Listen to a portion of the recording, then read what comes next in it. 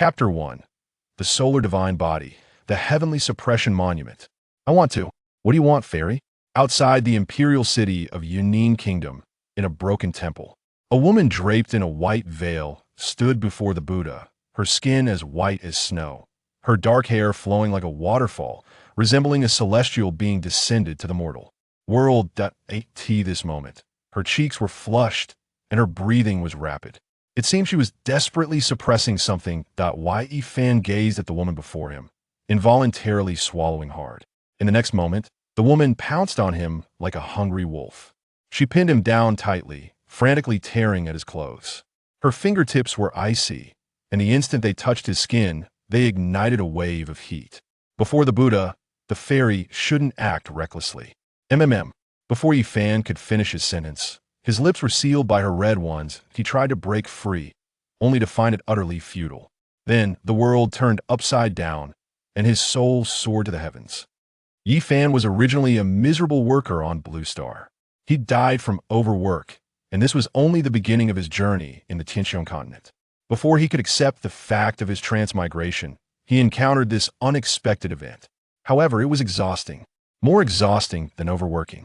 8 times. In one night, a full 8 times. By dawn, a thoroughly exhausted Ye Fan lay on the ground. At this time, the woman beside him had lost her flush, her eyelashes fluttered, and she slowly opened her eyes. You.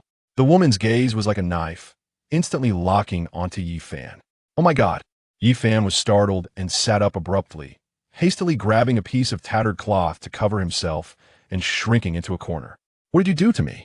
The woman raised her hand, and a long sword on the ground flew in her grasp, its tip pointing directly at Ye Fan's throat just a little closer, and he would lose his life. Please spare me, fairy. Ye Fan was too frightened to move, quickly explaining, I was forced last night. I resisted with all my might, but the fairy's strength was just too great. Enough. The woman frowned, recalling the events of the previous night. That was her first time, and the second, third, fourth, fifth, sixth, seventh, and 8th times. I was plotted against by a thief yesterday, poisoned, and that's why I did such a ridiculous thing. I don't blame you. Her tone was cold as she slowly lowered the sword in her hand. But if you spread this matter, I will take your life. I wouldn't dare, absolutely wouldn't dare. Ye Fan didn't dare provoke her, his face full of flattery. Fairy, you don't need to feel guilty. I don't need you to take responsibility for me. The woman ignored Ye Fan, completely indifferent. Turning away, she began to put on the clothes scattered on the ground. At that moment, the statue of Buddha in the temple emitted a subtle, imperceptible light that pierced into Ye Fan's brow. In the next instant, he was transported to a chaotic world. What the hell is this place? Ye Fan was startled, nervously looking around. Kid, I've waited for 1,000 years, and finally, I've waited for you. A murky voice echoed in the space. Following that, an old man emerged from the chaos. His figure was hazy, as if he would dissipate at any moment. Are you human or ghost? Ye Fan shivered, wanting to escape but finding no place to run. The old man slowly said, I am a solar god emperor. Unfortunately, I am now just a remnant soul, temporarily residing within the Buddha statue. Buddha statue? Ye Fan was taken aback, murmuring, you didn't see everything that happened in the broken temple last night, did you? Not everything. The old man, unashamed, answered frankly, I was awakened by you when you awakened the solar divine body. So, I didn't see that first time. How shameless. Ye Fan felt embarrassed to be watched live by such an old man. Wait, you said I awakened the solar divine body? What is this solar divine body? The solar divine body is one of the 10 divine bodies of the vast world. The old man said leisurely, I am the first strong man in this vast world to cultivate the solar divine body to the divine emperor realm. And you have the potential to become the second point, one of the 10 divine bodies? You're just bragging that Ye Fan curled his lips in skepticism. If the solar divine body were really that powerful, you wouldn't have ended up as just a remnant soul. The reason for my downfall is this heavenly suppression monument. The old man flipped his hand, and a small, ancient stone tablet materialized in his palm. This tablet was seized by me in the upper realm, and it is said to have once suppressed the heavenly tomb in ancient times. I had just obtained this tablet, and hadn't had time to explore its mysteries when I was besieged by the 10 divine emperors. In the end, I barely escaped here with my remnant soul, and the heavenly suppression monument. Today, you have awakened me, which must be fate. Now my soul will scatter, and I won't say much more. I will pass on my legacy to you along with the heavenly suppression monument. As he finished speaking, the old man's illusory figure gradually faded. Countless tendrils reached out toward Yi Fan, invading his body. The heavenly suppression monument pressed down toward him, entering his brow. A sharp pain instantly spread throughout Yi Fan's body. He felt as if his soul was being ruthlessly torn apart. But at the same time, a vast memory surged in his consciousness, gradually becoming clear. This was the second time he had been forced since his transmigration. The old man didn't even ask him, forcibly making him receive the legacy. The solar divine body absorbs light to become stronger. Yi Fan realized the power of the solar divine body after receiving the legacy. Right now, you're still not capable. The old man's voice echoed again, sounding noticeably weaker than before. Currently, you have not yet condensed the divine sun and can only absorb natural light, such as sunlight, moonlight, and starlight. Wait a minute. Yi Fan found that the information in his memory contradicted what the old man said. There must have been more than one solar divine body, right? You old man, how can you say you're the only one? And I will be the second? Are you just bragging? Throughout history, there have indeed been more than one person with the solar divine body. But the only one who successfully condensed the divine sun is me. Those who cannot condense the divine sun with the solar divine body will surely meet an early demise by the age of 20. The old man's voice grew more urgent, as if he was about to vanish. To condense the divine sun, you need to engage in 9 unions with the Coldine woman who helped you awaken the solar divine body, to cultivate together and break the calamity for the mysteries of the heavenly suppression monument. You'll have to explore them on your own. What the hell? Yi Fan was furious. The original owner of this body had just turned 18. Now, he had awakened the solar divine body. But if he couldn't condense the divine sun, he only had 2 years left to live. As his curse fell, Yi Fan exited the chaotic space. On his back, a sun wheel mark quietly appeared. In his consciousness, the old man's legacy memory lingered, and there was a heavenly suppression monument, suppressed deep within his consciousness. Everything told him that he wasn't dreaming just now. At this time, the woman in the broken temple had already dressed. Without a word, she turned to leave the broken temple. Fairy, please wait.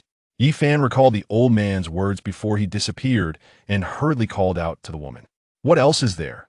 The woman paused, turning her head to cast a cold glance at Yi Fan. Fairy, are you in a hurry? Yi Fan risked everything for his life, swallowing hard and mustering the courage to ask, how about we do it again? Chapter 2. Annulment engagement? Pregnant before marriage? Get lost. The woman's voice was like thunder, shaking the dust in the broken temple. What I mean is, Yi Fan quickly changed his words to ease the awkwardness, forcing a flattering smile. Fairy, I want to take responsibility for you. The woman's body trembled slightly as she fixed her gaze on Yi Fan. Her eyes were filled with anger, shame, and a hint of barely perceptible wavering. If you truly want to take responsibility for me, you can come find me at the Taichu Dao sect in 2 years. The woman's voice remained cold, but with less sharpness. The Taichu Dao sect recruits new disciples every year, so be sure not to miss that time. Huh? Yi Fan was momentarily stunned. Not brave enough? A hint of disappointment appeared in the woman's eyes. It's not that I'm not brave. Yi Fan straightened his back and said firmly, 2 years is too long. I'll come to find you after a year. How about that? 2 years? Are you kidding me? After 2 years, he might not even be alive. The woman shook her head. After a year, whether you can step into the 7th level of the Xuanwu realm and meet the standards for participating in the entrance examination of the Taichu Dao sect is still uncertain. Yi Fan did not back down. Don't worry, I will definitely go after a year. Then you better work hard. A hint of anticipation flashed in the woman's eyes. In 2 years, I will hold a consecration ceremony, at which time my master will choose a Dao partner for me from the entire sect. The young master of the Taichu Dao sect, Luo Feiyu, will be your biggest competitor. I hope you. What nonsense, young master? Yi Fan interrupted the woman's words, his eyes filled with confidence. By then, Yi Fan will definitely step on him and then marry you. Yi Fan? The woman frowned slightly at his words, but did not refute him. She took out 2 pills and tossed them to Yi Fan, These two 9-turn gathering spirit pills can help you with your cultivation. If a year later, you still haven't reached the standards to participate in the entrance examination of the Tai Chu Dao sect, then consider these two 9-turn gathering spirit pills. As my compensation for what happened last night, Ye Fan caught the pills and grinned at the woman. Fairy, you haven't told me your name yet. The woman softly replied, my name is Qin Yimo. Before her words fell, she turned around and pushed the door to leave.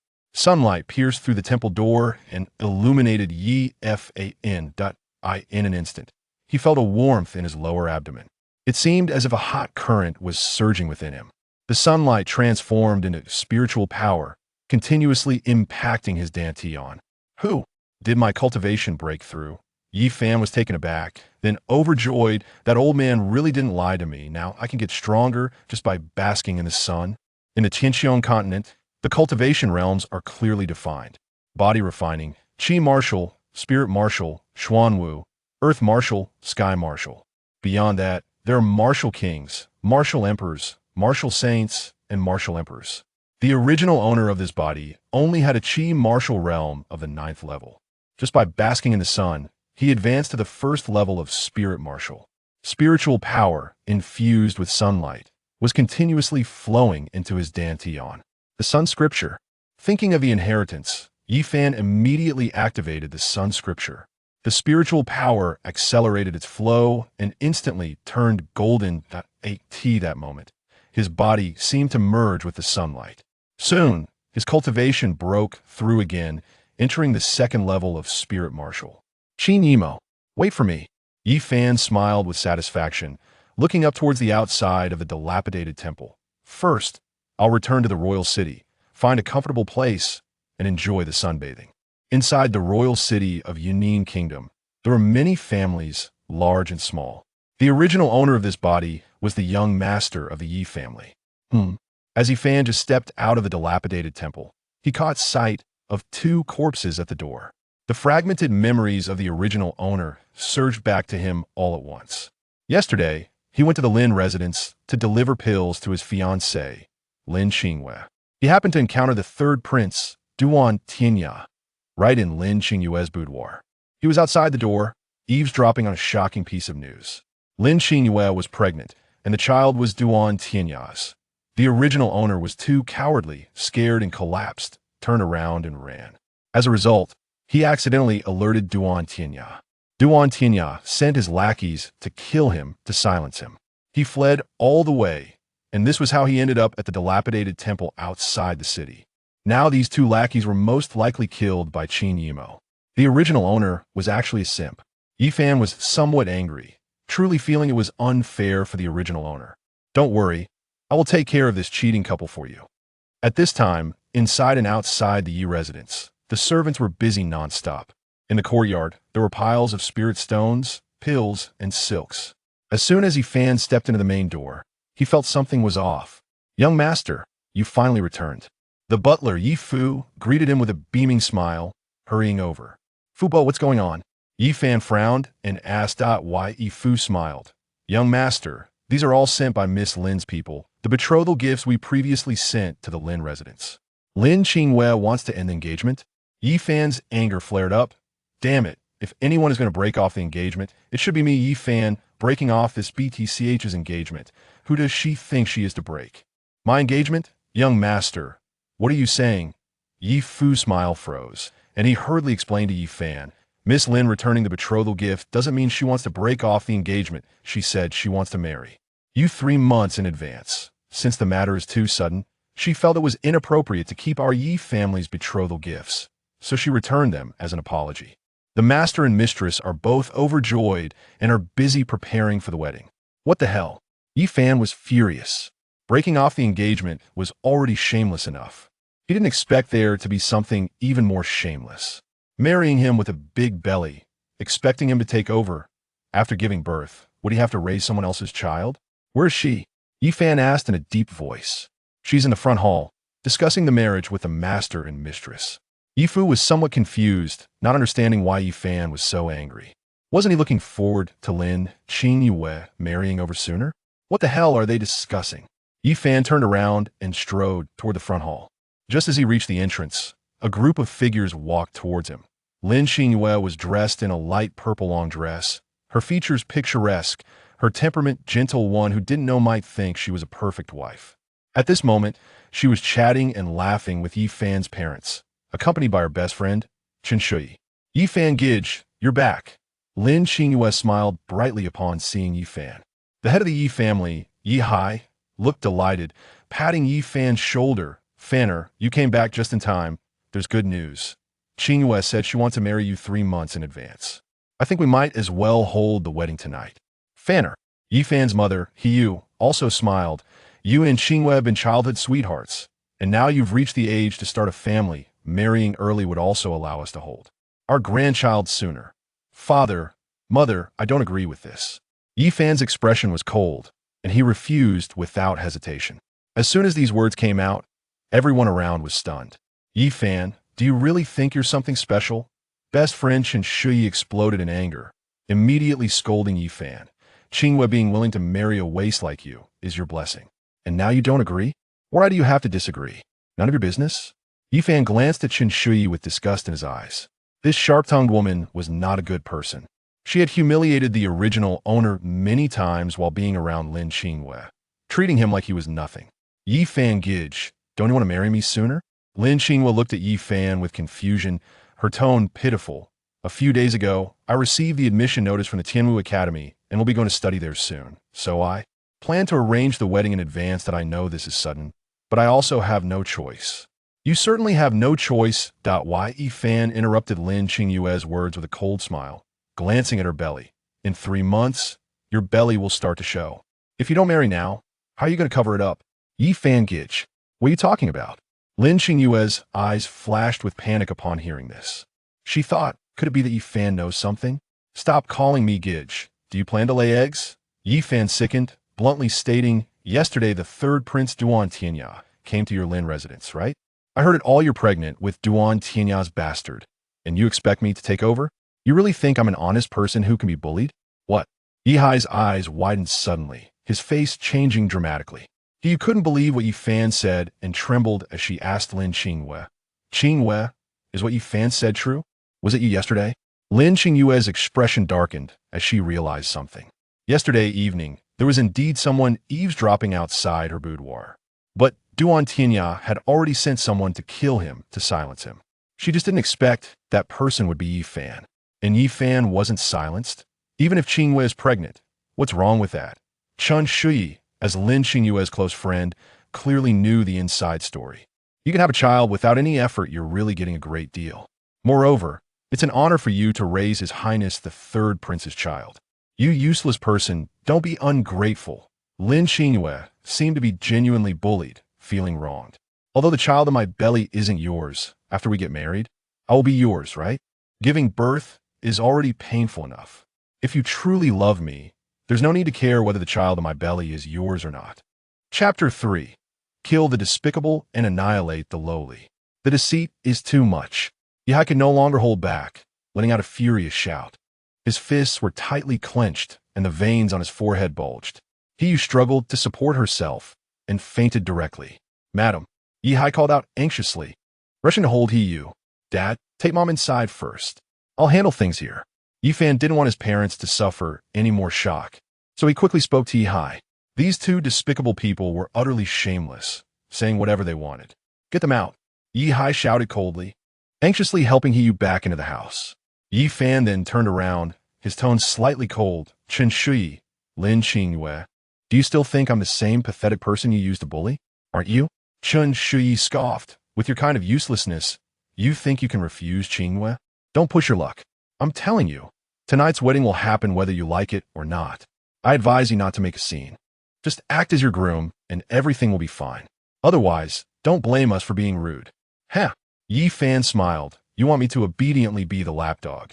Marry Lin Xingyue. And once the child is born, I take the child's surname to satisfy you, right? That's not entirely impossible.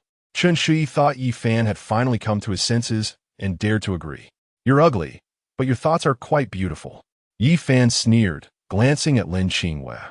With someone like Lin Xingyue, even being a mistress is beneath me. I wouldn't even want her as a maid due to her lack of skills. In terms of looks, strength, and status, Lin Qingyue can't compare to Qin Yimo at all. After tasting delicacies, who would still look down on plain food? Moreover, Lin Qingyue can only be considered leftovers. Clang! Chen Shui realized she had been mocked and instantly drew her sword, pointing it at Yi Fan. You useless thing. You dare to be disrespectful after refusing my offer? Today, I will teach you a lesson on behalf of Qingyue. Brother Yi Fan was just confused for a moment, Shui. Don't be impulsive, Lin Qingyue said, but made no move to stop her. You really can act. Yi Fan felt nauseous, knowing Lin Qingyue was just putting on a show. Lin Qingyue, people stand firm at 30 and you're only 18. What do you know about standing firm? Qingyue, don't stop me. Chen Shui's anger flared even more as her aura erupted.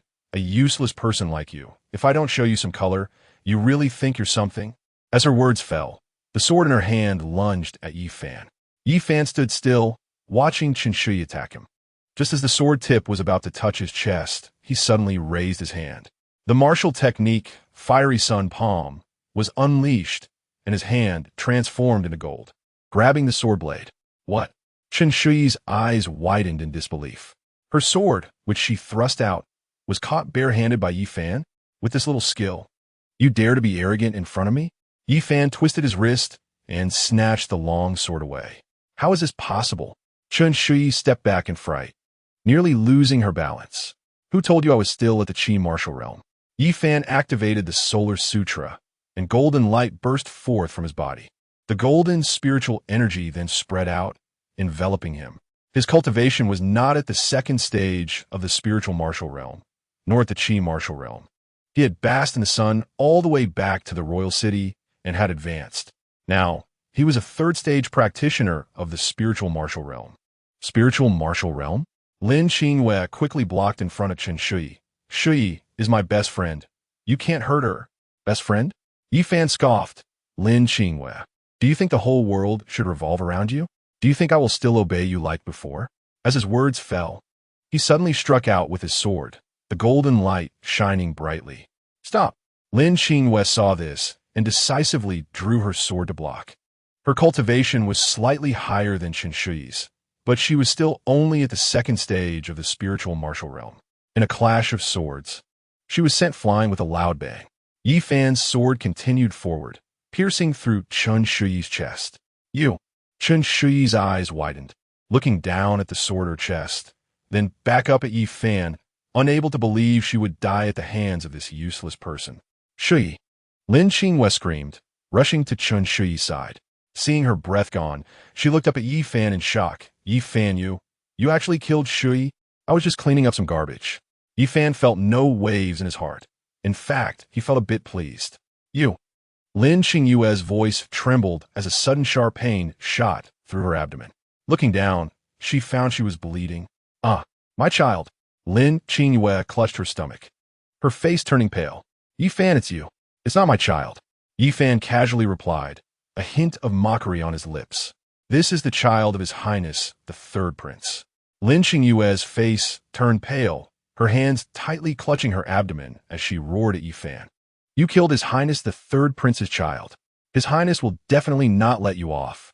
You overestimate your own charm. Yi Fan's eyes were filled with disdain. You've already conceived his child. Why wouldn't he marry you? It's because the Third Prince's consort doesn't agree. Knowing your place, Lin Qingyue, you're really cheap, too lightweight. I truly love the Third Prince. Lin Qingyue suddenly screamed, her voice sharp. She believed that the Third Prince loved her. She thought that having this child would allow her to marry into the royal family. However, the Third Prince's consort did not agree to him taking a concubine. The Third Prince needed to rely on the consort's family for the succession struggle. So, he could only promise her to wait a little longer. That's why, under Chen Shui's suggestion, she first married Yi Fan. Otherwise, if she became pregnant before marriage, she would not only be talked about, but might also bring about a fatal disaster. Huh! Yi Fan secretly laughed at Lin Qingyue's naivety, but had no intention of advising her to face reality. He simply retorted, if you truly love the Third Prince, why provoke me? Lin Qingyue fell silent, frowning as she looked down at her abdomen. Since you care so much for your child, let me be a good person and send you down to accompany your child. After all, I've already killed one despicable person. I don't mind killing another. After saying that, Yi Fan suddenly thrust his long sword out. The sword gleamed coldly, directly aimed at Lin Qingyue's heart. Bang! At that moment, a figure suddenly appeared and intercepted Yi Fan's sword. Yi Fan frowned slightly, looking up at the newcomer. He recognized this person.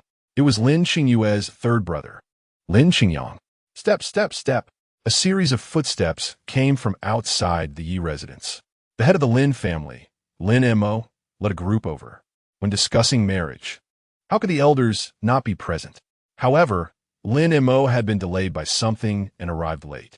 Dad! Lin Qingyue saw Lin Mo and seemed to have grasped a lifeline, immediately crying out with a mournful face, Yi Fan killed my child. What? Lin Mo's expression changed drastically, angrily glaring at Yi Fan. Lin Qingyang was even more furious, shouting at Yi Fan, you useless brat, how dare you lay a hand on my sister? It seems you all know this despicable person is carrying the third prince's illegitimate child. Yi Fan, seeing their reactions, understood. The Lin family regarded him as an honest person, looking for death. Lin Qingyang roared, his aura bursting forth at the fifth stage of the spiritual martial realm. Impudent! At this moment, a voice shouted from the side. Yi Hai led a group of Yi family guards rushing to the scene, bullying my young master Yi in the Yi residence. Do you think my Yi family is without anyone? As he spoke, the Yi family guards spread out, surrounding the Lin family members present. Lin Mo glanced at Yi Hai, justifying his stance as he questioned, Yi Hai, your son injured Qingyue and killed her unborn child. Does the Lin family not deserve an explanation? Explanation? Oomph. Yi Hai snorted coldly. Lin Qingyue attempted to marry into the Yi family while pregnant, humiliating my Yi family too much. This matter, my Yi family will never let it go. Ridiculous. Lin Qingyang retorted. How useless your son is. You as his father should be clear. My sister is willing to marry him, so he should be secretly happy. Always talking about being useless. You don't seem that impressive either. Yi Fan is most annoyed when others call him useless. What? Did I kill the bastard inside your sister's belly and hinder your chance to climb up to the high branch of Duantianya?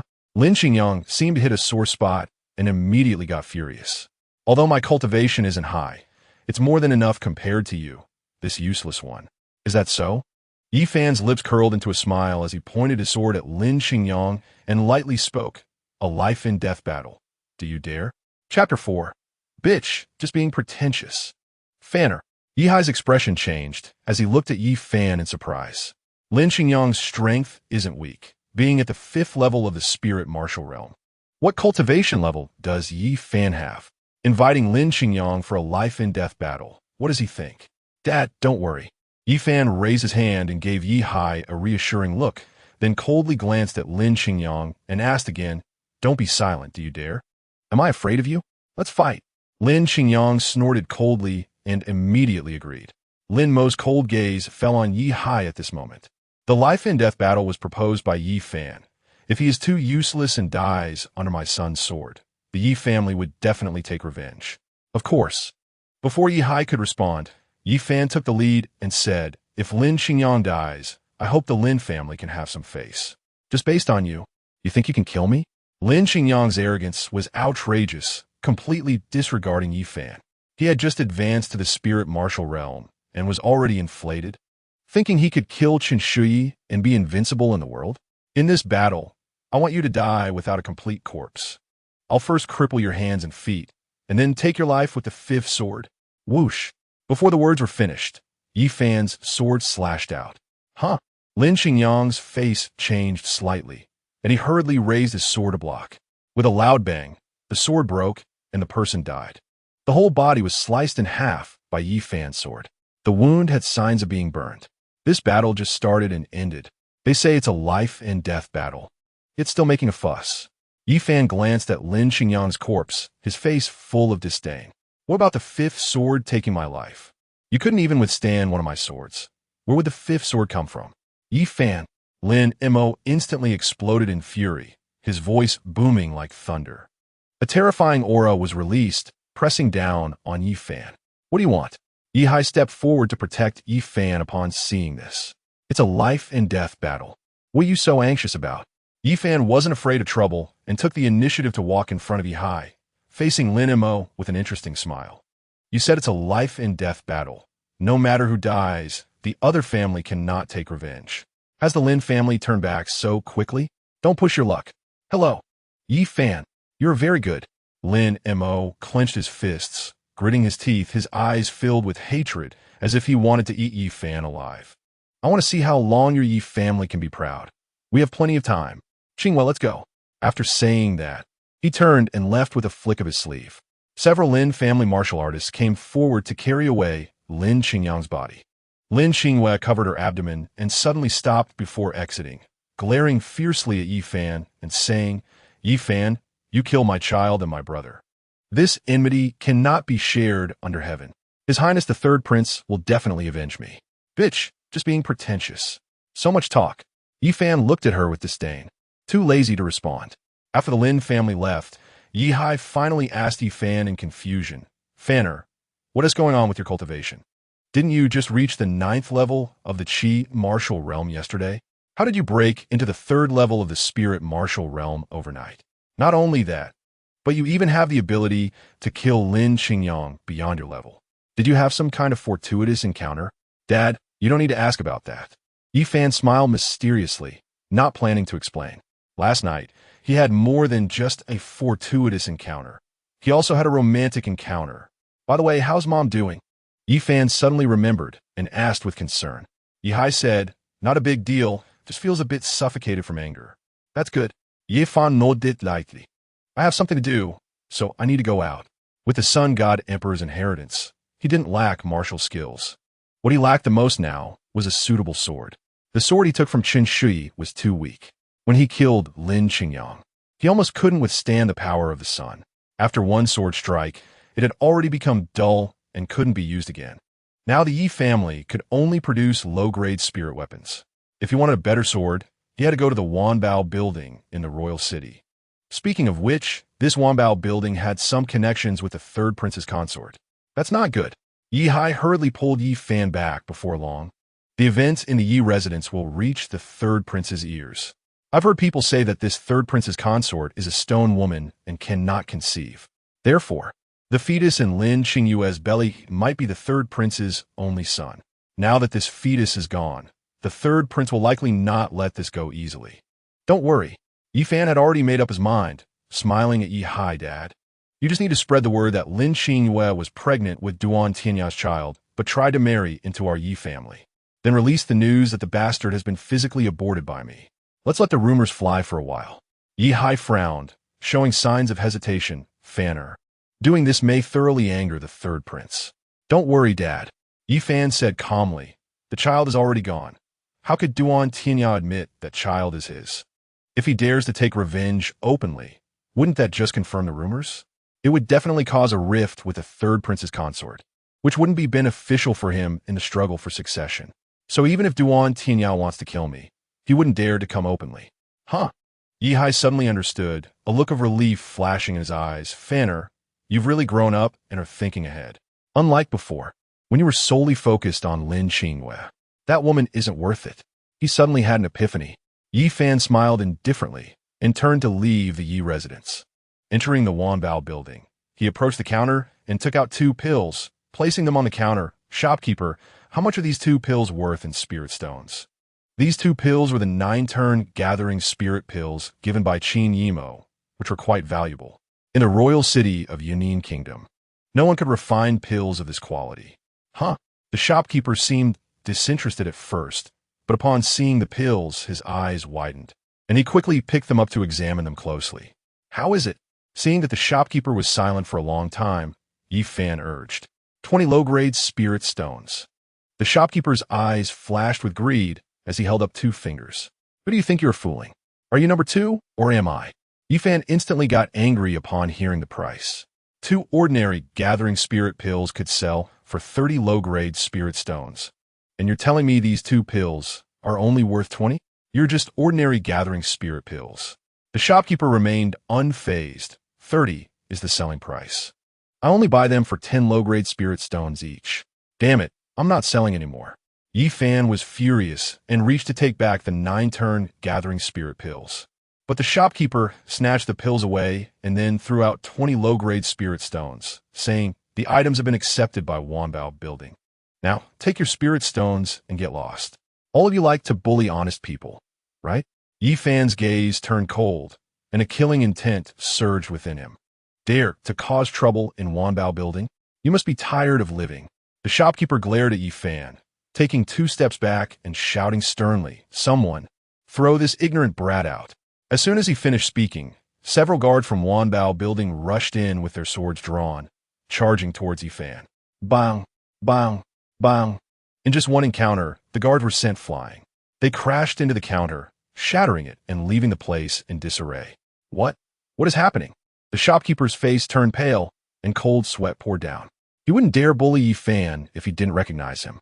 But in his impression, Yi Fan was only at the Qi martial realm.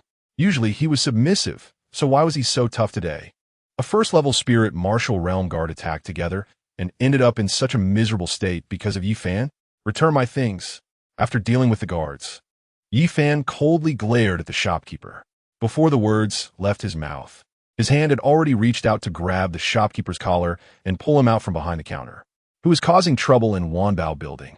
At this moment, a charming and alluring voice came from upstairs. Yi Fan looked up and saw a woman in a purple sheer gown gracefully descending the stairs. As the hem of her dress swayed, her long, fair legs peeked through. How seductive. Is Wanbao Building really in the business of legitimate trade? It feels more like a branch of Ichuan Courtyard. Yi Fan sighed inwardly, unabashedly sizing her up. His gaze was drawn to the fair skin on her chest. Momentarily unable to look away, the woman was Su Meinyang, the renowned beauty of the Imperial City and the owner of Wanbao Building. Su Meinyang moved gracefully, a fragrant breeze wafting towards Yi Fan as she approached. With her red lips slightly parted, she breathed out softly, "Little brother, you'd better give your sister a reasonable explanation." Or, before she could finish, her delicate finger had lightly tapped Yi Fan's chest. Chapter 5. The Beauty of the Imperial City, Su Meinyang. TSK, TSK. Su Luzhu's figure is becoming more and more alluring. Are you seeking death? Which man has had an affair with Su Meinyang and lived past 3 months? I've heard they all end up drain dry. It's said that at 30, one is like a wolf, at 40, like a tiger. This Su Meinyang is like a 1,000-year-old tortoise. Once she bites, she won't let go. Are you all tired of living? If this gets to Su Luzhu's ears, be careful she doesn't castrate you all. Speaking of which, Yi Fan has some guts to cause trouble in Wanbao Building. Indeed, if Su Luzhu gets angry, the Yi family is likely to follow suit in misfortune. At this moment, many onlookers had gathered outside Wanbao Building. The men whispered among themselves, their eyes unwilling to leave Su Meinyang. You have to ask him. Yi Fan remained calm, pointing to the trembling shopkeeper beside him. With 20 low-grade spirit stones, he forcibly took 2 9-transformation gathering spirit pills from me. Is this Wanbao Building's way of making money? 9-transformation gathering spirit pills? Su Meinyang's beautiful eyes sparkled with interest. She turned to the shopkeeper and beckoned him with her finger. The shopkeeper was already scared out of his wits and trembled as he presented the pills. Su Meinyang raised her elegant finger, picked up one of the pills, and examined it closely. Little brother, where did you get these 2 pills? Yi Fan smiled without speaking, scanning the surroundings. Su Meinyang understood and glanced at the shopkeeper before turning to the guards and instructing, from now on, he is no longer the shopkeeper of Wanbao Building. Deal with him according to the rules. Please spare me, miss. I know I was wrong. I was just momentarily bewitched. The shopkeeper knelt with a thud, banging his head like garlic. He knew how harsh the rules of Wanbao Building were. This punishment would leave him scarred. However, no matter how he pleaded, Su Meinyang didn't even spare him a glance. Little brother, this 100 low-grade spirit stones are an apology from Wanbao Building. Su Meinyang pushed the spirit stones towards Yi Fan, her eyes charming. As for these 2 9-transformation gathering spirit pills, they're priceless in the Imperial City. How about we go upstairs and discuss slowly? Are you sure we'll only talk about business upstairs? You want to do anything special to me, right? Yi Fan raised an eyebrow, pretending to be nervous and taking a step back. Su Mei-nyang's reputation in that regard was well known to him. "Oh, little brother, what are you talking about?" Su Mei-nyang covered her mouth and laughed lightly. "In broad daylight, do you think your sister would eat you? Come, let us go upstairs." After saying that, her delicate hand had grabbed Yi Fan's collar, pulling him upstairs without giving him a chance to refuse. This is it. This kid is done for. He actually dared to go alone with Su Mei-nyang to the upper floors. With his small build, he probably wouldn't last the night and would soon be drained dry, leaving nothing behind. Young people really don't know the heights of heaven and the depths of the earth. I can tell this kid's spirit is already gone. Outside Wanbao building, the onlookers whispered, their eyes filled with sympathy. Who doesn't he know that Su Mei-nyang, though seemingly charming, is actually a fierce character? The heads of the prominent families in the imperial city have to show her respect. Otherwise, how could Wanbao building stand strong in the imperial city? Yi Fan followed Su Mei-nyang into the room, the air filled with a faint, elusive fragrance. A half-closed curtain revealed a messy bed. The sheets were wrinkled, as if a fierce battle had just taken place there. Su Mei-nyang sat down at the edge of the bed, patted the spot beside her, and smiled seductively at Yi Fan. "Little brother, don't be so reserved. Come, sit here with your sister." Yi Fan's eyelid twitched as he glanced at a nearby stool, quickly walking over awkwardly. "I think sitting here is just fine. Sitting so far away, how can we talk business?" Su Mei-nyang pouted playfully, beckoning Yi Fan to come closer. Cough, cough. Yi Fan dragged the stool forward a few steps and sat down. This distance was just right. "All right, I want to push you," Su Mei-nyang said, taking out the 2 9-transformation gathering spirit pills she had just collected, her smile bright. "Little brother, where did these 2 pills come from?" "A gift from a master." Yi Fan had already prepared his answer and replied immediately. "Oh, which master?" Su Mei-nyang inquired. "Does it matter?" Yi Fan countered. "Of course it matters." Su Mei-nyang's eyes sparkled with charm. To have such quality pills, the person must be extraordinary. If the origin is unknown, it could be troublesome for my sister if I accept them. "Tai Chu Dao Zong," Yi Fan said, revealing 4 words. Su Mei-nyang realized. So it's a master from Tai Chu Dao Zong. No wonder. "Little brother, you're quite lucky." Yi Fan then asked, "So, how much do you think these 2 9-transformation gathering spirit pills are worth?" 10,000 low-grade spirit stones. Su Mei-nyang held up a slender finger. "Is that all?" Yi Fan's face showed disappointment. "That is already quite a lot." Su Mei-nyang explained, "Though these 2 9-transformation gathering spirit pills are of good quality, they are ultimately only 4th-grade pills. 10,000 low-grade spirit stones is already the highest price for 4th-grade pills." Yi Fan's eyes turned, and he tentatively asked Su Mei-nyang, "Can 10,000 low-grade spirit stones be exchanged for a high-grade mysterious weapon at Wanbao building? What are you thinking, little brother?" Su Mei-nyang glared playfully at Yi Fan, laughing lightly. 10,000 low-grade spirit stones can at most exchange for the lowest grade of high-grade mysterious weapons. If you want a high-grade mysterious weapon, you'll need at least 60 to 70,000 low-grade spirit stones. This, Yi Fan frowned, looking troubled. He couldn't come up with several tens of thousands of low-grade spirit stones. The Yi family could, but it would be a significant burden. After all, managing family assets requires sufficient liquidity. Taking out a large sum all at once would likely impact many businesses. How about this? Seeing Yi Fan in difficulty, Su Mei-nyang smiled and suggested, "Little brother, go back and ask your father if he can supplement some spirit stones. We'll talk about this later." Yi Fan shrugged and suddenly looked at Su Mei-nyang, smiling.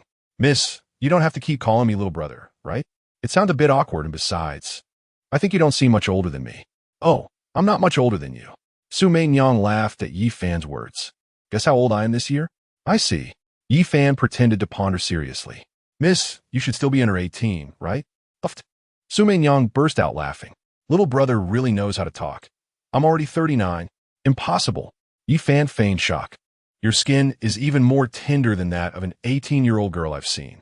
You don't look like someone in their 30s at all. Don't try to flatter me." Su Mei-nyang shook her head, sighing. "Next year I'll be 40. My looks are declining day by day. I'm aging quickly." "Miss, you're mistaken," Yi Fan said earnestly. "Time takes away time, but it can't take away your beauty. It's just that time passes too quickly. It's not that you're aging fast." In his past life, he had studied the college employment guide thoroughly. At this moment, it was just the right time to put it to use. Am I really beautiful? Su Meinyang's eyes sparkled, her charming gaze directed at Yi Fan. I don't think I'm that beautiful. It's normal for beauties not to realize their own beauty. Yi Fan nodded seriously, feeling as if he was stating a very ordinary fact. Your little mouth is really sweet enough to kill someone. Su Meinyang laughed, her flower-like demeanor quivering. How about this? Sister will sell you a high-grade mysterious spirit weapon for 10,000 low-grade spirit stones today. Little brother, what kind do you want? Tell me first. A sword. Yi Fan chuckled inwardly, still maintaining an innocent look on his face. This older woman is easy to coax. A sword? Su Meinyang murmured softly. Her jade hand gently pressed against the edge of the bed. Click. One side of the wall slowly moved aside, revealing a hidden room. Su Meinyang immediately stood up, her skirt swaying, revealing her long, fair legs, and while walking, she beckoned Yi Fan with a finger, saying, Come, follow sister inside. I'll help you pick a good sword. I thank you, landlord. Yi Fan politely cupped his hands in thanks and stepped out, following Su Meinyang. Oh, Su Meinyang did not stop, glancing back at Yi Fan with a smile. Little brother, don't always call me landlord, it sounds too distant. Just call me sister. Thank you, sister.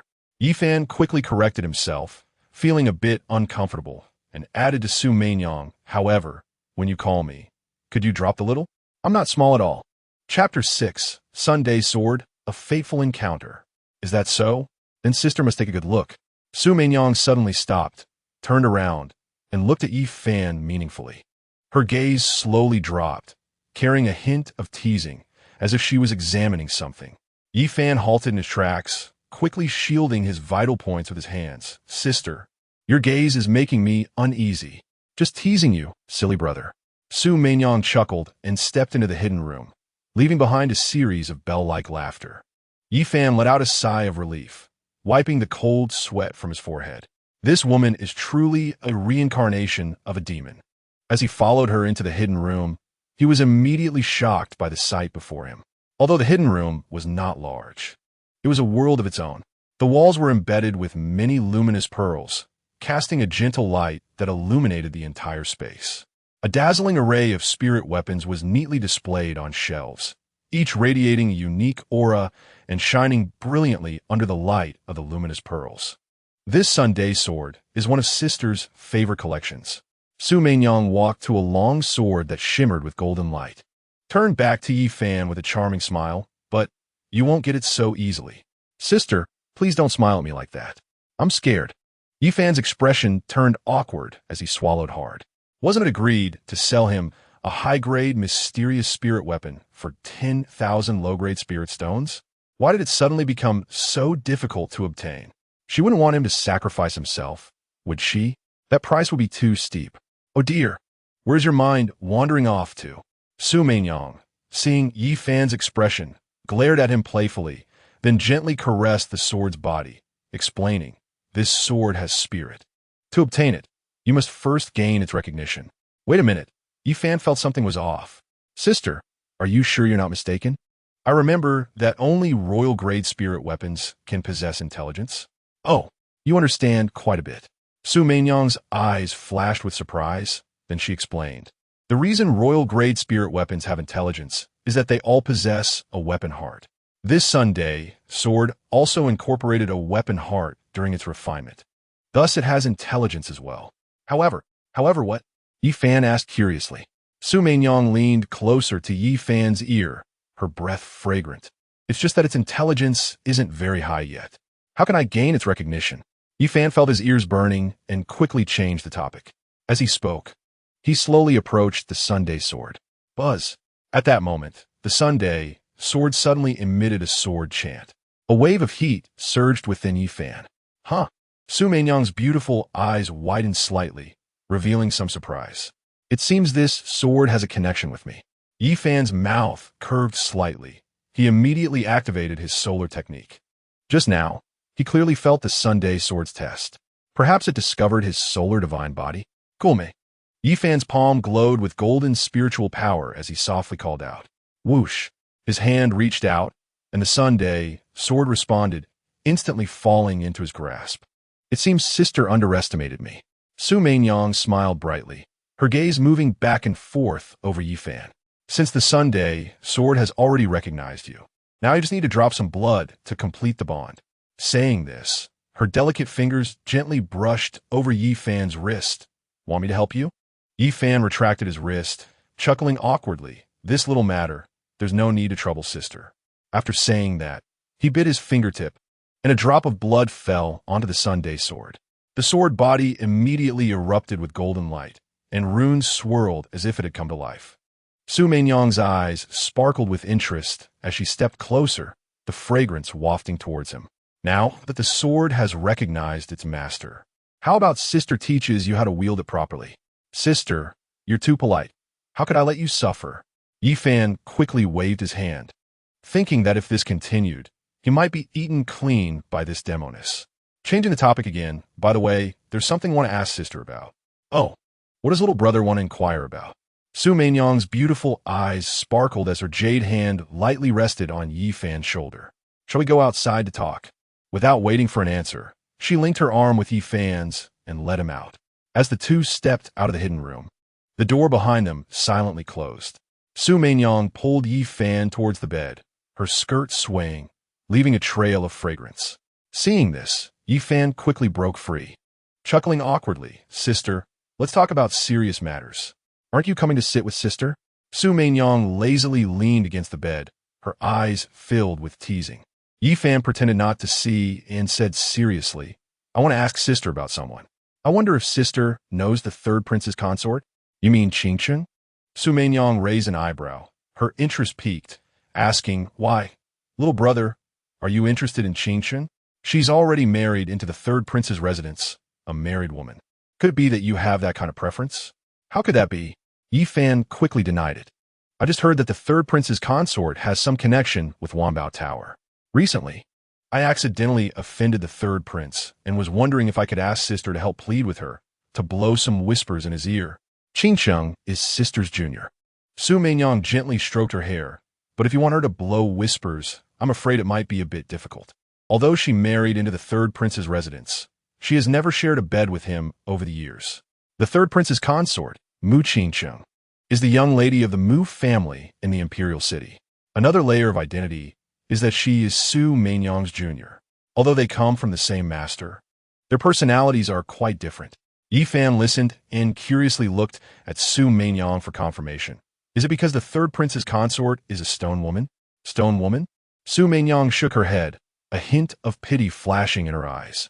That's just due to her cultivation. Yi Fan's eyes widened in surprise. Because of cultivation, she became a stone woman? This sounds quite novel. Sister practices the path of love, while my junior sister practices the path of devotion. Su Meinyang sighed softly and explained. If my junior sister does not encounter true love, it is difficult for her to engage in matters between men and women. The appearance of Stone Woman is just a seal. As she spoke, she gazed out the window, her tone tinged with melancholy. My junior sister is also pitiful. Marrying into the royal family was just the family's wish. She is merely a victim of power. I see.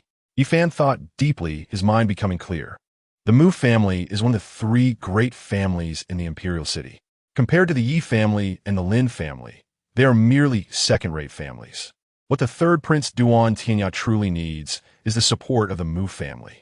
If the Mu family were to find out that Lin Xingyue is pregnant with Duan Tianya's child, this alliance maintained through marriage would collapse in an instant. What is little brother thinking about? Seeing Yi Fan lost in thought, Su Meinyang waved her jade hand in front of his eyes and said, Don't worry. If that third prince bullies you in the future, just come find sister. Sister will protect you. Thank you, sister.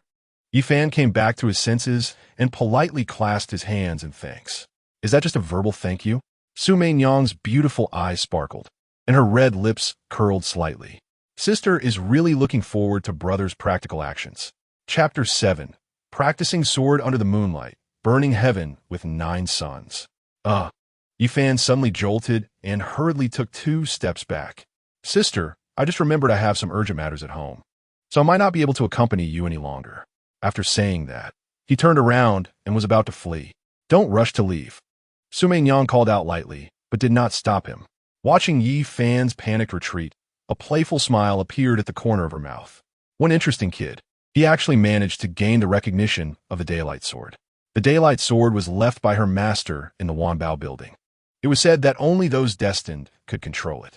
Her master did not elaborate on where she obtained this sword, but she knew it was far from being just an upper-grade profound-tier weapon.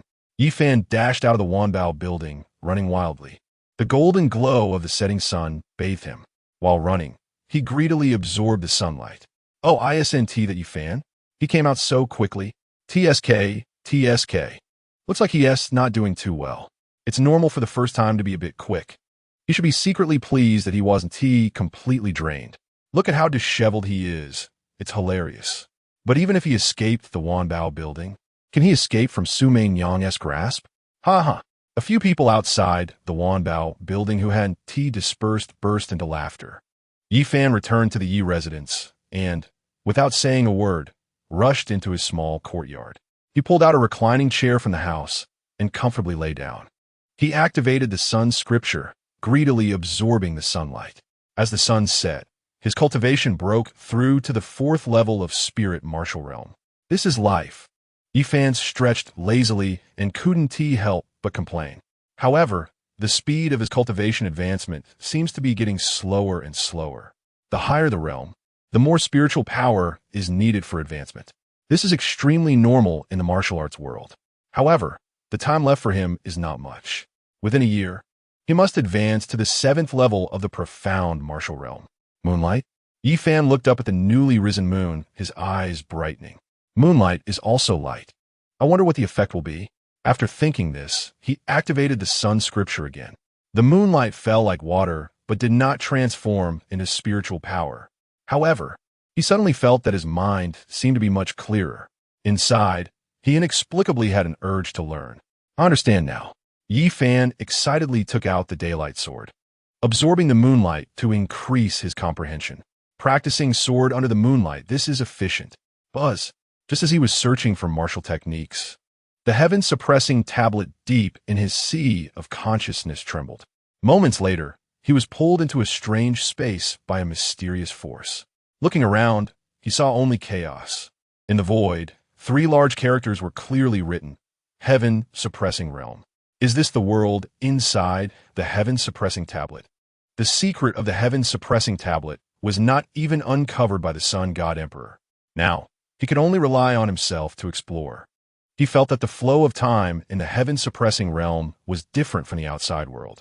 Although there was no spiritual energy here, practicing martial techniques did not consume spiritual power.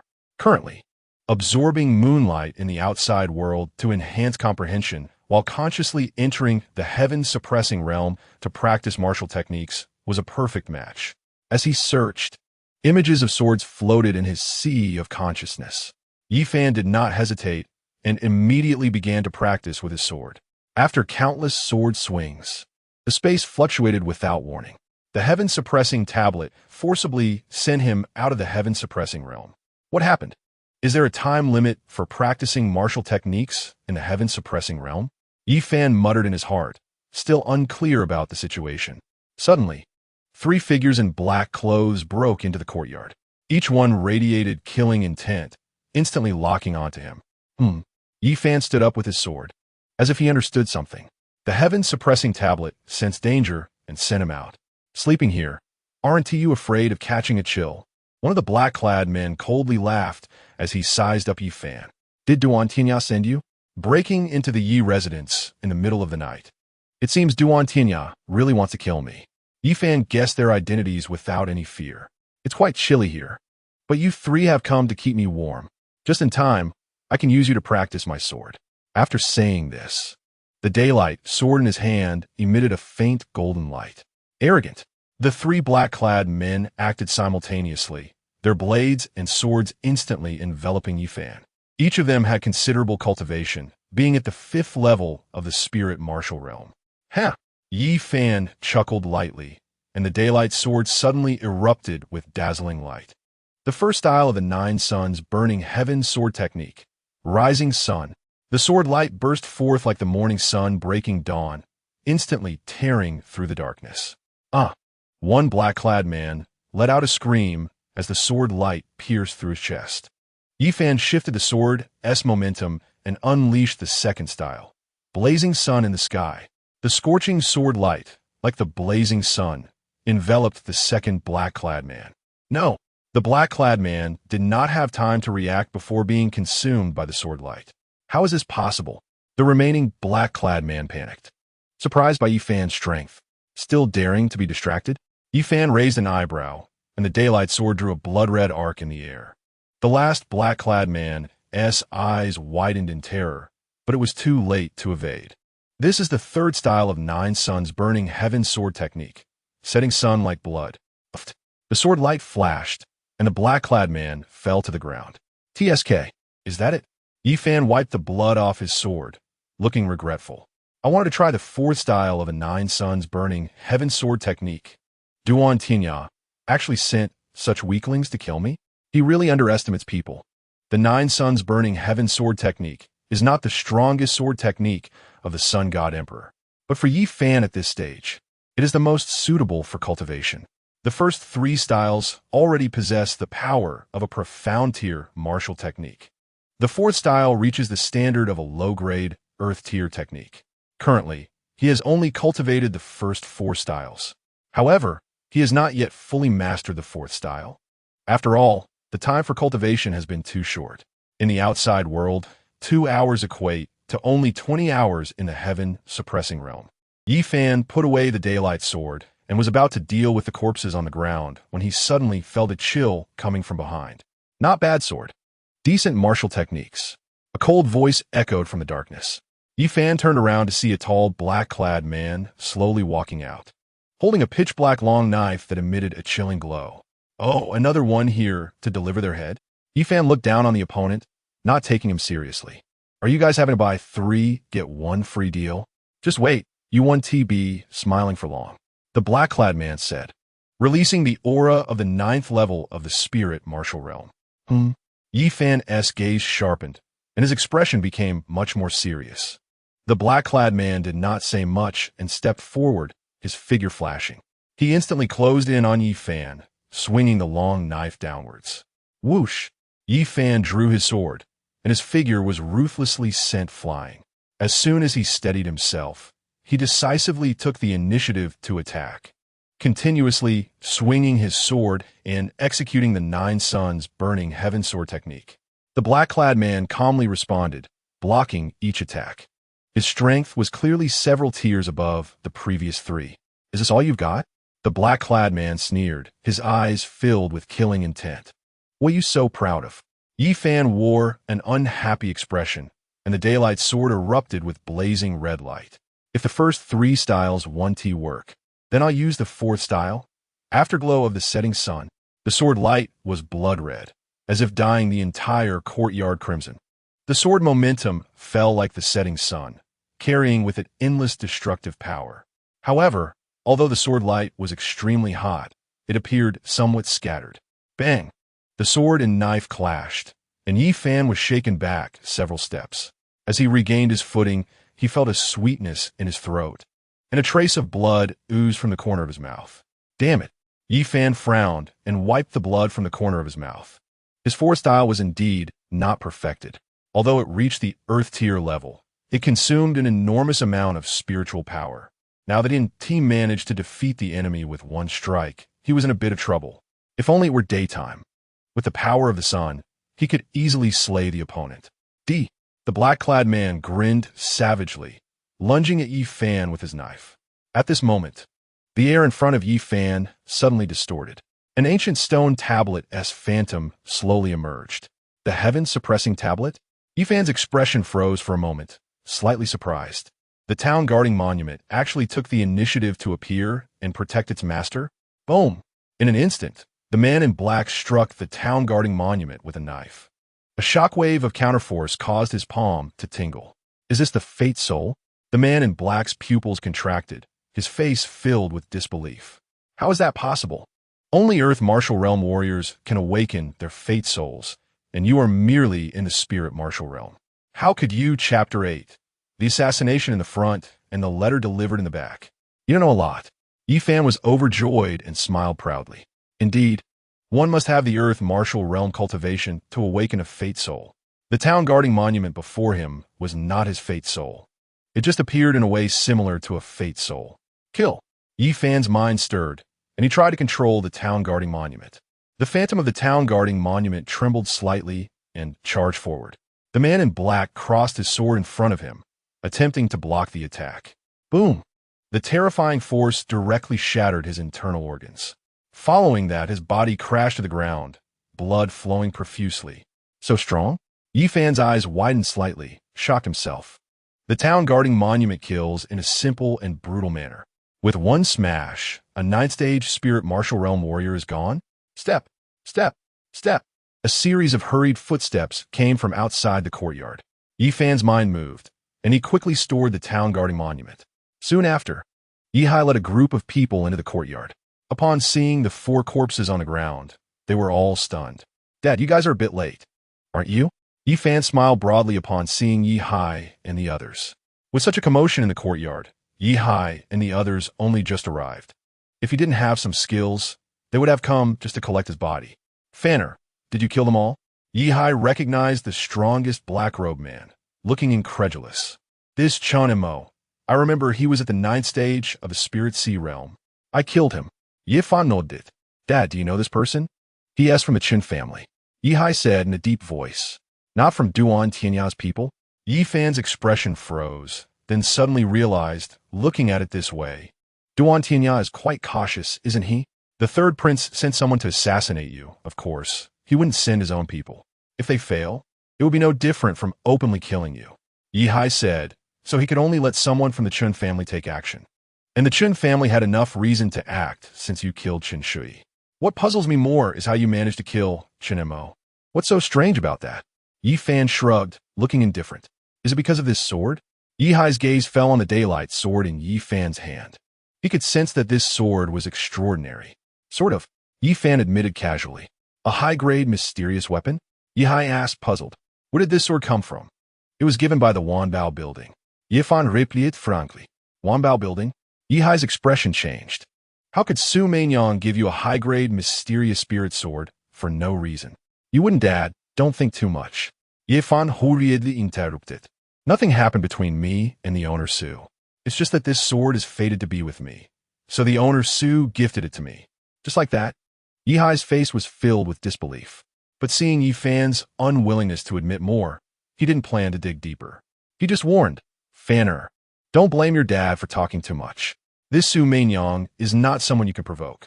I've heard that men who have entanglements with her don't live past 3 months. You are your father's only son.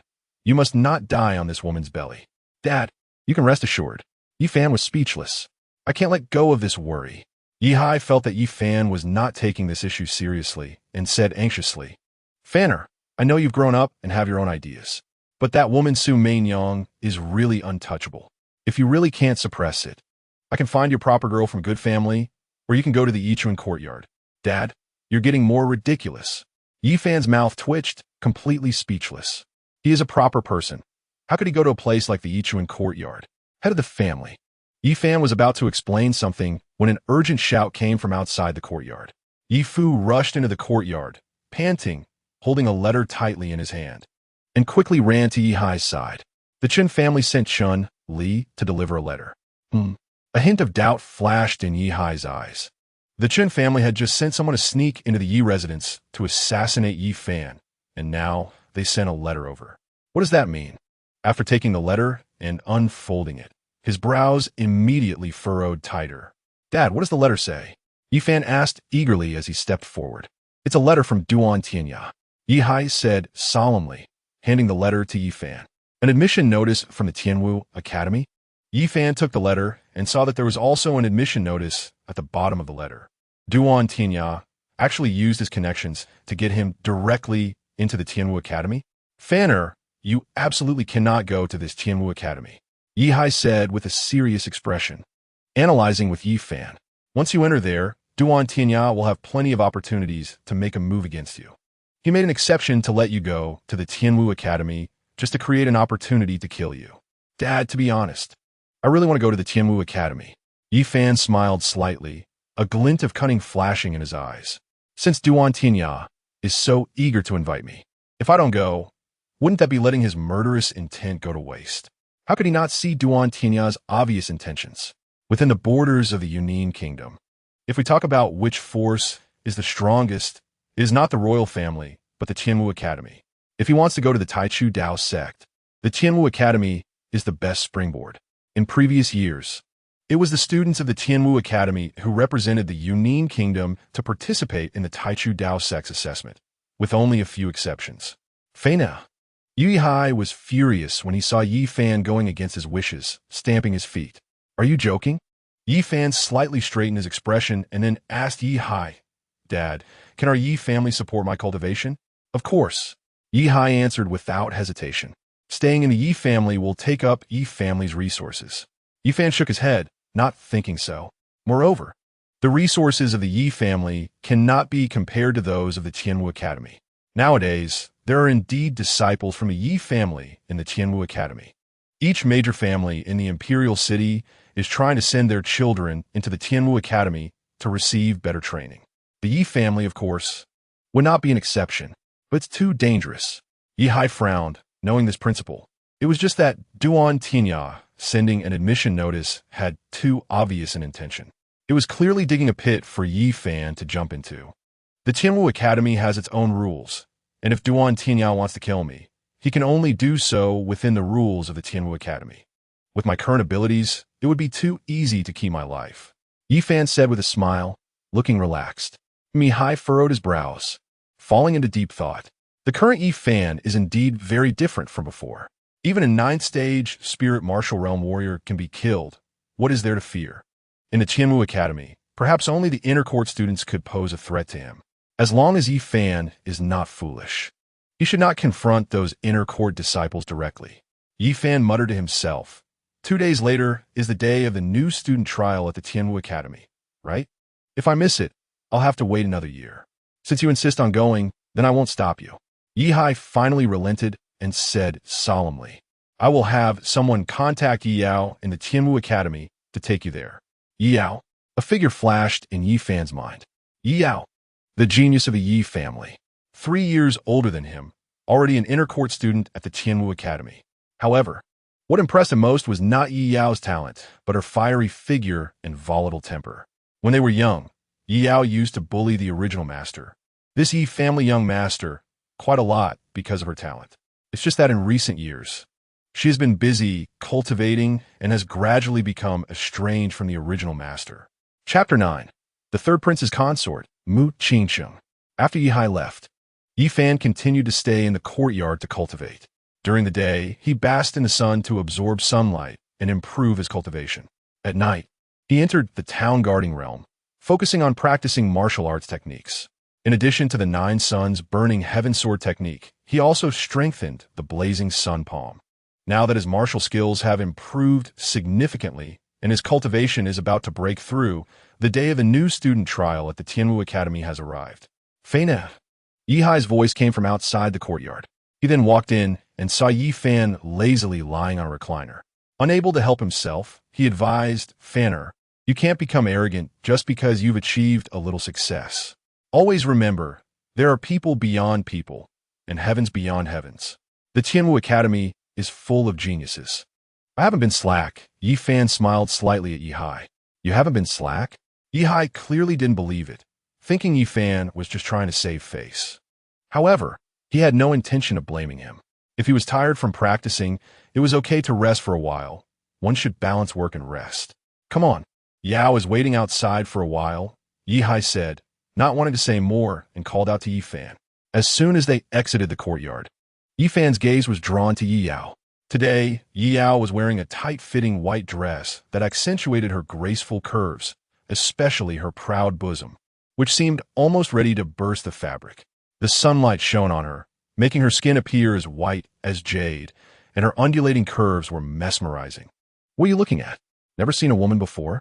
Yi Yao noticed Yi Fan's gaze and crossed her arms, calling out. Yi Fan's lips curled into a playful smile at her words. Sister Yao, with your figure, it's hard not to look. Yi Yao's face turned red, and she raised her hand as if to hit Yi Fan. Haven't beaten you in years. Are you itching for it? No, no, no, Sister Yao, I was wrong.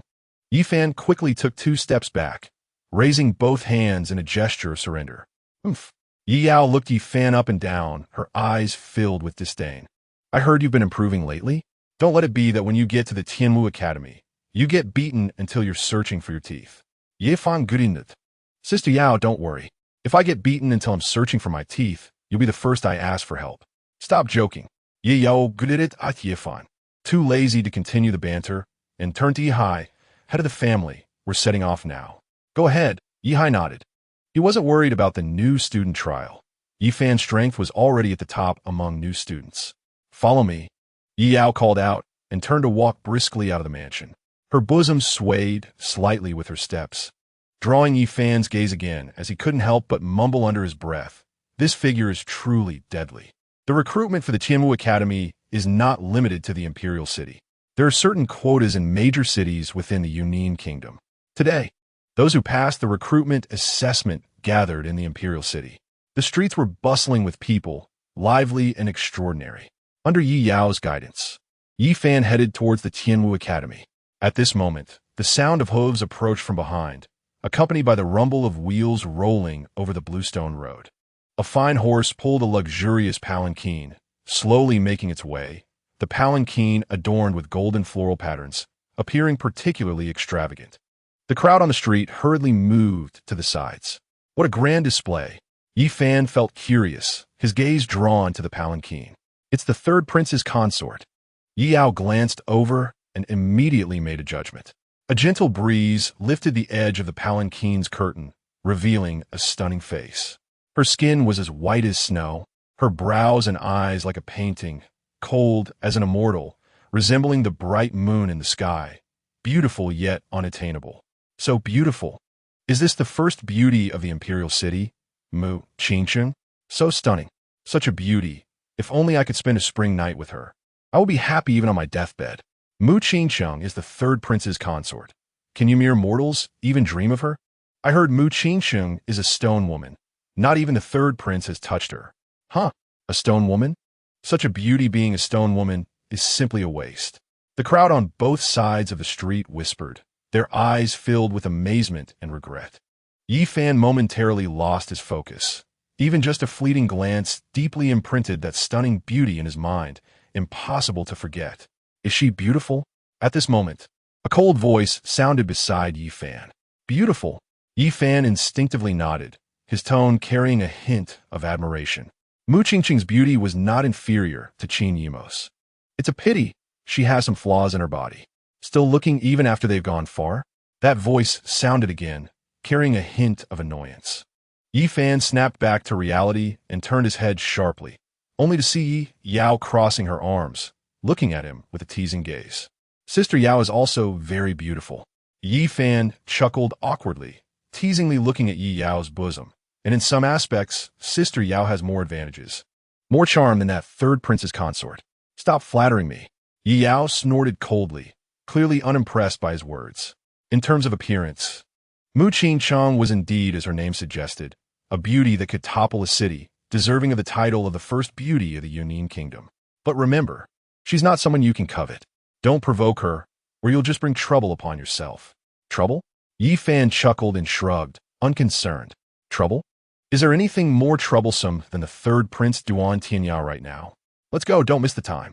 As the crowd began to disperse, Yi Yao strode on towards the Tianwu Academy. Yifan followed Yi Yao, glancing back at the direction where Mu Qingcheng had left, casually asking Yi Yao, Sister Yao, I think that third prince's consort seems to be heading to the Tianwu Academy as well. Yi Yao nodded. This new student trial. Mu Qingcheng is one of the 3 overseers. Overseers? Yifan was puzzled. During the new student trial, the mentors of the Tianwu Academy don't interfere much. It's the responsibility of the 3 overseers to ensure fairness and justice, Yi Yao explained. As for Mu Qingcheng being appointed as an overseer, it's not surprising. She's also a student of the Tianwu Academy, just like me, but she's in the inner academy and is ranked in the top 10 of the Tianwu Academy's rankings. After walking for a while, the group saw a towering arched gate. A golden plaque hung on the door, inscribed with the 4 large characters Tianwu Academy.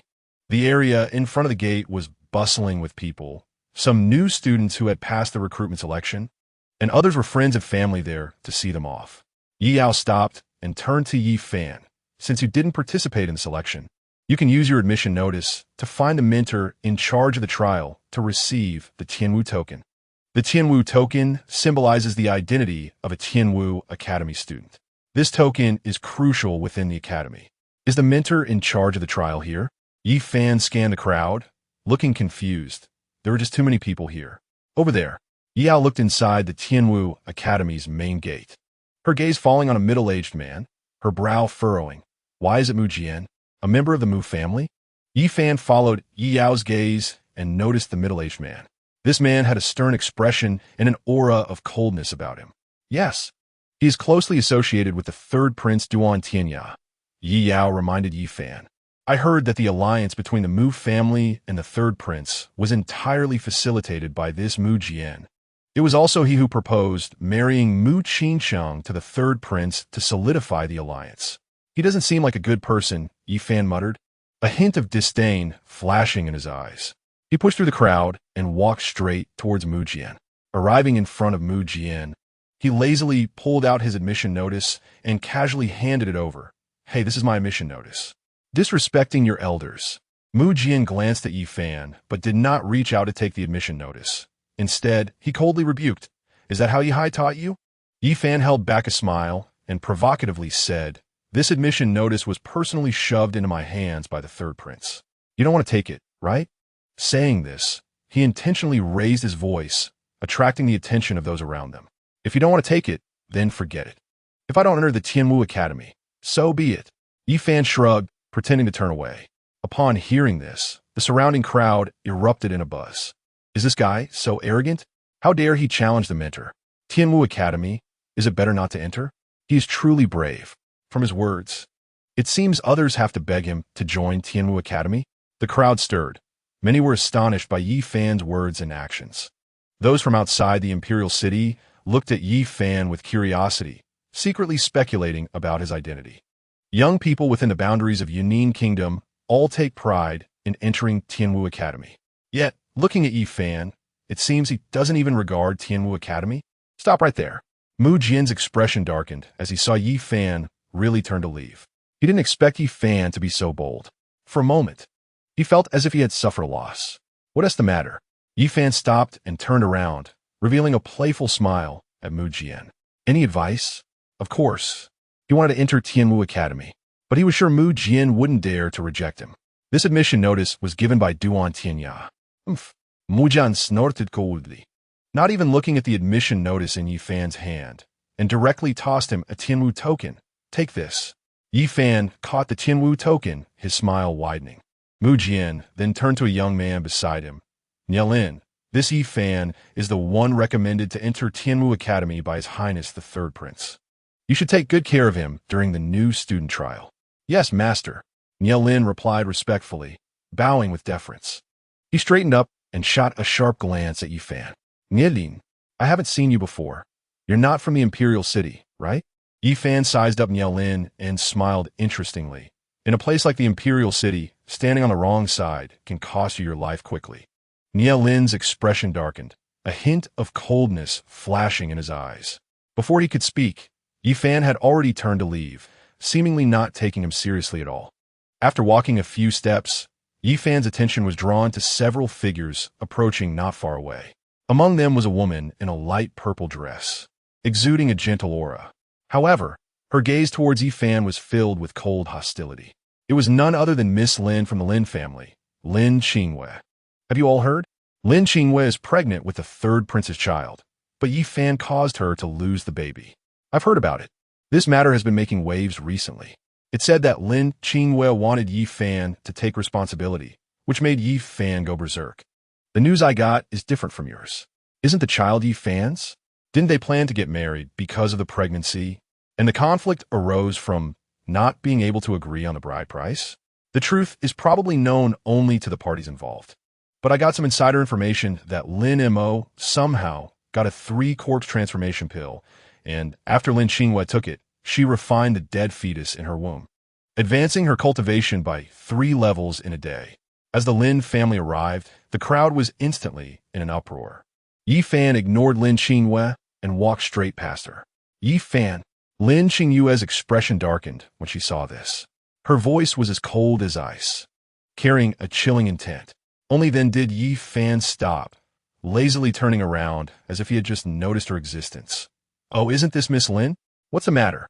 Looking for me?" Lin Qingyue clenched her fists, her nails nearly digging into her palms as she stared at Yi Fan coldly. "During the new student trial, I will personally kill you to appease my child's spirit. Sounds like you're serious." Yi Fan sneered, mocking. "Do you think just because your cultivation has rapidly improved, you're invincible? Your current cultivation seems to be about the same as your dead third brother Lin Qingyang, right? Who gave you the courage to kill me?" Lin Qingyue's face instantly darkened at his words. With the 3-corpse transformation pill, she had advanced 3 levels in one day. Now, she was only at the 5th level of the spirit martial realm. To kill Yi Fan, she was still far from enough. Yi Fan was too lazy to waste more words with Lin Qingyue and took another step forward. A few steps later, he returned to Yi Yao's side. "Yi Fan, don't be too arrogant." Yi Yao, observing Yi Fan's every move, couldn't help but remind him. It's easy to dodge an open attack, but hard to guard against a hidden one. Once you leave the Yi residence, be a bit more low-key and don't actively seek trouble. "Sister Yao, you're wrong," Yi Fan said earnestly. "Look at how many years I've been an honest person. What have I gained? Just more and more people bullying me. Now I want everyone in the Imperial City to know that I, Yi Fan, am not a soft persimmon that anyone can pinch. You guy." Yi Yao was momentarily speechless by Yi Fan's words. "It's almost time." At that moment, Mu Jian's voice rang out. "The new student trial location is in the Wolf Garden to the north of the Imperial City. Since it is a trial, there will certainly be some dangers. Those afraid of death can give up now. For those not afraid of death, follow me." With that, he turned and stepped into Tianwu Academy. The crowd exchanged glances and then followed suit. Tianwu Academy was located in the northern part of the Imperial City, resembling a city within a city. Yi Fan and the others followed Yi Yao, slowly moving with the crowd. Along the way, tall buildings and palaces lined both sides, exuding grandeur. Soon, the crowd entered a wide city road. Towering bluestone city walls rose to about 10 zhang high on both sides. At the end of the city road was a city gate wide enough for 20 people to pass side by side.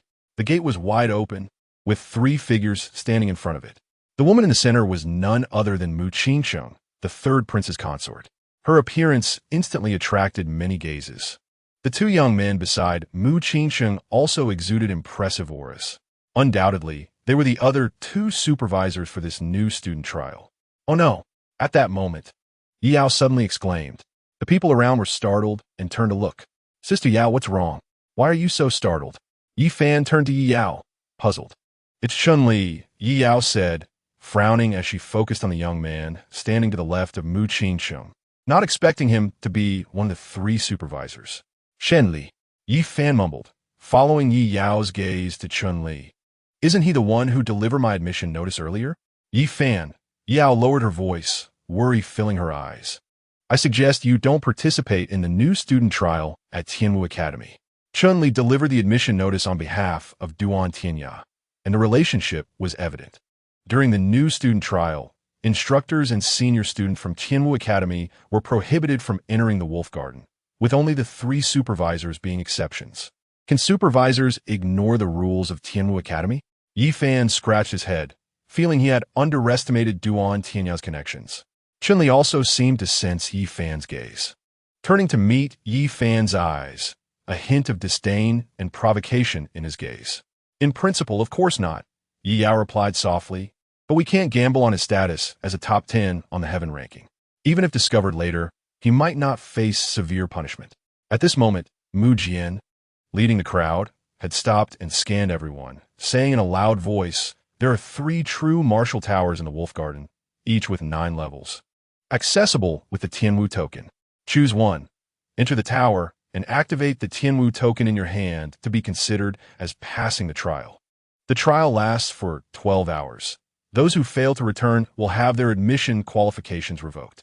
Entering different levels of the true martial tower will determine which academy you are assigned to after entering Tianwu Academy, and you will also receive corresponding initial points. Additionally, I remind you that students within the Wolf Garden are not allowed to harm each other. Now, you may depart. After Mu Jian finished speaking, Mu Qingqing and the other two stepped aside at the gate. The crowd moved in unison, rushing into the Wolf Garden.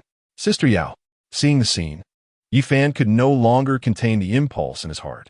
If he lacked the courage to face danger, how could he become a powerful martial artist? I'm going. With that, he stepped forward without hesitation. A few steps later, Yi Fan entered the gate. Suddenly stopping, he turned to look at Chun Li. The two locked eyes, sparks seeming to fly between them. Then, he stepped forward, rushing into the Wolf Garden, disappearing from sight. Soon, hundreds of people had entered the Wolf Garden. Caw! In the sky above, 3 green-feathered eagles slowly descended. Mu Qingcheng nimbly leaped and landed steadily on the back of a green-feathered eagle. Chun-Li followed closely behind, a hint of coldness flashing in his eyes. Another observer, Gu Yi, quietly followed. The third prince's consort. As the Qingyu eagle soared into the sky, Chun-Li suddenly said to Mu Qingcheng, "Can we switch? I'll monitor Area 2. As you wish." Mu Qingqing's beautiful eyes flickered slightly as she replied indifferently. As soon as she agreed, Chun-Li rode the Qingyu eagle and sped away. Mu Qingcheng watched Chun-Li leave, her beautiful eyes shimmering uncertainly. Recently, news from the imperial city had spread like wildfire. She had guessed that Duan Tianya wanted Yi Fan's life. Chun-Li chose Area 2 simply because Yi Fan had entered that area. Yi Fan was traversing the dense forest of the Wolf Park when he realized someone had been following him the entire time. After advancing for a while, he suddenly stopped. Slowly turning around, he fixed his gaze in the direction he came from and thought, "You want to play, huh? Then I'll play along." Moments later, a group of rushing figures slowed down. One of them, with eyes like a venomous snake, stared at Yi Fan, his killing intent unmistakable. The leader was none other than Yelin. "Is this all there is? Here to die again?" Yi Fan looked at Yelin and the others with disdain. There were a total of 5 people, for we're at the 6th stage of Spirit Martial Realm, while Yelin was an exception, boasting a cultivation of the 8th stage. Moreover, none of them were from the Imperial City. "You don't need so many people to kill me," Yelin sneered, filled with contempt, viewing Yi Fan as an ant. "With your 4th stage Spirit Martial Realm cultivation, if it weren't for the 3rd Prince's admission notice, you probably wouldn't even pass the entrance exam for the Tianwu Academy, let alone qualify for the new student trial." After finishing his words, the 4 people beside him spread out and surrounded Yi Fan completely. "It seems Duan Tianya and Mu Jian didn't tell you my background, huh?" Yi Fan, looked down upon by Nielin, instead laughed. "Before I received the Tianwu Academy admission notice, I had just taken care of a few fools who broke into the Yi residence at night. One of them was at the 9th stage of Spirit Martial Realm. Just based on you?" Nielin scoffed at Yi Fan's words and did not believe them at all. "That 9th stage Spirit Martial Realm was killed by your father, right? Why don't you believe it?" Yi Fan shrugged helplessly and drew the Ryu sword. Golden spiritual energy spread out, slowly gathering on the sword. "Hurry up and kill him." Nielin waved his hand impatiently and said to the others, "Don't waste time. Let's finish this and go to the Jinwu Tower." The 4 people around him charged at Yi Fan with killing intent. They were not from the Imperial City, coming from various regions of the Yuan Kingdom. In their respective cities, they were all top talents. After arriving in the Imperial City, they chose to serve Duan Tianya, taking advantage of a strong backing. Now, their first task, serving Duan Tianya, was not to be taken lightly. All 4 had considerable strength, rushing in with great momentum. "So eager to seek death, then I'll fulfill your wish." Yi Fan's eyes gleamed coldly at the sight. The sun's energy surged within him. The Ryu sword raised, unleashing a golden sword light that forced back the first attacker. The other 3 seized the opportunity to strike, their blades and swords weaving into a net, fierce and aggressive. Yi Fan moved through them leisurely, wielding the Ryu sword, the sword light sweeping out like the rising sun, carrying a scorching aura. One person, caught off guard, was struck in the chest by the sword light, screaming as he flew backward, crashing heavily to the ground and not getting back up. Nielin's gaze froze at this scene. The remaining 3 maintained their assault, surrounding Yi Fan. Fortunately, they were not familiar with each other beforehand. This was their first collaboration, and they failed to form a tacit understanding. Yi Fan flickered, dodging another person's blade, and with a turn of his sword's momentum, the Ryu sword erupted with dazzling light, stabbing directly at the opponent's throat. That person's pupils constricted in panic as he hurriedly raised his blade to block. With a loud crack, the blade snapped. The sword tip instantly pierced through that person's throat. In just a few breaths, two people lay in a pool of blood. This guy's not simple, Lin muttered, unable to hold back any longer. He suddenly drew his long knife and charged forward. Step back. I'll take care of this. With a furious roar, Lin's figure moved like lightning. His knife techniques were sharp and fierce, full of killing intent. Bang, bang, bang. Several consecutive strikes forced Yi Fan to retreat repeatedly. Help! Seeing that he couldn't take Yi Fan's life, Lin called out in a low voice. The two who had just retreated joined the fray again. The three of them worked together to surround Yi Fan, putting significant pressure on him. This is troublesome, Yi Fan muttered to himself, already formulating a plan in his mind, while continuously wielding his sword to fend off the attacks from Lin and the others. He intentionally knocked down towering ancient trees around him. Boom, boom, boom. As these towering trees fell, the sunlight that had been blocked shone down on Yi Fan. His aura gradually rose, and the golden spiritual energy gathering on the Ryu sword became increasingly intense. What's happening? Lin frowned, feeling an uneasy premonition. Yi Fan pushed back Lin with his sword, then flashed to the front of another person, instantly unleashing a blood-red ray of light. That person hadn't reacted yet before being pierced through the heart by a sword. Damn it, Lin roared, his knife techniques becoming even more violent. Boom! The two blades clashed, sparks flying. Yi Fan grew more courageous in battle, his internal spiritual energy surging like a tide. His aura suddenly broke through its limits, reaching the 5th stage of Spirit Martial Realm. A breakthrough? Yi Fan's eyes widened slightly, a glimmer of surprise flashing through. He moved to the front of another person, sweeping out with the Ryu sword. Before the opponent could raise his blade to block, he slit their throat. Bang! As that person fell, Yi Fan turned to Lin, a cold smile curling at the corners of his mouth. Now it's just you left. I admit, your strength surprised me. Lin's expression grew serious, his killing intent intensifying. But to kill you, I alone am enough. The existence of those four will only hinder my strikes. Is that so? Yi Fan was unconcerned, slowly raising the Ryu sword to point at Lin. Just then, a sharp eagle cry echoed from above. A Qingyu eagle circled overhead, with a young man sitting on its back, none other than Chun-Li. At that moment, he wore a cold smile, looking down at Yi Fan from above. Chapter 12. If you strike, you'll die too. You're here to kill me too, aren't you? Yi Fan looked at Chun-Li, showing no signs of fear. All the students in the inner courtyard of Tianwu Academy were at the Xuanwu realm. Chun-Li was even among the top 10 of the inner courtyard's rankings, his strength far surpassing Lin's. Yi Fan, in his current state, was simply unable to contend. Fortunately, he had the Zhen Tian steel as a trump card. If Chun-Li dared to strike, he could crush him directly. No, Chun-Li shook his head, coldly denying it. No, Yi Fan would not believe Chun-Li's nonsense. He rolled his eyes and said, if not, then what are you doing here? Is it fun to watch the show? Or are you just bored and came to be my audience? I'm an observer. I have a duty to oversee. Chun-Li replied indifferently, his face showing sarcasm. This area is under my jurisdiction now. Where I go and where I stop is not for you to dictate. You're an observer, my ass. Yi Fan retorted without hesitation. The rules of the new student trial state that students are prohibited from harming each other in the Wolf Park. Now these people are teaming up to kill me, and you just pretend you don't see it? Oh, Chun-Li laughed with interest. So, according to you, should I kill both of you? Because you two are harming each other here, which is already a violation. Are you out of your mind? Yi Fan rolled his eyes, mockingly saying, they're the ones trying to kill me. I'm just resisting. So, should I just stand there and let them kill me to avoid breaking the rules? You really are a fair observer. Hif hif. Chun-Li let Yi Fan curse without getting angry at all. He thought Yi Fan was just going mad before death. Today, Yi Fan was definitely going to die. However, if he could avoid making a move, he would. As an observer, if the academy found out he killed a new student during the trial, even if someone protected him from death, he would still face trouble.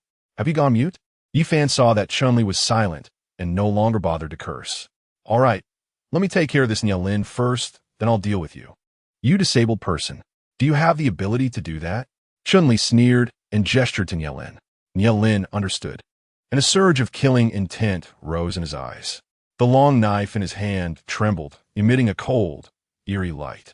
The blade was as sharp as ice, striking towards Yifan with a bone-chilling coldness. Where the blade passed, the air seemed to freeze. The ground formed a thin layer of frost. A low-grade Xian rank martial skill was not enough to watch. Yifan's lips curled slightly as he jumped and easily dodged. Oomph. Nielin's expression darkened slightly, letting out a cold snort. He suddenly leaped up, the long knife slicing through the air in an arc. The knife's momentum was like a violent storm. 1,000 miles of ice. The blade light surged like a tide, exuding an oppressive chill. The extremely cold blade light seemed to want to freeze Yifan. Yifan remained calm and unfazed, swinging the sun blade. With golden spiritual power dancing like flames, the scorching sword light instantly dispelling the cold air rushing towards him. Boom! The two forces collided, instantly erupting with dazzling light. Nielin was knocked back several steps, his expression growing even uglier. Yifan shrugged and smiled, sorry. My solar power specializes in dealing with your kind of cold stuff. Nielin had also realized this point. A cold glint flashing in his eyes as he decisively bit his tongue and spat a mouthful of essence blood onto the blade. Blood sacrificed frost. The blade was instantly covered with blood-colored frost, the chill multiplying several times. He swung the knife, and the blade light resembled a blood-colored ice dragon, charging directly at Yifan. Yifan watched Nielin attack, activating the solar energy. His left hand slowly raised, gathering solar power, turning it golden. Facing Nielin's incoming strike, he extended his palm forward, seeking death.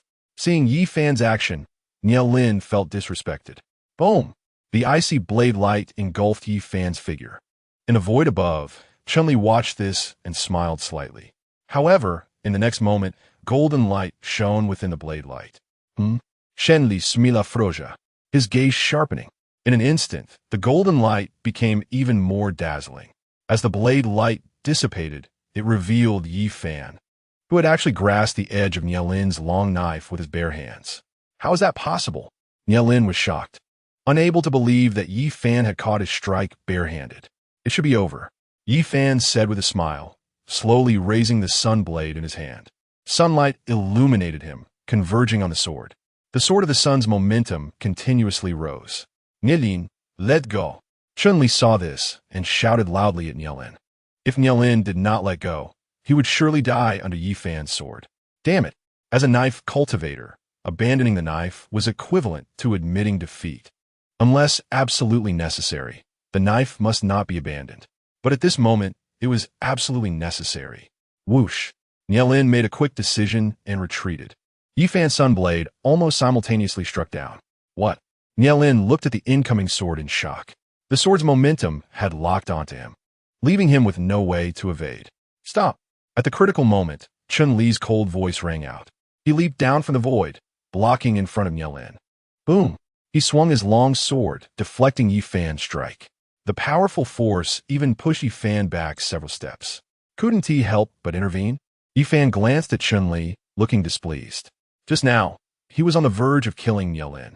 It seemed he still had to take action himself. Chun-Li sighed, his eyes flashing with killing intent. Duan Tianya had ordered to kill Yifan at any cost. Since Nielin couldn't kill him, he could only step in, even if it might result in severe punishment from the Tianwu Academy. You intervene, and you're also dead. Yifan held the sunblade, a cold expression appearing on his face. After just one exchange, he already knew of Chun-Li's strength. Without the power of the town's sky steel, he was definitely not a match. Wu Jiao.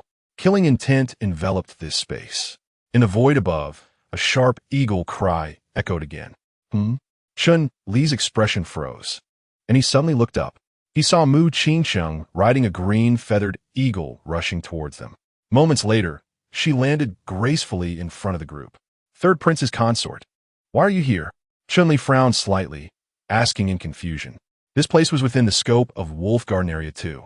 Mu Qingsheng should be in Area 1 right now. What do you want? Mu Qingchang did not answer, but instead questioned Chun-Li. Chun-Li shrugged and explained casually. Yi Fan is committing murder here, having killed several new students, and was just about to take Niao Lin's life when I happened to pass by and intercepted him. Huh? Yi Fan was shocked by Chun-Li's words, feeling it was ridiculous. He had clearly been a spectator for a while and had tacitly approved of his battle with Niao Lin. Now, seeing that Niao Lin was no match for him, Chun-Li had intervened to stop him. And now, he turned around and bit back, claiming he was committing murder? How ridiculous. Moreover, for what he just saw, it looked like Chun-Li was preparing to kill him. I was preparing to kill you, Chun-Li said defiantly. The new student trial prohibits new students from killing each other in Wolf Garden. You violated the rules, and, as an inspector, it is only right for me to kill you. Did Duan Tianya order you to do this? Mu Qingchang stared at Chun-Li, directly interrupting him. She wasn't stupid and didn't need any explanations. It was obvious that Chun-Li wanted to kill Yi Fan. She just wanted to confirm whether it was Duan Tianya's instructions. No. Chun-Li felt Mu Qingchang's assertiveness and immediately denied it. He preferred to admit that it was all his own idea. After all, he was Chun Shuyi's cousin and had a reason to kill Yi Fan. I will report this matter to the academy truthfully. Mu Qingchang showed no intention of probing further and coldly warned. Since Chun-Li chose to deny it, she couldn't force a confession. Third Prince's consort, I don't quite understand. Chun-Li's expression darkened as he frowned and asked, You have no ties to Yi Fan. Why help him? Some things are better left ignored. As a top 10 student in the inner academy, he did not fear Mu Qingchang. Calling her Third Prince's consort was merely out of respect for Duan Tianya and Minter Mu Jian. I am helping the rules of the Tianmu Academy, Mu Qingchang said. Since the academy appointed me as the inspector for this new student trial, I have a responsibility to monitor all violations. Do you believe what you just said? Chun-Li snorted coldly. You shouldn't be in this area. You shouldn't be in this area. Mu Qingchang stared at Chun-Li coldly. The academy's intention is for me to monitor Area 2. You only temporarily exchanged with me. Now, I am no longer exchanging. Chapter 13. The Promise of Qingcheng. Meeting in the dense forest. You. Chun-Li's face instantly darkened upon hearing this. The exchange of monitoring areas was a verbal agreement between the two, without any real evidence. At that time, apart from the two, only Gu Yi was present. If Gu Yi did not help him, he would have no explanation. Return to your post. Mu Qingchang's expression was indifferent as she reminded him. Mu Qingchang, you can't protect him, Chun-Li said in a deep voice, changing his previous address. Clearly, he no longer intended to give Mu Qingchang any face. After speaking, he turned and gestured to Niao Lin. Niao Lin understood and turned to leave first. Chun-Li also said no more, coldly glancing at Yi Fan before riding the green feathered eagle into the air, disappearing into the distance. Yi Fan watched Chun-Li's departing figure, shrugged, and turned to Mu Qingchang with a smile. Thank you for saving me, Third Prince's consort. But if Duan Tianya finds out you helped me, he won't be angry, right? Stop being so pretentious. Mu Qingchang glared at Yi Fan, emphasizing, it just said, What I am helping is the rules of the Tianmu Academy, not you. Is that so? Yi Fan smiled interestingly from Chun-Li's words. It seems you had already agreed to exchange monitoring areas with him. Now that you appear here, I assent to it because you are particularly concerned about me? Mu Qingchang replied calmly. I came here just to verify one thing. To verify whether Duan Tianya wants to kill me. Yi Fan raised an eyebrow. That should be quite obvious, right? Chun-Li is a top 10 figure in the Tianmu Academy. Not many can command him. As for why Duan Tianya wants to kill me, the Third Prince's consort should be very clear. It's nothing but a grudge for killing his son. What I need is evidence. Mu Qingchang looked at Yi Fan and asked, Do you have evidence to prove that Lin Qingyue's pregnancy was with Duan Tianya's child? Isn't my testimony enough? Yi Fan shrugged helplessly at that time. I personally heard Duan Tianya and Lin Qingyue say it. Mu Qingchang shook her head and said, Testimonies can lie, but physical evidence cannot. Why does the Third Prince's consort need to be so entangled with evidence? Yi Fan smiled meaningfully. I think the Third Prince's consort already has the answer in her heart, right? It's not that I need evidence. It's that the Mu family needs it. Mu Qingchang sighed lightly, looking weary. Forget it. There's no need to discuss this with you. You have the strength to defeat Niao Lin, so passing the new student trial shouldn't be difficult. I must remind you, once you enter Tianmu Academy, try not to cause trouble. Although she had married into the royal family as the third prince's consort, deep down, she always resisted this marriage. However, due to family wishes and parental orders, she could not go against it. If she wanted to divorce Duan Tianya, it would require the Mu family's consent. Once the Mu family confirmed that Duan Tianya had an affair with Lin Qingwei that led to her pregnancy, they would definitely no longer support Duan Tianya. There was no reason to waste energy helping Duan Tianya gain the position of heir, only to let the Lin family benefit in the end. I'm the least fond of causing trouble. Yi Fan feigned innocence and looked at Mu Qingsheng teasingly. But if I accidentally cause trouble, will the third prince's consort still help me? I don't particularly like the title of third prince's consort. Mu Qingsheng did not agree, seemingly resistant to this identity. She had her own name and was not anyone's subordinate. Oh, Yi Fan's eyes sparkled, his smile growing wider. Then what should I call you? Sister Mu? Sister Qingsheng? Or just Qingsheng? Mu Qingsheng shot him a sidelong glance, too lazy to respond. She turned and gracefully jumped onto the Qingyu eagle. At that moment, she inadvertently caught sight of the sword in Yi Fan's hand and frowned. Where did you get this sword? You mean the Daybreak sword? Yi Fan looked down at the Daybreak sword in his hand and casually replied, I bought this sword from the Wanbao building. You received the acknowledgement of this sword? Mu Qingsheng fixed her gaze on Yi Fan, her tone suddenly urgent. Yes. Yi Fan was somewhat puzzled, unable to understand why Mu Qingsheng reacted so strongly. If he hadn't received the acknowledgement of the sword, how could he have taken it from the Wanbao building? Why didn't you tell me earlier? Mu Qingsheng muttered softly, looking resentful. Yi Fan was even more confused, looking bewildered. Sister Mu, of course, refers to the owner of Wanbao building, Su Meinyang. But does Su Meinyang need to report to Mu Qingsheng when she gives him the Daybreak sword? I need you to do something. Mu Qingsheng contemplated for a moment, her gaze returning to Yi Fan, her expression much more serious than before. Upon hearing this, Yi Fan smiled and quickly responded, If Sister Qingsheng has something to say, just command me. It would be my fortune to serve you. Mu Qingsheng immediately said, You need to find a way to have Lin Qingwei announced to the royal city, admitting in person that the child she was pregnant with before was Duan Tianya's. That might be a bit difficult. Yi Fan frowned, feeling quite troubled. What's wrong? Don't you want this fortune? Mu Qingsheng stared at him, seemingly provocative. I'll try my best, Yi Fan shrugged, looking helpless, but if I can't accomplish this, Sister Qingsheng can't blame me. Mu Qingsheng chuckled lightly and then promised, If you succeed, in the future in the royal city, the Mu family and I will be your backing.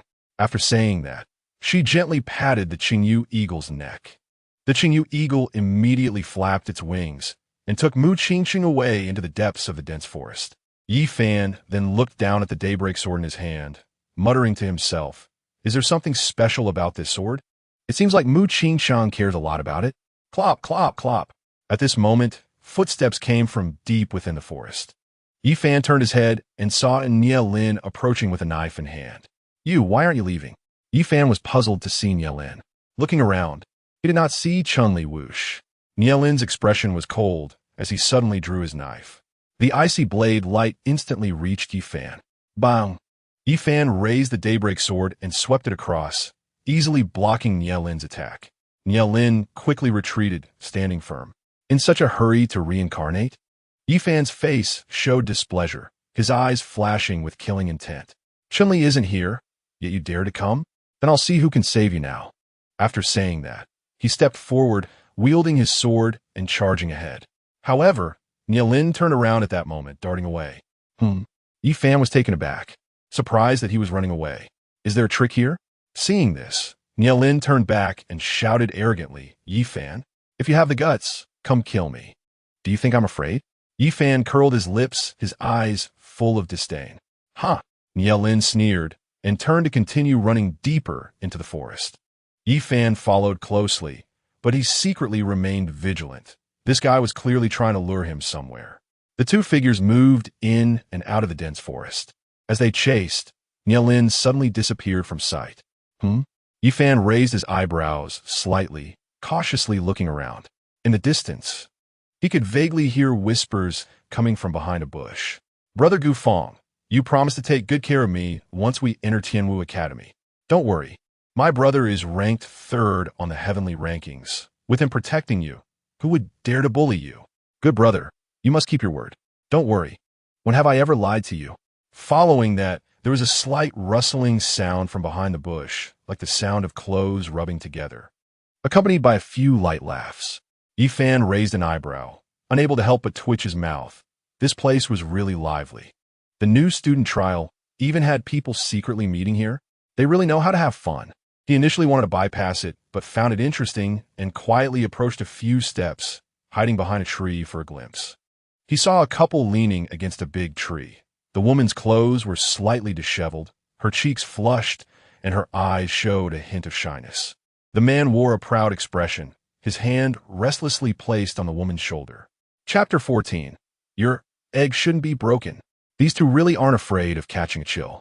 Yifan thought to himself, turning to leave. Someone.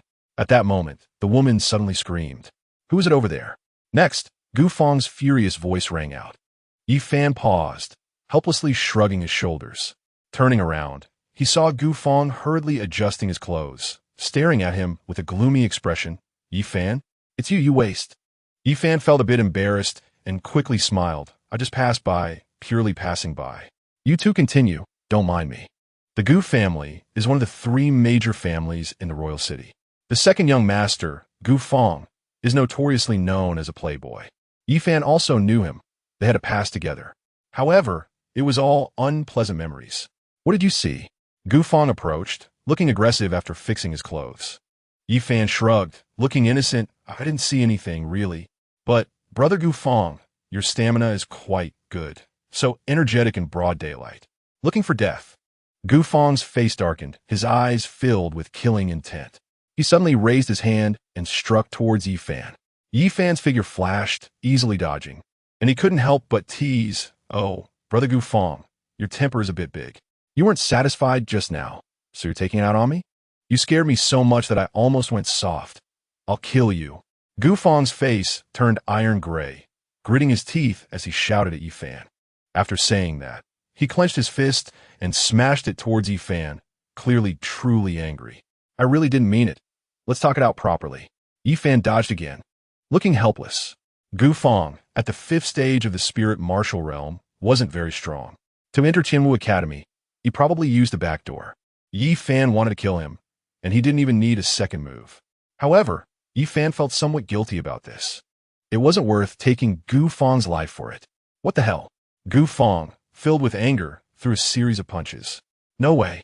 Yifan was speechless and unleashed the Sunfire Palm. His hand turned golden as he clenched his fist to counter. With one punch, he sent Gu Feng staggering back several steps. How is this possible? Gu Feng was astonished after taking Yifan's punch. He couldn't understand why Yifan's strength was so terrifying. Was this person still the Yifan he knew? I say, Brother Gu Feng, are you exhausted from earlier? Yifan, looking helpless, suggested to Gu Feng, at this rate, you won't be able to keep going. Why don't we just call it a day? Gu Feng trembled with rage, and his attacks became even more ferocious. After dozens of moves, he still couldn't touch the hem of Yifan's clothes. Yifan continued to persuade him. Brother Gu Feng, why don't you take a break? You look like you can't last much longer. Bastard. Gu Feng roared, pulling out a long sword. He stepped forward, and the sword light shot out like a rainbow, aimed directly at Yifan. Are you serious? Yifan raised an eyebrow, quickly extending his palm forward. With the Sunfire Palm, he directly grasped the sword's edge. Let go. Gu Feng, furious, shouted again, trying to retract the long sword, but found it completely immovable. Yifan glanced behind Gu Feng and saw a woman who seemed frightened and turned to run away. He smiled at Gu Feng and said, Your woman has run away. Aren't you going to chase her? Gu Feng looked back but saw no sign of the woman, and his anger intensified. You've ruined my good fortune. I will definitely kill you. Seeing that Yifan wouldn't let go, he lifted his leg to kick Yifan. Hey! Yifan sighed and kicked out as well, hitting Gu Feng right in the groin. With that, he sent Gu Feng flying. On my balls! Gu Feng covered his vital area and rolled on the ground, screaming in extreme pain. It should be fine, Yifan said with a smile. I held back that kick. Just rest for a bit, and you'll be okay. Don't worry, It won't affect your future prowess. Ah, Yi Fan, I won't let this go. Gu Fong, unable to hear Yi Fan's words, continued to roll on the ground and roar. Stop! Yi Fan looked helpless and decided to scare Gu Fong, saying, if you insist on this, then I might just have to kill you. You. Gu Fong's face turned red, and he began to panic. He was a playboy, but not a fool. He realized he wasn't Yi Fan's opponent and dared not provoke him further for fear of losing his life. We'll talk about this later. Stop with the you. I didn't kick your mouth, so why are you stuttering? Yi Fan saw that Gu Fong was scared and didn't want to continue the argument. It was getting late, and 12 hours would pass quickly. He needed to find the Jinwu Tower first. After saying that, he turned and leisurely left the place. Gu Fong glared at Yi Fan's back, but didn't dare to call out. After quite a while, he finally stood up. At that moment, he suddenly felt a chill behind him. Turning around, he saw a person with a knife walking towards him. Nielin. Gu Fong recognized the person and was momentarily stunned. Nielin was quite famous among the new students of this Tianwu Academy. Not from the Imperial City. He had already been accepted as a disciple by the mentor Mu Jian as soon as he entered the Tianwu Academy, being the one with the strongest martial arts talent among the new students. Yi Fan actually didn't kill you. Nielin's eyes flickered with coldness as he muttered. He dared. With Yi Fan absent, Gu Fong regained his confidence, thinking, my brother is Gu Yi, ranked 3rd on the heavenly list. How could he have the guts to kill me? Nielin glanced at Gu Fong with a cold laugh. Although he hadn't interacted much with Yi Fan, even less than with Gu Fong, from what he knew of Yi Fan, he wouldn't be afraid of Gu Yi. After all, Yi Fan even dared to offend the 3rd prince, Duan Tianya. The fact that he didn't kill Gu Fong was simply because he didn't care to do so. Since he didn't kill you, then it falls to me. A murderous intent flashed in Yelin's eyes as he suddenly raised his knife. What? Gu Fong was momentarily stunned, somewhat doubting his ears. Before he could comprehend, the coldness enveloped him. Yelin swung the knife, slicing through Gu Fong's throat. Gu Fong clutched his throat with both hands. Wanted to ask what was going on. However, he couldn't utter a single word and collapsed into a pool of blood, his eyes wide open in death, unable to close. Yifan. Nielin's mouth curled into a cold smile as he looked in the direction Yi Fan had left. You're so strong. Can you defeat Gu Yi? At that moment, Yi Fan was traversing the dense forest of the Wolf Park. Unable to find Yelin, he decided to go to the Jinwu Tower instead. Usually, fierce wolves roamed the Wolf Park. However, during the new student assessment, the Tianwu Academy had imprisoned some of the wolves. Within these 12 hours, the Wolf Park only had spiritual demon beasts, with strength comparable to human spirit martial realm warriors. Yi Fan searched along the way, casually killing some demon wolves. After an hour, he finally found the Jinwu Tower. The Jinwu Tower stood majestically in the dense forest, towering several dozen meters high, made entirely of grayish-blue giant stones. Its surface engraved with ancient runes that faintly emitted a golden light. The tower had 9 levels, each with a circle of flying eaves, with copper bells hanging at the corners, swaying gently in the wind, producing a crisp, ringing sound. The top of the tower reached into the clouds, as if connecting to the heavens, exuding grandeur. At that moment, more than 10 figures had gathered outside the tower. However, they were just guarding there and did not enter the tower. Why aren't you going in? Yi Fan approached, curious about why so many people were just sitting there. There's someone inside. A black and thin young man looked up at Yi Fan and answered casually. Someone? Yi Fan raised an eyebrow, not quite understanding. The Jinwu Tower only allows 1 person to enter at a time. If you want to go in, you have to line up. The black and thin young man patiently explained. Take your Tianwu token and swipe it at the entrance of the Jinwu Tower. This will activate the Tianwu token and also put you in the queue. When it's your turn, you can enter the Jinwu Tower. How long will that take? Yi Fan scratched his head, feeling that the situation was a bit troublesome.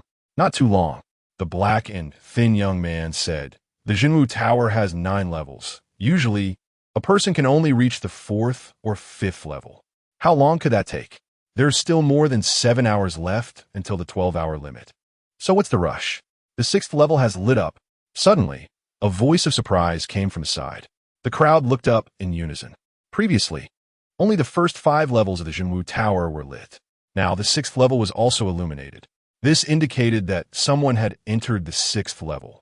Is it impressive to reach the 6th level? Yi Fan muttered, seeing how astonished everyone was. Of course, the black and thin young man looked envious. Among the 3 Jinwu towers in the Wolf Park, there have been fewer than 20 new students who reached the 6th level in previous years, and fewer than 3 who reached the 7th level. As for the 8th level, it might take years for someone to achieve that. Moreover, reaching the 6th level qualifies you to enter the first courtyard of the Outer Academy of Tianwu Academy. The Outer Academy of Tianwu Academy is divided into 4 courtyards. Depending on talent, students will be assigned to different courtyards. The resources enjoyed in the Outer Academy will also differ. If you don't reach at least the 4th level of the Jinwu Tower, you can only enter the worst 4th courtyard. If you reach the 4th level, you can enter the 3rd courtyard. If you reach the 5th level, you can enter the 2nd courtyard. To enter the 1st courtyard, you must reach at least the 6th level of the Jinwu Tower. What about the 9th level? Yi Fan asked curiously. The 9th level? The black and thin young man looked up at the highest part of the Jinwu Tower, a hint of awe in his eyes. In the history of Tianwu Academy, you can count on one hand the number of people who have reached the 9th level. If someone has been there, it can't be that hard, Yi Fan said with a slight smile, casually remarking. I see you don't understand anything. The black and thin young man disdainfully glanced at Yi Fan, saying, when it comes to the Jinwu Tower, it's not about cultivation level, but about combat power. Everyone who enters the Jinwu Tower will have their cultivation suppressed to the 1st level of the spirit martial realm. In other words, the higher the position a challenger reaches, the stronger their ability to fight across levels and the higher their martial talent. The 7th floor. The light on the 7th floor has lit up. Damn, another super genius. I wonder if she can make it to the 8th floor. As the light of the 7th floor illuminated, the area in front of the Jinwu Tower suddenly became lively, filled with envy and jealousy in everyone's eyes. Who is this person? Seeing this, Yi Fan couldn't help but take an interest in the challenger. In previous years, there were no more than 3 people who could reach the 7th floor. Judging by this, the current challenger in the Jinwu Tower must have talent comparable to the top 3 of this year's new students. Who else could it be? Lin Qingwei, the skinny black-haired youth said, I heard people from the Imperial City say that she refined the stillborn child in her womb, and not only did her cultivation improve, but her talent also increased significantly. Is it this shameless woman? Yi Fan was taken aback and somewhat surprised, secretly muttering to himself that it seems physical abortion isn't thorough enough, allowing her to benefit from misfortune. What shameless woman? You shouldn't speak carelessly. The skinny black-haired youth was startled by Yi Fan's words and quickly lowered his voice to remind him. Lin Qingwei reaching the 7th floor of the Jinwu Tower means her future is limitless. If you offend her, you won't have a good time at the Tianwu Academy. Haha. Yi Fan couldn't help but laugh, but didn't say much. The skinny black-haired youth is not from the Imperial City. He wouldn't know about the affairs of the Imperial City to say such things. Bang! Moments later, the main door of the Jinwu Tower slowly opened. Lin Qingwei stepped out from inside the tower. Wearing a light purple long dress, there was a hint of arrogance between her brows. She's out. Lin Qingwei is out. As expected of a genius who can reach the 7th floor, her temperament is indeed extraordinary. The crowd in front of the tower whispered among themselves, filled with envy and awe. Lin Qingwei's proud gaze swept over the crowd and quickly turned cold when she saw Yi Fan. Yi Fan, you're here too. You are Yi Fan? The skinny black-haired youth was shocked to learn Yi Fan's name. He then hurriedly took a few steps back, intentionally creating distance from Yi Fan. Though he had just arrived in the Imperial City and hadn't seen Yi Fan, he had heard about the story between Yi Fan and Lin Qingwei. The two had deep-seated grudges, undoubtedly to the point of not resting until one of them was dead. Being too close to Yi Fan could offend Lin Qingwei. Why are you panicking? Yi Fan shook his head helplessly at the skinny black-haired youth's actions. It was not hard to see that the people around seemed to be afraid of Lin Qingwei. Is it just because she just reached the 7th floor of the Jinwu Tower? I said it before. Lin Qingwei stared at Yi Fan, not hiding her killing intent. During the new student trial, I will personally kill you to appease my child's spirit in heaven. As she spoke, her palm trembled slightly, gripping her sword in hand. An aura was released, fiercely charging toward Yi Fan. Oh, another breakthrough? Yi Fan blinked, somewhat surprised. Before the new student trial, Lin Xingyue was only at the 5th level of the spirit martial realm. Just a few hours later, she actually advanced to the 6th level. To kill you? How could I dare to neglect my training? Lin Xingyue said coldly as she slowly approached with her sword drawn, completely unlike her usual gentle demeanor, seeming almost possessed. Haven't you considered that your rapid advancement in cultivation has little to do with your martial talent? Is it all thanks to the 3-corpse transformation spirit pill? Yi Fan understood Lin Xingyue very well, knowing that this was her true face. Watching her approach with a murderous aura, he couldn't help but tease. Refining the stillborn child for training, that's quite toxic. Sacrificing the illegitimate child to the heavens, with boundless power. If you let her have a few more pregnancies, what would happen? Yi Fan, you seek death. Lin Xingyue's killing intent surged even more upon hearing this. She shouted angrily, thrusting her long sword forward. The blood-colored sword light flashed, aiming directly for Yi Fan's vital points. Ha! Yi Fan sneered, unafraid.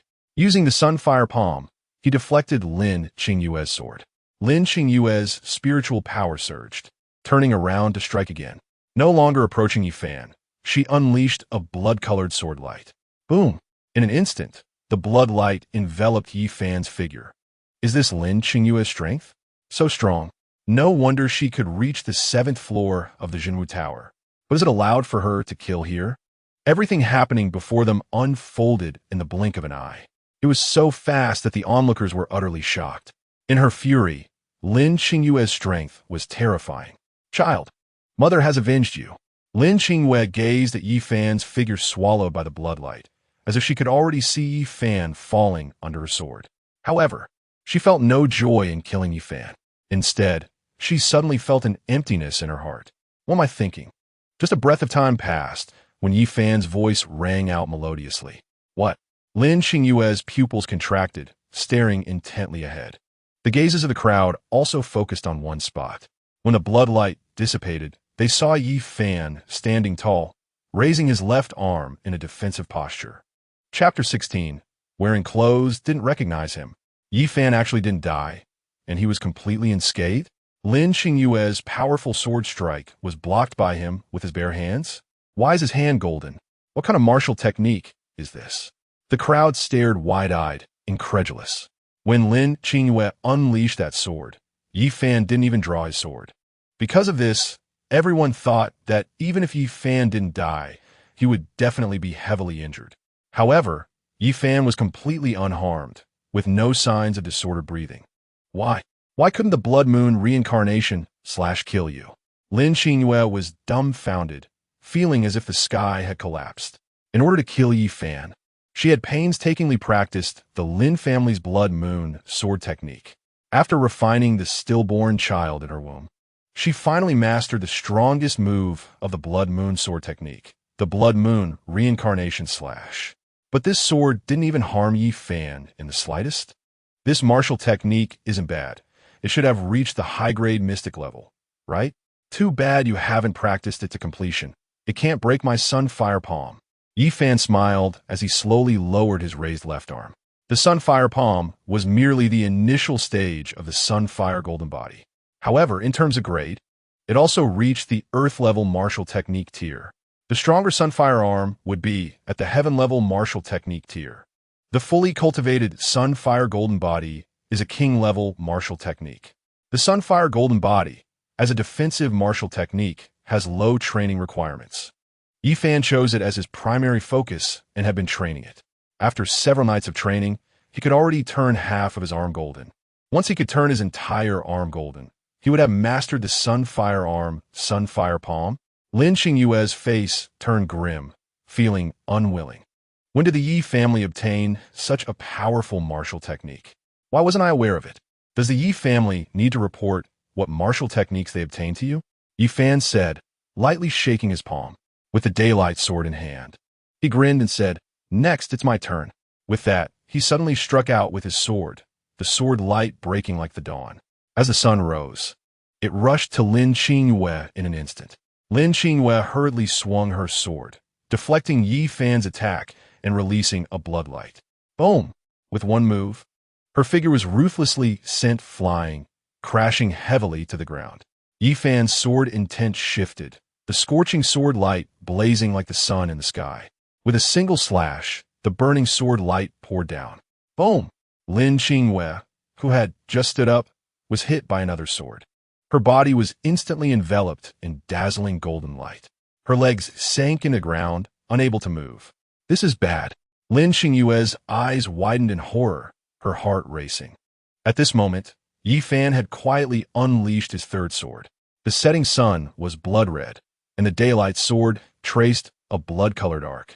In the blink of an eye, it was at Lin Qingwei's side. Boom! A sword fell, and Lin Qingwei was unharmed. However, the ground beside her had cracked open. A trench appeared as a result. This sword ultimately did not land on Lin Qingwei. Damn, this is simply a crushing defeat. Yi Fan's combat power is actually this strong? From his sword strike, he was only at the 5th level of the spirit martial realm, yet he crushed Lin Qingwei across a level. No way. Lin Qingwei could reach the 7th floor of the Jinwu Tower. How could she possibly lose to Yi Fan? In front of the Jinwu Tower, everyone witnessed the battle before them, each one deeply shaken. They could see Lin Qingwei's strength and felt ashamed in comparison. However, Yi Fan's displayed combat power was even stronger than Lin Qingwei's. Do you see the gap between us? Yi Fan sneered, having no intention of killing Lin Qingwei. It wasn't that Lin Qingwei deserved to die. She was still useful. Not long ago, he had promised Mu Qingsheng that he would make Lin Qingwei announce to the imperial city that the illegitimate child she was carrying was Duan Tianyas. If Lin Qingwei were to die now, wouldn't that leave no evidence? Oomph. Having survived a near-death experience, Lin Qingwei thought Yi Fan was afraid to kill her due to the rules of the new student trial, and she said defiantly, "I just left the Jinwu Tower. If it weren't for the exhaustion I suffered inside, how could I have lost to you? Is your mouth really that tough?" Yi Fan shook his head, annoyed by such a woman who had no self-awareness. Did she really think that just because she made it to the 7th level, she was impressive? Ridiculous. Lin Qingwei coldly replied, "In past years, very few new students could reach the 7th level of the Jinwu Tower. Entering the Jinwu Tower has nothing to do with cultivation level." Yi Fan said, a hint of mockery in his eyes as he slowly asked, "You should know what I'm talking about, right? Then tell me, if it has nothing to do with cultivation, what does it relate to?" Lin Qingwei furrowed her brows, momentarily unable to respond. She felt that Yi Fan's words carried deeper meaning, and something didn't seem quite right. "It's related to talent," Yi Fan said slowly, or rather, "it's related to the ability to fight above one's level. I can easily crush you at the 5th level of the spirit martial realm. So my ability to fight above my level goes without saying, right? If you can make it to the 7th level, then I should be able to reach the 8th level easily, or even the 9th level. Impossible." Lin Qingwei's expression darkened as she growled. Deep down, she actually somewhat acknowledged Yi Fan's words, but she was unwilling to admit it. Just wait and see. Yi Fan didn't want to say more and turned his gaze back to the Jinwu Tower. There was still a queue to enter the Jinwu Tower, which was quite annoying. In just a short while, many people had come and gone. Those who entered didn't reach high levels. The highest one only reached the 4th level. So, the efficiency was relatively quick. Now, there were still a few people in front of him. "I want to see how far you can go," Lin Qingwei said with a gloomy face, deciding not to leave just yet. The new student trial allowed 12 hours to return to the academy, and there was still plenty of time until the 12-hour limit. Suddenly, a cry of a green-feathered eagle came from the sky. Everyone looked up to see a green-feathered eagle soaring towards them. Before they could see who was riding it, a woman fell from the eagle's back, as if she had been thrown down. Bang! The woman landed heavily on the ground, struggling to get up, covered in dirt and looking battered. She appeared to have sustained serious injuries. Everyone present was confused about what had happened. A young man jumped down from the back of the green-feathered eagle like a great rock spreading its wings. It was Gu-Yi. How did he get here? Someone recognized him and muttered quietly. Yi Fan was even more puzzled. Wasn't this area under Mu Qingqing's supervision? How did Gu-Yi, also an overseer, end up here? Yi Fan, do you know this woman? Gu-Yi's icy gaze was already fixed on Yi Fan. This woman? Yi Fan was taken aback. Looking at the woman who had just been dropped by Gu-Yi, shaking his head, I don't know her. She doesn't seem to be from the Imperial City. She was with my younger brother, Gu Fong. Earlier, Gu Yi said coldly, reminding Yi Fan. Oh, it's her? Yi Fan examined the woman closely and suddenly smiled. Sorry. With her dress like this, I didn't recognize her at first. So you're admitting you killed my brother Gu Fong? Gu Yi's eyes narrowed slightly, flashing with a chilling, killing intent. Chapter 17. Kill Yi Fan first, then kill Nielin. What? Yi Fan's eyes widened, and he quickly said, Don't wrongfully accuse me. How'd you see me kill Gu Fong? You tell me. Gu Yi turned his head, glancing at the woman lying on the ground. The woman dared not hide anything and trembled as she said, At that time, I saw him fighting with Gu Fong. When I saw Gu Fong was no match for him, I ran away. Gu Yi's expression darkened like ink, and he turned his gaze back to Yi Fan, seemingly expecting Yi Fan to provide a reasonable explanation for this matter. What does that prove? Yi Fan shrugged innocently. I had some physical conflict with Gu Fong, but I didn't kill him. I just kicked him. It shouldn't have been enough to kill him, right? I saw Gu Fong was quite sturdy, so it shouldn't be possible. Gu Fong was killed with a sword to the throat. Gu Yi suppressed his rage and said in a deep voice. It was clear he didn't believe Yi Fan's explanation. A sword to the throat? Yi Fan suddenly realized something. Are you sure it was a sword to the throat and not a knife to the throat?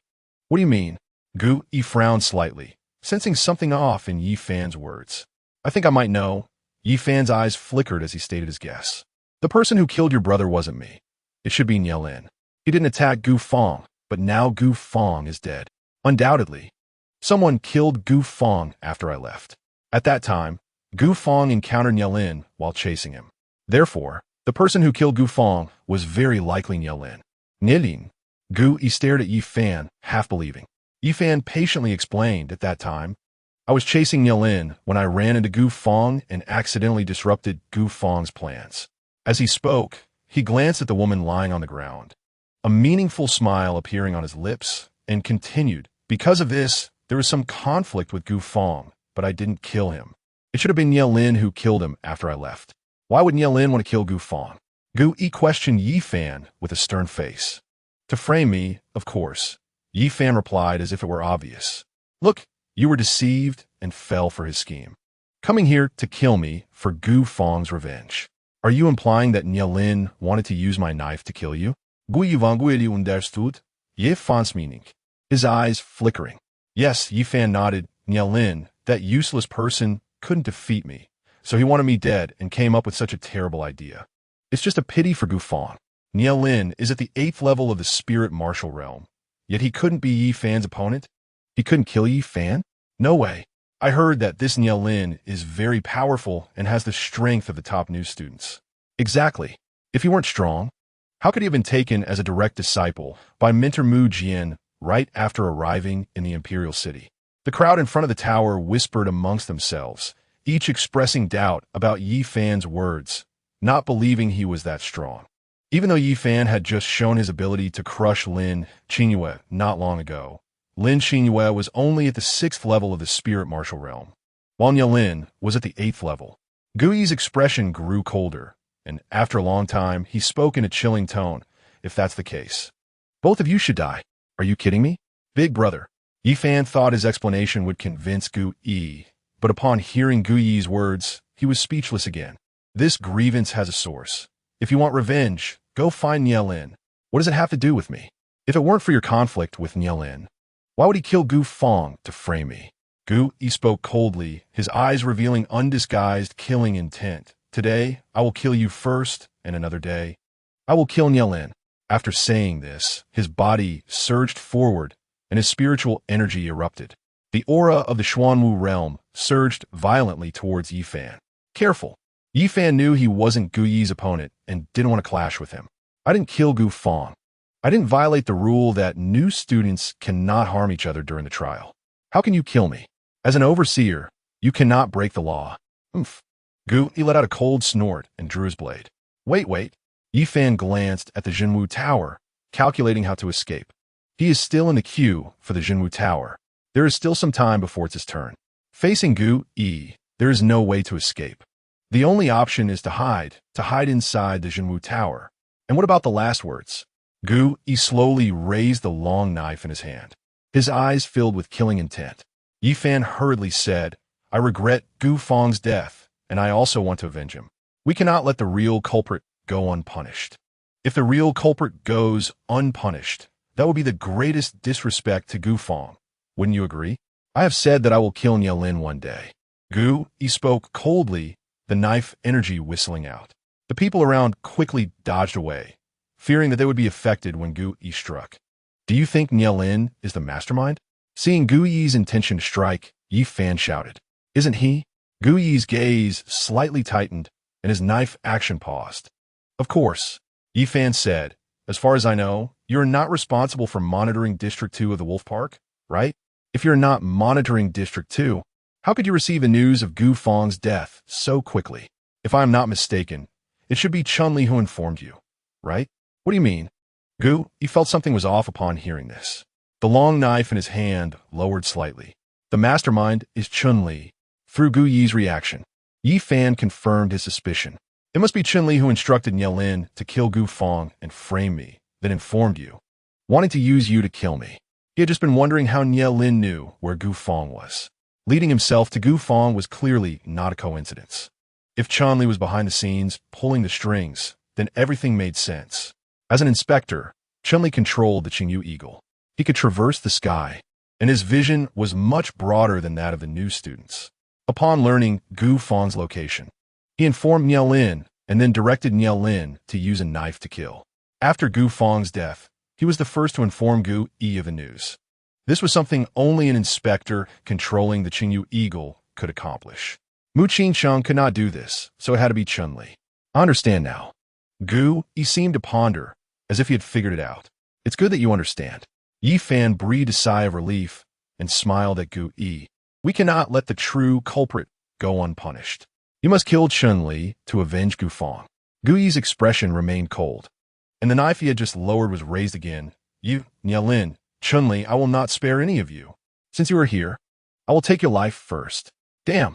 Yi Fan's smile froze instantly, and the corner of his mouth twitched violently. Gu Yi's killing intent was a bit too heavy. Even knowing the truth, he still wouldn't let him go?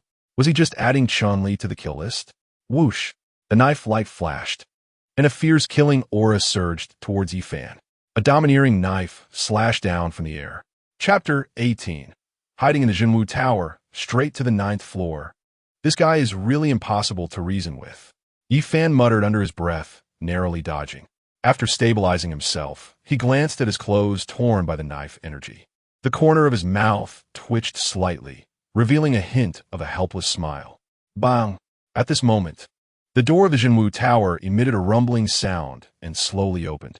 The Tianwu order hanging at Yi Fan's waist began to shine with dazzling light. Finally made it! A glint of determination flashed in Yi Fan's eyes as he decisively leaped. His figure shot into the Jinwu Tower like an arrow in the blink of an eye. The door then closed, isolating the outside noise. Gu Yi narrowed his eyes slightly upon seeing Yi Fan hide inside the Jinwu Tower. A hint of impatience flashing across his face. Yi Fan, you may escape the first day of the month, but you cannot escape the 15th. I will wait for you to come out. Lin Qingwei in the crowd watched the Jinwu Tower, feeling a mix of emotions. Just now, Gu Yi was about to kill Yi Fan, and she had been silently watching from the side. She thought about Yi Fan dying, but did not want him to die at Gu Yi's hands. She had her own obsession and wanted to kill Yi Fan with her own hands. Now seeing Yi Fan enter the Jinwu Tower, she suddenly became curious. Previously, Yi Fan had confidently claimed he would light up the 8th floor. Zing, zing, zing. The lights on the first 3 levels of the Jinwu Tower lit up in succession, the speed astonishing everyone. The crowd outside, especially those new students who had just broken through the Jinwu Tower, widened their eyes in surprise. So fast. He lit up 3 layers in such a short time. At this rate, it wouldn't be impossible to light up the 7th layer. That's hard to say. Breaking through the Jinwu Tower is not just about speed.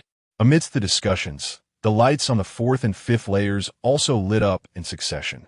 Soon after, the 6th layer followed. Everyone witnessed this and could no longer remain calm. Gu Yi stared at the Jinwu Tower.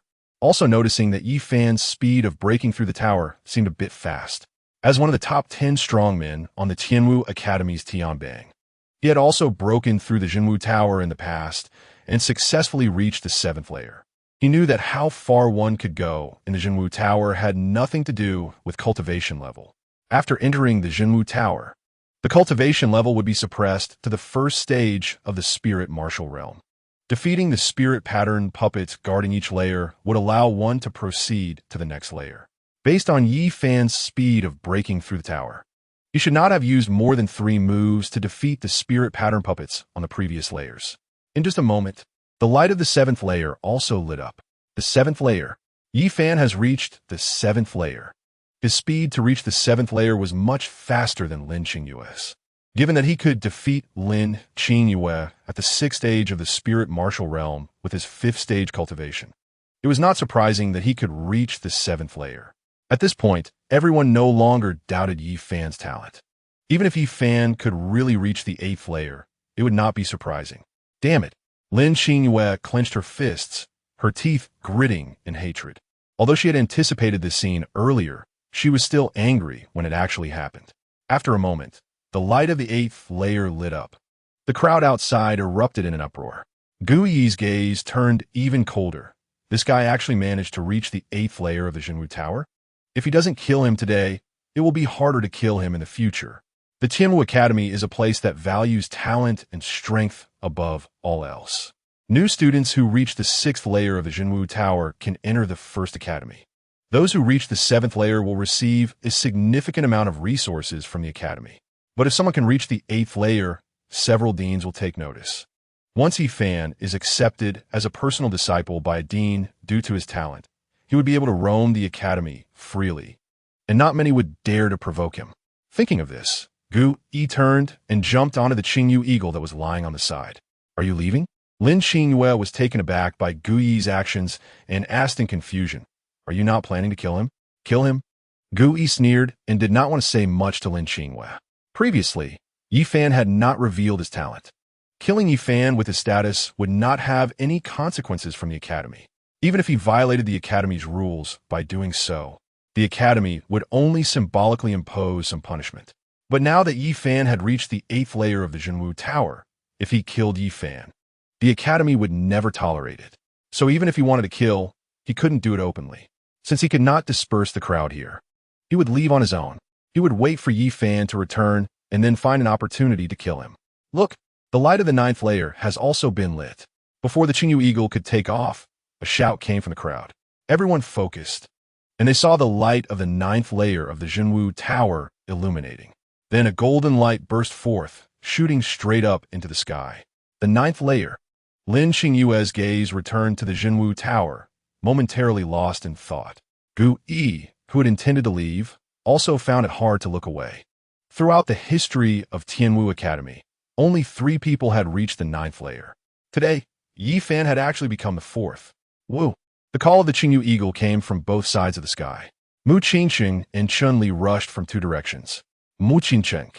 Lin Qingyue frowned slightly upon seeing Mu Qingcheng, a hint of jealousy and inferiority flashing in her eyes. She has always longed to become the 3rd prince's consort. But now, standing before Mu Qingcheng, she has to admit that in terms of strength and appearance, she is far inferior. If it weren't for her physical condition, the 3rd Prince Duan Tianya would never abandon such a beauty to climb into her bed. Huh? Chun Li saw Gu Yi again and immediately scanned the crowd. Not seeing Yi Fan, he instantly realized something. Mu Qingcheng ignored Lin Qingyue and directed her gaze towards the Jinwu Tower, asking the people present, who is inside? It's Yi Fan. The thin black-haired youth who had previously interacted with Yi Fan answered excitedly. Among the onlookers at the tower's entrance, he was undoubtedly the most excited person. He had spoken with Yi Fan before and considered himself acquainted with him, thinking that once Yi Fan came out, he would have a deeper conversation with him. If he could attach himself to Yi Fan, it would definitely be beneficial in the future at Tianwu Academy. Not to mention he could boast for a while. Yi Fan. Mu Qingcheng's beautiful eyes flashed with surprise as she murmured to herself. In the history of the academy, only 3 people have reached the 9th level of the Jinwu Tower. Yi Fan can actually become the 4th person to reach the 9th level, but that does not mean he has cleared the Jinwu Tower. Chun-Li interjected coldly, looking displeased. As far as I know, in the history of the academy, only one person has truly cleared the Jinwu Tower, right? Even if he hasn't cleared it, he's still impressive. Mu Qingcheng did not deny Chun-Li's words and smiled, saying, reaching the 9th level of the Jinwu Tower lights it up. But there is also a divine pattern puppet guarding the 9th level. Only by defeating this divine pattern puppet can one be considered to have cleared it. Oomph. Chun-Li snorted coldly and did not refute further. The development of events had undoubtedly deviated from his plan. Yi Fan's displayed talent made him uneasy. The task assigned by Duan Tianya had also become more challenging. As they spoke, the space around the Jinwu Tower suddenly erupted with spiritual energy. The surging spiritual energy gathered towards the tower like a tidal wave, forming a powerful wind of spiritual energy. The crowd present was pushed back repeatedly by this sudden force, their faces filled with shock and awe. Could it be that Yi Fan is really going to clear the Jinwu Tower? Lin Qingwei exclaimed softly, her voice trembling slightly. Gu Yi, Chun-Li, and Mu Qingcheng rode the Qingyu Eagle. Their expressions varied, but without exception, they were all deeply shocked by the scene before them. Chapter 19. The Dean snatches people, returning disappointed. Boom! The ground trembled, and golden light swept across the sky like a tide. The huge commotion instantly alarmed the entire wolf park. Nearby new students found the direction and rushed here one after another. A howl echoed through the void. A deafening sound of eagle cries and beast roars. A giant black eagle sliced through the sky, carrying a middle-aged man on its back. His gaze was sharp like a hawk, fixated on the 9th level of the Jinwu Tower, muttering to himself, "Is he not out yet?" "Not yet." Mu Qingcheng recognized the person and respectfully replied. This person was the dean of the 4th Academy of Tianwu Academy, with unfathomable martial arts strength and a revered status. Damn! The 4th Academy dean's brows furrowed, his face dark as he looked towards Tianwu Academy, thinking that the other 3 guys would be here soon. Just as he finished speaking, 2 more howls echoed in the sky. Whoosh! Whoosh! 2 flying demonic beasts flapped their wings and approached, with 2 middle-aged men standing on their backs. One wore a green robe and had a stern expression, while the other wore gray clothes and had a faint smile, the deans of the 2nd and 3rd Academies.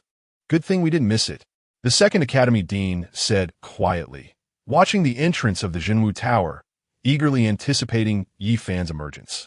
I got here first. You 2 better not try to snatch him away. The 4th Academy dean warned the 2 with a fierce look, seemingly determined to claim Yi Fan. Hee.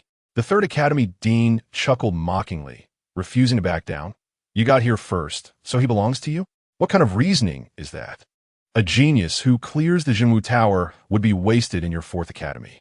You're talking nonsense. The 4th Academy dean retorted coldly. This child will be under my tutelage. As his master, how could I treat him poorly? His treatment will naturally be different from ordinary 4th Academy disciples. Different or not, he is still from the 4th Academy. The 3rd Academy dean rubbed his nose and sneered. That's true. At this moment, a cool female voice came from the sky. A celestial white crane flapped its wings and approached. On its back stood a woman in a purple dress. Master. Mu Qingcheng saw this person and immediately bowed in respect. The woman in purple was the dean of the 1st Academy and also Mu Qingcheng's mentor at Tianwu Academy. Ziyuan smiled and nodded at Mu Qingcheng. Then her gaze shifted towards the Jinwu Tower, her eyes flashing with profound meaning. Ziyuan, what are you doing here? The 2nd Academy dean questioned displeased. Didn't you say you don't accept male disciples? Is the person inside male? Ziyuan smiled lightly, her tone calm. The 2nd Academy dean was momentarily speechless, scanning the surrounding students. He had just arrived and did not know who was inside the tower. Master, it's Yi Fan. Mu Qingcheng did not dare to deceive and reminded her. I know this kid. The 3rd Academy dean laughed loudly. Young master of the Yi family from the Imperial City. Ha! Ziyuan, this kid probably has no mentor-student connection with you. Ziyuan's smile remained, and she said earnestly, true geniuses are not divided by gender. Damn it, Ziyuan, you really don't want to follow the rules. The 4th Academy dean couldn't help but curse. You're about to go back on the oath you made and fight us for disciples. The four deans argued incessantly, and the atmosphere became tense. The surrounding students held their breath, not daring to speak. Yi Fan had actually sparked a competition among the four deans. Chunli muttered quietly, his fists clenched, his knuckles turning white. Gu Yi, on the other hand, coldly watched the Jinwu Tower, a flash of killing intent briefly appearing in his eyes, but it was quickly suppressed. He knew that Yi Fan was no longer someone he could easily deal with. Get lost. As the four deans argued, a voice roared from within the Jinwu Tower. It sounded like thunder, shaking everyone's eardrums. However, this was not Yi Fan's voice. Could it be that person was also disturbed? Ziyuan's smile instantly froze. Her expression slightly shocked. The other three deans turned their gazes towards the Jinwu Tower, realizing something. It seems none of us will be able to get Yi Fan. The fourth academy dean sighed lightly, riding his black eagle away first. The second and third academy deans, seeing this, could only return disappointedly. Qingsheng. Ziyuan stood on the back of the celestial white crane, looking at Mu Qingsheng.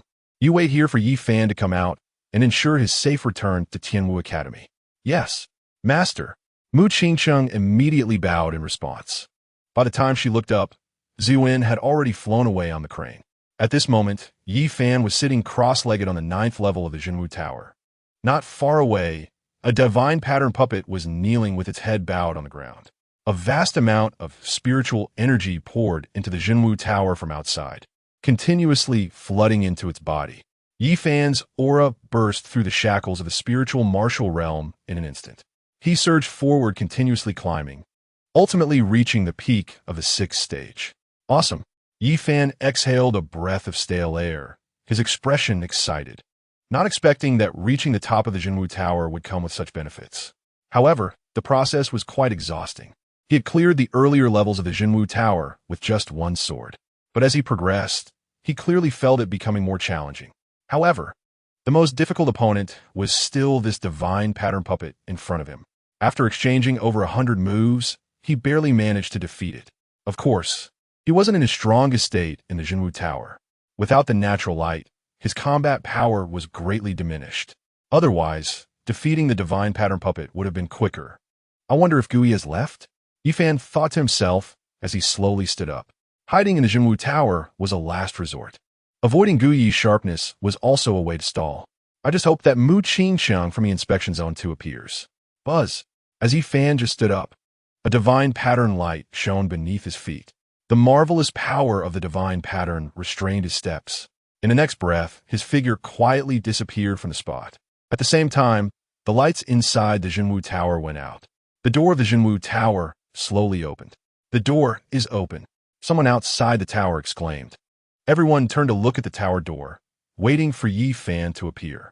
However, after a long time, Yi Fan still did not come out. At this moment, someone in the crowd had their Tianwu order flicker at their waist. Can I enter the Jinwu Tower? That person looked down at their Tianwu order in confusion. Hesitant and unsure, they felt a bit lost. Yi Fan hasn't come out of the Jinwu Tower yet, but his Tianwu order indicates that he can enter. What are you waiting for? Chunli shot a cold glance at that person and said, Why aren't you going to the Jinwu Tower? Go take a look and see if Yi Fan is still inside. If he's really inside, do you expect him to find you? Gu Yi said coldly, feeling that Chun Li's words were unnecessary. If Yi Fan is still in the Jinwu Tower, he would be on the 9th floor. That place is not accessible to everyone. Oof. Chun Li was choked by Gu Yi's words and his face darkened. Yi Fan should no longer be in the Jinwu Tower. Mu Qingsheng murmured with a thought. Perhaps it was the owner of that voice who took him away. Chapter 20. The prejudice in people's hearts is a great mountain. After leaving the Jinwu Tower, Yi Fan appeared in a cave dwelling. The surroundings were filled with jagged stones, and the air was permeated with a damp atmosphere. After taking a few steps forward, a moss-covered stone tablet came into view. The words Yun-In were engraved on it, and the script was ancient, evidently having some years behind it. Yun-In? The Yun-In of Yun-In Kingdom? Yi Fan mumbled as he walked around the stone tablet and continued to explore further. Kid, you stepped on me. Suddenly, an unhappy complaint came from beneath his feet. What the hell? There's someone here? Yi Fan was startled and jumped back 2 steps. Looking down, he saw an old man with white hair lying behind the stone tablet, dressed in ragged clothes and unkempt beard. He looked disheveled, like a street beggar. The old man slowly brushed off the dust from his legs, sat up, squinted at Yi Fan, and said, "Passing the Jinwu Tower, not bad, kid." Yi Fan asked cautiously, "Did you bring me here?" "Not bad." The old man nodded with a smile. Yi Fan scratched his head, looking puzzled. "What did you bring me here for? Are you in need of a companion?" "Ha!" The old man laughed heartily, but did not answer directly. Instead, he asked mysteriously, "Why don't you ask who I am?" Yi Fan shrugged and followed the old man's lead, asking, "Okay then, who are you?" The old man stroked his messy beard with a proud look and said, "Ha. Throughout history, only one person has passed the Jinwu Tower. You are the second, and I am the first. You can call me Old Xiao." "What?" Yi Fan's eyes widened in surprise as he looked up and down at Old Xiao, his mouth twitching slightly. "You don't look like it at all." "What do you mean I don't look like it?" Old Xiao glared at Yi Fan, seemingly displeased. Yi Fan said seriously, "Those who pass the Jinwu Tower are all exceptional in martial arts. They should be as handsome and suave as I am. Your appearance doesn't quite match that of an exceptional talent. The prejudice in people's hearts is a great mountain." Old Xiao shook his head and sighed. "Who told you that martial arts prodigies must be handsome and suave? Besides, I passed the Jinwu Tower over 100 years ago. People always grow old." "Over 100 years ago?" Yi Fan's eyes lit up in surprise. "You're that old? Can't you tell?" Old Xiao proudly stroked his beard, smiling like a child. "Do you see a hint of my youthful vigor still in me?" "No, Old Xiao, you misunderstood." Yi Fan quickly waved his hands, feeling a bit embarrassed. "I was just wondering at your age, how come you're still not, you know?" Upon hearing this, Old Xiao immediately puffed up his cheeks and glared. "You brat, are you asking why I'm not dead? Cultivating martial arts prolongs life. The higher the realm, the longer the lifespan. Living for hundreds of years is nothing unusual." "Oh." Yi Fan's eyes flashed, revealing a look of realization. "So, your strength is quite strong then?" "It's okay." Old Xiao feigned humility and waved his hand, but the pride in his eyes couldn't be concealed. Seeing this, Yi Fan couldn't help but laugh. "Then should I call you senior?" "That's fine." Old Xiao waved his hand and said seriously, "I brought you here for no other reason than to ask you to help me with something." "I knew it." Yi Fan spread his hands helplessly and said, "What do you want me to help with?" Old Xiao turned around and pointed to the stone tablet behind him. "Do you see the stone tablet?" "I see it." Yi Fan nodded, his gaze falling on the stone tablet. "Shatter it," Old Xiao said casually. Yi Fan's expression froze, feeling speechless. "Old Xiao, aren't you strong? You can't shatter it yourself, and you want me to help with this? Do you know who set up this tablet?" Old Xiao squinted his eyes and asked mysteriously. Yi Fan stroked his chin and guessed. Could it be a powerful figure from the royal family of Yunyin Kingdom? Not accurate. Old Xiao shook his head. The one who set up the tablet was the founding emperor of Yunyin Kingdom, Duan Yunyin. Yi Fan asked, "Did he set up this tablet to trap you here?" "Who said I'm trapped?" Old Xiao straightened his back, his beard standing upright, and became proud again. "Huh." Yi Fan felt that Old Xiao was just being vain and bluntly exposed him. "If you're not trapped, why do you want me to shatter this tablet? Are you bored and just want to hear a sound? What trapped me is a promise." Old Xiao sighed and explained seriously back then, "I lost to Duan Yunyin in battle and promised that as long as this tablet stand for a day, I would protect the royal family of Yunyin Kingdom for a day, not leaving this place half a step. Isn't that being trapped?" Yi Fan rolled his eyes, feeling that Old Xiao was clearly being vain. "At your age, you should just stop being stubborn. Kid, just say whether you will help or not." Old Xiao was a bit anxious. "No," Yi Fan said helplessly, "you've said so much. I still have the same question. If you can't shatter this tablet, then I definitely can't shatter it either." "This tablet I cannot shatter," Old Xiao said sternly. "Otherwise, it would be a breach of trust." "What a big deal." Yi Fan rolled his eyes, too lazy to argue with Old Xiao anymore. "Fine, I'm kind-hearted, so I'll help you out." Since Old Xiao was able to bring him here, he would definitely be able to send him out. Previously, he was worried that if he left the Jinwu Tower and He was still waiting outside, he would be in trouble. Old Xiao's actions were a help to him. Helping Old Xiao this time wouldn't be a big deal. After saying that, he trembled his palm and held the Riyao sword in his hand. He stepped out and stood in front of the stone tablet. "Kid." Old Xiao saw this and hurriedly called out, "This sword in your hand is good, but it won't shatter this stone tablet." "Really?" Yifan clearly didn't believe in evil and thought old Xiao was underestimating him. As he spoke, golden spiritual power surged around him, instantly gathering at the sword's edge. Then he slashed out with the sword, momentum like a rainbow. Boom! The sword light cleaved the stone tablet, exploding with a loud noise. It echoed in the small cave dwelling, deafening. However, when the sword light dissipated, the stone tablet remained unmoved. Not even a scratch was left on it. What? Yifan's eyes widened in disbelief. Now do you believe it? Old Xiao had anticipated this and looked at Yifan with a smile. Yifan helplessly sheathed the Riyao sword and turned to old Xiao. It seems I can't help you. Sorry. Can you hurry up and send me out? I am currently participating in the freshman trial at Tianwu Academy, and time waits for no one. You can help me, old Xiao. Old Xiao insisted, a hint of cunning flashing in his eyes. I want you to shatter this stone tablet, but not right now. Chapter 21.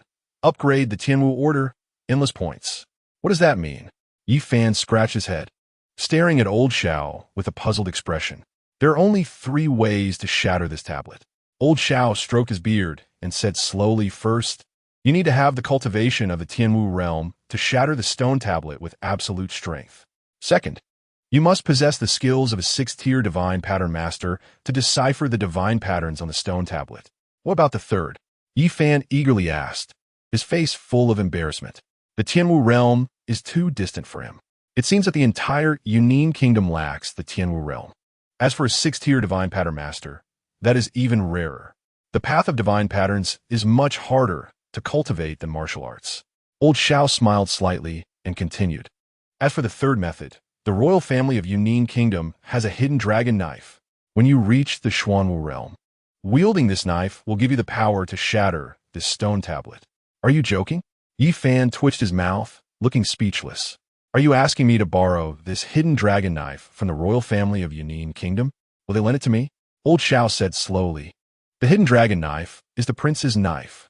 Currently, the crown prince of Yunin Kingdom has not been decided, and this knife is still in the king's hands. If you can help a certain prince seize the position of crown prince, borrowing the knife should not be difficult. But if I choose the wrong person, it could cost me my life. Yifan frowned, already having second thoughts. The competition for the crown prince's position has always been brutal. Brothers can kill each other. Among the princes of Yunin Kingdom, the most likely candidates to seize the crown prince position are the second prince Duan Tianshu and the third prince Duan Tianya. If he were to choose sides, he could only pick Duan Tianshu. After all, he has a grudge with Duan Tianya. But the problem is, Duan Tianshu may not even value him. With me helping you, you won't die. Old Xiao said calmly, with a firm expression. Yifan rolled his eyes and retorted bluntly. You're stuck in this cursed place. How can you help me? Helping you doesn't require me to do it myself. Old Xiao said mysteriously. If you pass the Jinwu Tower, you will definitely enter the first courtyard of the Outer Academy of Tianwu Academy. After a while, there will be a competition in the Outer Academy, and if you can win first place, I will give you a great gift. At that time, a prince will surely extend an olive branch to you, and then it will depend on your choice. What great gift! Yifan's eyes lit up, suddenly interested. Old Xiao smiled mysteriously, deliberately keeping a secret. This great gift will ensure that no one dares to provoke you in Tianwu Academy in the future. I have the feeling that you are trying to fool me. Yifan frowned, looking at old Xiao with suspicion. In the world of martial arts, strength is paramount. Only with strong power can one ensure that no one dares to provoke them. But how can such power be directly given? Why would I fool you? Old Xiao glared at Yifan, saying seriously, I am counting on you to obtain the hidden dragon knife and help me shatter this stone tablet. Yifan scratched his head, feeling that something was off. I am just wondering if a Xuanwu realm warrior can shatter this stone tablet with the hidden dragon knife. Why do you have to find me? Why not just find any Xuanwu realm warrior? This is an agreement between me and Duan Yunin. Old Xiao immediately replied, his expression becoming serious. Huh? Yifan looked confused, completely at a loss. Only those who pass the Jinwu Tower can shatter the stone tablet. Old Xiao sighed and explained. He proposed such a requirement to make things difficult for me, to trap me here. As a result, I really managed to wait it out. Are you out of your mind? Yifan couldn't help but complain. The person who made the agreement with you is no longer here. And you are still trapped here for a promise? And you want to find a way to leave. This stubbornness is truly unmatched. How about it? Old Xiao looked at Yi Fan seriously, his eyes filled with expectation. Are you willing to help me? What benefits are there? Yi Fan's eyes turned, looking at Old Xiao cunningly. Benefits? Old Xiao was taken aback, then said to Yi Fan, the great gift I promised to give you. Is that not a benefit? A conditional great gift cannot be considered a benefit? Yi Fan pouted, looking dissatisfied. Besides, it's not easy to get first place among the new students in the Outer Academy. Many competitors are at the Xuanwu realm. Are you not planning to give me something to help me out? Interesting kid. Old Xiao was amused, extending his hand towards Yi Fan. Come, give me your Tianwu order. What do you want the Tianwu order for? Yi Fan looked suspicious, but still took the Tianwu order from his waist and handed it over. Old Xiao took the Tianwu order and lightly tapped it with his finger. Suddenly, the Tianwu order sparkled with golden light. The originally black token instantly turned into a dazzling gold. Old Xiao returned the Tianwu order to Yi Fan, saying, I have upgraded this Tianwu order to the highest level with endless points inside, which you can freely spend at Tianwu Academy. Is this for real? Yi Fan's eyes lit up, his face full of surprise. Points are useless in other places in the Imperial City, but at Tianwu Academy, they are hard currency. The highest level, endless points, doesn't that mean that whatever requires points for exchange at Tianwu Academy, he can take as much as he wants? Do you think I have any reason to lie to you? Old Xiao stroked his beard, smiling proudly. Yi Fan thought that since Old Xiao is such a trustworthy person, he probably wouldn't casually lie, and couldn't help but be curious about Old Xiao's identity. With such great abilities, could it be that you are the head of Tianwu Academy? There are many deans at Tianwu Academy. There are 4 deans in the Outer Academy and another dean in the Inner Academy. But there is only one head of Tianwu Academy. The level and points of the Tianwu Order are related to the resources within the Academy. He felt that only the head of the Academy could have such power.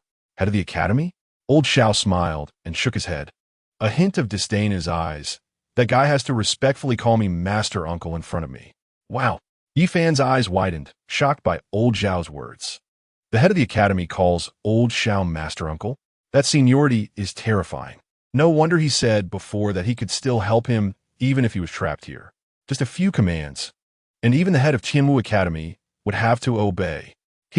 Seeing Yi Fan's surprised expression, Old Xiao seemed pleased. Besides the Tianwu order, I will also teach you a set of martial skills. I actually don't lack martial skills. Yi Fan slightly calmed down and said honestly, he has the inheritance of the Sun God Emperor, so he doesn't lack martial skills or methods. What he lacks the most right now is actually cultivation resources. Although he has the Sun God body and can grow stronger by basking in the sun, if supplemented with elixirs and spirit stones, the speed of cultivation will undoubtedly increase to a new level. What I'm teaching you is not an ordinary martial skill. Old Xiao didn't expect Yi Fan to refuse, and immediately said, this set of martial skills is not recorded in the Martial Skill Pavilion of Tianwu Academy. It is a secret that I do not pass on. It is a set of assassination techniques. Assassination? Yi Fan's eyes flashed, pouting. I thought you were such a trustworthy person. What kind of upright person are you? In the end, you are teaching assassination techniques. Isn't that a bit underhanded? Chapter 22. Yes, you were right. What do you know, kid? Old Xiao shot Yi Fan a sideways glance, pulled out a yellowed ancient book from his pocket, and stuffed it into Yi Fan's hand. When facing enemies who are much stronger than you, a hand of assassination techniques can achieve killing without injury. Take a look first after you memorize it all. I will send you away from here. Fine. Yi Fan saw Old Xiao being so enthusiastic, he didn't feel right to refuse, and began to carefully read the ancient book. Knowing the subtleties of the assassination techniques, his eyes instantly lit up. This set of assassination techniques not only includes exquisite assassination skills, but also comes with a method called divine concealment to hide one's presence. Once mastered, it can perfectly conceal one's cultivation and aura, unless the other party's realm is overwhelming or they have practiced special probing techniques. They won't be able to see through one's true details. Interesting. Yi Fan spent some time memorizing all the contents of the ancient book, feeling secretly delighted. Under the cover of night, although my combat power may be somewhat reduced with this set of assassination techniques, I can perfectly blend into the darkness. which compensates for my shortcomings. Did you memorize everything? Seeing Yi Fan's excited expression, Elder Shao asked with a smile. I did. Yi Fan nodded. Did you memorize it? Or will you return it to the old man? Hearing this, Elder Shao immediately reached out to snatch the ancient book from Yi Fan's hands, carefully stuffing it back into his bosom. Remember, I only teach you. You must not share it with anyone else. You can rest assured, I guarantee I won't. Yi Fan chuckled and readily agreed. By the way, Elder Shao suddenly remembered something and took out a short sword, tossing it to Yi Fan. Your previous sword was too flashy and not suitable for executing assassination techniques. This short sword is more appropriate. Is this even called a sword? Yi Fan looked down at the short sword in his hand, his mouth twitching. The blade of this sword is about 1 foot long. Compared to a dagger, it doesn't seem much different. What's wrong? Do you think it's too short? Elder Shao said with a smile. Assassination techniques emphasize concealment. A longer weapon is more likely to be exposed. This sword is called Songfeng, and its mystery lies in its ability to contain sword energy, exploding at a critical moment for a lethal strike. That makes some sense. Yi Fan nodded, somewhat understanding, then asked, Can I ask what rank this sword is? Superficial. Elder Shao looked at Yi Fan with disdain. A good weapon is about suitability, rank, and such are all irrelevant. So this sword isn't of high rank then? Upon hearing this, Yi Fan immediately understood. I knew it. It's really a good item. You wouldn't be so generous to give it to me. Get lost. Elder Shao glared at Yi Fan. The rank of the Songfeng sword isn't high, but it's at least to the low-grade Xian level, and with your spirit martial realm cultivation, it's more than enough. Right, you're right. Yi Fan didn't want to argue with Elder Shao, casually waving his hand. As long as you're happy. You little brat. Elder Shao muttered, then pointed a finger. Suddenly, the divine pattern light beneath Yi Fan's feet brightened. Then, everything went black in front of him, and he instantly disappeared from his spot. Kid, don't forget the agreement between you and me. Elder Zhao's lazy voice echoed in Yi Fan's ears. When he could see clearly again, he found himself in a dense forest. Here, is it the wolf garden? Yi Fan looked around, not very sure. He thought, the old man shouldn't have sent him to another place. Time seemed to be running out. Yi Fan estimated that he had stayed in that cave for quite a while. Not daring to delay any further, he immediately dashed southward. After a while, he finally saw the northern gate of the Imperial City. The northern gate of the Imperial City connects to the northern gate of the Tianwu Academy. However, at this moment, there were no figures gathered in front of the northern gate. Only 2 young men were guarding the place. Stop! The tall youth saw Yi Fan running over and immediately shouted, You too. Yi Fan stopped and hurriedly asked, Where are the others? They haven't all gone in, have they? You are a new student? The tall youth looked Yi Fan up and down to confirm. Yes. Yi Fan nodded, feeling a bit anxious. I'm sorry, gentlemen. I was delayed due to some matters. Don't you know the rules of the new student trial? The tall youth said with a cold face. Since you've missed the time, you have been deprived of your qualification to enter the Tianwu Academy. Just walk along the city wall and enter through the east or west gates. No, Yi Fan frowned, feeling troubled for a moment. According to the rules, it seems he indeed missed it. Yi Fan. At this moment, a familiar voice came from within the northern gate. Ah, yeah. Yi Fan looked up and was overjoyed. He saw Yi Yao rushing out of the city gate in a few steps, reaching out to touch Yi Fan all over with a worried face. Where have you been? I thought something happened to you. What had happened to me? Yi Fan felt uneasy all over, hurriedly dodging to the side and couldn't help but laugh. Yao Jia, I didn't expect you to care about me so much. You can still laugh? Yi Yao punched Yi Fan in the chest, complaining, Do you know you missed the time? Now you've lost your qualification to enter the Tianwu Academy, and you'll have to wait until next year to enter. I don't think so. Yi Fan touched his nose, looking calm. After all, he was someone who had cleared the true martial tower. Would the Tianwu Academy easily give up on him? Don't be daydreaming. Yi Yao sighed and comforted him. Not entering the Tianwu Academy isn't necessarily a bad thing. It might even help you avoid some disasters. I'm not daydreaming, Yi Fan said, looking toward the northern gate with a smile. Yao Jia, look, who's here? The academy has its own rules. It doesn't matter who comes. Yi Yao said this, but still turned to look toward the academy. When she saw the figure approaching, her face showed no joy. The person coming was none other than Chun-Li. Let him in.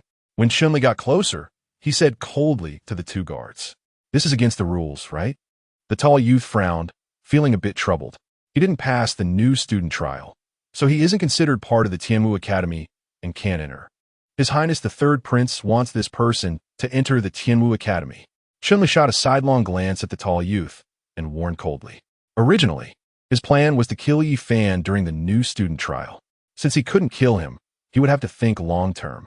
The premise was that Yi Fan had to enter the Tianwu Academy. Who would have thought that Yi Fan would clear the true martial tower early? He returned and actually missed the time, coming only now.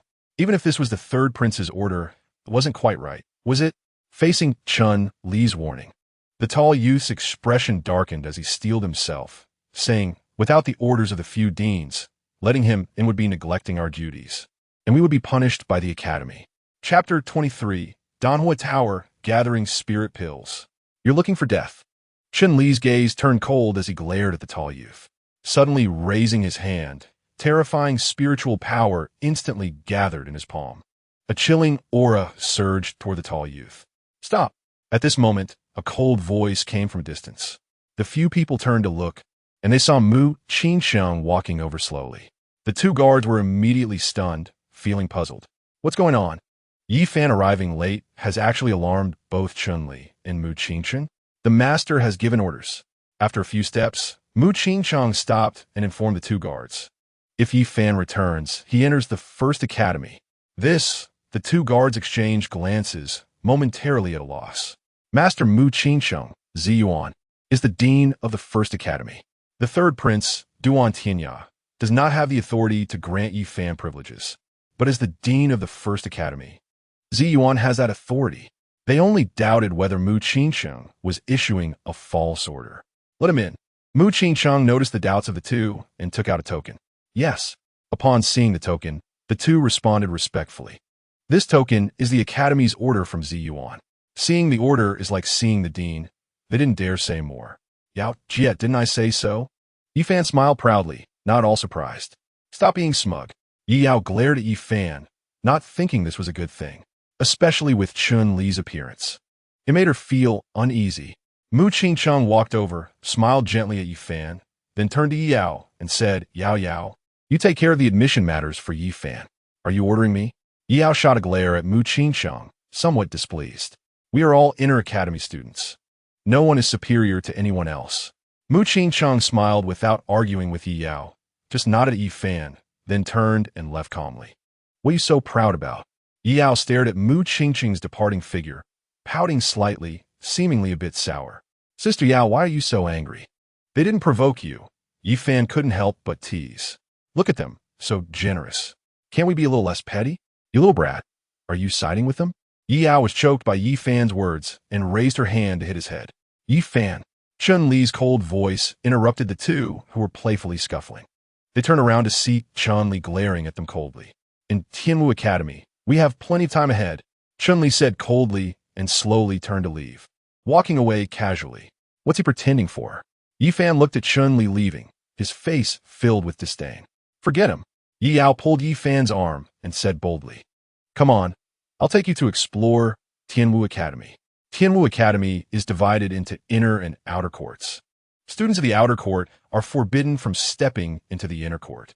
The entire outer court area occupies 60% of Tianwu Academy. Yi Yao took Yi Fan around, roughly introducing the important places in the outer court, and then brought Yi Fan to a residential area. The first thing that caught the eye was a tall stone tablet. On the stone tablet, the words First Courtyard were inscribed. Behind the stone tablet was an area with houses of varying sizes. Some were extremely luxurious, while others appeared somewhat shabby. This was the residential area of the First Courtyard. Yi Yao pointed to the stone tablet and introduced, This stone tablet is the courtyard tablet. Do you see the groove in the lower left corner? Students of the First Courtyard can swipe it to receive 10,000 points each month. Oh! Yi Fan's eyes lit up as he looked at the groove in the lower left corner. Indeed, there was a groove that matched the Tianwu token. The resources enjoyed by students from the four major courtyards in the outer court are different. This is mainly reflected in the number of points they can receive each month. Students of the First Courtyard can receive 10,000 points. Those of the Second Courtyard can only receive 7,500, the Third Courtyard 5,000, and the Fourth Courtyard 2,005. You can find a place to live by yourself later. I've been out for a while, and I'm a bit tired. It's getting late, so I'm going back to the inner court. After saying that, she turned around and left briskly. Yifan found a well-lit courtyard to settle down, move a lounge chair into the yard, and comfortably lay down. For the next few days, he practiced in the sun during the day and bathed in moonlight at night, entering the Zhen Tian realm to cultivate the assassination technique he had just obtained. After 7 days, his cultivation smoothly broke through from the 6th to the 7th level of the spirit martial realm, and he had also made some progress in the assassination technique. Night fell again. Yifan glanced at the sky, got up, and walked out of the courtyard. The outer court of Tianwu Academy was still brightly lit at night. The people of Tianwu Academy are really competitive. Yifan couldn't help but exclaim as he walked along the road. Soon, he arrived in front of a 7-story tower. The tower was shining with fire. It was the outer court's Danhua Tower. The other day, Yao had introduced this tower to him. Not only was it a place to exchange medicinal pills, but it was also a good place for cultivation. Yifan paused at the entrance of the tower, and a voice came from behind him. Turning around, he saw a thin, dark young man standing there in a daze. It's really you. The thin young man confirmed it was Yifan and approached him enthusiastically. I'm Guyu. We met outside the Jinwu Tower that day. Oh, it's you. Yifan remembered after the other person's reminder. We really have a connection, Guyu said with a friendly smile. Brother Yifan, did you come to the Danhua Tower to exchange pills or to cultivate? Just to take a look around, Yifan casually replied. This Danhua Tower is amazing. Guyu, clearly not a first-timer, excitedly introduced. It said that there are hidden under the tower, using the tower as a furnace to nurture the medicinal pills inside, ensuring that these pills always maintain the potency they had right after they were made. The efficacy of the pills is best right after they are made. Over time, the efficacy will decline. The poorer the quality of the pill, the more its efficacy decreases. The Danhua Tower can ensure the efficacy of the pills over a long period, guaranteeing that each pill is the best of its grade. In addition, the power of the makes the spiritual energy inside the tower exceptionally dense, extremely suitable for cultivation. Guyu continued without stopping from the 2nd floor up. Each floor has quite a few cultivation rooms, and the higher you go, the better the cultivation effect. It's a pity that the time provided for these cultivation rooms is limited. Even if you have points, you can't stay long. Huh? Yifan was puzzled when he heard this. You can't stay longer even if you have points? What does that mean? Because there are limited cultivation rooms. Guyu explained. Tianwu Academy does not allow anyone to monopolize the cultivation rooms here for long periods. From the 2nd to the 4th floors, each person can only stay for 1 hour a day. From the 5th to the 6th floors, only half an hour. As for the 7th floor, each person can only stay for 15 minutes. But even if you only stay for 15 minutes in the cultivation room on the 7th floor, the cultivation effect is much better than staying for an hour on the 2nd floor. Interesting. A glimmer of interest flashed in Yifan's eyes as he stepped into the Danhua Tower. As soon as he entered, he saw countless bottles and jars neatly placed on shelves against the wall, surrounding the entire 1st floor hall. At this time, there were no other students in the hall, making it feel a bit empty. Only an old man with red whiskers was lying in a central lounge chair, resting with his eyes closed. Guyu noticed Yifan looking at the old man and quickly introduced, This is Elder Qi Lian. You need to find him to exchange pills. Oh. Yifan responded and walked straight towards Qi Lian. Choose your pills first, then come to me. Qi Lian spoke without opening his eyes, but the shells had the names, purposes, and required points for the pills. If you haven't chosen, don't bother me. I want all the gathering spirit pills in the Danhua Tower, Yifan declared directly, taking out the Tianwu gold token. Brother Yifan, don't do this. Guyu was startled and almost doubted whether he had heard wrong. You want to take all the gathering spirit pills in the Danhua Tower right off the bat? That was almost a provocation to Elder Qi Lian. How reckless.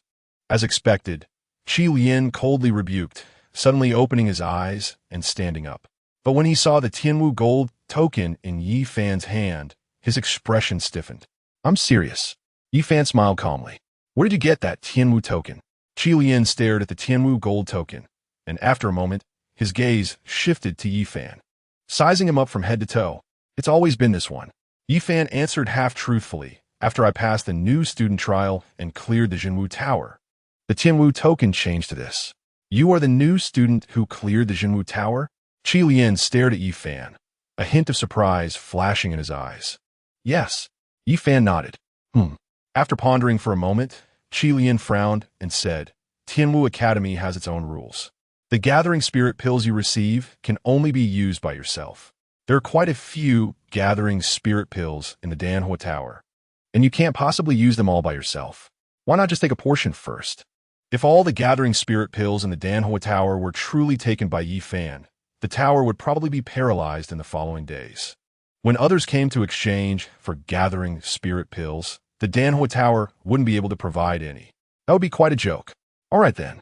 Yi Fan thought Qi Lian's words made sense and didn't intend to make things difficult for him, so he changed his mind and said, just give me 4 Jin. Brother Yi Fan. Guyu's jaw almost dropped in shock. Hearing Yi Fan's change of tone, he couldn't help but complain. Are you planning to treat gathering spirit pills like food? Who exchanges them by weight? Do you know how many gathering spirit pills 4 Jin is? Fine, just 4 Jin. Qi replied readily. He turned around and took 2 steps to a side shelf, pushed open a hidden compartment, and pulled out a drawer. Inside, it was filled with top-grade gathering spirit pills. He swept his hand across and took out 200 pills. Returning to Yi Fan, he handed over the gathering spirit pills. This. Guyu's eyes widened, and he also started to worry. Most of the gathering spirit pills circulating in the market were of 60% quality. However, each of these is a perfect spirit gathering pill. Normally, where could one see so many at once? He wondered if Yi Fan had so many points to exchange for so many spirit gathering pills at once. Thank you. Yi Fan stored the spirit gathering pills in his storage ring, looked around, and murmured, how do you get up this pill fire tower? Go up the stairs over there. Qi Lian pointed to one side and sat back in a lounge chair. Oh, Yi Fan replied and walked over. Wait a minute. Guyu felt something was off. Looked at Yi Fan, then at Qi Lian. Do these spirit gathering pills not require points? Yi Fan took the spirit gathering pills directly without using his Tianwu order. The key was that Qi Lian didn't seem to plan on asking for anything either. That's ridiculous, it's all the same. Qi Lian waved his hand, too lazy to bother. The Tianwu Gold order has unlimited points. Whether points are deducted or not doesn't make much difference. At this time, Yi Fan had already stepped up the stairs. Guyu was stunned for a moment and hurried to catch up. On the 2nd floor of the Pill Fire Tower, training rooms appeared in front of him. They were neatly arranged, with doors either open or closed.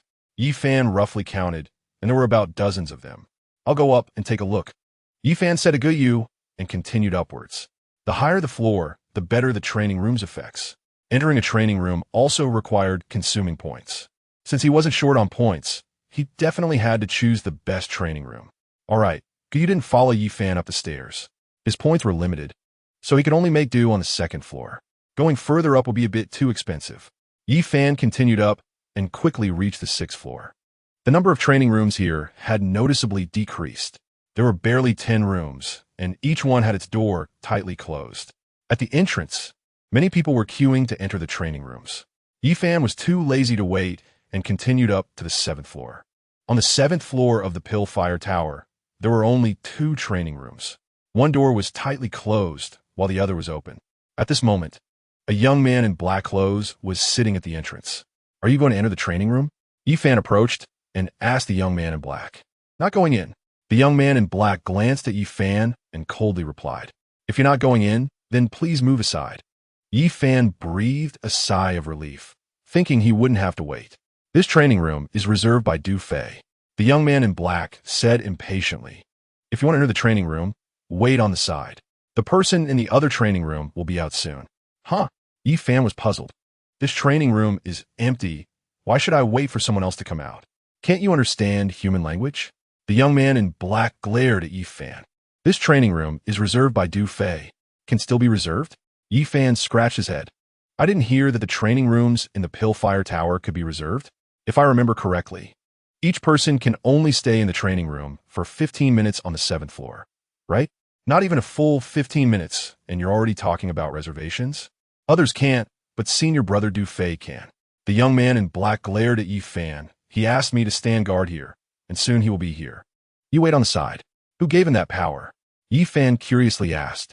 He has a Tianwu gold order, but he doesn't have that privilege. Is this Du Fei more powerful than him? You don't even know Du Fei? Are you a new student? The young man in black questioned when he saw Yi Fan's blank expression. Yeah, Yi Fan nodded. Since you're a new student, I'll let it slide because of your ignorance. The young man in black snorted coldly. Remember, Du Fei is the top person in the Outer Academy's spirit martial realm. Oh, Yi Fan smiled. The top person in the Outer Academy's spirit martial realm? Then he's still in the spirit martial realm? I thought he was some powerful character. Among the Outer Academy students, there were not a few in the Xuanwu realm. However, they were mostly low-level Xuanwu realm. They were just waiting for the Outer Academy competition to be promoted to the Inner Academy. This Du Fei was just in the spirit martial realm. Clearly, he couldn't rank high in the Outer Academy. Such a person, with such a big face?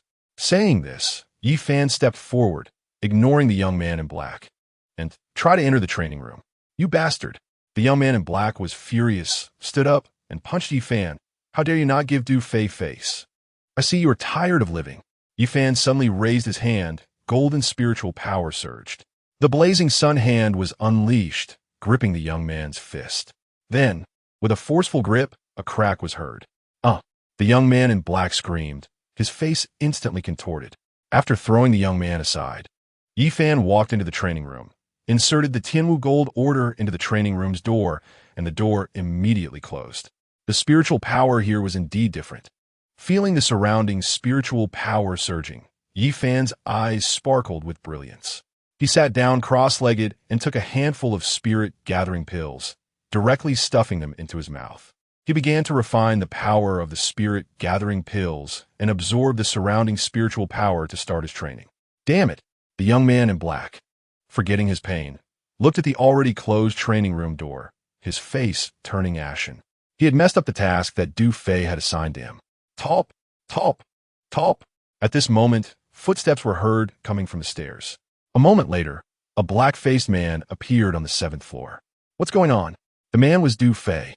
Seeing both training room doors tightly closed, he glared unhappily at the young man in black. The young man in black explained with a grievance. Just now, a new student forcibly broke into the training room I reserved for you. New student? Du Fei glanced at the injured hand of the young man in black. A trace of disgust appearing in his eyes. You trash. Actually got hurt by a new student. This new student is not weak, the young man in black frowned, wanting to explain further.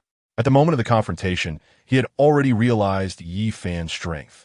With his own cultivation at the 6th stage of the spirit martial realm, he was completely no match. No matter how strong, he's still a new student. Du Fei coldly scolded, his gaze fixed on the training room door. As far as I know, the strongest among the new students in this realm is probably the newly accepted disciple of Mentor Mu Jian, Nielin, right?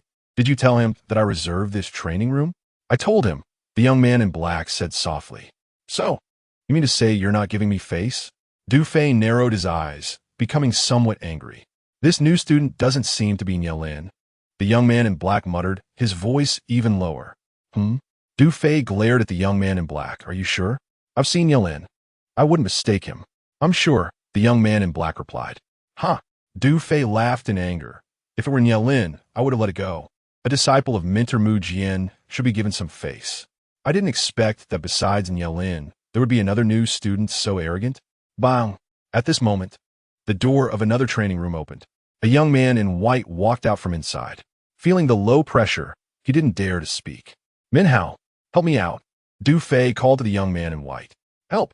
Minhao didn't dare to refuse Du Fei. If you want me to help, I will definitely help. Just don't know what you want me to do. Guard here. Du Fei pointed to the training room, where Yi Fan was, coldly said, when the person inside comes out. Stop him. Who is in there? Minhao frowned, tentatively asked. A new student who doesn't know his place. Du Fei snorted coldly and walked toward the training room Minhao had just come out of, not afraid that Minhao would refuse. A new student? Minhao's lips curled up, deciding not to leave. A new student he was confident he could easily handle. Doing Du Fei a favor, why not? 15 minutes passed quickly. Yi Fan was engrossed in his training and had no intention of leaving. He kept stuffing spirit-gathering pills into his mouth, planning to use this environment to break through to the 8th stage of the spirit martial realm. Du Fei came out of the training room. saw that Min Hao and the young man in black were still there, but did not see Yi Fan, and his expression instantly darkened. Min Hao, where's that new student? He hasn't come out. Min Hao's lips twitched, his expression complicated. Impossible. Du Fei shouted angrily. This new student entered the training room before me. 15 minutes are up. Does he dare not come out? The external academy students practice in the Danhua Tower's training room, relying entirely on self-discipline. They are only allowed to practice for a limited time each day, and they must leave when the time is up. Otherwise, they may face penalties ranging from point deductions to being placed on a blacklist. He really hasn't come out yet. Min Hao helplessly spread his hands, wondering if this new student was just a naive rookie who didn't know the rules of the Danhua Tower training room. This kid is done for. Seeing Min Hao's certainty, Du Fei gloatingly thought, then I'll just wait for him a bit longer and see how he gets punished. The three of them didn't leave and simply waited at the door. However, as time passed, they gradually became restless. It's been an hour already, Min Hao muttered. Strange, it's been so long. Why hasn't Elder Qi Lian come up to drag this new student out? Don't worry. Du Fei couldn't wait for Yi Fan to stay longer. The longer he stayed, the heavier the punishment would be. By the time he came out, it might not be as simple as just being placed on the Danhua Tower's blacklist. At this moment, after practicing for an hour, Yi Fan had refined 200 gathering spirit pills, and his cultivation had broken through to the 8th stage of the spirit martial realm. At this rate, reaching the 7th stage of the Xuanwu realm wasn't too far off. Yi Fan secretly murmured to himself, getting up and stretching. Refining gathering spirit pills and absorbing external spiritual energy was exhausting. Moreover, it was too monotonous. There was nothing else to do during that time. It wasn't like practicing in the sun, where he could lazily take a nap or stroll around. Yi Fan walked towards the training room's main door, retrieved his Tianwu Golden Order, and opened the door. Bang! Du Fei and the others perked up at the sound of the door opening, standing up in unison with their eyes focused on Yi Fan. Are you all in line? I'm done, you can go in now. Yi Fan felt uneasy under their stares. Not knowing Du Fei, he thought they were all in line. Get lost. Du Fei directly cursed. Do you know who I am? Should I know? Yi Fan was taken aback by the cursing, his face full of innocence. The young man in black stepped forward proudly and introduced, he is Du Fei, the number 1 in the spirit martial realm of the external academy of Tianwu Academy. What are you bragging about? Yi Fan glanced at the young man in black, thinking, so what? Aren't you just a lackey? Besides being the number 1 in the spirit martial realm of the external academy, isn't something to boast about. Huh? Du Fei, feeling underestimated by Yi Fan, smiled instead of getting angry. So arrogant? You'll regret it later. I'm not the kind to cry. Yi Fan didn't bother with them and went downstairs on his own. Just let him go like that? The young man in black looked shocked and turned to Du Fei. The good show is still to come. Du Fei a cold smile, signaling Min Hao and the others. Let us go. We'll follow him and see how Elder Qi Lian will teach him a lesson. After saying that, the three followed Yi Fan quietly. Yi Fan appeared on the first floor of the Danhua Tower, catching Elder Qi Lian's attention. However, Elder Qi merely glanced at him and said nothing. Du Fei noticed that Elder Qi had no intention of stopping Yi Fan and frowned. Seeing Yi Fan about to leave, he hurriedly shouted, "Stop! What is up?" Yi Fan stopped and turned back to ask. Du Fei turned to Elder Qi Lian and said, "Elder Qi, this guy's been in the training room on the 7th floor of the Danhua Tower for an hour." "I know," Elder Qi replied lightly. "You know?" Du Fei was even more puzzled. "Since you know, why don't you stop him? He broke the rules of the Danhua Tower. Are you teaching me how to do things?" Elder Qi showed Du Fei a sideways glance, somewhat displeased. "No." Du Fei's face stiffened as he muttered. "I was just curious why you didn't stop him. Enough meddling in others' business." Elder Qi lazily closed his eyes. What Yi Fan held was the Tianwu Golden Order. He enjoyed privileges and had access to all resources of Tianwu Academy. Not to mention staying for an hour. He could stay even longer. Du Fei's expression stiffened, feeling as if he had eaten a fly, waiting to see Yi Fan get punished, but nothing happened. "Yi Fan, you're still here?" Just then, Guyu appeared from the 2nd floor and bumped into Yi Fan, greeting him. "Yi Fan?" Du Fei was taken aback and suddenly looked at Yi Fan. a hint of surprise flashing in his eyes. You're a Yi fan? Chapter 26. The Misty Forest, the Battle of the Two Alliances. Have you heard of me? Yi fan chuckled lightly, a hint of pride on his face. So it seems he is quite famous in the external academy. Du Fei's expression grew, increasingly excited, immediately shouting at Yi fan, are you willing to go to the life and death platform with me for a battle to the death? Huh? Yi fan was stunned, his mouth agape in surprise. Right off the bat, he wanted to fight him to the death? Is he out of his mind? What grievance do we have? Is it just for a training room? Guyu, Min Hao, and the others were also shocked. And even Elder Chi couldn't help but cast a sideways glance at Du Fei. Are you willing? Du Fei pressed again when he saw Yi fan was dazed. So direct? Yi fan couldn't help but be curious about Du Fei's motives. Seeing Yi fan not responding, Du Fei hurriedly provoked him. You were so arrogant just now, and now I'm inviting you to a battle to the death. Are you backing down? Why do you want to kill me? Yi fan asked with interest. If you honestly tell me, I can give you a chance to kill me. Someone has a bounty on your life. Du Fei hesitated for a moment before finally revealing the truth. Who? Yi fan immediately thought of Duan Tianyai's name, but then he reconsidered and felt something was off. This Du Fei didn't seem very bright. If Duan Tianyai had hired someone, he wouldn't let a fool take action. Shenli, Du Fei said directly. He issued a bounty for you through the Killing Alliance, offering 100,000 points for your life. Killing Alliance? Yi fan raised his eyebrows, revealing a look of confusion. The Killing Alliance is a student alliance, one of the two major student alliances in the external academy. Guyu had already crept up to Yi fan's side and whispered, I heard that the Killing Alliance is a force nurtured by the third prince in the Tianwu Academy's external academy. Upon hearing this introduction, Yi fan understood. Du Fei was so anxious because he was afraid of being one step behind. What, do you think I'm easy to kill? Is this 100,000 points so easy to get? Sigh. Yi fan sighed. Chunli is really stingy. My life is only worth 100,000 points? Such a low offer? 100,000 is not a small amount. Du Fei impatiently stared at Yi fan, urging, I've already told you the reason. Why not come with me to the life and death platform now? I'm not going. Yi fan flatly refused. What? Du Fei widened his eyes and shouted angrily. Didn't you just say that as long as I tell you the reason, you would give me a chance to kill you? You actually believe that? Are you stupid? Yi fan said, What benefit do I get from agreeing to fight you to the death? You can earn points by killing me, but I don't get any points for killing you. Who says there aren't? Du Fei snorted coldly. If you kill me, all the points I have will be yours. The Academy allows killing on the life and death platform to seize points. Points?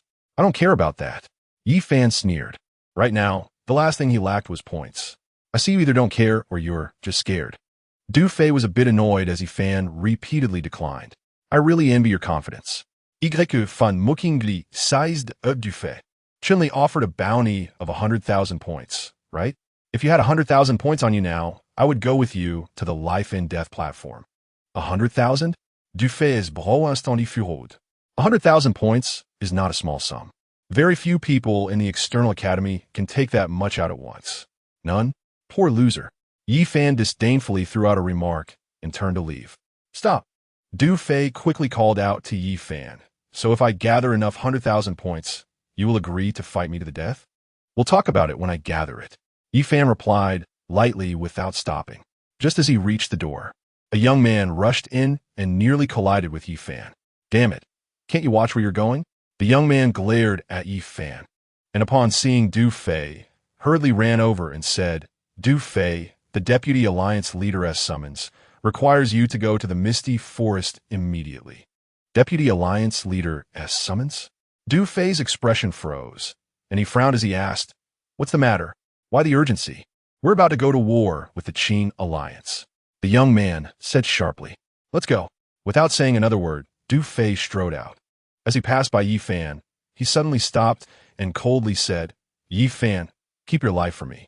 Once I leave the fog forest, I should be able to gather enough points. Don't let anyone kill you.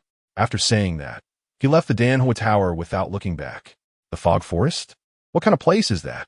Yi fan mumbled, feeling somewhat puzzled. Yi Yao hadn't mentioned it to him before. That's an area the Academy doesn't manage. Could you explain to Yi fan? I've heard that many spiritual herbs grow there. and a lot of Outer Academy students go there to gather them and exchange them for points at the Academy.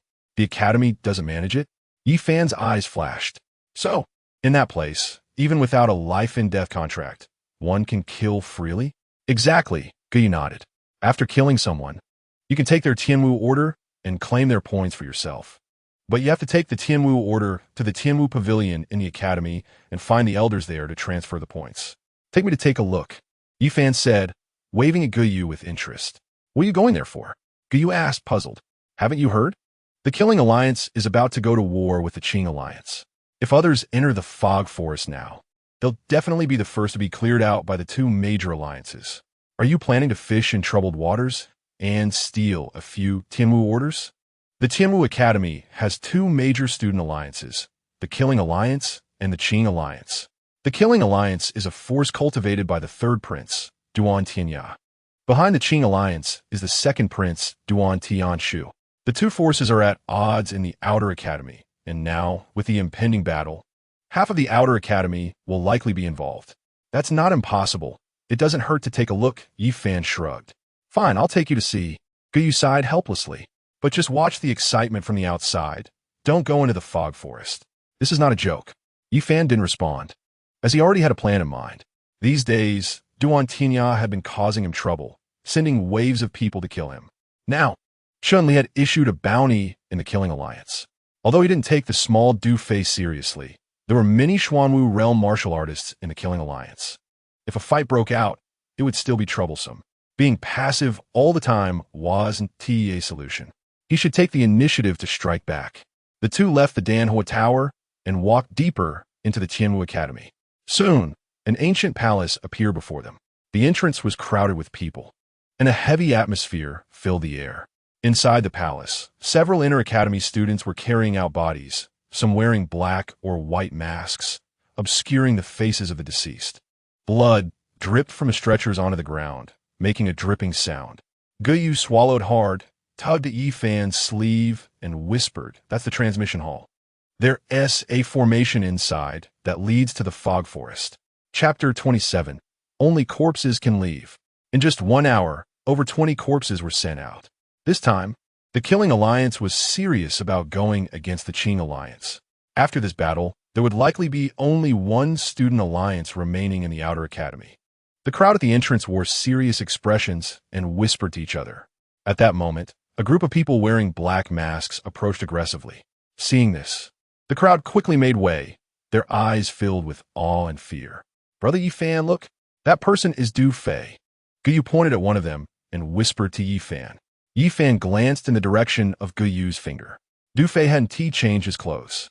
Even with the mask on, he could be recognized at a glance. As Du Fei's group entered the transmission hall, their gaze fell on the bodies being carried out. The Killing Alliance and the Qing Alliance were in a fierce battle, and there was still time to transport the bodies out. The bodies are automatically sent out.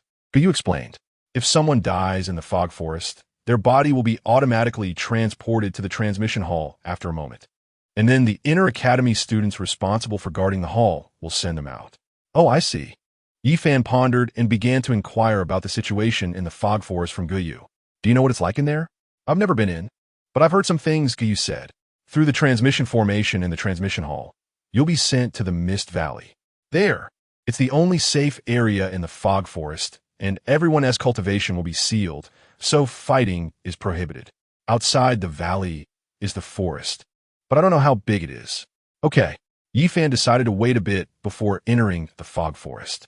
Otherwise, it would be difficult if he ran into Du Fei's group in the Mist Valley. During this time, several more bodies were transported out, showing that the fighting inside had already escalated. After half an hour, Yi Fan's figure emerged. "Brother Yi Fan, are you really going?" Guyu hurriedly grabbed Yi Fan. Yi Fan didn't respond and gently patted Guyu's shoulder. Then he stepped forward and entered the transmission hall. Who is this person? Not wearing a mask to enter the Fog Forest? He doesn't seem to be from the Killing Alliance or the Qing Alliance, right? He must be trying to take advantage of the chaos between the two alliances. He is practically asking for death. Now, the Killing Alliance and the Qing Alliance are both going crazy. If this person goes in now, he will definitely die.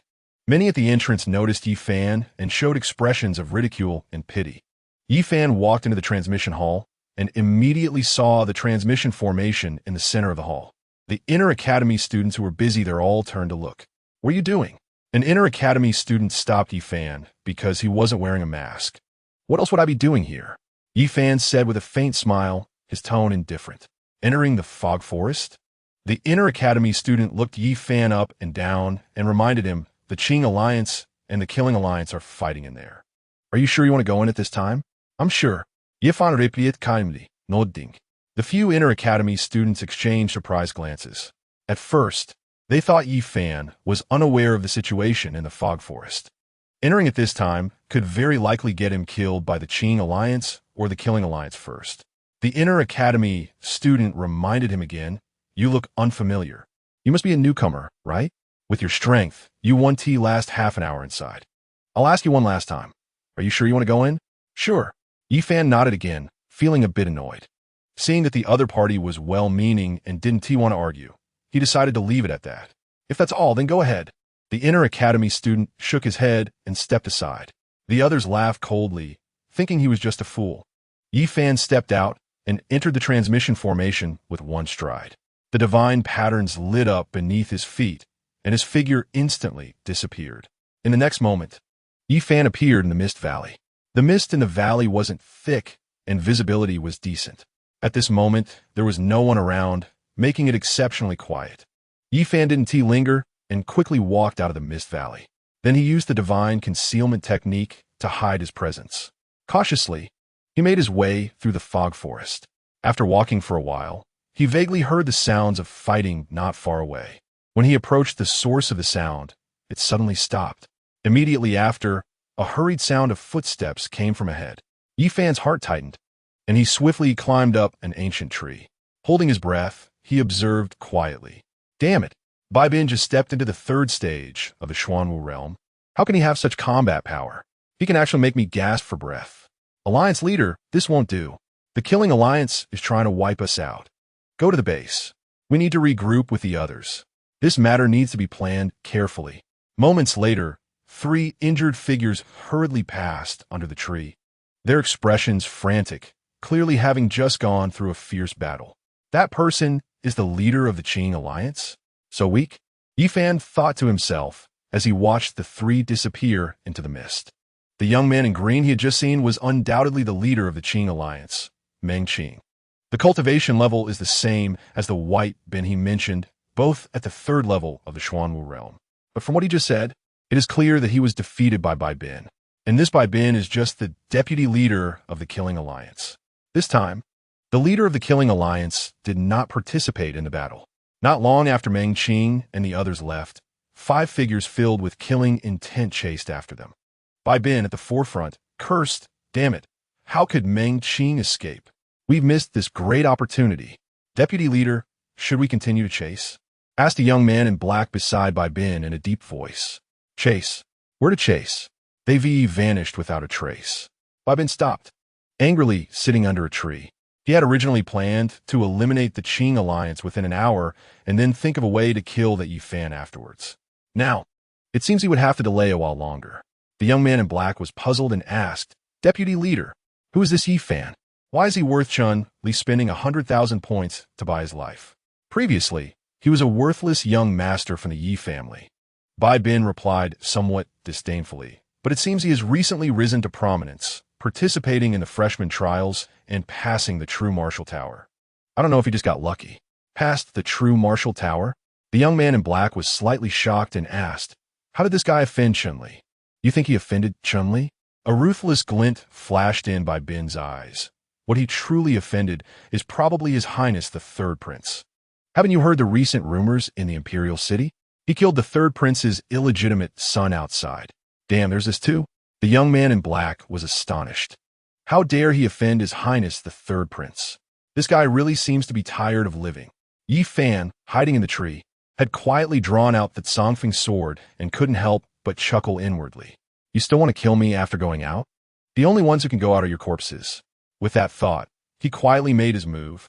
In the mist, his figure flashed like a ghost. The Tsongfeng sword gleamed coldly, the blade approaching the target silently like a venomous snake.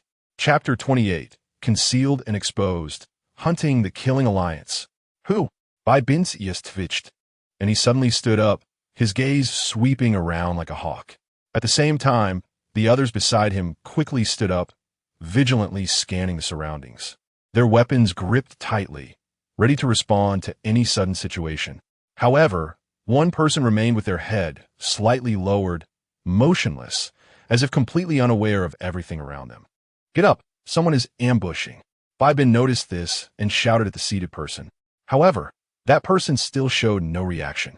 The young man in black sensed something was wrong and stepped over to that person's side, gently pushing them. The person tilted and fell directly, producing a dull thud. Dead. The young man in black's pupils contracted as he looked down at the person's throat, where a thin line of blood slowly emerged, followed by a spurt of blood that stained the ground. Was it someone from the Qing Alliance? A cold glint flashed in by Bin's eyes, filled with raging anger. The Qing Alliance actually has such a skilled expert, killing someone right under my nose, a single sword strike to the throat. Whoosh! As soon as he finished speaking, a shadow reappeared in the mist. Bang! Another person silently fell, their throats similarly marked by a blood line, blood slowly seeping out, staining their collar. The remaining three instantly became tense, standing back to back, their breathing quickening. Come out! Bin shouted coldly, scanning the surroundings. What kind of skill is hiding and striking? If you have the ability, come out and fight me. His furious voice echoed through the space, but in response, there was only dead silence. What should we do? The young man in black's voice trembled, cold sweat dripping down his back. The two who had just died were both at the 9th level of the spirit martial realm. Although their cultivation wasn't top-notch, being able to execute a throat strike without them noticing was truly terrifying. This person is skilled in assassination. Bin spoke in a deep voice, quickly making a judgment. In a misty forest, such an opponent is too troublesome. If they don't show themselves, we can only escape. Escape? The young man in black swallowed hard. Yes, Bin said coldly, split up and escape. They can only pursue one person at most. We'll settle the score with the Qing Alliance later. With that, his figure flashed, and he rushed into the mist first. The young man in black exchanged glances with another person and then quickly scattered, their figures soon disappearing into the mist. Quick reactions. Yi Fan, hiding in the dark, chuckled inwardly, a cold glint flashing in his eyes. He then moved like a ghost through the mist, locking onto the weakest of the three, a first-level Xuanwu realm warrior. Whoosh! The Tsangfeng sword struck out like a venomous snake, accurately slicing through that person's throat. The third person perished. Yi Fan appeared beside the corpse, looking down at his masterpiece, a smug smile curling at the corner of his mouth. This assassination technique is quite effective. Killing is so easy. Although his cultivation was only at the 8th level of the spirit martial realm, with the assassination technique, he could easily slay a first-level Xuanwu realm warrior, doing so silently and without leaving a trace. This method was enough to instill fear in any opponent. The Tianwu order? Yi Fan noticed the Tianwu order beside the corpse and picked it up. It seems this thing is of no use to me. I might as well give it to someone lucky. Saying that, he casually tossed the Tianwu order aside and turned his attention to the other person's storage ring. After collecting the 3 storage rings, he quickly left the scene, heading towards the direction for which the earlier fighting sounds had come.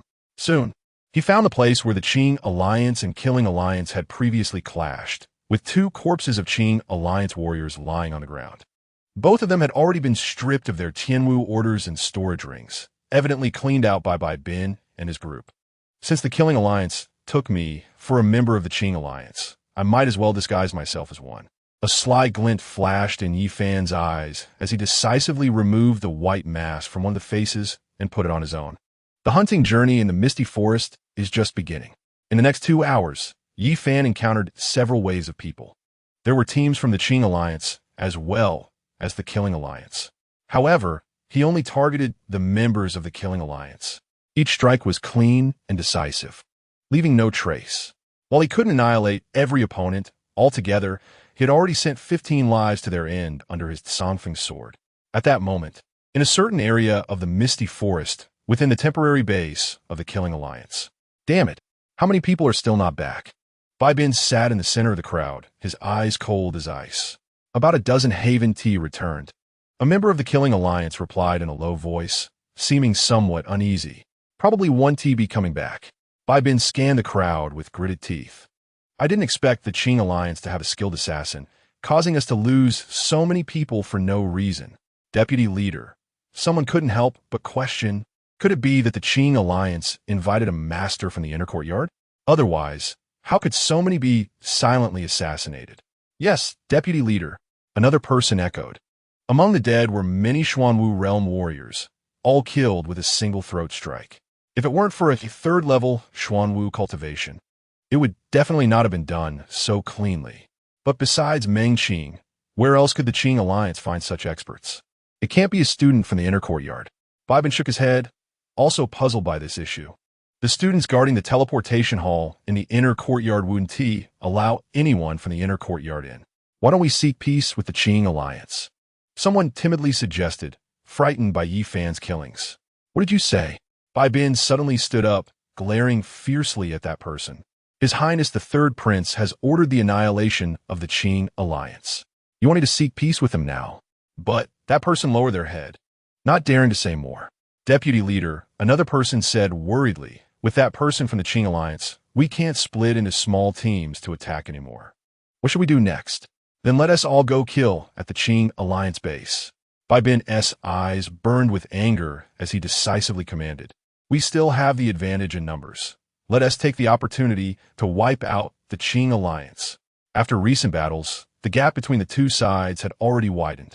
In the Misty Forest today, the Qingming only has more than 50 people left. In contrast, the Xiaoming still has over 80 members. Originally, splitting into small teams for attacks could reduce casualties to some extent. However, the current situation no longer allows them to do so. They can only launch a full-scale assault and determine their fates. Yi Fan, who was hiding in the shadows, took everything in. Half an hour ago, he had secretly followed a member of the Xiaoming to this place. He chose not to act out of concern for alarming the snake. To kill at the Qingming base? Yi Fan narrowed his eyes, forming a plan in his mind. With so many people gathered in the Xiaoming, and many of them being Xuanwu realm warriors, hunting them would be difficult and could easily lead to exposure. However, taking advantage of the chaos between the Xiaoming and the Qingming to strike would undoubtedly make things much simpler. Chapter 29. Killing you. No need for assassination techniques. Inside the Qingming base, the members of the Qingming had also gathered together. Leader, why don't we surrender? A member of the Qingming suggested softly from a corner. After a long period of fighting, morale among the Qingming had plummeted. Many had already begun to feel afraid. Surrender? Meng Qing spoke softly, a flicker of struggle in his eyes. Do you know what surrender means? It means disbandment. The person who proposed surrendering stammered, fearing to anger Meng Qing. Meng Qing felt a sense of helplessness, nodding and sighing. Yes, it means disbandment.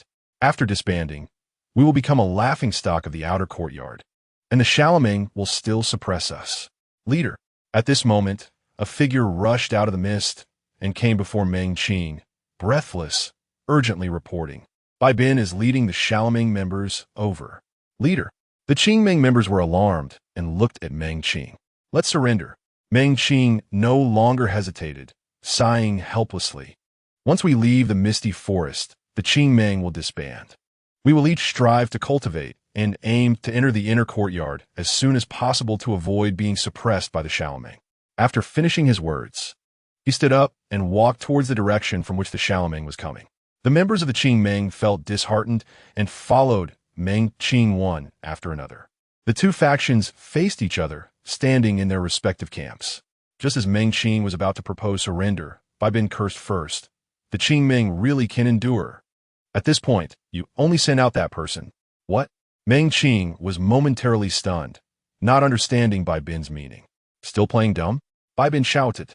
That person who is skilled in assassination techniques has killed over 10 of my Xiaoming members in just a few hours. Assassination techniques? Meng Qing was confused, shocked by Bai Bin's words. Skilled in assassination techniques, able to kill over 10 members of the Xiaoming? If the Qingming had such a person, why would we even surrender? But as the leader, he was unaware of this individual. Bai Bin had suffered a loss at Yi Fan's hands. Seeing Meng Qing's expression made him even angrier. Don't tell me this person isn't from your Qingming. At this time, would anyone else enter the misty forest? Whoosh! As soon as he finished speaking, Yi Fan, who had been following closely, made a move quietly. Bang! The hidden blade sliced through, and a member of the Shalamang fell without warning. That person is here. One person beside the fallen individual reacted first. The terrified scream caused panic in the crowd. Damn it! Bai Bin glared at Meng Qing. Still saying he's not one of your Qingming? Kill! Wipe out this bunch of scum from the Qingming. Boom! Boom! Boom! With Bai Bin's command, the members of the Shalamang decisively attacked. The Qingming members, who were initially contemplating surrender, had not yet grasped the situation. But faced with the assault from the Shalamang, they could only be forced to fight back. The sounds of battle erupted, and blood stained the ground. Whoosh! Whoosh! Whoosh! In the chaos, the hidden blade flickered with cold light in the mist. Each flash was accompanied by the fall of a Shalamang member. In just a few breaths, 5 Shalamang warriors had already fallen, each one being silenced by a single sword strike. Someone really is skilled in assassination techniques. Meng Qing, fighting among the crowd, caught sight of Yi Fan's figure. Seeing the mask on Yi Fan's face, he felt a surge of joy. He was sure that the Qingming had no one like Yi Fan. But now that Yi Fan was wearing a white mask, he was killing members of the Shalamang. The meaning was clear. The assassination against the Shalamang was done by an enemy of the Shalamang. The enemy of my enemy can be a friend. Everyone, we might not be defeated yet, attack. Meng Qing, who was ready to surrender, now saw hope. Though the Qingming members had not caught sight of Yi Fan, they all realized that someone was helping them fight against the Shalamang from the shadows. With Meng Qing's order, they all became invigorated. Boom! Boom! Boom! As the strongest member of the Qingming, Meng Qing naturally faced off against Bai Bin. Previously, although he had fought Bai Bin, he was slightly at a disadvantage. Now, with the threat of Yi Fan, Bai Bin could not concentrate. This was definitely the best opportunity to kill Bai Bin. As long as Bai Bin died, it would be equivalent to winning more than half of the battle. Now is the time. Yi Fan was also waiting for the opportunity. His killing intent already locked onto Bai Bin. Taking advantage of Bai Bin being entangled with Meng Qing, the hidden blade moved slightly, emitting a hint of cold light, and aimed directly at Bai Bin's back. Before the sword reached, the chilling aura already pressed against the bones. Get lost. Bai Bin, after all, was a third-tier Xuanwu realm warrior. Although he hadn't noticed Yi Fan approaching, the moment the sword tip was about to pierce his body, he suddenly felt a deadly sense of crisis. Almost instinctively, he sidestepped to avoid the vital spot. Puff! The hidden blade pierced Bai Bin's right shoulder, blood gushed out. At the same time, he countered with a palm strike, knocking Yi Fan's figure back. Then he retreated several steps, his face turning pale instantly. It's you, Bai Bin roared, his gaze fixed on Yi Fan like an eagle. He had always been on guard against Yi Fan, waiting for Yi Fan to make a move against him. At this moment, he had finally succeeded in forcing Yi Fan to reveal himself. He just didn't expect to pay the price of being injured. It's you. A member of the Shalamang recognized Yi Fan, feeling that his figure seemed somewhat familiar. After confirming several times, he exclaimed in disbelief, Du Fei, do you know this person? Bai Bin, upon hearing this, immediately turned to Du Fei and shouted, who is this person? He wanted to clarify Yi Fan's identity the most. Otherwise, once they got out, he wouldn't even know who to take revenge on. Yi Fan also turned his gaze at this moment, glancing at Du Fei. Before Du Fei could speak, the hidden blade lunged forward, seeking death. Du Fei, with no fear on his face, charged forward. Aren't you skilled in assassination techniques? You can't possibly be my match in a head-on confrontation. Whoosh! The hidden blade sliced through, and a spray of blood flew. In just one exchange, Du Fei's body fell. A line of blood appeared at his throat, similarly silenced by a single sword strike. Idiot! Yi Fan looked at the fallen Du Fei, his expression full of disdain. Killing you requires no assassination techniques. A head-on confrontation is enough with just one move. This idiot, Bai Bin Fei Furios, Kursing Yifan. Just now, Du Fei clearly had the chance to reveal Yi Fan's identity. But he first said a useless line and was then killed by Yi Fan. Meng Qing, seeing Bai Bin injured, had once again made his way over. Bai Bin, enduring the pain, turned to fend off Meng Qing's assault, shouting to the few closest to Yi Fan, "You guys, kill this person first." Whoosh, whoosh, whoosh. As soon as he finished speaking, 3 figures suddenly pounced towards Yi Fan. Each one had a first-tier Xuanwu realm cultivation. Their moves were fierce, forcing Yi Fan to retreat repeatedly. Damn it. This guy is only at the 8th tier of the Lingwu realm. How could he have killed so many people? Damn it. I'm going to tear this kid to pieces. The 3, realizing Yi Fan's cultivation level, were enraged. Chapter 30. The leader of the Shalamang, Dugu Pe. After a few exchanges, Yi Fan's figure flickered. Taking advantage of the cover of the mist, he suddenly disappeared again. By now, it was deep into the night. The area was shrouded in mist. Assassination techniques thrived here. Oh no, the 3 people didn't see Yi Fan and immediately panicked. Boom, boom, boom. The battles between the Qing Alliance and the Killing Alliance were still fierce. The clash of swords and blades intertwined, and the sounds of shouting echoed in the sky. Yi Fan hid in the shadows, calmly observing the battlefield, not rushing to act again. Assassination emphasizes efficiency and safety. After what had just happened, he realized that assassinating a 3rd-tier Xuanwu realm warrior was still somewhat challenging, especially when the opponent was on guard. Thus, he decisively shifted his target to others. Whoosh, whoosh, whoosh. Learning from his lesson, Yi Fan occasionally seized the opportunity to strike. Each time he attacked, the intervals were slightly longer. Bang, bang, bang. One by one, the bodies of the Killing Alliance warriors fell. From the previous 80 or so, fewer than 30 remained. Half of them had died at Yi Fan's hands, while the other half were killed by the Qing Alliance warriors. The Qing Alliance warriors also suffered significant losses in the battle. The morale of the Killing Alliance was gradually collapsing. Many began to panic and flee in all directions. Damn it, Bai Bin roared, his eyes filled with anger and unwillingness. He knew he could no longer control the situation. Whoosh! Yi Fan saw the opportunity had come and once again attempted to assassinate Bai Bin. The injured Bai Bin was already suppressed by Meng Qing. Although he remained vigilant against Yi Fan, he could no longer mount an effective defense against the assassination. The hidden blade pierced Bai Bin's heart, causing his pupils to constrict. Who exactly are you? Bai Bin stared at Yi Fan, who was close at hand, unwilling to accept his fate. He slowly extended his hand, wanting to remove Yi Fan's mask. Unfortunately, his hand fell weakly halfway through. As Yi Fan withdrew his sword, Bai Bin's body fell to the ground. Thank you for your assistance. Meng Qing, seeing Bai Bin dead, breathed a sigh of relief and looked at Yi Fan's back, saying, "May I know your name?" The outcome of this battle had been decided. The Qing Alliance had suffered a tragic victory. The few surviving members of the Killing Alliance had fled the area. The Qing Alliance members, blinded by bloodlust, were in hot pursuit. In response to Meng Qing's question, Yi Fan turned back to glance at him. Just a single look, without uttering a word. Then, his figure flashed and disappeared again into the mist. Leaving the misty forest, he first headed to the misty valley. The remnants of the Killing Alliance fell one by one under the pursuit of the Qing Alliance. At this moment, Yi Fan had also embarked on his return journey. Inside the teleportation hall, one corpse after another was sent out. What happened? How did the Killing Alliance lose so many people?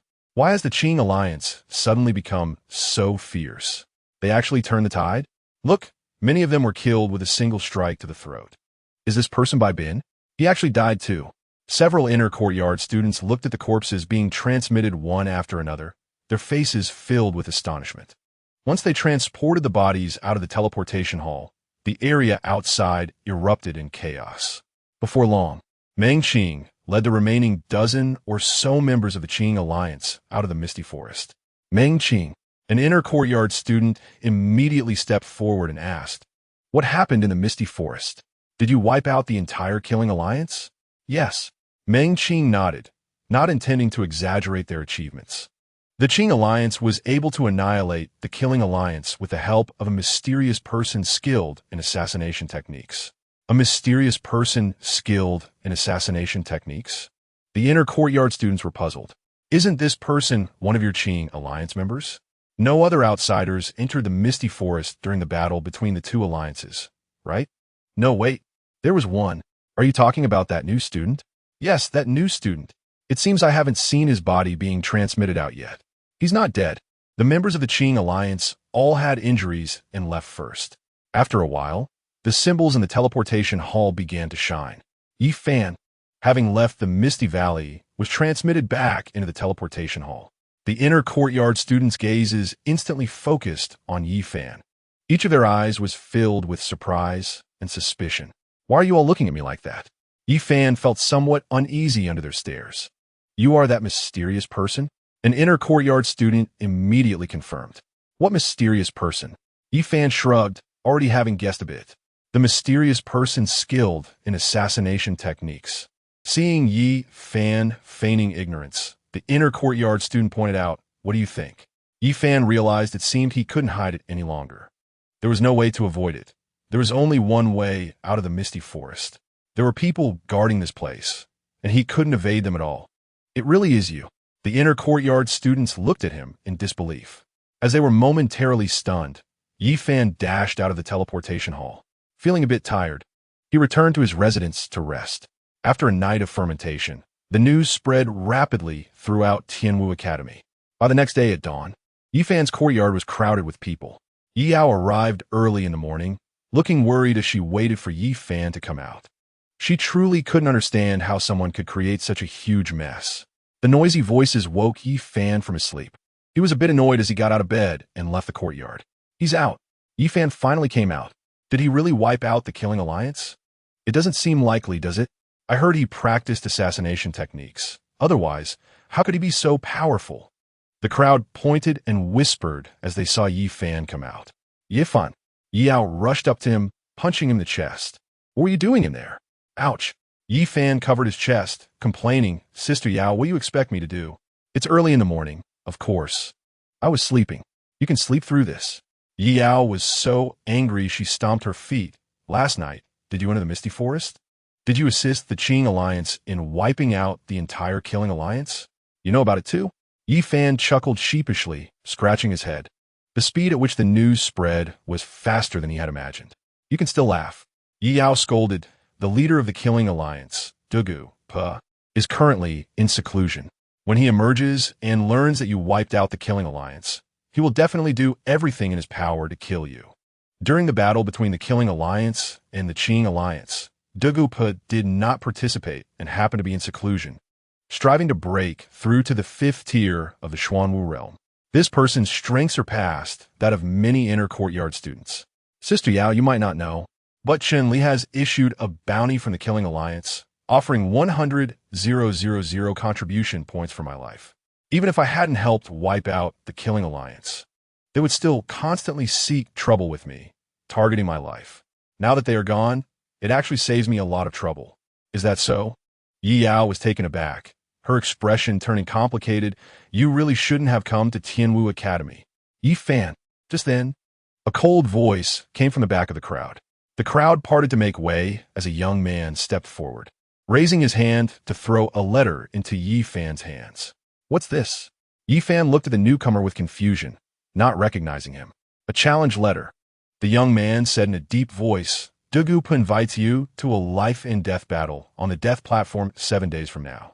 If you don't come, you will bear the consequences. Chapter 31. Just kill. Don't worry about injuries. Bear the consequences? Yi Fan laughed disdainfully. He challenges me, so I must respond? Does He have such a great face? I won't respond to this battle. I'm curious to see what the consequences will be.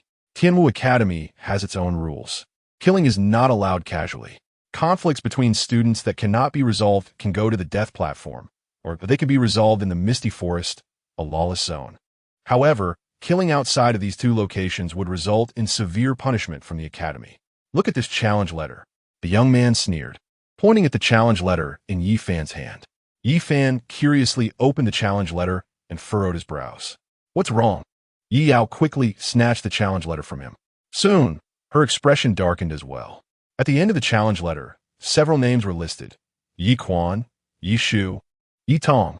They were all members of the Yi family at Tianwu Academy. Po's meaning couldn't be more obvious. If Yi Fan didn't respond, he would target these people. Students at Tianwu Academy need contribution points. In addition to the monthly fixed allocation, students need to earn points themselves. They must accept tasks issued by the academy and carry them out outside. Yi Fan doesn't lack points, so there's no need for him to take on these tasks. And he won't have many opportunities to leave the Tianwu Academy. However, the others in the Yi family need points. Leaving the Tianwu Academy to accept tasks could lead to being targeted by He. On the other hand, not accepting tasks could delay their cultivation due to a lack of points. Has He exited seclusion? Yi Fan suddenly looked up, his gaze sharp as he focused on the young man. From the content of the challenge letter, it was clear that He wanted to kill him. If he wanted to kill him so badly, why set the time for 7 days later? Not yet. The young man smirked, revealing a hint of sarcasm, but rest assured, he will emerge from seclusion in 7 days. If he hasn't emerged, how could he send you the challenge letter? Yi Fan raised an eyebrow, a trace of amusement flashing in his eyes. Was this challenge letter sent by He, or was it someone else? Does it matter? The young man sneered. You just need to know that you must appear at the life and death stage in 7 days. If you don't show up, you can bear the consequences. With that, he turned and swaggered away. I knew that the Killing Alliance wouldn't let this matter rest so easily. He would probably break through to the 5th stage of the Xuanwu realm after emerging from seclusion in 7 days. Yi Fan, this guy, has been targeted by He, and his life might be in danger. As soon as the young man left, the crowd around him stirred. What are you all still doing here? At this moment, Yi Yao's brows were tightly knitted, and her voice suddenly boomed. She shot an angry glare at the crowd, her face filled with dissatisfaction. The crowd instantly quieted down, seemingly intimidated by her presence. After a few moments, they dispersed, leaving only Yi Yao and Yi Fan standing at the entrance of the courtyard. Yi Yao then turned to Yi Fan, her face full of concern, and asked, Yi Fan, what do you plan to do about He's life and death challenge? Nothing in particular. Yi Fan replied casually, stepping out, and after a few paces turned to Yi Yao and said, by the way, Sister Yao, during this time, have Yi Quan and the others leave Tianwu Academy less often. Now, he's somewhat looking forward to the great gift promised by Elder Xiao. It is said that this gift can ensure his peace of mind in Tianwu Academy. However, to get this gift, he must first secure first place in the Outer Academy competition. The Outer Academy competition is still half a month away. Yi Fan left the residential area of the First Academy and headed straight for the Pill Fire Tower. He ordered some gathering spirit pills from the Pill Fire Tower and returned to his residence.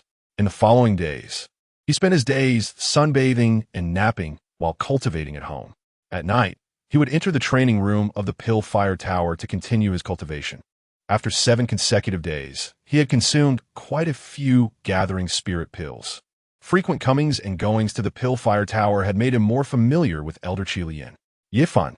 One evening, Elder Qilian noticed Yi Fan arriving at the Pill Fire Tower again and couldn't help but wonder.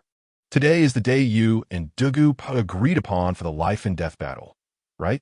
Are you still free to come to me? Have you already finished? I didn't go. Yi Fan casually replied. Didn't go? Elder Qilian's eyes flickered for a moment before he laughed. Not going makes sense. In the face of a life and death invitation, with the lives of your family at stake, being able to remain calm, recognize oneself, and make the right judgment is quite rare. What's wrong? Yi Fan was displeased upon hearing Elder Qilian's words. Did Elder Qilian think he wasn't a match for He? Elder Qilian stroked his beard and smiled. If you think you are his match, why not accept his life and death invitation? I don't accept it because I don't want to indulge him. Yi Fan curled his lips and said disdainfully, if I accept, today it would be He, and another day it would be another He. Should I accept every life and death challenge just because someone threatens me with the lives of my family? You have a point. Elder Qilian raised his eyebrows, not denying Yi Fan's words. The Academy indeed needs to establish some new rules in this regard. Otherwise, it would be too chaotic. Yi Fan stepped up the stairs, heading straight to the 7th floor of the Pill Fire Tower, entering the training room. After several days of cultivation, he felt that he had touched upon a bottleneck. He came to the Pill Fire Tower tonight to break through to the 9th stage of the Spirit Martial Realm. After several hours of cultivation, he finally succeeded in breaking through. At this time, the sky was about to brighten. Yi Fan, are you there? At this moment, an anxious voice came from outside the training room. Guyu? Yi Fan recognized the voice and stood up to walk out of the training room. As soon as he opened the door, he saw Guyu standing outside with a bruised and battered face. Yi Fan was taken aback and asked in confusion, "What happened to your face?" "I got beaten up." Guyu's expression was awkward as he scratched his head, trying to say something but hesitating, words stuck in his throat. Seeing this, Yi Fan couldn't help but laugh. "Just say what you want, there's no one else here." "Is someone trying to silence you?" "It's Yi Quan." Something happened to Yi Quan. After hesitating for a long time, Guyu finally said in a low voice, Yi Fan's expression changed. The smile on his face instantly vanished, and his brows furrowed slightly. "Didn't I tell them not to leave Tianwu Academy during this time? Why are they so disobedient?" "He hasn't left Tianwu Academy." Guyu, seeing that Yi Fan misunderstood, quickly explained, "Yi Quan was beaten up inside Tianwu Academy." Yi Fan was taken aback. "They dare to hurt people inside the academy?" Guyu muttered in a low voice, "The rules of Tianwu Academy only care about killing, not about injuring." "Who sent you to come?" Yi Fan thought for a moment and became curious. As far as he knew, Guyu shouldn't be familiar with Yi Quan. Why did Guyu come to deliver the message? This? Guyu hesitated, looking quite troubled. It was Dugu, right? Yi Fan saw through him at a glance, feeling sorry for Guyu, and no longer asked further. "Where is he now? Take me there to see what happened." Chapter 32, Ignoring Academy Rules, Killing on the Spot. At this moment, in a square of Tianwu Academy, Yi Quan, dressed in a blue robe, was now covered in dust and footprints, lying on the ground in a disheveled state, his face filled with resentment and unwillingness. He gritted his teeth and tried to get up from the ground, but every movement seemed exceptionally difficult. Not far from him stood two men and a woman. "Yi Quan, oh Yi Quan, weren't you very arrogant before? Why aren't you shouting now? Do you know why I'm beating you?" One of the young men in black stepped on Yi Quan, looking down at him mockingly. This person was named Xingji, the one who delivered the challenge letter to Yi Fan on behalf of Dugu the other day. The man and woman behind Xingji were also familiar faces to Yi Fan, Lin Qingwei and Yelin. At this moment, Lin Qingwei looked indifferent, as if everything before her had nothing to do with her, while Yelin crossed his arms and watched coldly.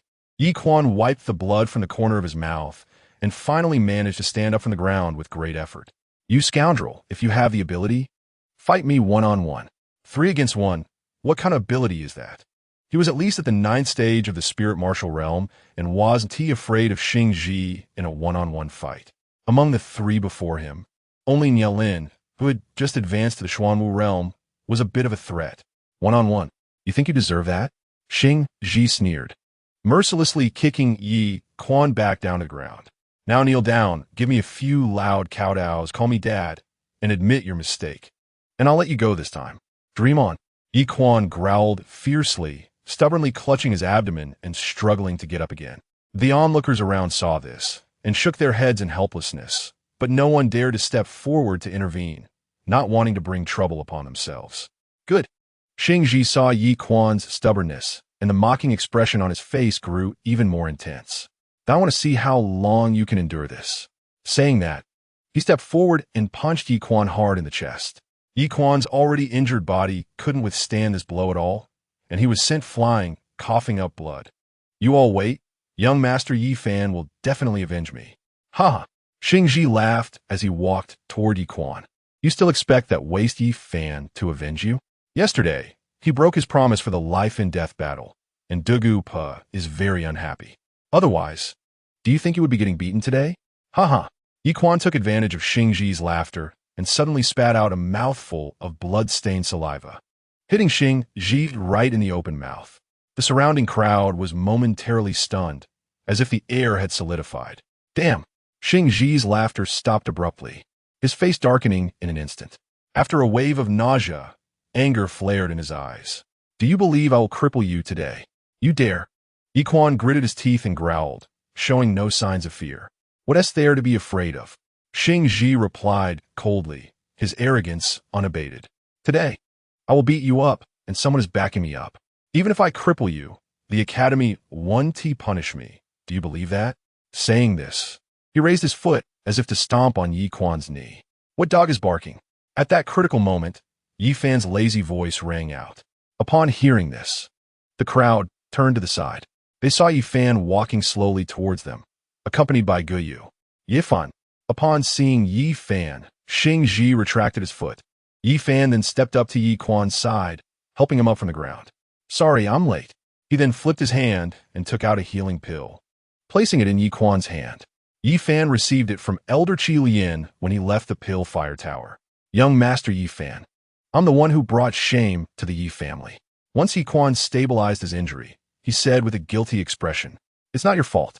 Yi Fan patted Yi Quan's shoulder, handing him over to Guyu, and turned to glare coldly at Xing Ji. It was you who hurt Yi Quan like this, right? Ha! Xing Ji sneered, still as arrogant as ever. So what? You're just a turtle hiding its head. What are you so proud of? Are you planning to avenge Yi Quan? Do you have that ability? Ha! Who? Before he finished speaking, Yi Fan stepped forward, his figure darting like an arrow, closing the distance to Xing Ji in an instant. So fast. Xing Ji was startled and hurriedly took a step back. Yi Fan's hand shot out like an iron claw, gripping his throat before he could resist. Then, he lifted Xing Ji off the ground. Xing Ji kicked wildly, his face turning red. He struggled to breathe, his eyes filled with terror. Yi Fan looked coldly at Xing Ji, a mocking smile curling at the corner of his mouth. Weren't you quite talkative just now? Why are you silent now? The crowd gasped at this scene. Xing Ji was a 9th-level martial artist in the spirit martial realm. He was considered a genius outside the Heavenly Martial Academy. Yet, facing Yi Fan, he had no ability to resist. In just one encounter, he was subdued by Yi Fan? What's going on? Yi Fan's strength has reached this level? At the same time, many people were speechless at Yi Fan's words. Xing Ji was being choked, unable to breathe. How could he speak? Yi Fan. Lin Qingwei, seeing Xing Ji's face getting worse, hurriedly shouted at Yi Fan, Let him go. He is going to die. Going to die. Yi Fan shot a sideways glance at Lin Qingwei, his eyes filled with disgust. Lin Qingwei, are you pretending again? You must be wishing for me to kill him, right? Lin Qingwei's face turned pale at Yi Fan's words. Just as she was about to retort, she saw Yi Fan suddenly exert force. Crack! Xing Ji's neck snapped. Xing Ji is dead? Damn, Yi Fan killed Xing Ji. He has gone mad. He actually dared to kill someone in the academy. Everyone present widened their eyes in shock. Suddenly, the scene erupted in chaos. Everyone's face was filled with disbelief. Young Master Yi Fan. Yi Quan was also startled, his voice trembling. He thought Yi Fan would just teach Xing Ji a lesson. He didn't expect him to actually kill Xing Ji on the spot. What kind of useless person, with no family background and no strength, dares to bark? Yi Fan scoffed, casually tossing Xing Ji's body aside. He turned to Yi Quan and said, In the Heavenly Martial Academy, if you want to avoid being bullied, you have to be ruthless. The more honest you are, the more others will bully you. Yi Quan opened his mouth, unsure what to say. He couldn't agree with Yi Fan's words. How could the academy let this kind of random killing go unpunished? Yi Fan, you madman. Lin Qingwei secretly laughed, but put on a shocked and angry face. After killing someone, the academy would definitely not let him off easily, and now no one could save him. You want to die too? Yi Fan turned back, coldly scanning Lin Qingwei. Lin Qingwei stiffened, instinctively taking a step back. The current Yi Fan was truly insane. He dared to kill Xing Ji, so he would dare to kill her too. Killing one person, killing two, what's the difference? Ha! Nie Lin was not intimidated by Yi Fan. Instead, he stepped forward with a cold smile, drawing his knife. Yi Fan, I've been worried about not being able to kill you. This turtle who dares not accept a life and death battle. Today, you've disregarded the Academy's rules and killed someone on the spot, committing a capital offense. I will act on behalf of the Academy and take your life. Chapter 33. Death penalty? You say what? Yi Fan dug at his ear, looking at Nie Lin with a teasing expression. Did I hear that wrong? Who do you think you are? Just a defeated opponent. If you want to fight me to the death, come now. Acting on behalf of the Academy? Spare me. Who do you think dares to act on behalf of the Academy? You might not know yet, right? Nie Lin replied coldly. My master Mu Jian has been promoted to the head of the enforcement court, overseeing the entire Heavenly Martial Academy's punishments. I am his disciple, and as long as I enter the inner academy, I can become a member of the enforcement court. You can't enter the inner academy. Yi Fan shook his head, a mocking smile on his lips. His voice suddenly turned cold because You-1T survived the outer academy competition. After saying this, his hand trembled slightly, and the sun blade appeared in his hand. Ha! Niao Lin sneered, his Xuanwu realm aura suddenly erupting. Do you think I'm still the 8th level spirit martial realm from the new student trials? Now, killing you is as easy as flipping my hand. The Xuanwu realm. I've killed quite a few in the Misty Forest.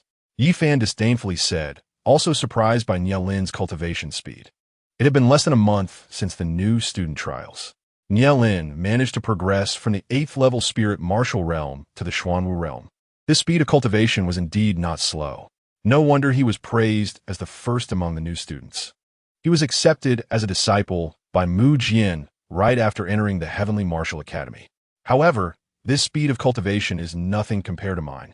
In the Misty Forest, you were just relying on sneaky assassination techniques to take advantage of the chaos and kill some Xuanwu realm warriors. Niao Lin clearly heard of Yi Fan's achievements in the Misty Forest but still scoffed at them. Besides, those people are not worthy of being compared to me. Your mouth is quite capable. I want to see if your mouth is tough or my sword is tough. Yi Fan's lips curled up slightly, a hint of mockery flashing in his eyes. Before he finished speaking, the sun chi within him began to operate quietly. The sun blade instantly shone with blinding golden light. The blade flicked like the morning sun breaking through dawn, suddenly striking out. So fast, Niao Lin's pupils constricted, and he quickly retreated. Facing an incoming sword strike, he narrowly avoided it. However, the blade still grazed his left arm. Blood instantly sprayed from his left shoulder. Ah! Niao Lin let out a scream, his face turning pale in an instant. He couldn't understand how Yi Fan could be so strong. The same sword move he had seen in the Wolf Garden. But today, the sword's might was not just one level stronger. The surrounding crowd widened their eyes, shocked into silence. Lin Qingwei stood in a daze, her eyes filled with disbelief. Yi Quan and Guyu also gaped, unable to utter a word. One sword, severing Niao Lin's arm? Even a 3rd-level Xuanwu realm warrior might not be able to do that. Not to mention, Niao Lin himself had the ability to fight across levels. Spirit Martial Realm 9th level. How could you have the cultivation of the Spirit Martial Realm 9th level? Niao Lin's eyes were bloodshot as he glared at Yi Fan, gritting his teeth. All this time, you've been sleeping during the day and secretly cultivating at night. Why has your cultivation progressed so quickly? Perhaps this is what genius is. Yi Fan shrugged, a mocking smile on his face. With a gentle wave of his sun blade, he pointed the sword's edge at Niao Lin. I have to commend you. My last sword strike was a lethal one. You're still alive, just missing an arm. Not bad. Even warriors at the Spirit Martial Realm or the Profound Martial Realm cannot go without sleep or rest. Occasionally staying up all night for a few days is fine. But over time, fatigue will still set in. However, Yi Fan could sleep under the sun during the day without hindering his training. The reason his sword techniques were so powerful was that he had perfected them, and also due to his cultivation level. You're seeking death. Niao Lin trembled with rage, his eyes ablaze with anger. He suddenly swung his shoulder, and blood splattered onto his long knife. A chilling aura erupted around him, and countless frost crystals formed in the air, as if even space itself had frozen. Blood sacrificed frost. Niao Lin roared and swung his knife with all his might. The frost transformed into countless sharp blades, sweeping toward Yi Fan. This was his trump card, using his own blood as a catalyst. Its power astonishing enough to slay strong enemies beyond his level. Yet, Yi Fan merely smiled faintly. He raised the sun blade high and suddenly struck down. The sword of the sun gathered the power of sunlight. The sword's edge shone with an incredibly piercing golden light. In an instant, it devoured the frost blades entirely. The momentum of the sword remained unyielding, directly pressing toward Niao Lin's chest. Niao Lin couldn't react in time and was heavily struck by the sword. He flew backward like a kite with a severed string, crashing heavily to the ground. Blood gushed from his mouth, and his breath instantly weakened. Yi Fan walked slowly to Niao Lin's side, the sun blade aimed at his throat, and coldly said, Niao Lin, are you still tough? Lin lay on the ground, his eyes filled with unwillingness and fear. He never expected to be defeated so completely. He opened his mouth to say something, but could only cough up blood. Not tough anymore. Ye fan sinidet, suden de eudin kilink intent. Then you can die. With that, he raised his sword, ready to end Lin's life. Stop. At that moment, a voice filled with authority suddenly rang out. Mu Jian, dressed in black robes, slowly approached. His gaze was like a knife, staring at Yi Fan from a distance. Behind him followed a young man in purple robes, his expression cold and stern. Master, save me. Lin saw his savior and shouted with all his might. Ye Fan, you are so bold to dare commit murder within the academy. Mu Jian's voice was icy as he approached and sternly reprimanded Yi Fan. Do you know this is a capital offense? Death penalty. I haven't killed Lin yet. Yi Fan muttered, feeling wronged. What about Xingji? Mu Jian glanced at Xingji's corpse and coldly asked, Did you kill Xingji? It was him. Before Yi Fan could answer, Lin Qinghua interjected, her face full of indignation. I even tried to dissuade him before he acted, informing him of the academy's regulations, but he disregarded them and insisted on killing Xingji. Yi Fan glanced sideways at Lin Qinghua upon hearing this. This woman truly wouldn't miss any opportunity to make him look bad. Lin Qinghua felt Yi Fan's gaze and immediately turned her head in fear. Even for a moment, she didn't dare to meet Yi Fan's eyes. Committing murder in the academy is already a capital offense. Ignoring the academy's regulations adds to the crime. Mu Jian glared at Yi Fan and coldly asked, Do you want to end it yourself? Or should I do it personally? Capital offense, huh? Then what's one more kill? Yi Fan mockingly smiled, suddenly thrusting the sunblade. The sword pierced through Lin's throat, taking his life. You. Mu Jian's eyes widened in anger as he glared at Yi Fan. The crowd around them gasped in shock. Killing Mu Jian's disciple in front of the head of the discipline court. This was something only Yi Fan could pull off. Chapter 34. Able to take first place. Granting immunity. Director Mu Jian. Lin Qinghua looked terrified and turned to Mu Jian, bowing deeply. Yi Fan is too arrogant. Please quickly seize him. Killing him is within the academy's regulations. Call? Yi Fan cast a sidelong glance at Lin Qinghua, mocking her with a smile. In a flash, he appeared beside Lin Qinghua. He then reached out, grabbing her throat and lifting her up. Let go of me. Lin Qinghua was filled with dread, desperately trying to pry Yi Fan's hand away. But it was futile. She looked at Mu Jian in terror, her voice piercing. Save me. Dugupo. Mu Jian's expression was indifferent as he coldly shouted. The stern young man behind him then stepped forward. Yi Fan turned his gaze to this person and realized it was Dugupo. Take down Yi Fan. Mu Jian's voice was cold as he issued the order. Killing intent suddenly erupted from Dugupo. Aren't you afraid I'll kill her? Yi Fan held Lin Qinghua hostage, watching Dugupo approach.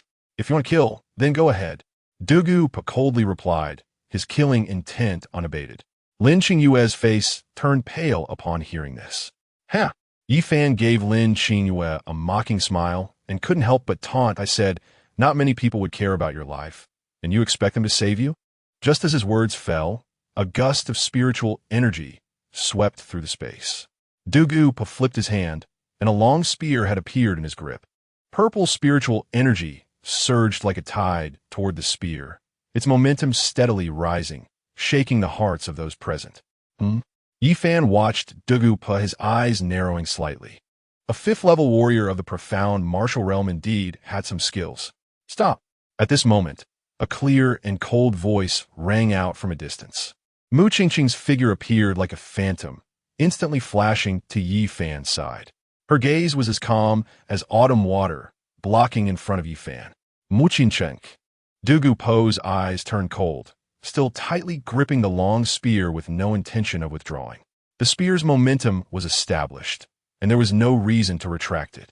Once thrust, it would inevitably draw blood. As he spoke, the long spear stabbed out suddenly. The spear light roared out like a dragon, entwined with purple spiritual energy.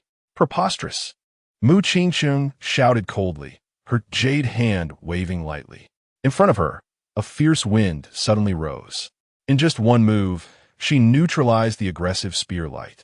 Dugupo was also forced to retreat repeatedly. He barely stabilized himself by bracing the spear against the ground. How is this possible? Dugu Po's face darkened, shock evident in his eyes. His full-force strike had been so easily neutralized by Mu Qingsheng. So strong? Yi Fan raised an eyebrow, somewhat surprised by Mu Qingsheng's strength. Lin Qingyue's eyes widened in disbelief, a wave of bitterness rising in her heart. The gap in strength between her and Mu Qingsheng was so vast. Qingsheng, what are you doing here? Mu Jian's displeasure echoed, clearly unhappy with Mu Qingsheng's interference. Second uncle. Mu Qingsheng stood firm, turning to bow respectfully to Mu Jian. Then straightened up and said seriously, Yi Fan must not be killed. He committed murder in the academy, and according to the academy's regulations, he should be executed. Mu Jian's expression turned stern, not allowing Mu Qingsheng to act recklessly. Just because you say he can't be killed doesn't mean he can escape death. This is the master's intention. Mu Qingsheng maintained her composure, emphasizing her point. Your master? Mu Jian's expression froze for a moment, and after a brief pause, the coldness returned to his eyes. Even if your master is the head of the First Academy, they cannot override the Academy's regulations. Stand aside. Otherwise, you will be deemed defying the law. What if it's the head of the Academy? At this moment, another clear voice rang out. The crowd was taken aback and turned to look. They saw a graceful young lady striding forward. It was none other than Mu Qingsheng's master, the head of the First Academy, Zi Yuan. This has escalated. The crowd, now shocked, began to stir. It seemed that the head of the Academy was here to protect Yi Fan. Could it be that he wouldn't face death for committing murder in public? Zi Yuan's appearance caused the shocked crowd to become increasingly restless. The head of the Academy? Yi Fan raised an eyebrow, secretly pondering. It should be old Xiao, right? Why is this old fellow looking out for me? The head of the Tianwu Academy had never met him. It was unlikely he would help him for no reason. Old Xiao was different. To spoke up, it was just a matter of one sentence. He was just a bit puzzled. How could Elder Xiao know about the situation here?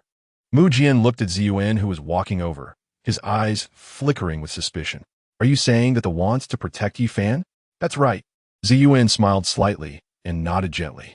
Was there any evidence? Mu Jian questioned. No. Ziyuan shook her head, still smiling. Without evidence, why should I believe your words? Upon hearing this, Mu Jian couldn't help but sneer.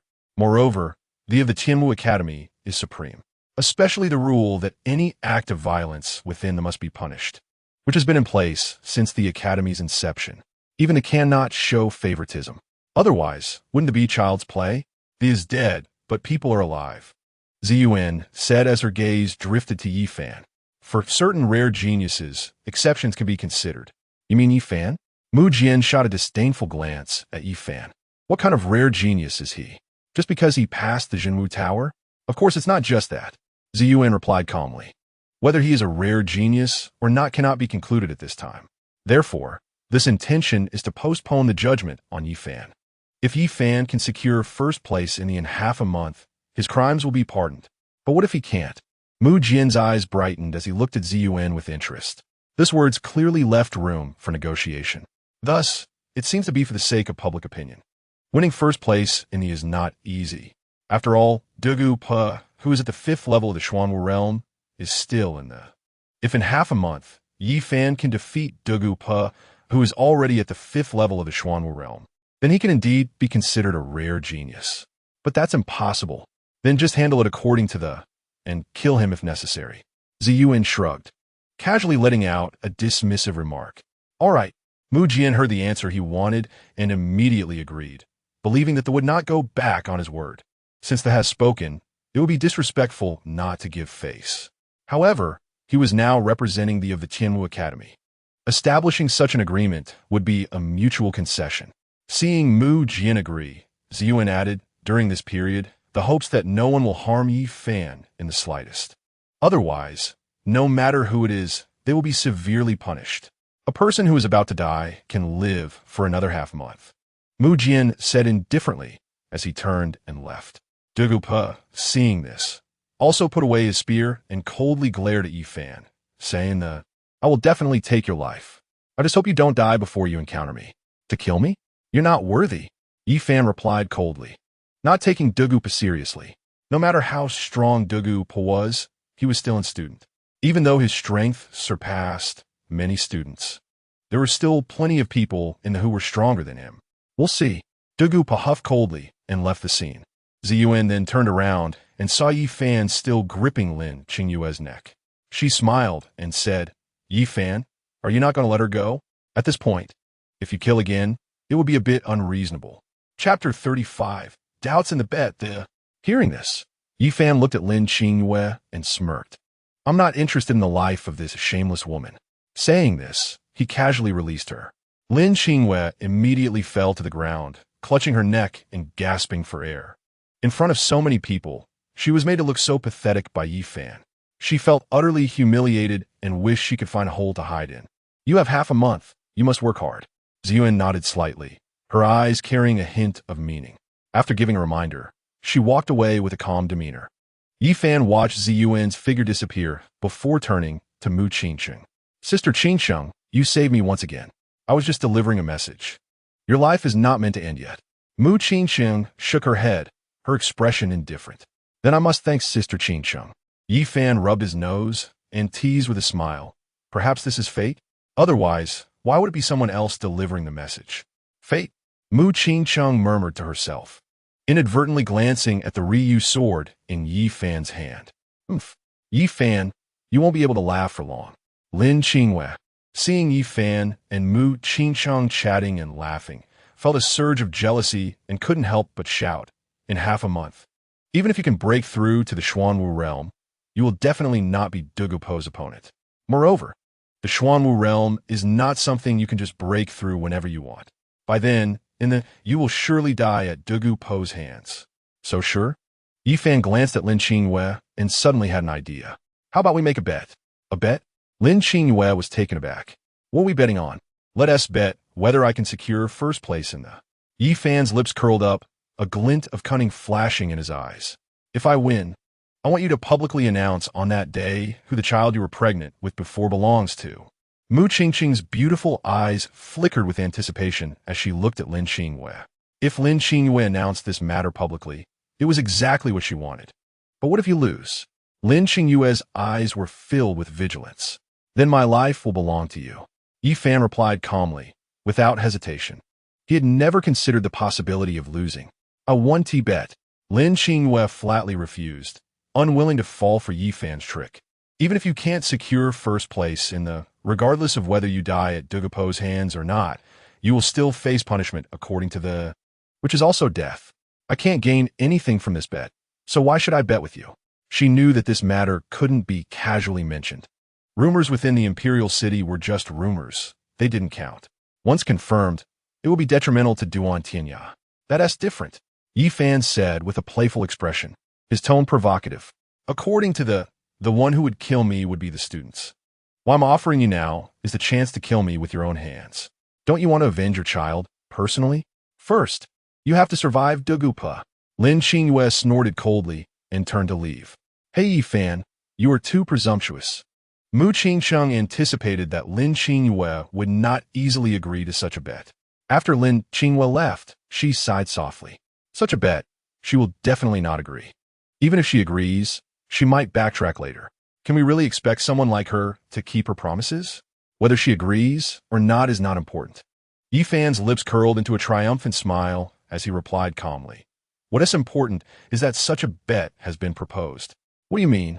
Mu Qingsheng looked at Yi Fan in confusion, her eyes filled with bewilderment.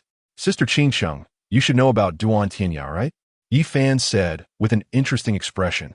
What do you think will happen if Lin Qingyue agrees to such a bet and I really secure first place in the... He will make Lin Qingyue a dead person, unable to speak. Mu Qingqing's expression chilled slightly, then shook her head, frowning.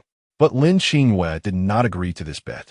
Yi Fan smiled and said, once the seed of doubt is planted, it will grow wildly until it becomes a towering tree. The discussion I just had with Lin Qingyue about the bet will definitely reach Duan Tianya's ears. Even if Lin Qingyue does not agree, will Duan Tianya not be suspicious? Mu Qingsheng looked at Yi Fan in surprise, not denying his words, but still puzzled. If you want Lin Qingyue to die, why go through so much trouble? I don't want her to die, Yi Fan casually replied, turning to Mu Qingsheng. On the day when I secure first place, if someone really makes a move, I hope Sister Qingsheng will keep an eye out and save Lin Qingwei if necessary. Save her? Mu Qingsheng was taken aback, not understanding Yi Fan's intentions. Being abandoned by others doesn't feel good. Yi Fan said, to make Lin Qingwei open her mouth, she must first be made to lose hope and feel despair. Of course, if it doesn't happen in the end, it's fine. We won't lose anything. Mu Qingsheng seemed to understand and was greatly surprised. Today, Yi Fan proposed the bet just as a pretext. It was only to plant the seed of doubt in Duan Tianya's heart. If Duan Tianya really wants to silence Lin Qingwei, she might become disheartened and could betray him. In that case, their goal would be achieved. For the next half-month, Yi Fan's life was simple and regular, commuting between the Dan Fire Tower and the residential area, practicing day and night. One morning, he pushed open the door to the training room, stretched lazily, and walked down the stairs slowly. Are you going to participate in the outer court competition? Qi Lian's voice came from behind. Yi Fan stopped, turned around, and nodded with a smile, yes. Haven't you advanced to the Xuanwu stage? Qi Lian squinted, sizing Yi Fan up. Almost, Yi Fan shrugged, a hint of helplessness on his face. Simply relying on hard practice and using pills to absorb spiritual energy to gain cultivation is as unstable as building a tower on sand. Qi Lian pointed out, the Academy has set up a task office to issue tasks, not just to create conditions for students to earn points, but also to provide an environment for students to gain experience. You've been at the Academy for so long without taking any tasks from the task office, which means you lack sufficient experience. Is that the reason I can't advance to the Xuanwu stage? Ye Fan pondered it, murmuring softly. Qi Lian didn't say more. Took out a pill and tossed it to Yi Fan. What is this? Yi Fan caught the pill, examining it closely, curious. A fourth-tier pill, Battle Spirit Pill. Qi Lian explained. Taking this pill before battle can stimulate your cultivation through spiritual energy manipulation. Maybe it will help you break through during the fight. Why didn't you give me this good stuff earlier? Yi Fan's eyes lit up as he complained with a smile. Qi Lian glared at him and said irritably, every kind of pill in the Dan Fire Tower is displayed with its functions written beside them. Have you ever bothered to look? Every day, you sort of grab gathering spirit pills. Yi Fan scratched his head, smiling sheepishly. Thanks, old Qi. After saying that, he dashed out of the Dan Fire Tower. The outer court competition is held once a year. The battle platform is set up at the Academy's martial arts arena. Before the time arrives, the arena is already packed with people. Many intercourt students have also arrived early to watch the battle. Chapter 36. Complicated Rules. Better to challenge the whole arena. Yi Fan really could sit still, arriving just now. For others, it's South and Outer Court competition, but for him, today is a life and death battle. I see a certain death situation. You don't really think he can win against Duan Gupa, do you? As soon as Yi Fan appeared, discussions erupted around him. Everyone's eyes fell on him. Some were curious, some mocked, and others delighted in misfortune. Duan Gupa and his entourage glared at Yi Fan. Feeling a few cold glares, Yi Fan glanced to the side. He saw Mu Qingsheng standing with Chun-Li, with a person between them. This person wore a golden robe, handsome and with an extraordinary aura. Duan Tianya. Yi Fan squinted, guessing the identity of the person. His impression of Duan Tianya came entirely from the original owner's memories. This seemingly gentle prince was the main culprit behind the original owner's demise. Yi Fan, a voice called from the other side. Yi Fan turned his head to see Yi Yao jogging towards him. A few young men and women from the Yi family followed behind her. Yi Yao approached with a punch, scolding, I told you before to cause less trouble at the Tianwu Academy. Why do you still dare to kill someone in the academy? You've made things so complicated. Not complicated? The outer court competition is just a formality. Later, I'll just go up and take a stroll and kill Duan Gupa. And that's it. Yi Fan rubbed his chest, finding it hard to tolerate Yi Yao's unique way of greeting, and said with a wronged expression, but Sister Yao, can you not lay hands on me next time we meet?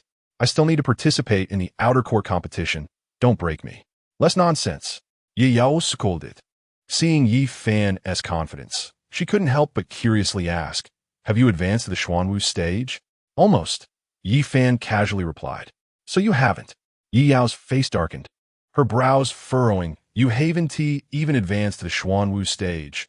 Where do you get the confidence to defeat Duan Pa? I know you're strong and can fight above your level, but Duan Pa is at the 5th tier of a Xuanwu stage. The gap between you is too big. Sister Yao, just watch. Yi Fan remain confident. Duan Pa is nothing. I can handle him. Yi Fan, are you still spouting nonsense here? At this moment, Lin Qingyue's voice came from the side. She squeezed through the crowd and walked straight towards Yi Fan. Oh, you're here too? Yi Fan looked at Lin Qingyue as she approached, a sly glimmer in his eyes as he greeted with a smile. Looks like you haven't forgotten our bet. What bet? Lin Qingyue's previously proud expression changed instantly. Glancing secretly towards Duan Tianya's direction and seeing him staring at her, she immediately scolded Yi Fan. Don't talk nonsense. I never agreed to anything. Oh, right, I understand. Yi Fan nodded repeatedly with a smile. Seeing Yi Fan's playful demeanor, Lin Qingyue became even more annoyed. Raising her voice, I never agreed to you. Right. Yi Fan continued to smile, his eyes full of mockery. You. Lin Qingyue was so angry that she nearly stomped her foot, feeling both anxious and furious. She could clearly sense that Duan Tianya was starting to suspect something. But in today's situation, she couldn't go over to explain. Hey, did you all hear about Yi Fan and Lin Qingyue's bet? Are you talking about Lin Qingyue publicly announcing who she previously ruined the seed of? Yes, exactly. The crowd buzzed with excitement. Previously, there were 2 rumors in the royal city, some saying it was Yi Fan's and others saying it was the 3rd princess. What are you expecting? The premise for Lin Qingyue to announce this is that Yi Fan wins 1st place in the competition. Can he? The crowd became agitated due to the interaction between Yi Fan and Lin Qingyue. Clearly, rumors about Yi Fan and Lin Qingyue's bet had spread widely in the Tianwu Academy over the past half-month. Duan Tianya stood at a distance, coldly observing everything. His expression was calm, as if the surrounding discussions had nothing to do with him. However, a hint of coldness flashed through his deep eyes. The deans are here. Suddenly, a loud shout came from the crowd. Everyone's gaze turned towards the distance, where 5 figures walked side by side. 4 of them were the deans of the Outer Academy, led by Zi Yuan. The other was Mu Jian, who had just been promoted to the dean of the execution court. Is he going to host the outer court competition? Yi Yao murmured as she looked at the 5 approaching. Who? Yi Fan tilted his head and asked. Mu Jian. Yi Yao lowered her voice, appearing somewhat uneasy. Yi Fan smiled slightly, calmly saying, if he hosts, then so be it. Yi Yao frowned, saying, I'm afraid he will manipulate the competition and target you. I'm not afraid. Yi Fan confidently smiled, a glint of sharpness in his eyes. In the face of absolute strength, all schemes are futile. Besides, with 4 Outer Academy deans present, what tricks can Mu Jian pull? You're making me anxious. Yi Yao glared at Yi Fan. I really don't know where you get your confidence. The outer court competition is voluntary for outer court students. Those who rank in the top 100 can advance to the inner court. The top 10 will receive additional rewards from the academy. At this moment, the 4 Outer Academy deans had taken their seats. The host, Mu Jian, walked to the center of the martial arts arena. Just then, Yi Fan stepped forward and walked straight towards Mu Jian. What are you doing? Yi Yao was stunned, not having time to stop Yi Fan. The crowd in the martial arts arena was also taken aback, unsure of Yi Fan's intentions. Who let you come up? Mu Jian glared, coldly shouting. Today's competition was hosted by him. Before he had spoken, what did Yi Fan mean by coming up? Yi Fan ignored Mu Jian's shout and walked straight to the other side. The rules of the outer court competition were complicated and time-consuming. If it was just a fight for first place, it would be better for me to challenge all the outer court students directly. If no one can win, then the first place naturally belongs to me. As soon as these words were spoken, the crowd was in an uproar. Has Yi Fan gone mad? Who does he think he is? Challenging all the outer court students? Does he think he is on the inner court's top list? Arrogant. He simply doesn't know the heights of heaven and earth. The crowd was buzzing, with many showing disdain. What is this guy doing? Yi Yao looked furious, doubting whether Yi Fan's brain was broken. Even if he wanted to seek death, there was no need to do it this way, right? Challenging everyone, a wheeled battle? That would tire him to death. Moreover, many outer court students had higher cultivation than Yi Fan. At this moment, Mu Qingqing also had confusion in her beautiful eyes. Dugu Pe, Chun-Li, and others couldn't stop sneering. The four outer court deans had different expressions, their interest piqued. They were already quite interested in Yi Fan, and after hearing his words, their interest deepened. Do you really think you have this ability? Mu Jian sneered, enjoying Yi Fan digging his own grave. Yi Fan touched his nose and said casually, whether I have this ability, we could just try and see. Mu Jian turned to look at the four outer court deans, and seeing that Ziyuan and the others did not object, the sneer on his face became even more pronounced. Good. Since you were so arrogant, I will help you. Yi Fan decisively turned around to face the crowd and said loudly, don't come up one by one. Anyone who wants to fight can come up together. But let me say this first, swords have no eyes. If you come up and die, I won't be responsible. Chapter 37. One sword, repel 10, injure 7. What does this guy mean? He wants to fight against many? Damn, challenging everyone was already crazy enough, but he didn't expect it to get crazier. I think Yi Fan is intentionally looking for death, afraid that he won't die fast enough. As Yi Fan's words fell, the crowd was once again in an uproar. However, no one dared to step forward to fight. Yi Fan was crazy, but his strength was there. Previously, he had killed Nielin, who was at the first level of the Xuanwu realm. Who among the outer court's spirit martial realm would dare to fight? Even the Xuanwu realm warriors did not dare to underestimate him. Besides, Yi Fan had already stated that swords have no eyes. If they went up and lost, they could die under Yi Fan's sword. No one dared to fight? Yi Fan smiled mockingly, scanning the entire arena. Finally, his gaze fell on Dugu Pe. In the outer court competition, his only opponent in his eyes was Dugu Pe. Anyone else who dared to come up would be no different from seeking death. Oomph. Dugu Pe felt Yi Fan's provocative gaze and said disdainfully, I thought you were a person of worth, but now I see you're just a fool. Not worthy of dying under my gun. Afraid? Just admit it. Don't say so much. Yi Fan sneered. Learn from the others. Look at them. They're scared and not making a fuss. Admitting defeat to me is not shameful. Afraid of you? Dugu Pe coldly laughed, glancing at few people behind him. You guys go together. No need to hold back. Take his life. The few people, upon hearing this, all revealed fierce expressions. After exchanging glances, they simultaneously rushed forward. There were a total of 10 people, all members of the Killing Alliance. 3 were at the second level of the Xuanwu realm, and 7 were at the first level of the Xuanwu realm. They had been out on missions and did not participate in the battle in the Misty Forest. Yi Fan was unafraid, wielding the sun blade in his hand. The blade's edge shone with dazzling golden light under the blazing sun. Then he turned his hand and took out a pill to swallow. Battle Spirit Pill? Ziyuan recognized the pill that Yi Fan had just taken, her eyes flashing. I think I understand a bit. What? To the side, the second dean turned his head and asked. Ziyuan explained. The pill Yi Fan just took is the Battle Spirit Pill. He wants to find a breakthrough opportunity through this battle and directly step into the Xuanwu realm. ISNT this nonsense. The second dean shook his head, disagreeing with Yi Fan's approach. If he had the Battle Spirit Pill, why challenge everyone? Why fight against many? The outer court competition is ongoing. There will be plenty of opportunities for him to act.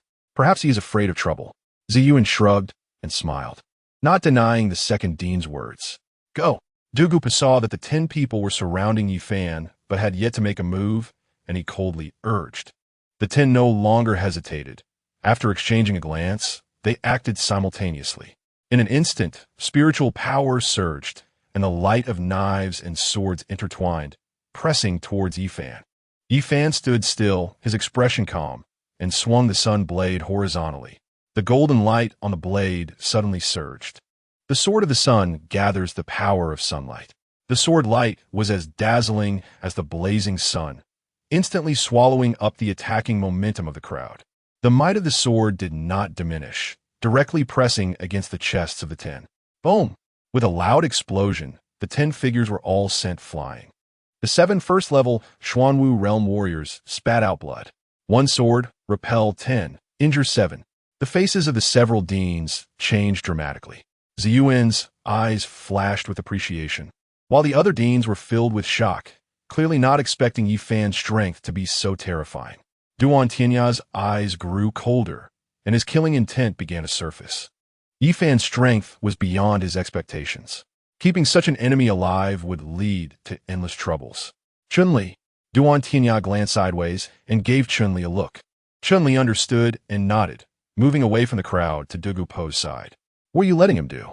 Mu Qingxing noticed this and frowned, asking Duan Tianya.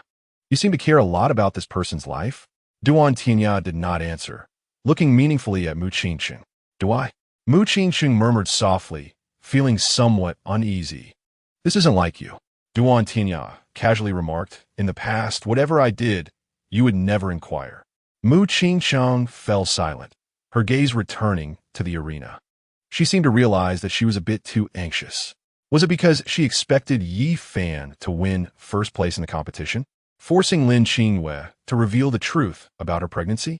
Or was it simply worrying about Yi Fan's life? The 10 members of the Killing Alliance, though shocked by Yi Fan's strength, quickly adjusted and pressed forward once again. Yi Fan was unconcerned, his figure flickering on the martial arts stage. He avoided the attacks from the 3 second-level Xuanwu Realm warriors and continuously struck out with his sword. Boom! Boom! Boom! Each of Yi Fan's swords was incredibly precise. The several first-level Xuanwu Realm warriors fell one after another. Blood splattered, staining the martial arts stage red. Assassination technique. Meng Qing in the crowd saw this, and his eyes flashed.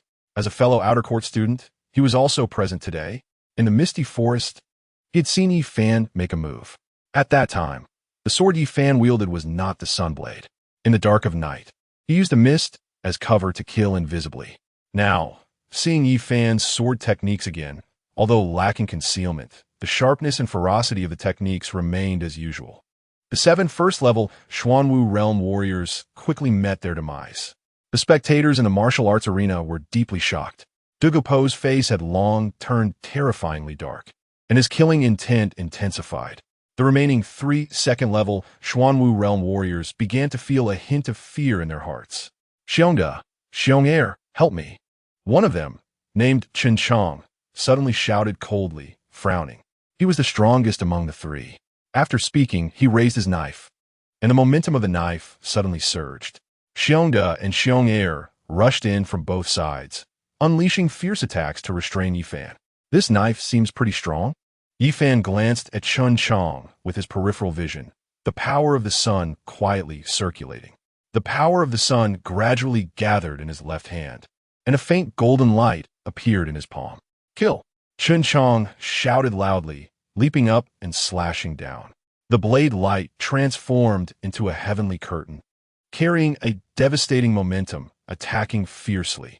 Xiongda and Xiong'er, upon seeing this, quickly retreated, fearing they would be caught in the crossfire. Yi Fan remained unperturbed, raising his left arm, and a brilliant golden light burst forth from his palm. Boom! The loud sound rang out, and everyone focused their attention. In the arena, Yi Fan unexpectedly caught Chen Chong's knife with his bare hands. The blade's light shattered inch by inch in his palm, turning into scattered starlight and dissipating. Not strong enough. Yi Fan shook his head in disappointment and lightly waved the sun sword in his right hand. At this moment, Chen Chong was still in shock. Faced with Yi Fan's strike, he actually forgot to resist. The sword edge sliced through his throat, and blood gushed out. Chen Chong's body slowly fell. His eyes filled with disbelief. The entire arena fell silent. Everyone was so shocked that they couldn't utter a word. Catching Chen Chong's gathered force knife with bare hands and instantly counter-killing him. Is Yi Fan even human? Suddenly, a surge of spiritual energy wind swept through the training ground. Yi Fan's spiritual energy surged wildly within him, spilling outwards and surrounding his body. Is he about to advance? Yi Fan noticed the changes within him and felt a surge of joy. The effect of the battle spirit pill erupted at this moment. His cultivation instantly broke through the bottleneck and stepped into the Xuanwu realm. Chapter 38, Blood Spirit Pill, Crazy Dugu P. Xuanwu realm. He broke through. A chorus of gasps erupted from the crowd. We concede. We concede. Xiongda and Xiong'er turned pale at the sight, their legs trembling, and they actually knelt down on the spot, their voices filled with fear. Get lost. Yi Fan was in a great mood and couldn't be bothered to kill these two. The two felt as if they had received a great pardon and crawled away in a hurry. Yi Fan smiled, his gaze once again falling on Dagupa, with a provocative expression, saying, "You come at me, the others are not worth my time." Yi Fan. Hearing this, Yi Yao immediately shouted at Yi Fan, "You just fought 10 people, don't you need a break?" She was also shocked by Yi Fan's strength. However, Dagupa was no ordinary opponent. He could easily handle 10 opponents as well. Break? Yi Fan smiled when he heard this, nonchalantly saying, "I didn't exhaust much in that last fight. I don't need a rest." He had the sun body, which allowed him to absorb sunlight to recover spiritual energy. Fighting under the blazing sun meant he consumed and recovered energy simultaneously. The 10 opponents just now didn't put much pressure on him. His recovery speed exceeded his consumption, and he was still at his peak state. Yi Yao still wanted to say something, but Dagupa had already stepped onto the battle platform. "Want to die? I'll help you," Dagupa said coldly, his eyes full of killing intent. With a spear in hand, the aura of a 5th-tier Xuanwu realm exploded from him. Yi Fan. Could he really defeat Dagupa? Impossible. Dagupa was in the 5th tier of the Xuanwu realm. Exactly. It's already good if Yi Fan survives this battle. The crowd watched the two, and discussions erupted. In everyone's perception, Dagupa was undoubtedly the number one in the outer courtyard. Not to mention that he was 4 tiers above Yi Fan in cultivation. Even if their cultivation levels were equal, most people still favored Dagupa. "Let us fight." Mu Jian's expression was grim, wishing for Yi Fan to die sooner. As the host, he had no intention of saying any more nonsense at this moment. Dagupa shook his spear, and the spear tip glowed with purple light. Then, he stepped forward, and the spear suddenly thrust out. Yi Fan remained calm, dodging while simultaneously unleashing the rising sun sword, easily deflecting Dagupa's thrust, and after standing firm, he mocked with a smile. "Is that all you can do?" "Oomph." Dagupa snorted coldly, swirling his spear. The purple spear light swept forward like a storm, each thrust carrying a fierce killing intent, aiming to tear Yi Fan apart. Yi Fan strolled leisurely, his figure flickering, and his sun sword occasionally slashed out, the sword light blazing hot, neutralizing Dagupa's offensive. How can this be? Is Dagupa not using his full strength? Why do I feel like Dagupa can't handle Yi Fan at all? Something's wrong. Yi Fan's movement technique is really strange, and his sword skills are strong. The crowd initially thought this battle would see Dagupa completely crush Yi Fan. However, from the battle situation, the two were evenly matched. Hard to determine superiority. After 10 exchanges, Yi Fan laughed and mocked. "Is this all you can do?" The movement technique he just displayed originated from assassination skills. His body was like a ghost, employing the earth-tier martial art, Shadow Step. Dagupa. Mu Jian was somewhat annoyed, suddenly shouting at Dagupa, "What are you doing? Hurry up and kill Yi Fan." This outburst attracted many curious glances. Mu Jian's words seemed a bit inappropriate. Zi Yuan, seeing Mu Jian's anxious demeanor, couldn't help but remind him with a smile, "Dean Mu Jian, you are the host of the competition. Don't lose your composure." Mu Jian's expression darkened, and he was extremely angry inside. He thought Yi Fan should die, but it seemed too obvious. Dagupa gripped his spear tightly, his eyes blazing with anger. Boom! He slammed his spear into the ground. Purple spiritual energy spread from beneath his feet. Moments later, it transformed into countless tentacles that gathered, turning this space into a purple cage. Oh! Yi Fan was slightly surprised to see Dagupa's technique. "Let's see where you can hide," Dagupa shouted, raising his spear high. The spear's momentum climbed, and the tip shone with blinding purple light. Previously, Yi Fan could easily defend against Dagupa's attacks, largely because he avoided the most powerful points of attack. "Why should I hide?" Yi Fan smiled, his sun sword erupting with scorching red light. "Kill!" Dagupa suddenly leaped up, thrusting his spear forward, the spear light transforming into a purple dragon roaring, carrying a world-destroying momentum, directly charging at Yi Fan. Yi Fan swung his sun sword down, the sword edge glowing red. The sunset's afterglow stained the entire training ground blood red. Boom! The blood-red sword light collided violently with the purple dragon. The deafening sound echoed throughout the space. Violent energy fluctuations swept out. The ground of the training arena was riddled with countless cracks. The purple dragon was pushed back under the sword light, ultimately suppressed by the blood-red sword light. Dagupa's expression changed, and his figure rapidly retreated, but he was still swept by the residual wave of the sword light, adding several shallow wounds to his chest. Blood seeping out continuously. You. Dugu stumbled as he steadied himself, looking down at the wounds on his chest, his eyes filled with disbelief. What do you mean? Yi Fan chuckled lightly, looking quite pleased with himself, and didn't forget to taunt. I told you, you're just like this. The entire arena was silent, undoubtedly stunned. Lin Xinyue clenched her fists, her face flushed with anger. She simply couldn't comprehend why Yi Fan was so strong. Had he been pretending all these years since they met? Mu Jian gritted his teeth, wishing he could personally take action. In contrast, Duan Tianya appeared much calmer at this moment, still wearing a faint, cold smile. Mu Qingchang beside him, however, felt worried because of this. Do you think you won? Dugu growled lowly, his voice slightly crazed. He flipped his hand to take out a blood-red pill, unhesitatingly stuffing it into his mouth. In an instant, his eyes turned blood-red. The spiritual energy within him surged violently, and his entire aura changed drastically. Taking drugs? Yi Fan raised an eyebrow at this. The faces of several deans also shifted slightly. Blood spirit pill? Mu Qingchang furrowed her brows slightly and glanced at Duan Tianya. But she saw that Duan Tianya's expression was as usual, with a coldness still lingering at the corner of his mouth. The blood spirit pill overdrew the body's limits and could temporarily enhance combat power. Once consumed, it could potentially harm one's martial foundation. This pill was classified as a forbidden drug in Yunin country. Naturally, it wouldn't be found in the pill fire tower. This pill must have been given to Dugu by Duan Tianya through Chunli. Damn it. Yi Yao saw Dugu Po's aura gradually becoming violent and hurriedly shouted to Mu Jian. Dean Mu Jian, Dugu took the pill. Isn't that against the rules? Against what rules?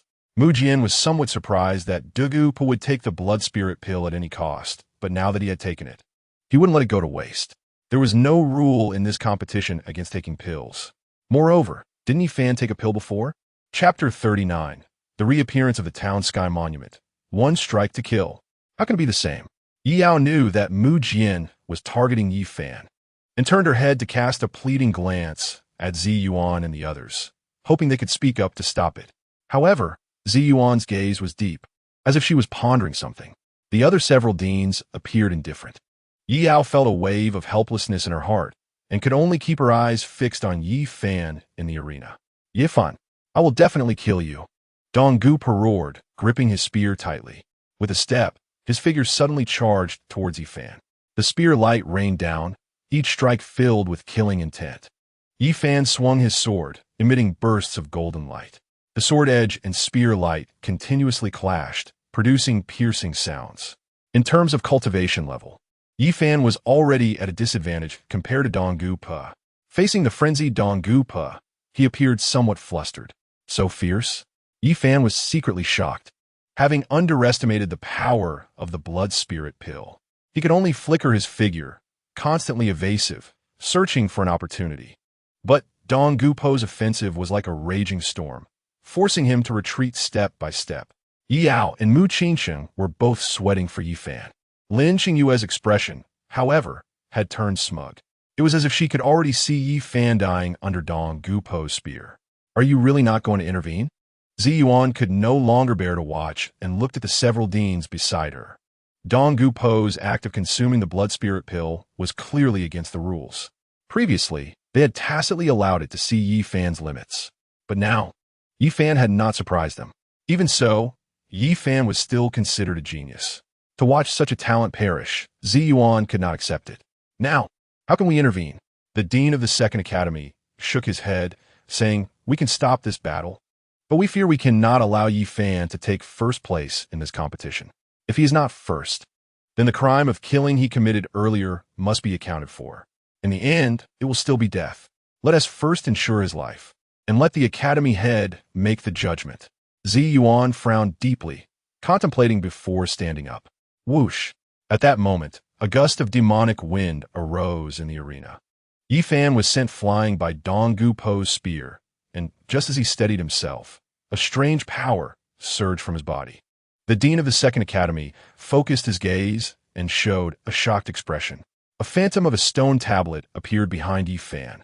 emanating a terrifying might that suppressed this space. For a time, the demonic wind ravaged, rushing towards Dong Gu and interrupting his nearly frenzied assault. Life soul? Dong Gu stared at the stone tablet phantom behind Yi Fan, his face incredulous. This stone tablet is Yi Fan's life soul? Can a Xuanwu realm warrior awaken a life soul? How is that possible? Isn't it only Earth martial realm warriors that can awaken a life soul? Could it be that Yi Fan's life soul awakened ahead of time? I heard that only a heaven-grade life soul can awaken early. As the stone tablet phantom emerged, Yi Fan experienced unprecedented agitation. Ha! The dean of the Second Academy laughed loudly, joy spilling from his words. It seems we were right to bet. Yi Fan indeed has a trump card. Yi Fan's life soul seems not weak, but I just don't know its specific use. The dean of the Third Academy's eyes flickered with intense interest, full of anticipation. What use? The dean of the Fourth Academy shook his head with a smile. Since Yi Fan has released his life soul, it must be to use the power of a life soul to defeat Dong Gu. What use? We will know soon enough. Zi Yuan, who had just stood up, was now seated again, feeling very comforted. The academy head's vision was sharp, and he did not misjudge the person. The crowd in the martial arts arena was in a cacophony, voices overlapping, and the scene was chaotic. Mujun, hearing the surrounding voices, was filled with rage, his face darkening ominously. Seeing Dong Gu still dazed there, he immediately shouted coldly, "Don't be scared by him. This life soul should have awakened when he just advanced to Xuanwu. He definitely doesn't know how to harness its power. Hurry up and kill him. Just awaken life soul." Dong Gu's gaze narrowed slightly before growing cold. A heaven-grade life soul might awaken early, but the so-called early awakening is also at the Xuanwu realm. Yi Fan has just advanced to the Xuanwu realm. Realizing this, Dong Gu no longer hesitated. Blood light flickered in his eyes, and purple energy swirled around the spear tip. Striding forward, he thrust the spear fiercely. The spear light transformed into a dragon, roaring as it charged towards Yi Fan. Town Sky Monument, it still relies on you. Yi Fan looked at the attacking Dong Gu, secretly amused. Mu Jian's judgment was clearly wrong.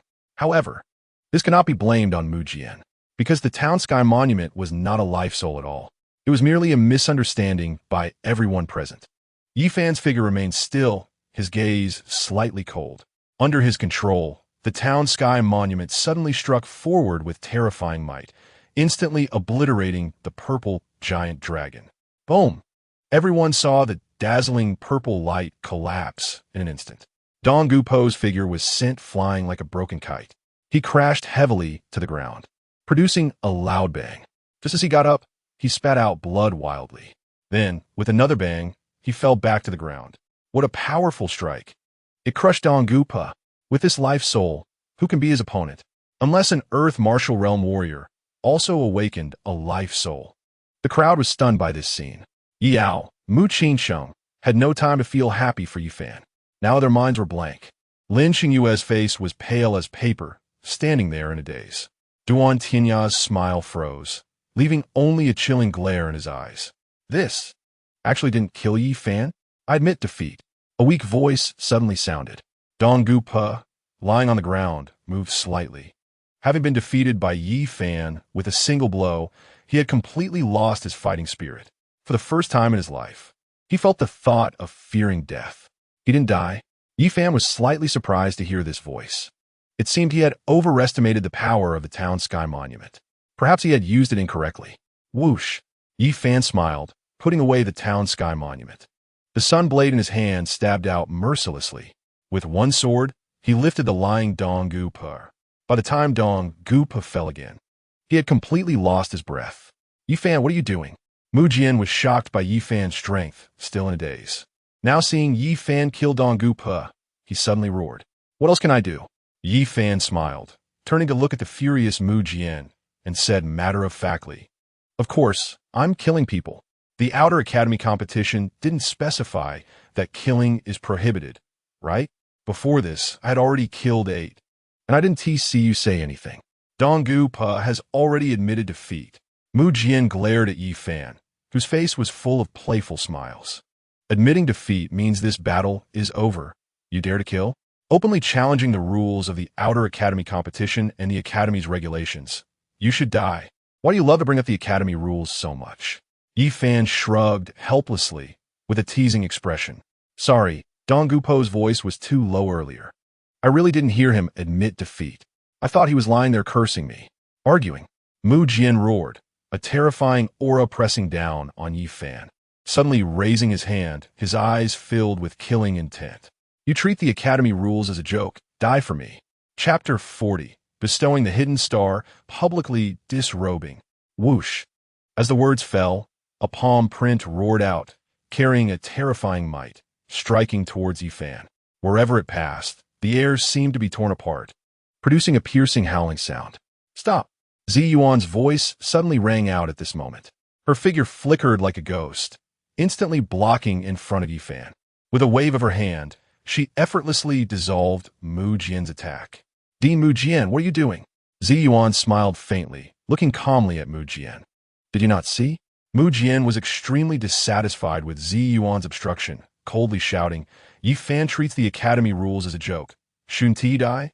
As the Dean of the Enforcement Academy and the host of today's competition, I naturally have to enforce the law and kill him. Did Yi Fan violate any rules? Zi Yuan pretended to be confused, smiling as she asked. Umph. Mu Jian snorted coldly. Degup admitted defeat, yet Yi Fan still kills him. Isn't that against the rules?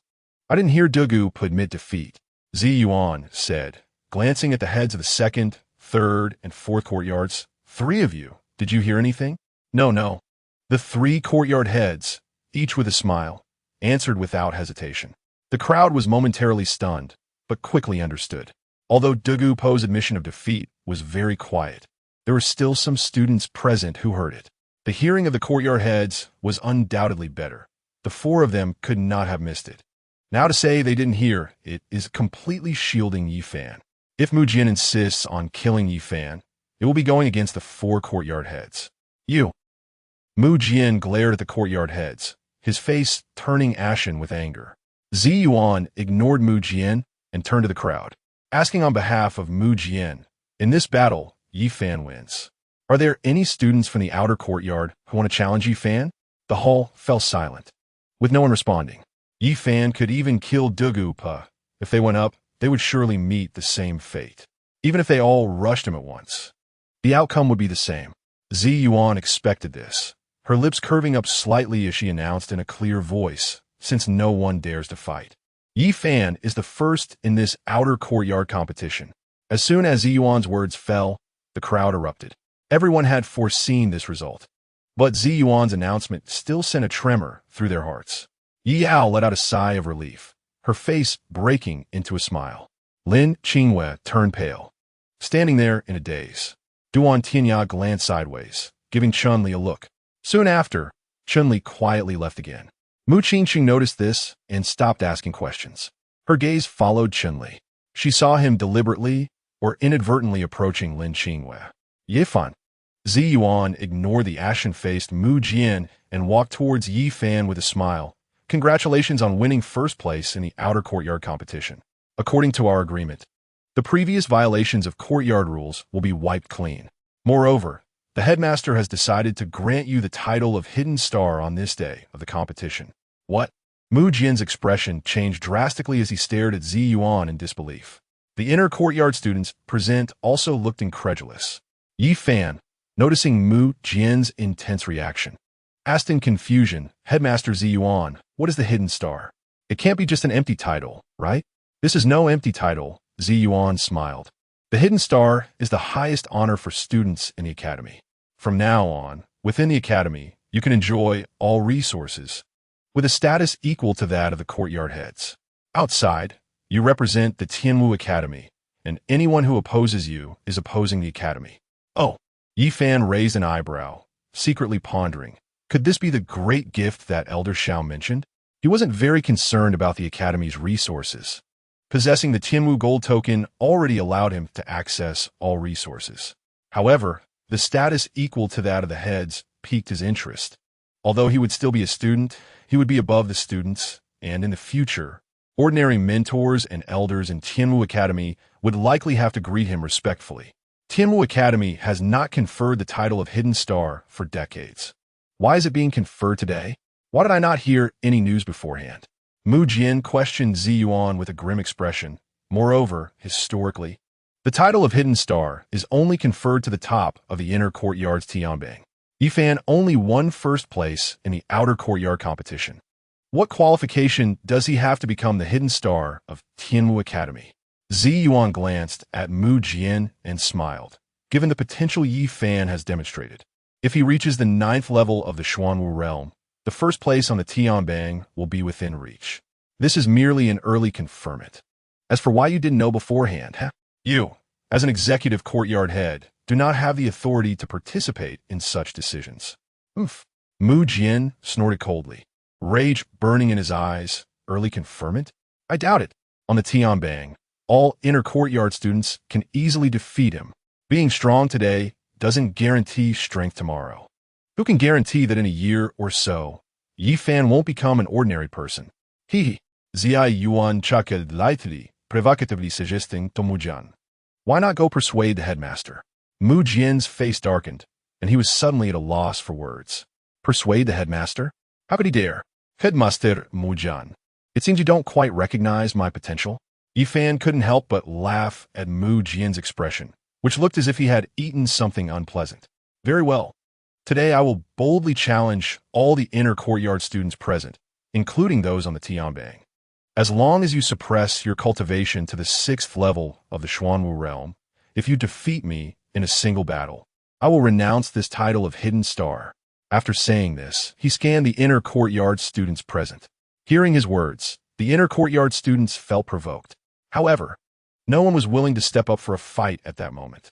Suppressing their cultivation to the 6th level of the Xuanwu realm to fight Yi Fan meant losing face if they lost.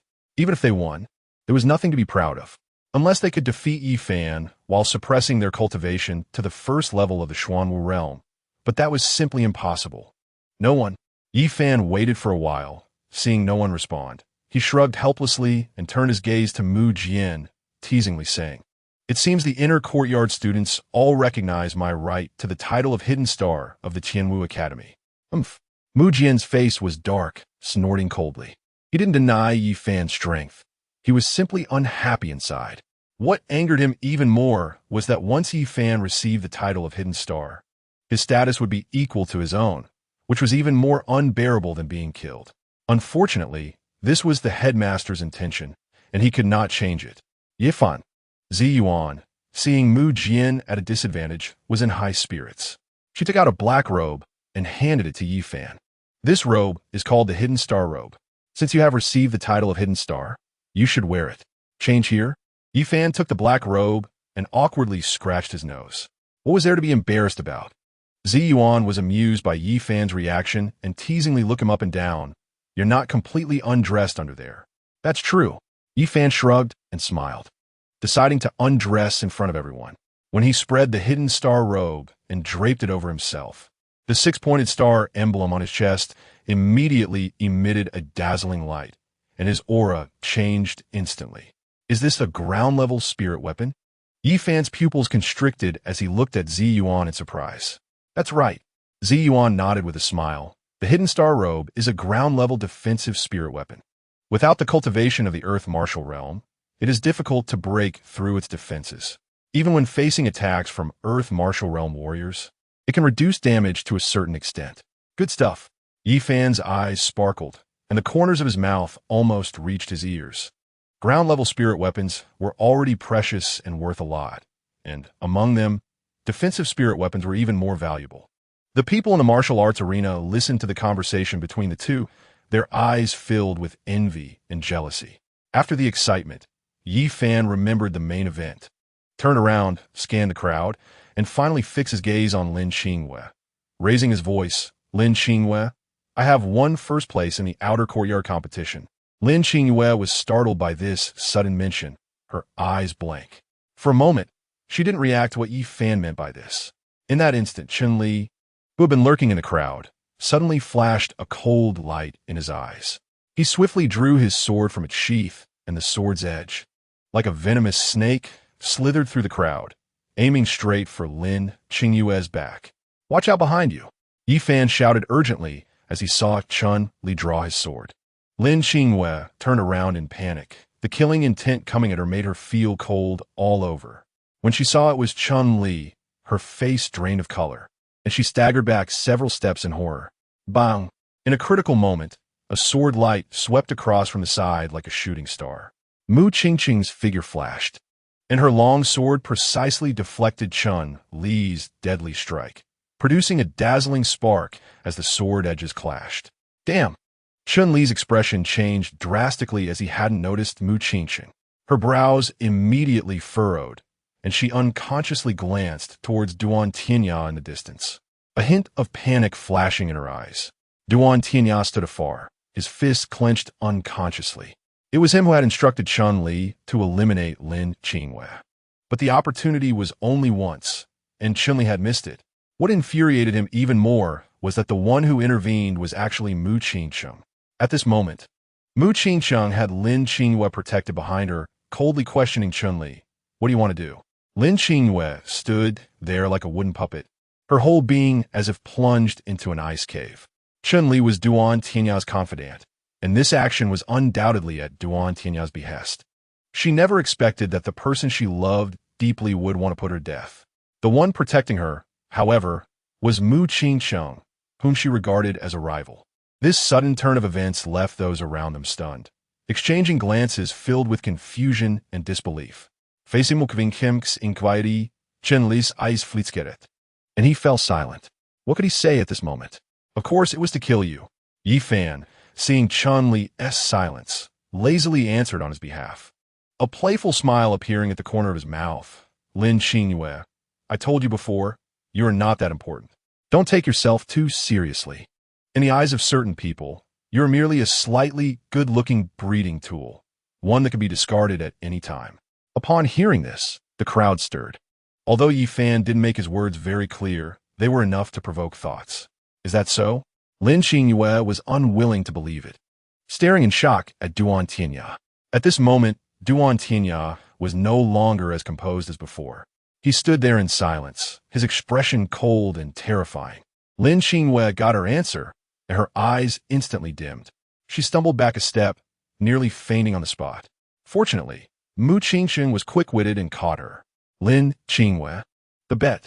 Yi Fan noticed Lin Qingyue's despair and reminded her with a smile. Since he is heartless, why should you hold on to righteousness? You can't let a heartless person feel at ease. Lin Qingyue's face turned pale as paper, stubbornly breaking free from Mu Qingqing's grasp. Even if she was abandoned by Duan Tianya, she was unwilling to accept help from Mu Qingqing.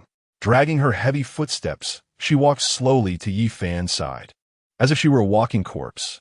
The crowd's expressions varied, vaguely guessing what Lin Qingyue was about to do. The bet she made with Yi Fan half a month ago had already spread throughout the academy. At this moment, everyone tacitly closed their mouths. The entire martial arts arena was silent, with even a falling needle audible. Duan Tianya. Lin Qingyue's originally delicate makeup was now smudged by tears, her voice trembling fiercely.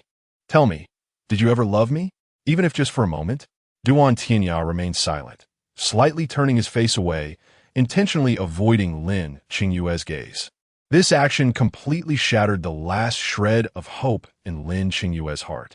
Ha ha ha! Lin Qingyue suddenly laughed at the sky, her laughter revealing a chilling madness. Tears flowed uncontrollably down her face. It turns out Yi Fan was right. In your eyes, I'm nothing but a breeding tool, just a walking uterus.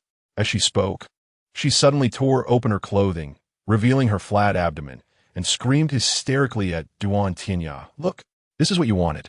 Too bad it's empty now. Empty. The crowd erupted in an uproar, all stunned by this insane scene. Mu Qingqing instinctively wanted to step forward, but was gently held back by Yi Yao beside her. To avoid hindering you, I schemed against Yi Fan, even willing to marry him, even. Lin Qingyue's voice suddenly lowered, filled with heartbreaking chokes. Even letting our child acknowledge Yi Fan as his father, just because you said it was not the right time. That's enough. Duan Tianya finally reacted, frowning and speaking coldly. Not enough. Lin Qingyue suddenly screamed, her voice piercing the sky. I want everyone to know what kind of hypocrite you are, Duan Tianya.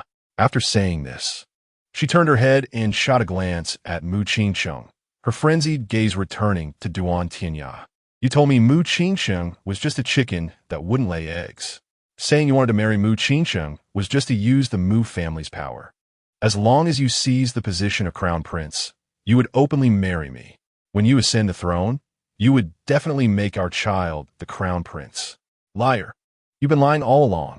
You lied to me. You also lied to Mu Qingsheng. You deceived the Mu family, the Lin family, and everyone. As Lin Qingwe spoke, the expressions of the crowd gradually changed, whispering among themselves. Shut up. Duan Tianya finally erupted in anger, a terrifying aura suddenly bursting forth from him. His figure flashed, and he raised his hand, sending a fierce palm strike howling out. Earth Martial Realm. Yi Fan's eyes widened in shock at Duan Tianya's strength, clearly of similar age. How had he already entered the Earth Martial Realm? In an instant, Duan Tianya arrived in front of Lin Qingwe. Despairing and mad, Lin Qingwe did not think to dodge.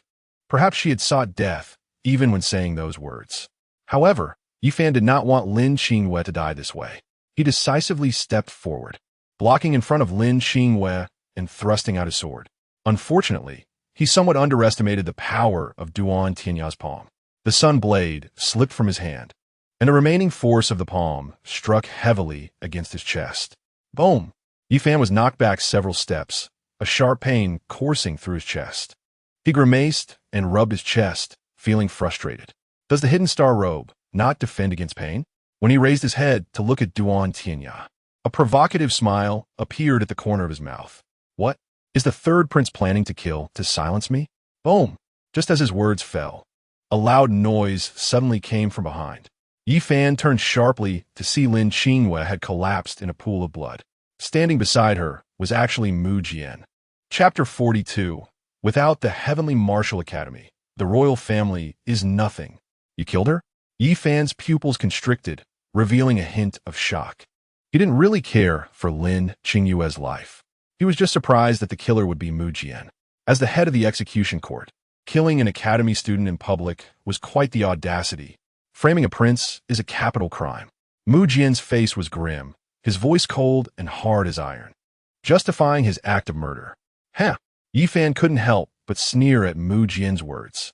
Are you in charge of the Heavenly Martial Academy's punishments or the Yunin Kingdom's punishments? Let alone whether Lin Qingyue's words are true or false. Or if it is framing the prince. Even if it were framing the prince, what does it have to do with you as the head of the execution court? Is it her framing the prince, or you killing to silence her for Duan Tianya? Under heaven, is there not the king's land? On the shores of the kingdom, are there not the king's ministers? Duan Tianya's face was filled with coldness as he took over the conversation, casting a sidelong glance at Yi Fan.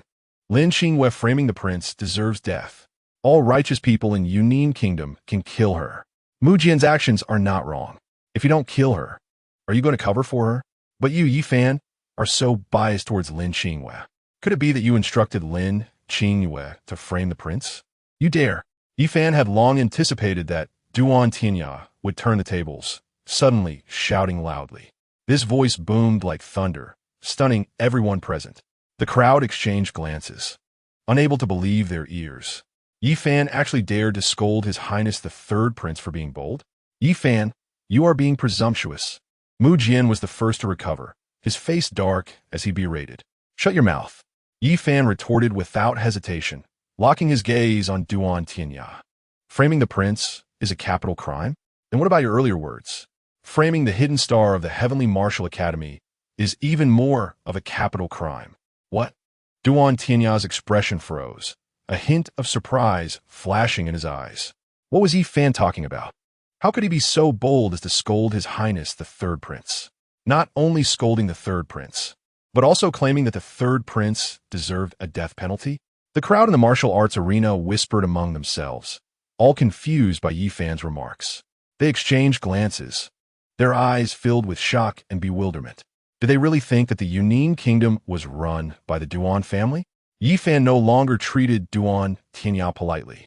His voice as cold as ice.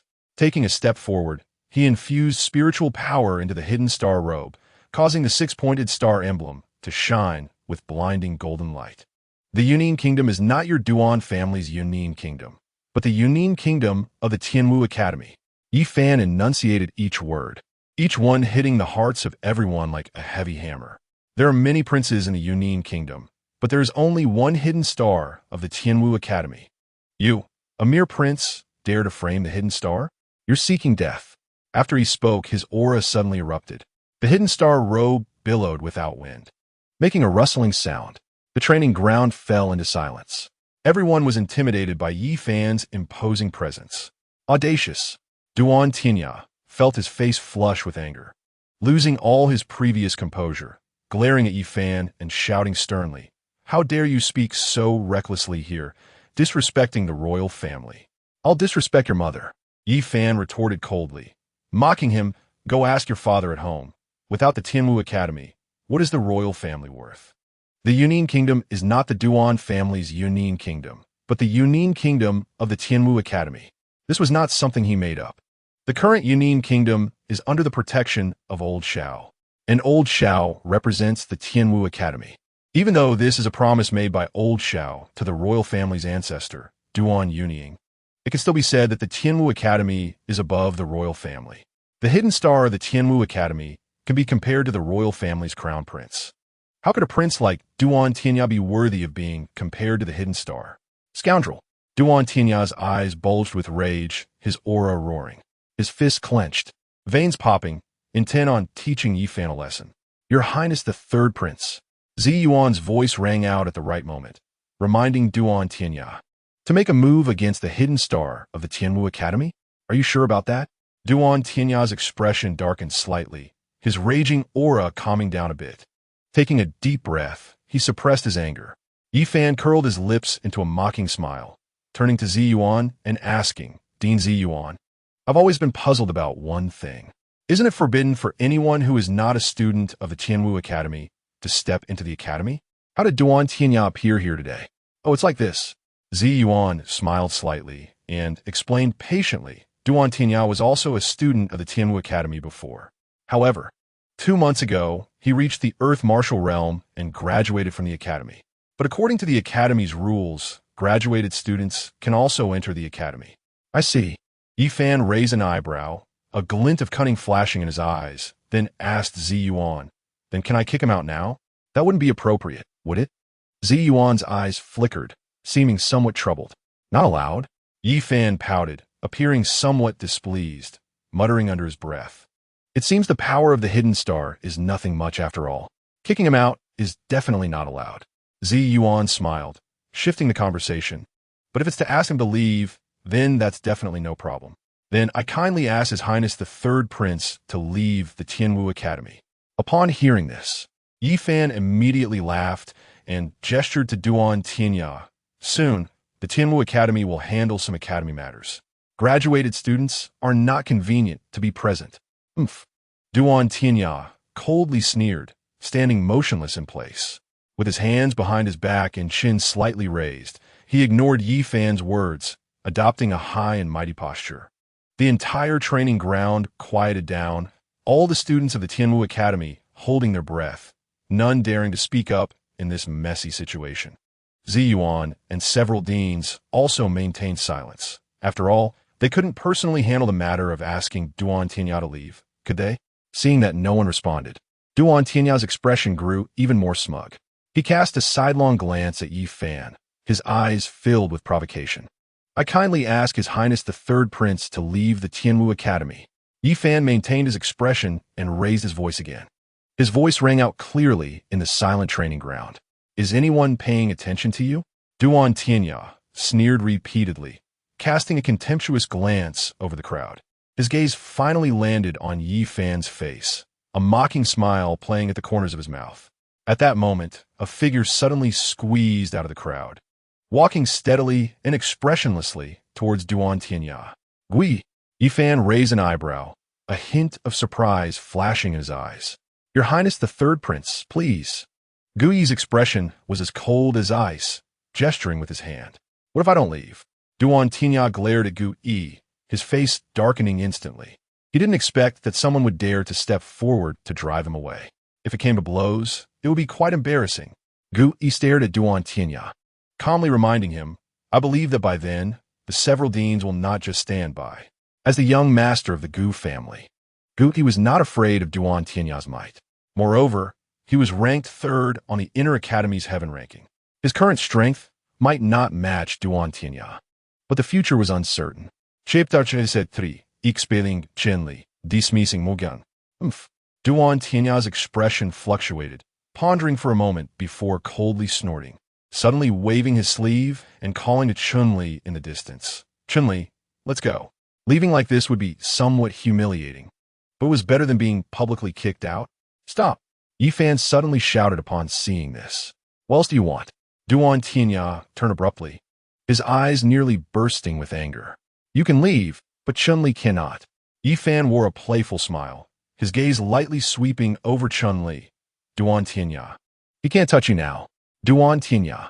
Can't you handle a mere Chunli? Your Highness. Chunli frowned, looking towards Duan Tianya. Don't worry. He doesn't dare to do anything to you. Duan Tianya shot a cold glance at Yifan. After saying that, he turned and strode away without looking back. Yifan, what do you want? Chunli asked, forcing a calm expression. Please mind your attitude. Yifan lazily scratched his ear and replied leisurely. I am the hidden star of the Tianwu Academy. Since you are a student of the Tianwu Academy, you should speak to me with honorifics, using you instead of thou. A little man on a power trip. Chunli sneered, showing no respect for Yifan. Hee. Yifan smiled dismissively, turning to Mu Jian and asking, just now. Chunli drew his sword to kill Lin Qingwei, and everyone present saw it with their own eyes. Dean Mu Jian, do you think Chun Li's actions have violated the Academy rules? How should this be dealt with? Don't try to brush it off by saying Lin Qingwei was framing a prince. At that time, Lin Qingwei didn't say anything. Deal with what? Mu Jian raised his chin defiantly, speaking with righteous indignation. Chunli didn't kill Lin Qingwei. He merely drew his sword. What Academy rule has he violated? The Academy rules of the Tianwu Academy only concern murder, not injury. Moreover, Chunli didn't even injure anyone. If you won't judge, then don't judge.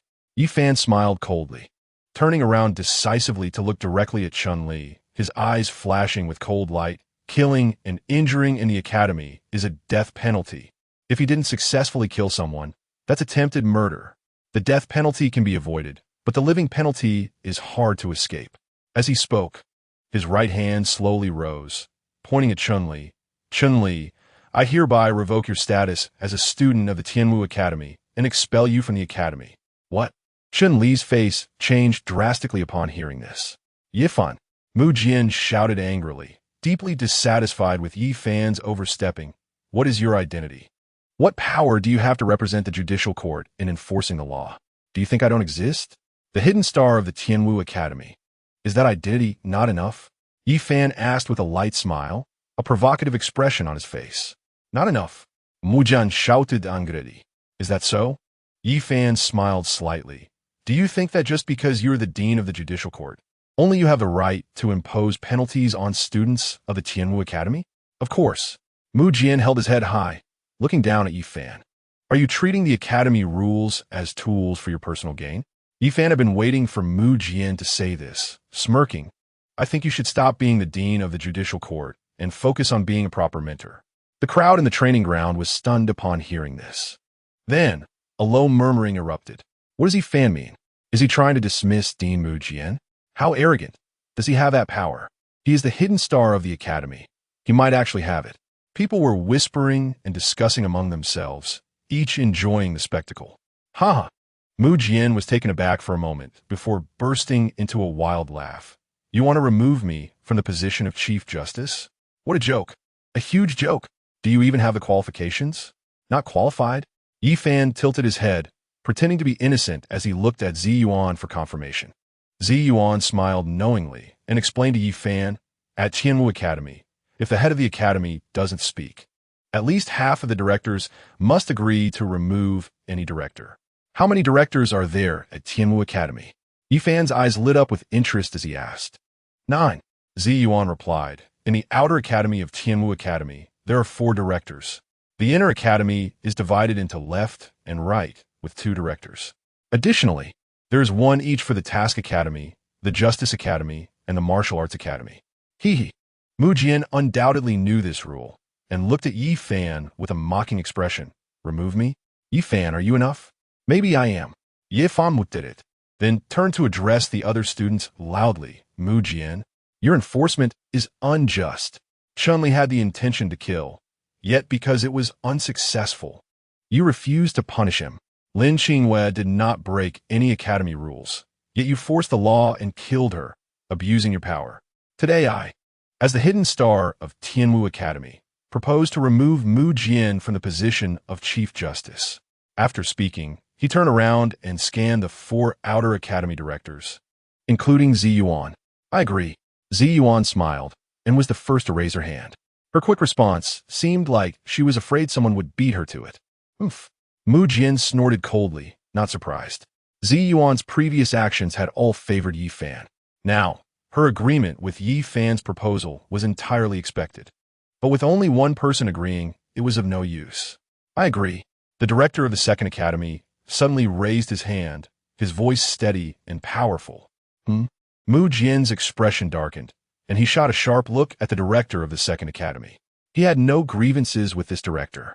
Why would he take the opportunity to kick him when he was down? I also agree. Agreed.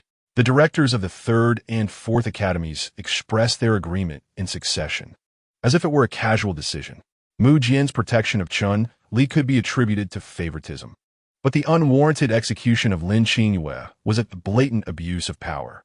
Moreover, Yi Fan was the hidden star appointed by the head of the academy. If Yi Fan wanted to remove Mu Jian, how could they not give him face? You.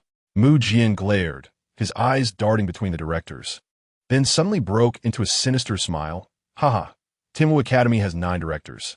To remove me, at least 5 directors must agree. Just the 4 of you are not enough. Mu Jian, have you forgotten? Zi Yuan chuckled softly, her eyes carrying a hint of mockery, her voice gentle yet sharp. Yi Fan is the hidden star of Tianwu Academy, and his status is on par with the directors. He also has a vote. What? Mu Jian's pupils shrank suddenly, as if struck by lightning. Yi Fan smiled satisfactorily and said lightly to Mu Jian, Mu Jian, from now on, you are no longer the Chief Justice of Tianwu Academy. Hand over your orders. Hand over the orders? Mu Jian gritted his teeth and muttered, taking out the orders of the Chief Justice. He clenched them tightly in his hand, showing no intention of handing them over. He had invested countless efforts to climb to this position. Now, he was to be stripped of it by Yi Fan's casual words. Hand it over. Yi Fan saw Mu Jian hesitating and suddenly shouted sharply. Damn it. Mu Jian lowered his head, his voice hoarse. The next moment, he suddenly raised his head, his eyes filled with murderous intent. Mu Jian, you dare? Zi Yuan sensed something was wrong and shouted sharply to stop him. Mu Jian's drooping arm suddenly lifted, filled with killing intent, and a palm strike flew straight at Yi Fan's face. Chapter 44. Mu Jian is dead. Qing Cheng is hurt. A chilling aura rushed towards him, and Yi Fan's pupils suddenly contracted. He never expected that Mu Jian would dare to kill him in front of everyone. Just at that critical moment, Mu Qingqing's graceful figure swept in like a startled swan, firmly blocking in front of him. Upon seeing Mu Qingqing's obstruction, Mu Jian's sinister expression instantly froze, and he hurriedly tried to retract his palm. However, the terrifying cold air wrapped around his palm had already been unleashed. Bang! With a dull thud, Mu Qingqing was sent flying like a broken kite. Qingqing! Yi Fan rushed forward and caught Mu Qingqing's delicate body. The beauty in his arms was pale, her hair and brows glistening with icy crystals, and blood continuously oozed from the corners of her lips. Qingqing, have you gone mad? Mu Jian's eyes were bloodshot, and the veins on his forehead bulged. He had not anticipated that his niece would sacrifice herself to block the attack. This niece not only held the identity of the third prince's consort, but was also a key figure in solidifying the alliance between the Mu family and the third prince. She could not die. Second uncle. Mu Qingqing endured the raging cold in her body, her pale lips trembling slightly. The hidden star of Tianwu Academy cannot be killed. Mu Jian. Zi Yuan saw that Yi Fan was unharmed and breathed a sigh of relief. Then her expression turned cold. To dare to attack the hidden star was simply seeking death. Before her words fell, her figure had already swept toward Mu Jian like a ghost. The three directors followed closely behind, forming a siege to trap Mu Jian in the center. You want to kill me? Humph. Mu Jian snorted coldly, a hint of madness flashing in his eyes. His spiritual power surged like a raging tide, still wanting to force his way out. Capture him. Zi Yuan shouted coldly, and the three directors acted simultaneously. The violent spiritual power rampaged across the martial arts arena, and wherever the shock waves passed, the bluestone slabs cracked and dust flew. The onlookers in the martial arts arena were already stunned and quickly retreated, fearing being caught in the chaos. Yao saw Yi Fan still holding Mu Qingcheng in the center of the storm and hurriedly shouted, Yi Fan, what are you still doing there? Qingcheng, you must not be in danger. Yi Fan horizontally carried Mu Qingcheng, feeling her gradually fading body temperature, his heart aching like being cut by a knife. Hang on. I'm taking you to the Pill Fire Tower right now. Without looking back, he rushed toward the direction of the Pill Fire Tower. Elder Qi Lian of the Pill Fire Tower was also an alchemist. At this moment, he could only think of asking Qi Lian for help. At this time, inside the Pill Fire Tower, Elder Qi Lian was lazily leaning on a lounge chair, taking a nap as usual. Elder Qi Lian. Yi Fan rushed in carrying Mu Qingcheng, his voice anxious. Quick, save Sister Qingcheng. Elder Qi Lian lazily raised his eyes and, upon seeing the black robe draped over Yi Fan, suddenly sat up straight. When his gaze lowered and noticed Mu Qingcheng, who was barely hanging on in Yi Fan's arms, he couldn't help but wonder, who hurt her? Mu Qingcheng was not weak and was also ranked on the Inner Academy's Tianbang. Among the students of Tianwu Academy, there weren't many who could injure her. Yi Fan rushed to Elder Qi Lian in 3 steps, carefully cradling Mu Qingcheng, afraid of worsening her injuries. Elder Qi Lian then placed his hand on Mu Qingcheng's wrist, and as soon as his fingertips touched her skin, he was startled by the bone-chilling cold and withdrew slightly. It's the power of freezing, he said, flipping his hand to take out a crimson pill and put it into Mu Qingcheng's mouth. This girl's meridians are frozen, and now her blood is blocked, with cold air raging in her body. If he had come a moment later, she would have been dead. The pill took effect, and Mu Qingcheng's body temperature slightly rose. However, at this moment, there was still no sign of her waking up. Why isn't Sister Qingcheng waking up yet? Yi Fan frowned and asked.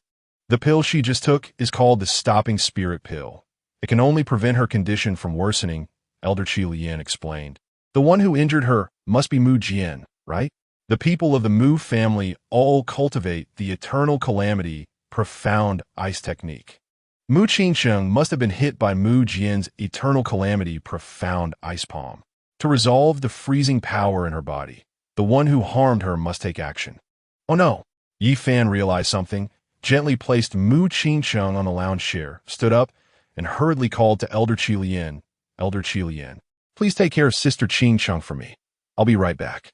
Without finishing his sentence, he turned around and rushed toward the door. With Mu Jian's strength, he would definitely not be able to withstand the combined efforts of Zi Yuan and the other 3. From Elder Qi Lian's words, to save Mu Qingcheng, it required Mu Jian to act to expel the cold air from her body. Otherwise, her injuries would be hard to heal. If we delay any longer, Mu Jian might lose his life. Just as they reached the entrance, Yi Yao hurriedly walked into the Danhua Tower. Sister Yao. Yi Fan knew that Yi Yao had come from the training grounds, grabbed her arm, and asked anxiously, how is Mu Jian? Has he been captured? That guy has already been killed by Dean Ziyuan and others, Yi Yao replied, then looked towards Mu Qingcheng, who was lying not far away. How's her injury? What? Mu Jian is dead? Yi Fan's heart sank immediately, and he staggered back a step, turning to look at the unconscious Mu Qingcheng on the recliner, filled with self-blame. What's wrong?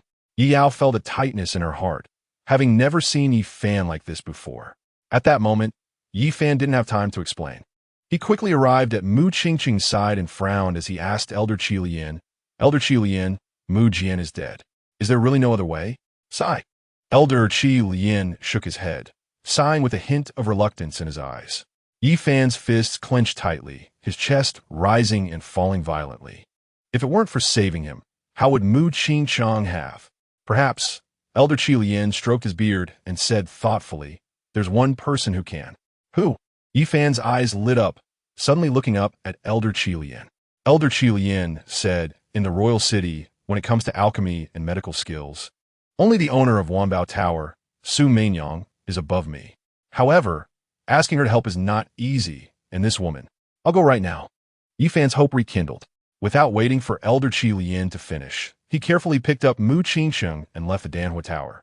Others might not be able to invite Su Mainyang, but Mu Qingsheng is her junior sister. "This kid is so anxious. I haven't even finished speaking." Elder Qi Lian shook his head helplessly as he saw Yi Fan leave the Danhua Tower. Su Mainyang was like a wolf and tiger. He was really not afraid of being eaten. Yi Yao stared blankly at the entrance of the Danhua Tower, feeling a hint of unease. Yi Fan's concern for Mu Qingsheng was clearly beyond the normal limits. After all, she was the third prince's wife. If Duan Tianya heard any rumors, he would surely fly into a rage. Leaving the Tianwu Academy, Yi Fan hurriedly ran down the main street of the royal city, holding the unconscious Mu Qingsheng. "Isn't that the third prince's wife? Why is she covered in blood? Look, the one holding her is Yi Fan from the Yi family? How could the third prince's wife be with Yi Fan? And so close?" Mu Qingsheng's dress was stained with mottled blood, looking particularly striking in the sunlight. Her pale cheek rested on Yi Fan's shoulder, her long hair dancing in the wind, attracting countless astonished gazes. Yi Fan ignored these discussions and rushed straight into Wanbao Tower. "Quick, go invite the owner out." The newly appointed manager paused in confusion, not understanding what was happening. "Is my brother here? What's the rush?" A soft and enchanting voice floated down from upstairs, and soon Su Mainyang gracefully descended, swaying with every step. She slightly parted her red lips, about to say something teasing, but her expression suddenly changed when she saw the person in Yi Fan's arms. Junior sister Qingsheng? What happened to her? She was injured by Mu Jian. Yi Fan replied anxiously. Su Mainyang's flirtatious demeanor instantly faded. She stepped closer, gently brushing aside Mu Qingsheng's hair, her eyes flashing with a hint of pain. Her jade fingers lightly touched Mu Qingsheng's wrist, and her brow furrowed involuntarily. What a tyrannical ice-sealing power. She must have been injured by Mu Jian's eternal ice palm. Fortunately, she took the spirit-stopping pill in time. Mu Jian is already dead, Yi Fan said in a low voice, shifting his gaze away from Mu Qingsheng's face to look hopefully at Su Mainyang. Elder Qi Lian from Tianwu Academy said that the only one who can save junior sister Qingsheng in the royal city is you. Sister can't. Su Mainyang suddenly smiled, her red lips curling into a meaningful arc. Right now, the only one who can save Qingsheng is you, brother. Me? Yi Fan was filled with astonishment. That's right, Su Mainyang said, tapping Yi Fan's chest with her fingertip. Your solar god body can dissolve this ice-sealing power as long as... Solar god body? Yi Fan's pupils constricted, surprised that Su Mainyang had already discovered he possessed the solar god body. But at this moment, he had no time to think more. Seeing Su Mainyang hesitating to continue, he urgently asked, "As long as what? Brother really doesn't understand, or is pretending not to understand?" Su Mainyang chuckled, her eyes sparkling with amusement. The cold air from the eternal ice palm has already invaded Qingsheng's heart pulse. Only the supreme yang energy can be guided in from the Danzhong point to dissolve it. And the original yang energy of the solar god body requires lips and teeth to be dependent, and the spirit and flesh to merge in order to transfer it. Yi Fan vaguely understood Su Mainyang's meaning. He looked down at Mu Qingsheng in his arms and suddenly remembered something.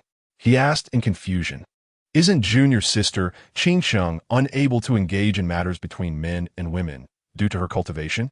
When sister checked her pulse just now, she found out. Su Mainyang's red lips slightly lifted, deliberately elongating her tone. Now it's fine. Now it's fine? Yi Fan recalled Su Mainyang's previous explanation and felt a bit skeptical. Didn't you say before that junior sister Qingsheng practices the path of true love, and the stone woman aspect is a seal that can only be broken by true love? As he spoke, Yi Fan paused, his eyes flashing with disbelief. Su Mainyang looked at Yi Fan and nodded meaningfully. This. Yi Fan's throat moved, filled with shock. How did he become Mu Qingsheng's true love? Previously, he hadn't noticed any such feelings from her towards him. Could it be that Mu Qingsheng saved him not because she was afraid of the Mu family suffering retaliation from Tianwu Academy, but because this is fate. Su Meinyang had anticipated this and smiled interestingly. But Yi Fan furrowed his brow, struggling internally. Do not impose on others what you do not desire. The feeling of being forced was not pleasant. He had been forced before. Without Mu Qingqing's consent, how could he dare to act recklessly? With life on the line, what are you still hesitating for, brother? Su Meinyang leaned closer to Yi Fan, her breath like orchids, her eyes unusually serious. You don't need to worry that junior sister Qingsheng will disagree. You are the man who will help her break the stone woman's seal. If not you, then who else? Just then, a hurried sound of footsteps came from outside Wanbao Tower. More than a dozen figures filed in, led by a middle-aged man with frost-white hair, who heavily struck the ground with a dragon-headed cane. His gaze locked onto Mu Qingsheng in Yi Fan's arms. Hand over Qingsheng. Su Meinyang's eyes flashed with cold light, and with a light wave of her purple sleeve, she stood in front of Yi Fan. Oh, Mu family master, what a grand occasion. The middle-aged man was Mu Su, the head of the Mu family, and also Mu Qingqing's father. After learning about what happened at Tianwu Academy, he hurriedly brought people here. Su Tower Master, please be accommodating. Musu was unwilling to say much, giving Su Meinyang enough face. Qingcheng was injured by Mu Jian, and now that Mu Jian is dead. Su Meinyang smiled. Does the Mu family have a way to treat Qingqing's injuries? Or does Su Tower Master have a way? Musu's brow furrowed tightly. If not, even if Qingcheng is to die, she must die in my Mu family. How could she die in this person's arms? I don't have a way. Su Meinyang lightly parted her red lips, suddenly changing her tone, but my brother does. Saying this, she looked back at Yi Fan and gave him a glance. Brother, let the Mu family head see your solar god body, okay? Otherwise, things might get a bit tricky. Yi Fan understood and began to circulate the solar meridian within him, causing golden light to burst forth. The scorching spiritual power illuminated the entire hall of Wanbao Tower, making the air feel scorching hot. So it really is the solar god body. Musa's eyes widened slightly, a bit surprised. The original yang energy of the solar god body could dissolve the ice-sealing power within Qingqing. Su Meinyang's face was filled with a smile, but it required lips and teeth to be dependent, and spirit and flesh to merge. Musu's expression soudainly darkened, with veins throbbing on his forehead as he said in a deep voice, Does Su Tower Master not know that Qingsheng has a defect? You're joking, Mu family master. You are Qingqing's father and should know best. She has not always been like this since childhood. Su Meinyang covered her lips and laughed lightly, her gaze sweeping over Yi Fan beside her before returning to Mu Su. Now Qingqing's body is no longer defective. What? Upon learning this news, Musa's expression became complicated. The sun god body can dissolve the power of ice, which is a good thing. However, the way it dissolves is hard to accept. Mu Qingqing is the consort of the third prince. How can she be with other men? If this matter gets out, both the Mu family and the royal family will lose face. Su Meinyang looked at Mu's conflicted expression and chuckled softly. Does the head of the Mu family not want to save Qingqing's life? Some things are more important than life. Musu's face darkened, gritting his teeth and glaring sharply at Yi Fan. Kid, hand Qingqing over to me. What is more important than life? Yi Fan was angered by Musu's words, unconsciously tightening his arms around Mu Qingqing. Senior sister Qingqing was previously treated as a pawn by the Mu family, a victim of power. Now, with her life hanging by a thread, as her father, you are willing to sacrifice senior sister Qingqing's life for something so meaningless. Kid, what do you know? Of course. Musu is heartbroken for his daughter. Being scolded by Yi Fan, he tightened his grip on the dragon-headed staff and reprimanded. Qingqing is the esteemed consort of the third prince. If I truly allow you to save her, where will the royal family and the Mu family's face be? Your Yi family will also be doomed. What if senior sister Qingqing divorces Duan Tianya? Yi Fan was just considering this when he suddenly asked Mu Su. Divorce? Mu Su shook his head. How could His Highness the third prince agree? Is it Duan Tianya who disagrees, or the Mu family? Yi Fan said coldly. Since you've come this far, you must have heard about what happened at the Tianwu Academy's martial arts arena. Does the Mu family still hold out hope for Duan Tianya? He is merely using the Mu family. If one day he ascends to the throne, he will surely kick the Mu family aside. Chapter 46. Divorce. Straight to the third prince's mansion. You're going? Musu was stunned for a moment, shocked by Yi Fan's words. I'm going to the third prince's mansion. Yi Fan's expression was firm as he looked down at the weakly breathing Mu Qingsheng in his arms. Senior sister Qingqing's injuries cannot be delayed. As long as you nod, I will go to the third prince's mansion to propose a divorce on behalf of senior sister Qingqing. What identity do you have to go? Musu looked Yi Fan up and down, filled with skepticism. As her father, it makes sense for Musu to propose a divorce to Duan Tianya. But what identity does Yi Fan have? Proposing a divorce on behalf of Mu Qingsheng would only enrage Duan Tianya and even invite a lot of gossip. The chances of success are almost zero. Tianwu Academy, Hidden Star? Yi Fan answered without hesitation. Huh? Musu suddenly looked at Yi Fan, a glint of insight flashing in his eyes. He certainly understood what the Hidden Star of Tianwu Academy represented. If he could use the identity of the Hidden Star of Tianwu Academy to propose a divorce on behalf of Mu Qingsheng, then that so-called divorce would probably not be a divorce at all. Head of the Mu family. In fact, your Mu family has no choice now. Seeing that Mu Su did not agree, Yi Fan said bluntly, Mu Jian publicly attacked me, the Hidden Star of Tianwu Academy. One death is not enough. If the Mu family gets implicated, do you think Duan Tianya will protect the Mu family? Musu's brows furrowed slightly, his breathing noticeably quickened, and he unconsciously glanced at his unconscious daughter, a look of struggle flashing in his eyes. Once senior sister Qingsheng divorces Duan Tianya, I guarantee this matter will end with Mu Jian. Yi Fan's voice softened, but his gaze remained resolute. Mu Su pondered for a moment, considering the pros and cons. In fact, he did not support intervening in the royal heir dispute. It had always been Mu Jian promoting the alliance between both sides. Many elders of the Mu family supported it, so he had no choice but to compromise and painfully marry Mu Qingsheng to Duan Tianya. Now that Mu Jian is dead, trouble has come to the Mu family. Perhaps this could become an opportunity. How about it? Yi Fan fixed his gaze on Mu Su, waiting for him to nod. Without Mu Su's consent, he would be acting without a name. If he rashly went to the third prince's mansion, he would be a clown. He just hoped that Mu Su, as a father, could act like one. After a moment, Mu Su finally looked up, his murky eyes staring straight at Yi Fan. If His Highness the third prince agrees to the divorce, I will allow you to save Qingsheng. But what do you plan to do afterward? Afterward? Yi Fan was taken aback. A figure from the Taichu divine sect, Qin Yimo, flashed through his mind. He closed his eyes and opened them again, now clear-headed. Afterward, I will marry senior sister Qingsheng. He had not fulfilled his promise to Qin Yimo yet, but since Mu Qingsheng was injured for her, he could not stand by and watch. If he saved Mu Qingsheng, he had to be responsible for her. Otherwise, Mu Qingsheng would have a hard time living in the royal city. Since he chose to save her, he had to be responsible to the end. Good. The light in Mu Su's eyes surged. He had been waiting for Yi Fan's words. He was also happy to have a son-in-law who was the hidden star of Tianwu Academy. Go ahead. I will settle the opposing voices in the Mu family. But for now, Qingsheng must return to the Mu mansion with me. Take good care of her. Yi Fan nodded gently, carefully holding Mu Qingsheng and bringing her to Mu Su. As he handed her over, his eyes were filled with reluctance. I hope you can bring the divorce papers to my Mu mansion later.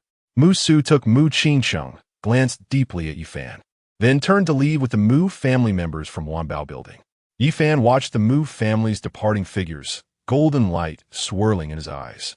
After a moment of silence, he stepped out and strode towards the door of Wanbao building. Brother, Su Meinyang's lazy voice suddenly rang out as she walked forward with a sway of her waist. Are you really going to rush over like this? You might not even get through the gates of the third prince's mansion. Yi Fan originally planned to return to Tianwu Academy first, but hearing Su Meinyang speak, he quickly requested, Please, sister, lend me a helping hand. My good brother, how could sister not help you? Su Meinyang smiled brightly, waving her hand at Yi Fan. You go ahead. Later, I will send the Xianming 2 ghosts to the third prince's mansion. By the way, I will notify the Tianwu Academy side as well. Xianming 2 ghosts?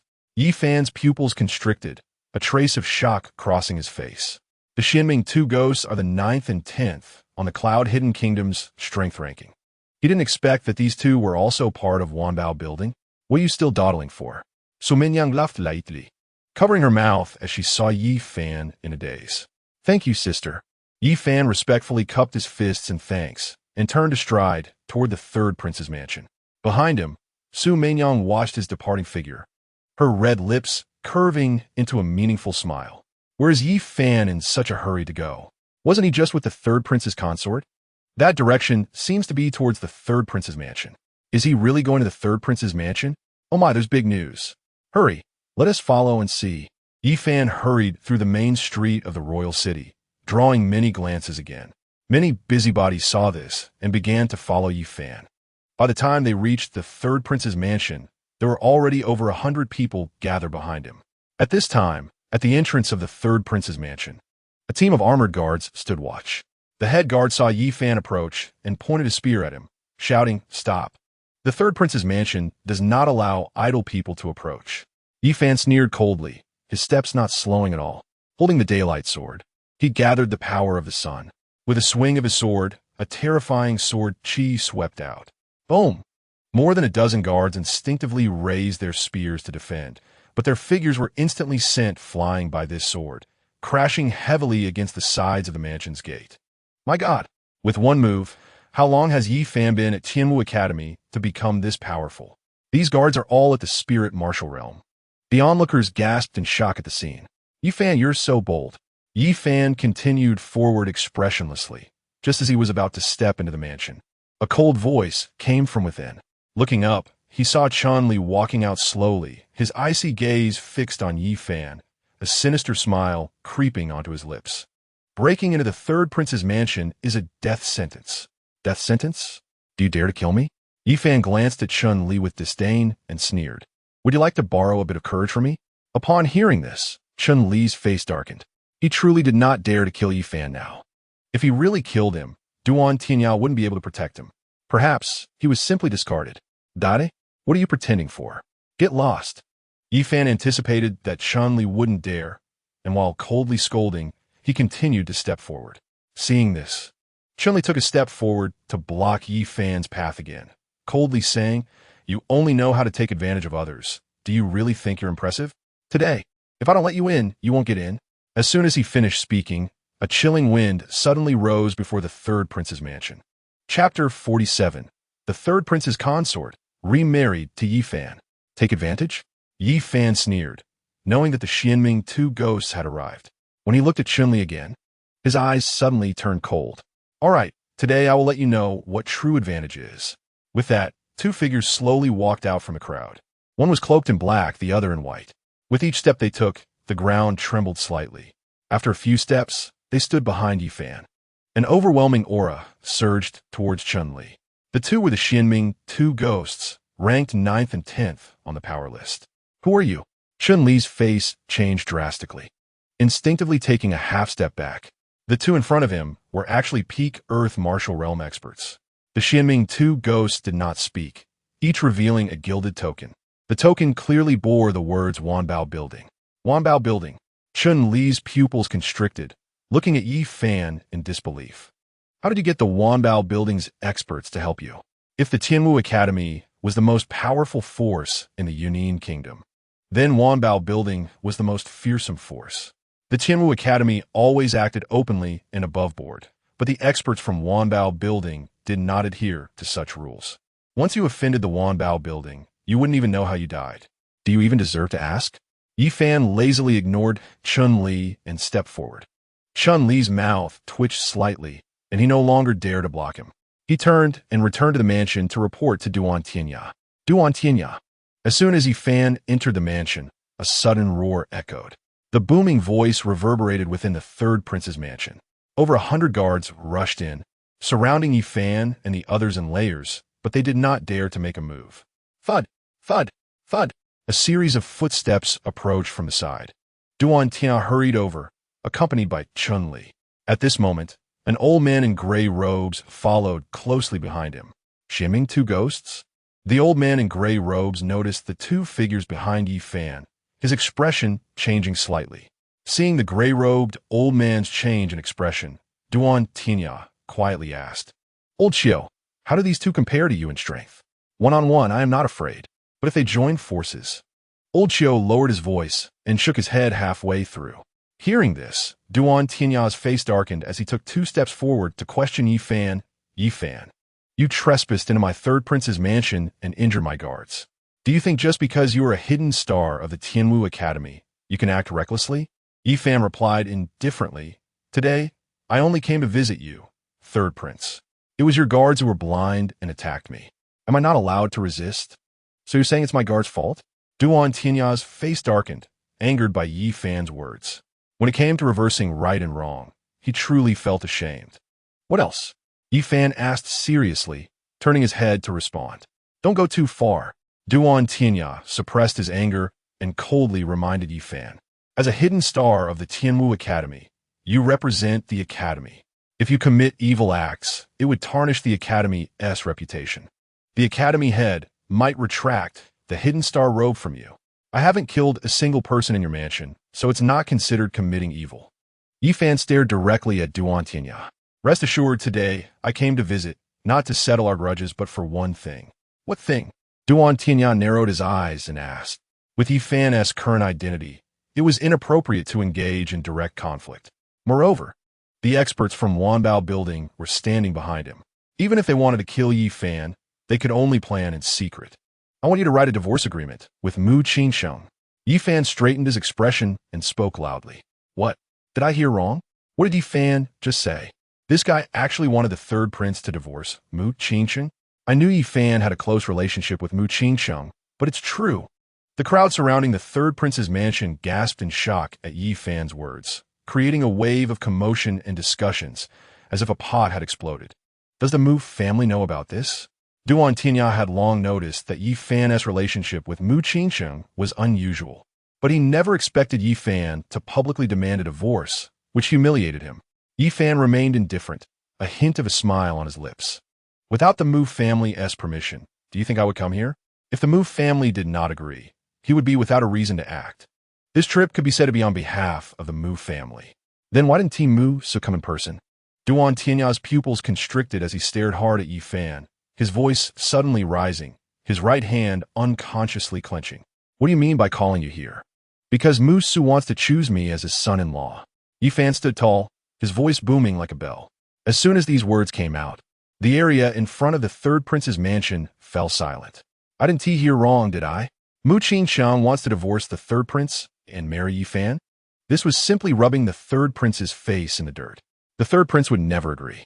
If he did, it would not just be the third prince's face lost, but the entire royal family's face. After a brief silence, the crowd erupted in chaos. Arrogant. Chun Li's face turned red, veins bulging on his forehead.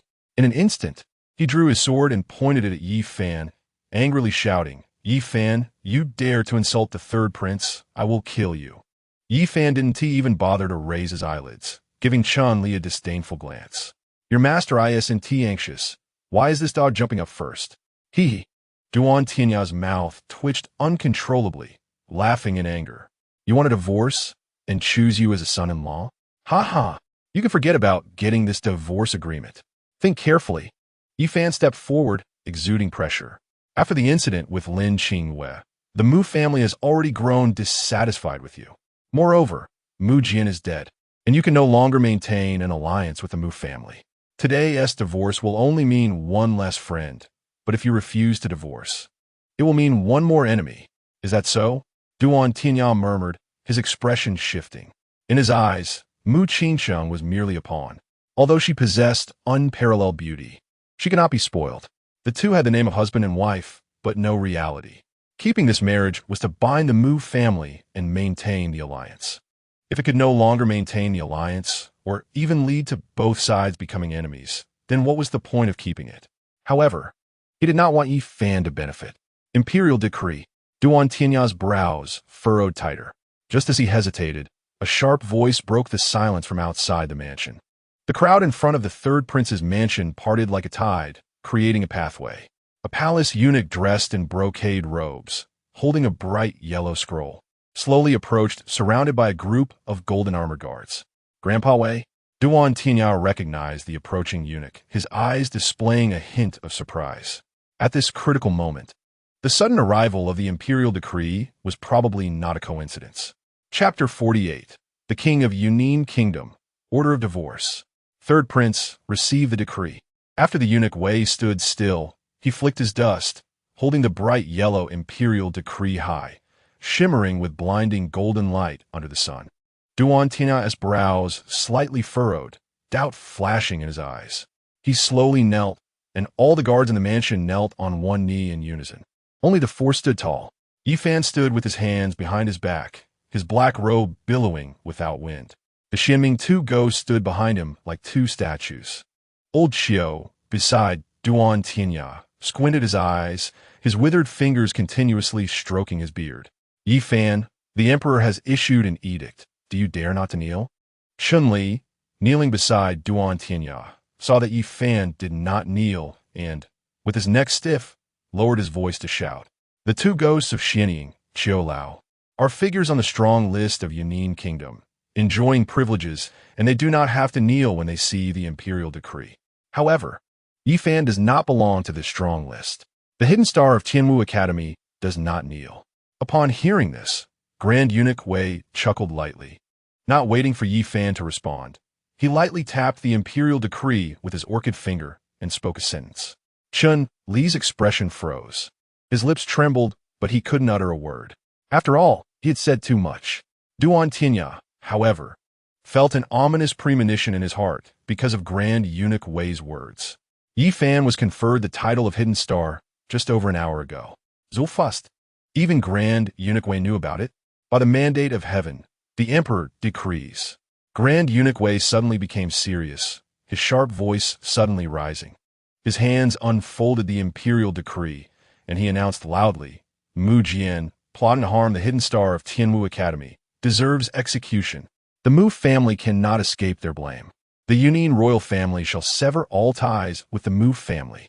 Special order for the third prince Duan Tianya to divorce Mu Qingqing. Thus it is decreed. What? Duan Tianya suddenly looked up, disbelief written all over his face. He stared at the bright yellow imperial decree as if trying to burn it through with his gaze. But he only felt humiliation. At this moment, Yifan couldn't help but smile. He had been waiting for someone from Tianwu Academy to arrive. Instead, he received such an imperial decree. It must be that Elder Xiao had instructed it, and the head of the academy had put pressure on the ruler of Yunnan Kingdom. If he had known it would be this simple, he should have sought Elder Xiao earlier. Grand Eunuch Wei lightly tapped the imperial decree, which he held, and with a snap closed it. Seeing Duan Tinya still kneeling there, he immediately urged, Your Highness, the third prince, why don't you accept the decree? Your Highness. Chunli knelt beside him, worried for Duan Tinya. Son accepts the decree. Duan Tinya squeezed out these words from between his teeth, slowly raising his hands. Grand Eunuch Wei stepped forward, placed the decree in his hands, and then turned to leave the third prince's residence accompanied by a group of golden armored guards. The emperor actually issued an imperial decree, ordering the third prince to divorce Mu Qingqing, using the Mu family's offense against the Tianwu Academy as an excuse, ordering the third prince to sever ties with the Mu family. This left some face for the third prince. It seems the emperor also did not dare to offend the Tianwu Academy. Previously, when Grand Eunuch Wei was present, everyone dared not speak. Now that he had left, the crowd immediately became restless. Duan Tinya listened to the unrestrained discussions around him, his face shifting from green to white, then from white to black. The imperial decree in his hands felt as heavy as 1,000 pounds, making it hard for him to breathe. Your Highness. Yifan leisurely stepped forward, spread his hands toward Duan Tinya, with a victorious smile on his face. Where's the divorce letter? Hurry up and write it and hand it to me. Oomph. Duan Tinya stood up abruptly, fiercely swinging his sleeve, staring at Yifan with burning anger. Get the pen and ink. After a moment, the guards brought paper and ink, and Duan Tinya wrote the divorce letter. Before he could hand it over, Yifan snatched it away, confirmed it was correct, and smiled at Duan Tinya. Thanks. With that, he turned and walked out of the third prince's residence with the two ghosts of Xianying. The onlookers at the door saw this and retreated like a tide. Clearing a path, Duan Tinya watched Yifan's departing figure, his expression unspeakably ugly. Your Highness, just let him go like this? Chun-Li gritted his teeth, his eyes filled with killing intent. If we don't let him go, should we kill him? Duan Tianya's face was gloomy as he glanced at Chun-Li and said, even without these two, if I tell you to kill him, would you dare to? But Chun-Li frowned, his face alternating between pale and green. The cost of killing Yi Fan was too great. The Tianwu Academy's retaliation was something he could not bear. The Chen family also could not bear it. Even Duan Tianya might have to pay the price. I will not let this matter go just like that. Duan Tianya's eyes flickered with coldness, as if he already had an idea. What are your plans, Your Highness? Chun-Li hurriedly asked. Yi Fan cannot be touched, Duan Tianya said softly. Each word seemed to be laced with poison. The Yi family cannot be touched either? The moonlight was like washing, and Yi Fan walked under the starlight to the Mu residence. Upon seeing Mu Su, he immediately presented the divorce letter. In the conference hall of the Mu residence, the elders of the Mu family looked incredulous. When they heard Musa say that Yi Fan went to ask Duan Tianya for the divorce letter, they thought it was wishful thinking. They never expected Yi Fan actually brought it back. Elders, after the divorce letter was circulated and returned to Mu Su's hands, he slowly spoke. The influence of the hidden star of Tianwu Academy, I believe you all have seen. Qin Sheng divorcing the third prince. I hope you all can sever ties with the third prince. Once Qin Sheng wakes up, I intend to arrange the wedding for Qin Sheng and Yi Fan, head of the family. Before Mu Su could finish speaking, the great elder of the Mu family interrupted. This is inappropriate. This act is not suitable. Just divorced and then marrying Qin Sheng to Yi Fan. Isn't that too disrespectful to the third prince and the royal family? Moreover, this is a matter of public opinion.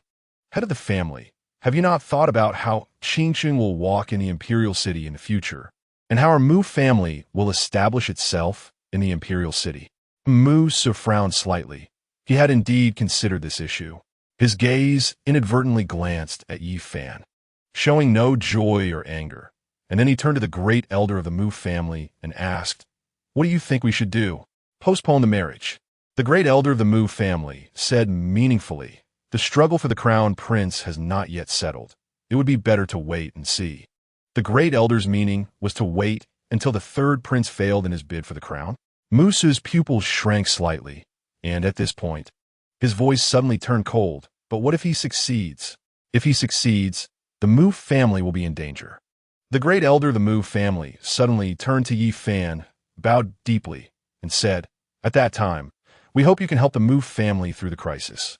Isn't it too early to say this now? Yi Fan shook his head helplessly, seeing through the people in the hall. In the end, these people still regarded Mu Qinsheng as a pawn. They wanted to bind him, the hidden star of Tianwu Academy, through Mu Qinsheng. However, right now, he had no intention of discussing this and said to Mu Su, head of the Mu family, saving people is urgent. That's right. Mu Su stood up abruptly, his sharp gaze sweeping over everyone present. Issue an order to seal off the news of Yi Fan treating Qingqing's injuries. Anyone who leaks, it will be killed without mercy. Yi Fan took action to treat Mu Qingqing's injuries. It required close contact, the integration of spirit and flesh. They were not yet married, and doing this would bring a bad reputation. Yi Fan did not resist Mu Su's actions, expressionless as he followed Mu Su out of the conference hall, through a long corridor to a secluded courtyard of the Mu residence. As he pushed open the door of the courtyard, a bone-chilling cold air rushed toward him. Chapter 49. Integration of Spirit and Flesh, Heavenly Meteor Shower. Go in. Mu Su's brow was tightly furrowed, his eyes filled with complex emotions that were hard to describe. He sighed lightly and said, I will have someone seal off the entire courtyard until you and Qin Shang come out. Yi Fan nodded slightly, took a deep breath, and stepped into the room. The door closed silently behind him, isolating him from everything outside. As he walked around the screen, Mu Qin Sheng lay quietly on the bed, surrounded by cold air, which had even formed a thin layer of frost on the bed curtains. Yi Fan's breathing involuntarily quickened as he slowly approached and sat down at the edge of the bed, gazing at this face so close to him. Her delicate eyelashes were frosted, and her red lips were pale, yet her breathtaking beauty could not be concealed. Yi Fan felt a strange flutter in his heart, but was also somewhat at a loss. He knew what he had to do. However, he had no experience. The last time, He had been forced into it. Now that it was his turn to take the initiative, he didn't know what to do. Sister Qingsheng, I'm sorry. Yi Fan swallowed hard, carefully untying Mu Qingsheng's sash, his movements gentle as if handling fragile treasures. As the clothes slipped away, a body like jade gradually revealed itself, her icy skin shimmering with a pearl-like luster under the moonlight, causing his ears to burn bright red in an instant. Huh. Yi Fan took a deep breath, closed his eyes, and operated the Solar Sutra. Golden spiritual power surged like a tide, illuminating the dim room as bright as day. When he opened his eyes again, his gaze was already filled with determination. As he leaned down, his lips gently pressed against the two icy, soft ones. In that instant, a bone-chilling coldness surged through his lips and teeth. Yi Fan trembled all over but held the person in his arms even tighter. The hidden star robe slipped off, revealing the young man's strong body. Wow, wow, wow. Outside, a meteor streaked across the night sky. Shortly after, a second and a third followed. Countless starlights converging into a river, their brilliant glow penetrating the roof. Illuminating the room, they intertwined into a net. Yi Fan, in close proximity to Mu Qingsheng, took the opportunity of their spiritual and physical fusion to continuously transmit the original sun energy through the Tanzhong acupoint into Mu Qingsheng's body. Unbeknownst to him, a phantom of the towering heaven steel quietly emerged behind him. The light of the meteors transformed into countless threads, which, after being devoured by the towering heaven steel, became a strange power that circulated between the entwined bodies of the two. On the streets of the imperial city, many people pushed open their windows, gazing upward. A meteor shower, a celestial phenomenon. Could something significant be about to happen? Look, all the starlight is heading in one direction. That direction is the Mu residence. The quiet night was shattered by the appearance of the meteor shower.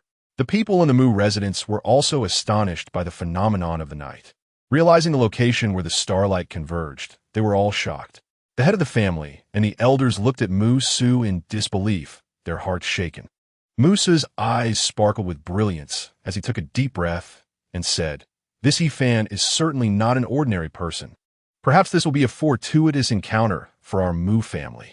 In the side courtyard of the Mu residence, two young hearts were gradually synchronizing their beats in a wondrous rhythm.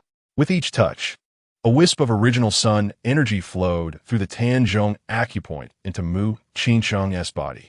Her pale skin gradually flushed with color, and the phantom of the towering heaven steel behind Yi Fan also became increasingly solid. When the last wisp of original sun energy was exhausted, Yi Fan collapsed onto Mu Qingsheng like a marionette with its strings cut, falling into a deep slumber. It was unclear how much time passed before his consciousness suddenly plunged into chaos. When he opened his eyes, he saw the towering heaven steel standing majestically. On the pitch-black steel, the four words "Heavenly Tao Suppression" suddenly erupted with dazzling light. Is this the towering realm?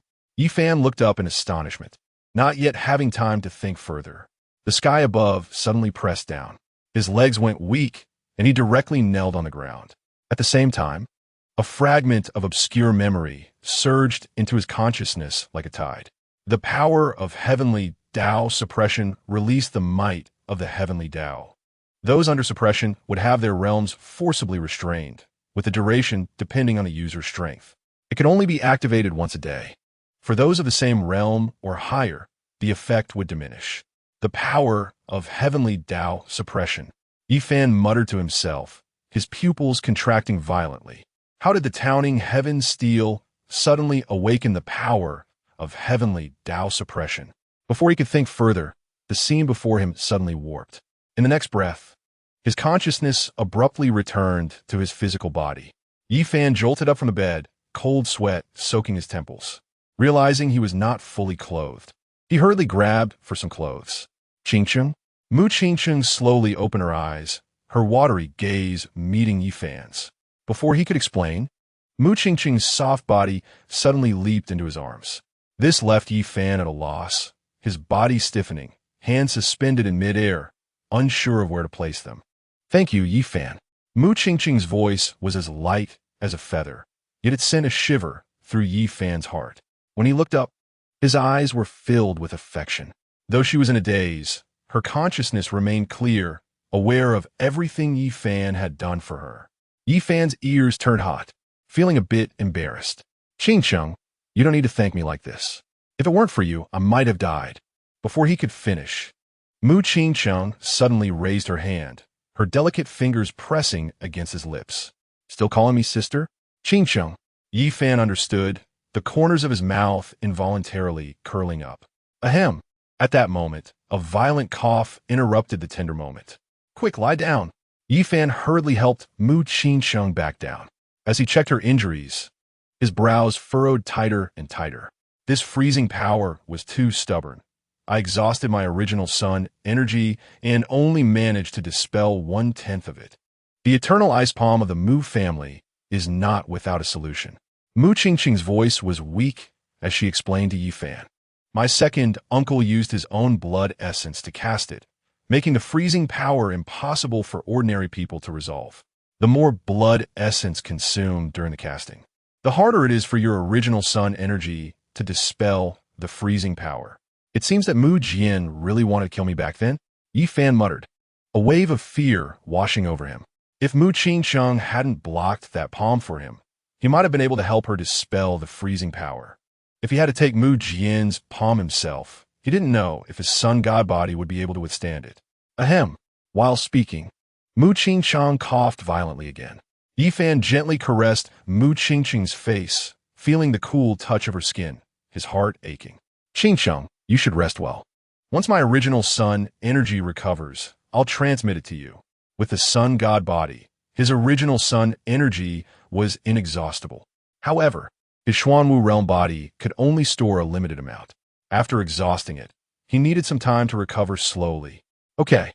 A flush suddenly appeared on Mu Qingqing's pale face, her long eyelashes trembling as they lowered, and she nodded imperceptibly. She certainly knew what it meant for Yi Fan to transmit his original sun energy to her. Chapter 50, Awakening of the Fate Soul, Ice Soul Star. Time flew by like a white horse passing a crevice. In the blink of an eye, over a month had passed. Unknowingly, Yi Fan's cultivation had reached the 4th stage of the Xuanwu realm. The freezing power within Mu Qingqing was also nearly resolved. That night, the moonlight was like water. Inside the room, the candlelight flickered, casting 2 intertwined figures. This was Yi Fan's 10th time transmitting original sun energy to Mu Qingqing, and the two were already very familiar with the process. Mu Qingqing suddenly let out a muffled groan, her delicate fingers deeply digging into Yi Fan's back. With the last trace of freezing power resolved, the spiritual energy that had long been dormant within her erupted like a volcano. Hiss!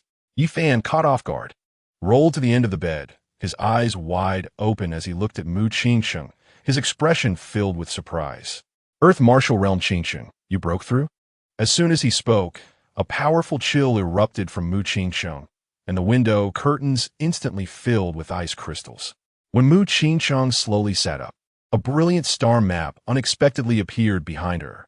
Countless stars made of ice crystals floated in the air, exuding a bone-chilling cold. This is... Yi Fan couldn't help but shiver, goosebumps rising on his arms. Fate Soul. Mu Qingqing was equally shocked, slowly reaching out to touch the stars, her fingertip immediately forming fine ice flowers. The Fate Soul is one of the marks of Earth Martial Realm warriors. Once one reaches the Earth Martial Realm, they can awaken their Fate Soul. Your Fate Soul? Yi Fan's eyes widened as he stared at the cold stars, exclaiming in shock. Such a powerful Fate Soul power must be a heavenly grade Fate Soul. Ice Soul Star. Mu Qingqing murmured, suddenly turning to look at Yi Fan, her eyes sparkling. Yi Fan, it must be because of you that I awakened this Ice Soul Star. Because of me? Yi Fan was taken aback, instinctively scratching his head. Ice Soul is the inherited Fate Soul of my Mu family. Most direct descendants awaken the Ice Soul when their Fate Soul is activated. Mu Qingqing, wrapped in light gauze, moved to Yi Fan's side, patiently explaining. At this point, her pretty face flushed slightly. But this star is because of you. Huh? Yi Fan looked confused, not understanding Mu Qingqing's meaning. That night, when you first healed me, a celestial phenomenon occurred. and the meteor shower crossed the night sky. Your towning heaven steel's fate's soul absorbed the light of the stars. Mu Qingqing's voice gradually lowered when you transmitted your original sun energy to me. You also passed a wisp of star power to me. Celestial phenomenon? This happened. I have no impression of it at all. Yi Fan's eyes widened as he tried to recall the details of that night. But no matter how hard he thought, all he remembered was the spring-like atmosphere in the room. He recalled Mu Qingqing lying with her eyes closed on the bed. The things that the other party could sense. He was completely unaware of. Perhaps. Mu Qingqing suddenly leaned in closer, lightly biting her lip. At that time, someone's attention was all on something else. Ahem. Yi Fan's face instantly turned red, and he hurriedly grabbed his clothes to cover himself. All right. Mu Qingqing couldn't help but chuckle softly, tidying her scattered hair. Her cheeks still flushed with an unvanished blush. I just broke through to the Earth Martial realm, and my breath is still unstable. You should rest first. I need to adjust my breathing for a moment. Okay. Yi Fan quickly agreed as he put on his clothes. Every time he finished channeling the source Yang Qi, he felt as if he had been drained. Completely relaxing his body and mind was beneficial for the recovery of the source Yang Qi. This recovery process was vital for his cultivation. Otherwise, he wouldn't have been able to break through to the 4th level of the Xuanwu realm in just over a month. Yi Fan, get out here. A harsh, scolding voice came from outside the courtyard as dawn broke. Are you dead in a woman's belly? If you're not dead, hurry up and crawl out. Sister Yao? Yi Fan jolted up from the bed, fully awake, and looked confusedly at Mu Qingqing beside him. At that moment, Mu Qingqing had already sat up, elegantly tying her clothes, and gave Yi Fan a reassuring glance. Go out and take a look. Outside the courtyard, 2 strong members of the Mu family stood with their long spears, blocking Yi Yao from moving forward. Miss Yi Yao, letting you into the Mu residence is already out of consideration for Yi Fan. Don't overstep your bounds. If you continue to shout loudly here, don't blame us for being impolite. I'm not shouting. You guys better call that scoundrel Yi Fan out. Yi Yao crossed her arms, and after having suffered losses when she broke in earlier, she dared not act recklessly again, but her words were sharp. You let me into the Mu residence, but won't let me see anyone. Did you invite me here for tea? I wouldn't even want to drink your Mu family's terrible tea. The head of the family has ordered it. The Mu family strongmen were unyielding. Unless Yi Fan or the young lady came out voluntarily, no one could enter the courtyard. Miss Yi Yao, if there's nothing urgent, please leave. Do you think I'd come to this godforsaken place if it weren't urgent? Yi Yao's chest heaved with anger as she shouted at the courtyard door. Yi Fan, if you don't come out soon, you might as well never come out again. Just die in Mu Qingqing's arms. Sister Yao, why are you so angry this early in the morning? As soon as the words left his mouth, Yi Fan's voice came from inside the courtyard. The courtyard door creaked open. Yi Fan and Mu Qingqing stepped out hand in hand. They reluctantly released each other only when they reached the courtyard door. Yi Fan. As soon as Yi Yao saw Yi Fan, she exploded, especially seeing how close the two were made her furious. You're living it up while abandoning your family. Huh? Sister Yao, that's a misunderstanding. I'm doing this to save people. Yi Fan chuckled awkwardly, scratching his nose and stealing a glance at Mu Qingqing beside him. He added, and I've been keeping up with my cultivation these days. Less nonsense. Yi Yao stepped forward and grabbed Yi Fan's wrist, trying to drag him outside. Now, come back with me immediately. Normally, Yi Fan would let her pull him along. But with Mu Qingqing right next to him, he couldn't afford to lose face. He exerted a slight force under his feet, and Yi Yao couldn't pull him even a bit. Yi Yao's face flushed red with anger, and she suddenly lowered her voice.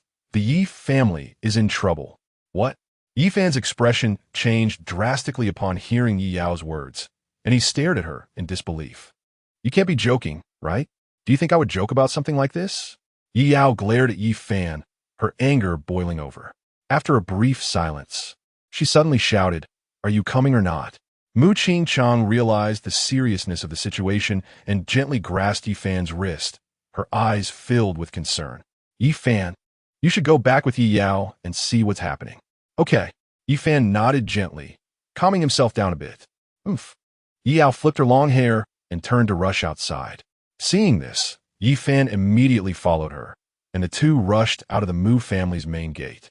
sprinting down the main street of the imperial city. Sister Yao. Halfway there, Yi Fan couldn't help but ask, what exactly happened to the Yi family? Chapter 51. Yi family's calamity, interrupted pill.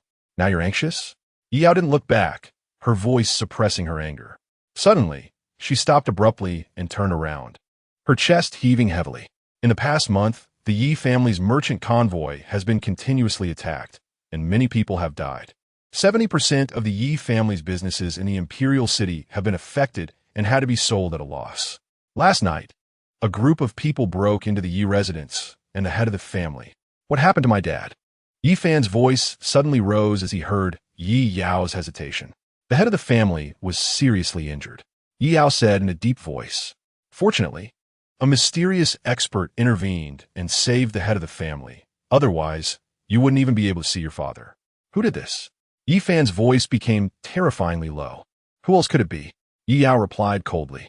In the imperial city, after several attacks that completely wiped out my Yi family's merchant convoy and paralyzed our businesses in a short time.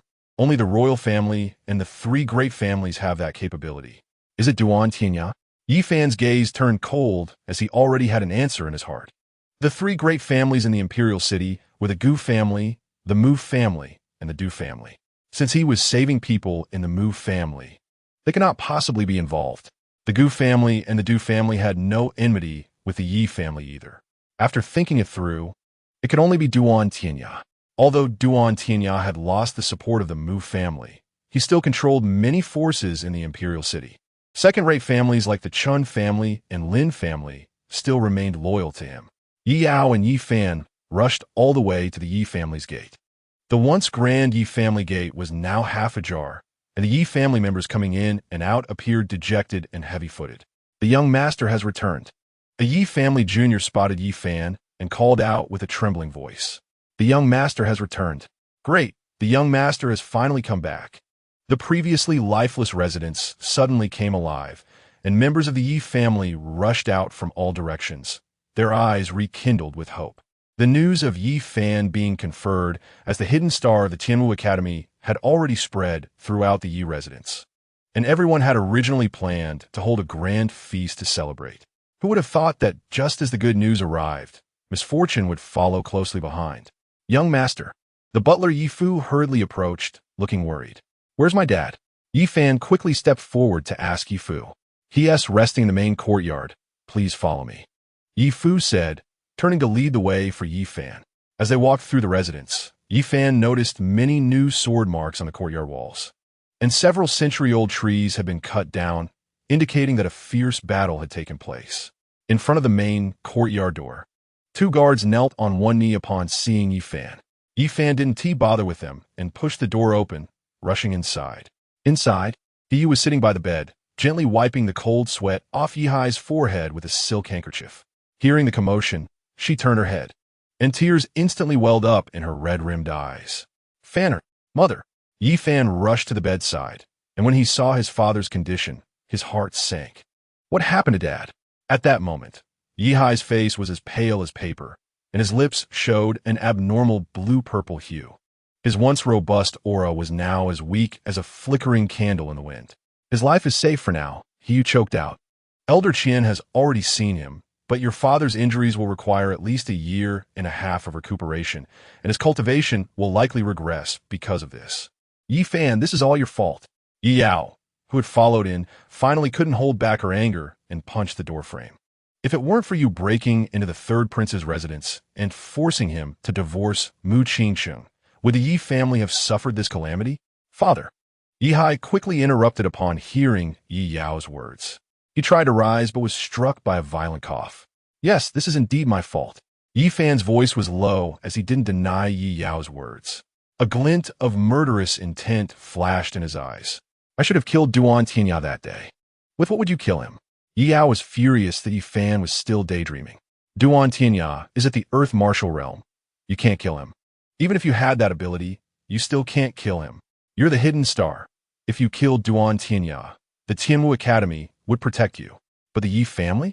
No one will protect us. Yi Fan fell silent. At that time, the Xinming 2 ghosts indeed could not kill Duan Tianya. He just wasn't sure if the Tianwu Academy would help protect the Yi family. This is not Fanner's fault, Yi Haiqiang insisted weakly as he leaned back against the pillow. Fanner becoming a hidden star is the glory of the Yi family. Such a genius being born in a small family like the Yi family is both a blessing and a curse. He had only spoken a few words before he began to breathe laboriously, but as long as Yi Fan was around, the Yi family could rise again from the ashes. The current suffering is only temporary. Dad, Yi Fan tightly grasped Yi Hai's cold hand and asked solemnly, "Do you have any idea who hurt you?" As the head of the Yi family, Yi Hai's cultivation was not low, Earth Martial Realm level 7, and there were not many people in the Imperial City who could kill him, based on the characteristics of the martial arts. It should not be difficult to identify the culprit. Yi Hai weakly shook his head, a hint of humiliation flashing in his eyes.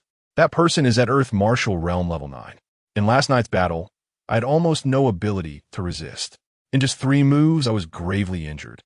I didn't even clearly see the opponent's moves. Could it be that old Xiao beside Duan Tianya?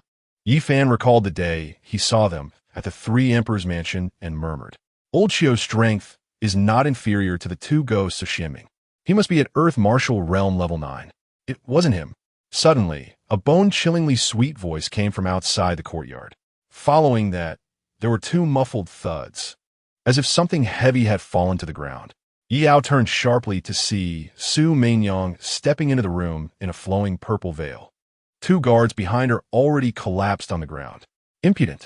Yao, already filled with anger, exploded at Su Meinyang's direct intrusion, her aura erupting as she confronted the audacity of entering here. However, Su Meinyang didn't even glance at her, her delicate fingers pinching a glossy pill as she walked straight towards Yi Fan. "Brother, I'm here to bring medicine for your dad." Yi Fan took the pill and nodded lightly. He turned and prepared to feed it to Yi Hai. Yi Fan, seeing this, Yi Yao quickly stepped to Yi Fan's side and grabbed his wrist. "Are you crazy? Don't you fear it could be poison? Master Su wouldn't harm my dad." Yi Fan shook off Yi Yao's hand, his voice firm. After saying that, he gently lifted Yi Hai's head and placed the pill in his mouth. "Oh, I say, little brother," Su Meinyang suddenly teased, covering her ruby lips with her purple sleeve. "You called me sister before, and now it's Master Su?" As the pill entered his stomach, Yi Hai's pale complexion visibly regained color. His previously weak aura began to strengthen gradually. Seeing that Yi Fan did not respond, Su Meinyang continued without annoyance. "This level 7 continuation pill can prolong life, but the head of the Yi family still needs to rest for a month. After a month, he will surely recover as before." Level 7 continuation pill. Yi Fan's pupils constricted, and he quickly stood up, solemnly cupping his hands towards Su Meinyang. "Thank you, sister. I will remember this favor." Level 7 pills are hard to come by in the Imperial City. Su Meinyang actually gave one so generously. "With sister, why be polite?" Su Meinyang laughed lightly, a wisp of fragrance trailing her purple sleeve. Yi Fan thought of what Su Meinyang had said upon her arrival, his eyes flashing with sharpness. "Sister, you said the one who hurt my dad wasn't he, that old Xiao beside Duan Tianya?" Chapter 52. You really are coveting Yi Fan's body? Of course not. Su Meinyang's red lips curved, revealing a mysterious smile. "How do you know?" Yi Fan's eyes flashed with brilliance as he suddenly thought of something. "Could it be that the one who saved my dad was a powerful figure from Wanbao Tower? Guess you figured it out?" Su Meinyang raised an eyebrow. "Little brother is quite clever." Hearing this, Yi Yao's face lost some hostility. However, seeing Su Meinyang nearly glued to Yi Fan, she unconsciously clenched her fists, displeasure written all over her face. It seemed she was not pleased to see Yi Fan engaged too much with Su Meinyang. "Sister." Yi Fan felt grateful, but momentarily didn't he know what to say. Last night, a powerful figure was sent to save Yi Hai, and today, she gifted him a spirit medicine. This kindness was truly overwhelming. Seeing Yi Fan's expression, Su Meinyang couldn't help but laugh. "You are the good younger brother, sister. Qingcheng is also my junior sister. With such capability, how could I not help?" Yi Fan's expression became serious, and he looked at Su Meinyang, asking, "Sister, have you found out who the person who ambushed my Yi family was? This person has considerable strength, able to rank in the top 10 of the strong list of Yunnan country." A hint of seriousness flickered in Su Meinyang's eyes but based on the moves, it was definitely not someone on the list, so it couldn't be that Xiao Sanshi from the Third Prince's Mansion. Perhaps it was someone not from Yunin country. Yi Fan showed a puzzled expression. Could it be Duan Tianya hired a master from another country? This sister doesn't know. Su Mingyang suddenly changed the subject with a mysterious smile. But there is something very interesting you might want to know. Who bought the properties the Yi family sold off? Who? Yi Fan's heart skipped a beat, looking at her with confusion. He hadn't paid attention to this before, but now that Su Mingyang mentioned it, there must be something fishy about it. The Du family and the Gu family. Su Mingyang looked at Yi Fan meaningfully. These two families have a close relationship with the second prince, Duan Tianshu. Yi Fan's expression froze. The Gu family also supports the second prince? The current empress is from the Du family in the imperial city. The second prince, Duan Tianshu's mother, is the current empress. It is quite normal for the Du family to support Duan Tianshu. However, previously, the Gu family had maintained neutrality. It hadn't been heard that they participated in this struggle for the throne. He, Su Mingyang smiled without answering. Sister means to say Yi Fan's brows furrowed deeply. The various actions against my Yi family were not done by Duan Tianya, but by Duan Tianshu. Sister didn't say that. Su Mingyang smiled and denied it. Glancing at Yi Hai on the bed. The head of the Yi family needs to rest now, so I won't disturb him. After saying that, she turned, her purple veil fluttering. If little brother has time in the future, you can come to Wanbao Tower for a visit. Sister. Yi Fan felt uneasy. Seeing Su Mingyang about to leave, he quickly called out to her, if I'm not at the Yi residence in the future, could I trouble you to take care of my Yi family? That is fine. Su Mingyang turned back with a smile, casting a flirtatious glance at Yi Fan. But how does little brother plan to thank sister? Yi Fan was momentarily at a loss for words, not knowing how to respond. I knew it. Yi Yao suddenly exploded, her previously softened expression flaring up with anger again. You really are coveting Yi Fan's body. Sister is not that kind of person. Yi Fan hurriedly defended Su Mingyang, but his ears secretly turned red. Through their interactions, he had come to understand Su Mingyang's character. She didn't truly have thoughts for him. She just enjoyed teasing him. How could sister compete with a junior sister for a man? Su Mingyang laughed, her laughter making her flowers tremble, her shoulders slightly shaking under the purple veil. This favor, let's put it aside for now. When sister thinks of how you should repay me, little brother can repay me well then. All right. Yi Fan agreed without hesitation. Hee. Su Mingyang chuckled lightly as she turned to leave, leaving behind a room filled with fragrance. Once Su Mingyang walked far away, Yi Fan immediately turned back to the bedside, gripping Yi Hai's hand with a determined gaze like iron. For the next month, you just need to rest assured and heal. I will definitely investigate the previous matters thoroughly. Yi Hai weakly nodded, his eyes filled with appreciation. Though he didn't say much, the trust in his gaze was evident. As soon as Yi Fan and Yi Yao stepped out of the room, they saw Yi Fu rushing over. Young master. Master Gu Yi from the Gu family is looking for you. Gu Yi. Yi Fan frowned slightly, immediately recalling Su Mingyang's earlier words. He should have realized that Gu Yi might be connected to Duan Tianshu. Previously at the Tianwu Academy's martial arts arena, he had expelled Duan Tianya, and no one else dared to step forward except Gu Yi. At that time, he had wondered why Gu Yi had such actions. Now he understood that Gu Yi was indeed associated with Duan Tianshu. Making Duan Tianya uncomfortable was precisely what Duan Tianshu wanted. Where is he?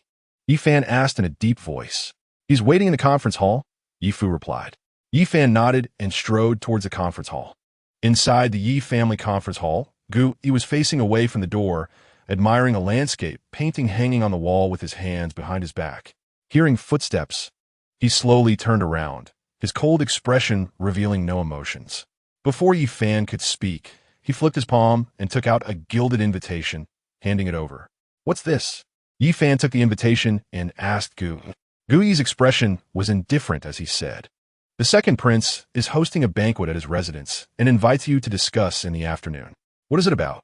A hint of suspicion flashed in Yi Fan's eyes. Go, and you will naturally know, Gu Yi replied, then walked past Yi Fan without looking back as he left the Yi residence. The second prince. Yi Fan stared at the invitation in his hand, frowning deeply. What was he planning? Do you want me to accompany you? Yi Yao saw Yi Fan's serious expression and stepped forward to suggest. You? Yi Fan turned to look at Yi Yao, forcing a somewhat awkward smile. Sister Yao, I think it's better if you don't. He couldn't handle Yi Yao's temperament. What does Duan Tianshu mean? It's still unclear. If Yi Yao goes, what if she ruins Duan Tianshu's event? That would be quite embarrassing. No, I have to go. Yi Yao would not heed Yi Fan's advice and insisted. Do you really think I'm asking for your opinion? I'm informing you. Yi Fan couldn't argue with Yi Yao and had to reluctantly compromise. All right then, but Sister Yao, please don't act impulsively. Don't worry. Yi Yao snorted coldly, her eyes flashing with anger.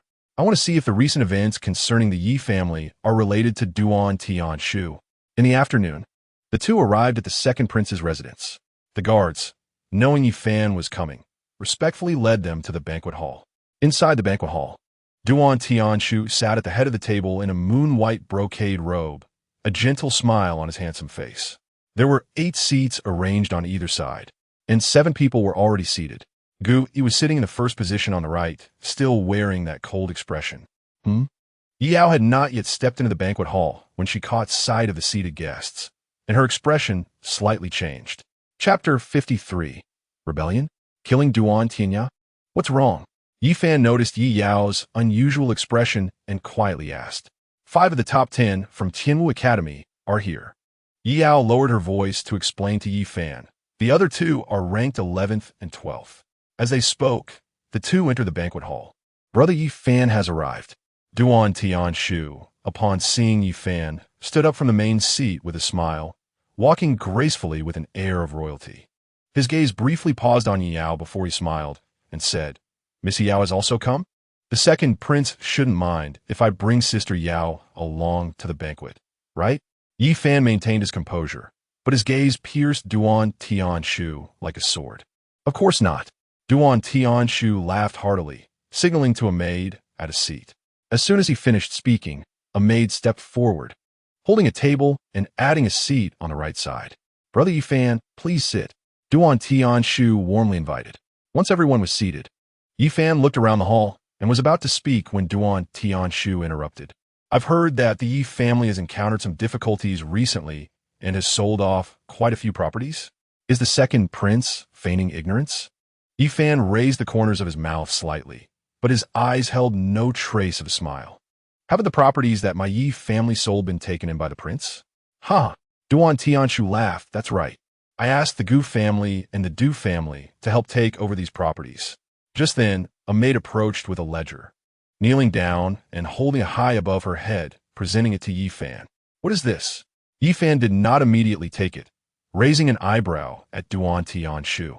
It's the ledger. Duan Tianshu picked up a white jade wine cup, took a sip, and smiled. The Yi family is in trouble, so I only asked the Gu family and the Du family to temporarily take over. Now these properties have returned to normal operation, and the Yi family can reclaim them at any time. Moreover, all the profits generated during this period belong entirely to the Yi family. Yi Fan's gaze sharpened slightly, suspecting Duan Tianshu's intentions, but still pretended not to know. I cannot accept such a grand gift from the second prince. Of course, it's not given for free. Duan Tianshu's deep gaze met Yi Fan's, a meaningful smile playing on his lips. Oh, Yi Fan tentatively asked Duan Tianshu, what does the second prince need me to do? Duan Tianshu smiled mysteriously and said to Yi Fan, I need brother Yi Fan to help me with a small favor. Yi Fan chuckled lightly. The second prince has extensive connections, and with so many talented youths present, why would you need my help? The 7 people present all had considerable martial strength. Chunli had been expelled from Tianwu Academy, and Mu Qingsheng had reached the Earth martial realm. The 2 previously ranked 11th and 12th had now entered the top 10. Brother Yi Fan is the hidden star of Tianwu Academy. Duan Tianshu gently caressed the white jade cup, his eyes sparkling. You can do what they cannot. Are you just looking for me to deal with Duan Tianya? Yi Yao interrupted, her lips curling in disdain. Cutting corners, what a hassle. Duan Tianshu laughed at her words and turned his gaze to the last seat on the right where Yi Yao sat, not angry at all. I've heard that Miss Yi Yao is straightforward, and it's true.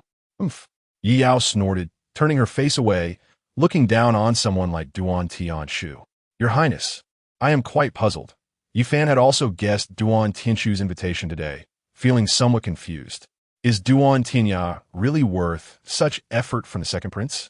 In terms of background, Duan Tianya is neither a legitimate nor the eldest son, while you are a legitimate son. In terms of power, you have the support of the Du and Gu families, while Duan Tianya has recently lost the Mu family as an ally. No matter how you look at it, Duan Tianya doesn't have the qualifications to compete with you for the throne. Duan Tianshu chuckled lightly at this point. He raised his hand to signal the maids to withdraw. The heavy banquet hall door creaked shut, isolating them from the outside world. Brother Yi Fan does not know something. Once only the 10 people present remain in the hall, Duan Tianshu slowly spoke. My mother is the queen, but she is not favored. The emperor married her to gain the support of the Du family for the throne. In contrast, my third brother's mother is the emperor's favored concubine, and thus the emperor favors my third brother more. Is that all? Yi Fan raised an eyebrow, clearly not believing it was that simple. The emperor knows that I have the support of the Du family, and to suppress me, he has gone to great lengths. Even though my third brother has lost the support of the Mu family, his power is still not inferior to mine. The Imperial Guard is now under my third brother's control, and his uncle is the commander. Duan Tianshu emptied his cup and sighed. What's more critical is that in terms of martial talent, I am far inferior to my third brother. The Yunin kingdom is founded on martial prowess, so the emperor naturally prefers to establish him as the crown prince. Yi Fan shook his head and smiled, from what the second prince implies. The emperor has already favored Duan Tianya, so whatever the second prince does is pointless. Duan Tianshu was well aware of this logic, letting out a long sigh. Now, if I want to compete for the throne, there are only 3 paths I can take.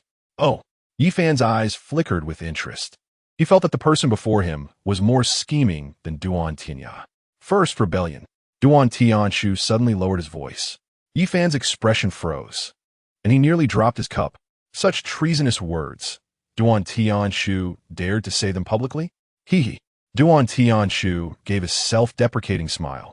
The chances of a successful rebellion are minuscule. Besides, I don't want to meet my father in battle. Yi Fan merely smiled without speaking.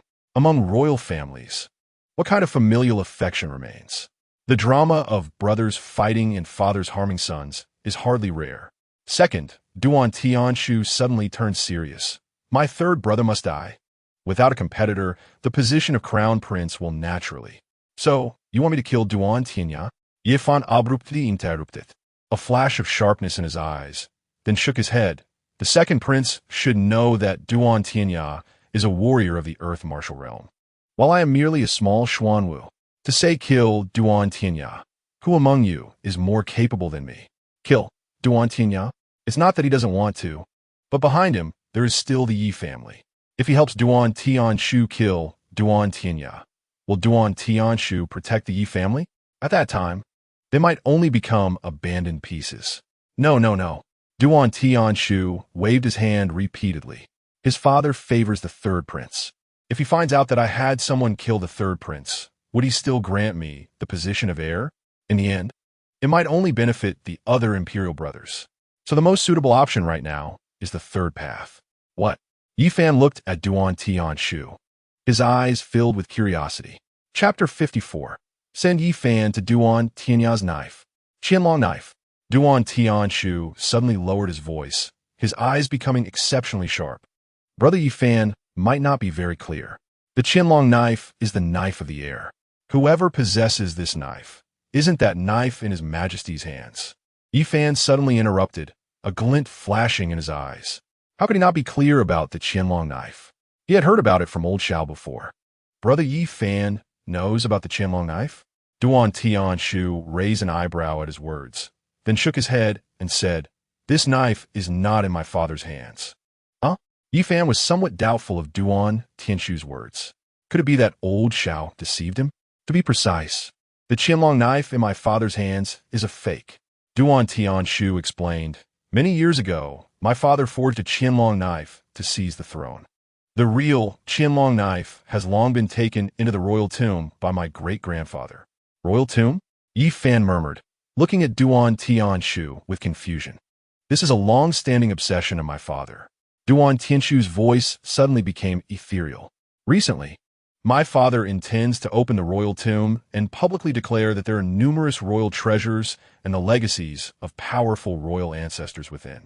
Those who obtain the legacy can claim it as their own, and those who acquire royal treasures can hand them over to the royal family in exchange for glory and wealth.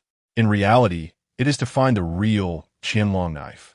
Will everyone present go? Upon hearing this, Yi Fan couldn't help but feel a bit interested. If he could obtain the Qianlong knife, he could directly help old Xiao out of trouble. This way, he could avoid continuing to get involved in the struggle for the heir. Not only will they go, but Duan Tianyao will also go. Duan Tianshu nodded, a hint of an elusive smile on his lips. What? Yi Fan suddenly looked at Duan Tianshu, his eyes narrowing slightly. Brother Yi Fan need not worry. Duan Tianshu saw this and laughed heartily. There is a divine pattern array set up within the royal tomb, which imposes a suppression of spiritual power. Once inside, cultivation will be suppressed to the Xuanwu realm. Therefore, even though Duan Tianya has already entered the earth martial realm, within the royal tomb, he can only exert the combat power of a 9th-level Xuanwu realm. Even so, Yi Fan murmured softly, his eyes darkening slightly. Duan Tianya's cultivation has already entered the earth martial realm, awakening his fate soul. In the royal tomb, his cultivation is suppressed. However, the fate soul he awakened will not be suppressed. Moreover, before entering the earth martial realm, Duan Tianya ranked first on the heavenly list. Even if his cultivation is suppressed, his strength is still superior to those present. Duan Tianshu observed Yi Fan's expression, and after a moment of silence, tentatively asked, Brother Yi Fan, what do you think? Yi Fan smiled, but did not immediately agree. If I obtain the Qianlong knife, could the second prince lend it to me for a while? Why do you need the Qianlong knife? Duan Tianshu frowned slightly, sizing up Yi Fan with confusion in his eyes. As far as I know, Brother Yi Fan is a sword cultivator, right? It is useful. Yi Fan replied succinctly, rest assured, I only need to borrow it for one day. Only one day? Duan Tianshu pondered for a moment, then suddenly smiled broadly, raising his wine cup. All right. I hope Brother Yi Fan will take good care of this knife and not lose it. After all, this knife is of great significance to the royal family of Yan'an Kingdom. Of course. Yi Fan smiled and raised his cup in acknowledgement. After that, he tilted his head back and drank the wine in his cup. The agreement between the two was established, and they toasted and chatted in the banquet hall.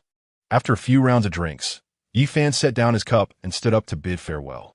Yi Yao could no longer contain herself. Seeing him finally get up, she immediately followed closely, her pace slightly hurried. Yi Fan. Just as they exited the second prince's mansion, Yi Yao grabbed Yi Fan's sleeve and lowered her voice to question. Why did you agree to Duan Tianshu about the royal tomb? Aren't you afraid of being killed by Duan Tianya in the royal tomb? Gu Yi and the others might not protect you thoroughly. Not only won't they protect you, Yi Fan's lips curled into a smile that was not quite a smile. His gaze slightly cold. Perhaps Duan Tianshu is just waiting for Duan Tianya to kill me. Yi Yao's expression froze upon hearing this, her pupils slightly contracting, and she hurriedly asked in a low voice, what do you mean by that? Sister Yao, think about it. I'm a hidden star of Tianwu Academy. If Duan Tianya really dares to kill me. Yi Fan paused, a glimmer of sharpness flashing his eyes. The Tianwu Academy will surely be furious. At that time, even the royal family won't be able to protect him. Even if he could escape death, the position of heir would be destined to have nothing to do with him. After saying that, he turned his gaze to Yi Yao, chuckling lightly. The way Duan Tianshu is being so nice today is just to use me as a knife to send me to Duan Tianya's blade. Since you know this, why still go? Yi Yao's breath hitched, her fingers unconsciously tightening as she stared at Yi Fan, feeling anger, confusion, and a hint of worry.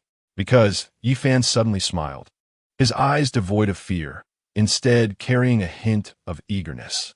I need the Qianlong knife. What do you need the Qianlong knife for? Yi Yao frowned it tightly, confusion filling her eyes. This Qianlong knife is the knife of the heir. You're not a royal descendant. Having the Qianlong knife is of no use to you. Are you dreaming of becoming the heir? He. Yi Fan smiled mysteriously, showing no intention of explaining. He took out the ledger that Duan Tianshu had given him and handed it to Yi Yao, saying, Sister Yao, take this ledger back to the Yi family and give it to the elders of the Yi family. Aren't you going back to the Yi family? Yi Yao took the ledger, frowning as she looked at Yi Fan. Recently, the Yi family has been in turmoil and is not peaceful. If you were there, perhaps it could reduce some trouble. After all, you carry the title of Hidden Star of Tianwu Academy. I need to seize the time to cultivate. A sharp glint flashed in Yi Fan's eyes. There should still be a few days until the royal tomb opens. I plan to go directly back to Tianwu Academy. Okay. Yi Yao nodded upon hearing this, agreeing with Yi Fan's decision. Nothing is more reassuring than one's own strength. After walking together for a short distance, they parted ways at a fork in the road. Yi Yao hurried back to the Yi family, while Yi Fan headed to Tianwu Academy. At this time, in front of the gate of Tianwu Academy, a cool figure stood quietly. Qing Sheng. When Yi Fan saw this figure, he smiled and walked over. You went to the second prince's mansion? Since Yi Fan left the Mu family, Mu Qingchang learned about the recent changes in the Yi family from her father and felt an overwhelming sense of guilt. Hearing that he went alone, she became restless and simply came to wait at the academy's gate. Yes, Yi Fan did not hide it, nodding in response. Duan Tianshu said that soon His Majesty will open the royal tomb, and he asked me to go into the royal tomb to handle some matters. You agreed? Mu Qingqing's brow furrowed slightly as she hurriedly reminded Yi Fan. Duan Tianshu is not a good person. I once heard Duan Tianyao mention that if it weren't for His Majesty's intention to suppress him, the position of heir would have long been Duan Tianshu's. I know. Yi Fan chuckled lightly, suddenly reaching out to smooth the frown between Mu Qingqing's brows. Then he tugged at the hidden star robe on his body, saying, With this hidden star robe, who can hurt me in the royal tomb? Chapter 55. Foaming Kingdom, 4 Swords, and 3 Knives. How about?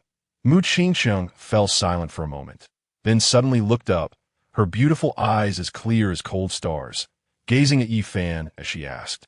At that time, I will accompany you into the royal tomb. You want to accompany me? Yi Fan thought for a moment and readily agreed. Sure. In the next few days, I will accompany you to cultivate at Tianwu Academy. As Mu Qingqing spoke, a hint of shyness appeared on her face. Perhaps it could help you advance to the 5th level of the Xuanwu realm. During those days of healing, she discovered that the harmonizing power generated during their dual cultivation was greatly beneficial for cultivation. However, this method of cultivation cannot be too frequent. It can only be done once every 3 days. Otherwise, the 2 extreme forces are likely to get out of control. Are you still living in Tianwu Academy? Yi Fan raised an eyebrow. Of course, he was happy to spend time with Mu Qingqing. However, Mu Qingqing was now a martial artist at the Earth Martial Realm. According to the rules of Tianwu Academy, she had graduated. Now, no one knew that I was at the Earth Martial Realm. Mu Qingqing smiled and said, So before going to the royal tomb, I should still be able to stay at the academy. Even after graduation, I can come and go freely. But my Tianwu order will be taken away, and I will lose my residence. Then you can stay at my place, right? Yi Fan smirked and leaned closer. Not waiting for Mu Qingqing to react, he pulled her into Tianwu Academy. After winning first place in the outer courtyard competition, Yi Fan had already been promoted to the inner courtyard. At this moment, accompanied by Mu Qingqing, he officially stepped into the territory of the inner courtyard for the first time. The students coming and going in Tianwu Academy saw the two holding hands, their eyes widening in surprise, and whispers rose and fell. Isn't that senior sister Mu? Oh my God, she's actually with Yi Fan. These two aren't even trying to hide it. Everyone knew that Mu Qingqing had just divorced the 3rd prince not long ago. Now, the two were so close together. The face issue of the 3rd prince doesn't matter at all. However, this was not the most shocking thing. After Yi Fan entered the inner courtyard, he didn't even apply for his own residence, directly swaggering into Mu Qingqing's place. Within half a day, the news spread, and the entire Tianwu Academy was in an uproar. Have you heard? Yi Fan moved into senior sister Mu's room. What does this mean? It said that someone saw them at night. In the blink of an eye, half a month passed. Yi Fan's cultivation life was regular and fulfilling. During the day, he lazily lay in the courtyard, sunbathing and cultivating, allowing the sunlight to nourish his solar divine body. And at night, he entered the Zhentian realm to practice martial arts diligently. Every 3 days, He would engage in a passionate dual cultivation session with Mu Qingsheng under such almost luxurious cultivation conditions. His cultivation progressed rapidly and finally broke through to the 5th stage of the Xuanwu realm. Yi Fan. One day, a cold voice suddenly came from outside the courtyard. Is it time? Yi Fan slowly opened his eyes and got up to stretch. Mu Qingsheng walked out from her room, and the two exchanged glances, holding hands as they walked out of the courtyard, where they saw Gu Yi waiting. Gu Yi's gaze lingered for a moment on their intertwined hands. His expression unchanged as he said, "The second prince is already waiting at the royal tomb." After saying that, he turned and walked towards the outside of Tianwu Academy. Yi Fan and Mu Qingsheng followed Gu Yi out of Tianwu Academy, leaving the royal city, each riding a flying beast heading south. We have arrived. Upon reaching a cliff, Gu Yi suddenly commanded the Black Eagle to dive down. At the top of the cliff stood a magnificent mausoleum, surrounded by 9 coiling dragonstone pillars, with a deep blue, everlasting lamp silently burning at the top. At the entrance stood 2 bronze guards holding spears, their rusted armor covered in dark red moss resembling dried bloodstains. At this moment, hundreds of black-armored soldiers had surrounded the entire mausoleum, making it impenetrable. The leader stood at the center of the altar, his dark golden heavy armor reflecting a blood-red light. Brother Yi Fan, Duan Tianshu, wearing a plain white brocade robe, stepped forward, followed by a group of young talents, all figures from the Tianwu Academy's Tianbang. Is this the Imperial Guard? Yi Fan nodded to Duan Tianshu, then squinted his eyes to observe the fierce black-armored soldiers on the side. That's right. Duan Tianshu nodded, a hint of helplessness appearing on his face, as the matter of opening the royal tomb was entirely entrusted to the Imperial Guard leader Jiang Zhan by the Emperor. This Jiang Zhan is Duan Tianya's uncle, right? Yi Fan raised an eyebrow at the mention, turning to look at the man in dark golden heavy armor on the distant altar. Now, he could understand Duan Tianshu's predicament and knew how much Duan Tianshu wanted Duan Tianya to die, leaving the matter of opening the royal tomb to the Imperial Guard leader. If the one who ultimately obtains the Qianlong knife is not Duan Tianya, the Imperial Guard leader is likely to turn hostile on the spot. Duan Tianshu smiled, but did not deny it. Yi Fan immediately asked Duan Tianshu, "Your Highness, do you have any other arrangements?" "What arrangements?" Duan Tianshu pretended to be confused. Yi Fan's voice grew cold. "If I obtain the Qianlong knife, after leaving the royal tomb, won't you worry that this Imperial Guard leader will snatch the Qianlong knife from me?" "Brother Yi Fan, you worry too much." Duan Tianshu's smile stiffened. "You are the hidden star of Tianwu Academy. How could Jiang Zhan dare? The prince's knife is a royal possession." Yi Fan interrupted with a cold laugh. This reason is enough for him to take action. If Duan Tianshu had arrangements, then everything would be fine. If not, it means he is not interested in the Qianlong knife at all. The so-called competition for the Qianlong knife and the struggle for the crown prince are all lies. The Qianlong knife is indeed the crown prince's knife, a royal possession. Duan Tianshu noticed Yi Fan's change in expression and explained with a smile, "However, my father said that anyone who obtains royal treasures can exchange them for wealth and honor. Brother Yi Fan can present the Qianlong knife to the emperor as a reason and refuse to hand it over to Jiang Zhan. In that case, Jiang Zhan will definitely not dare to snatch it. I'm afraid that will have to do." Yi Fan understood Duan Tianshu's intention and said no more. Just then, Jiang Zhan suddenly raised the bronze order flag. In the distance, clouds of dust rose as 20 white dragon steeds galloped towards them. Duan Tianya led the way, with Chun Li following closely behind. There were also more than 10 figures following behind the two. Who were those people? Mu Qingsheng looked into the distance, her gaze locking on 7 of them. Duan Tianya's party counted 20 in total, including himself. Apart from Duan Tianya and Chun Li, among the remaining 18, 6 were also students of the inner courtyard of Tianwu Academy and were all figures on the Tianbang.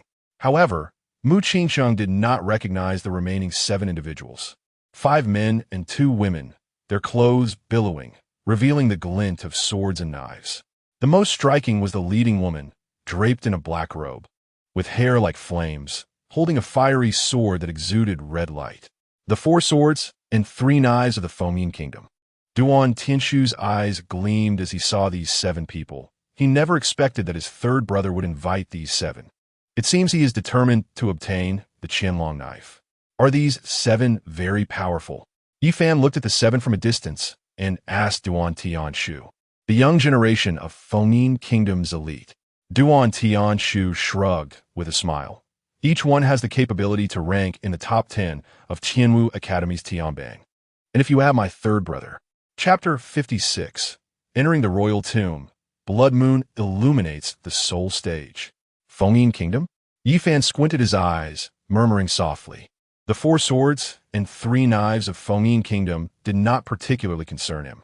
If Duan Tianya could invite these people, he could also potentially invite powerful martial artists from the Earth martial realm of Fengyin Kingdom. Looking at it this way, the ones who attacked the Yi residents that night. Clop, clop, clop. Duan Tianya led the group to dismount and strode towards the altar. Jiangzhan immediately stepped forward, laughing loudly. Tianya, this time at the royal tomb, the Qianlong knife is yours. Thank you for your uncle's good words. Duan Tianya smiled confidently as he spoke, then turned to provoke Duan Tianshu and Yifan. Duan Tianshu's expression darkened, his fists clenched until they turned white in his sleeves. Qingcheng. Yifan saw this and let out a light laugh, winking at Mu Qingcheng. Mu Qingcheng was slightly taken aback, not yet reacting when Yifan grabbed her fingers. Then, Yifan deliberately took 2 steps forward, shaking their intertwined fingers in front of Duan Tianya. Duan Tianya's face instantly turned ashen, his knuckles cracking. Tianya, she's just a woman.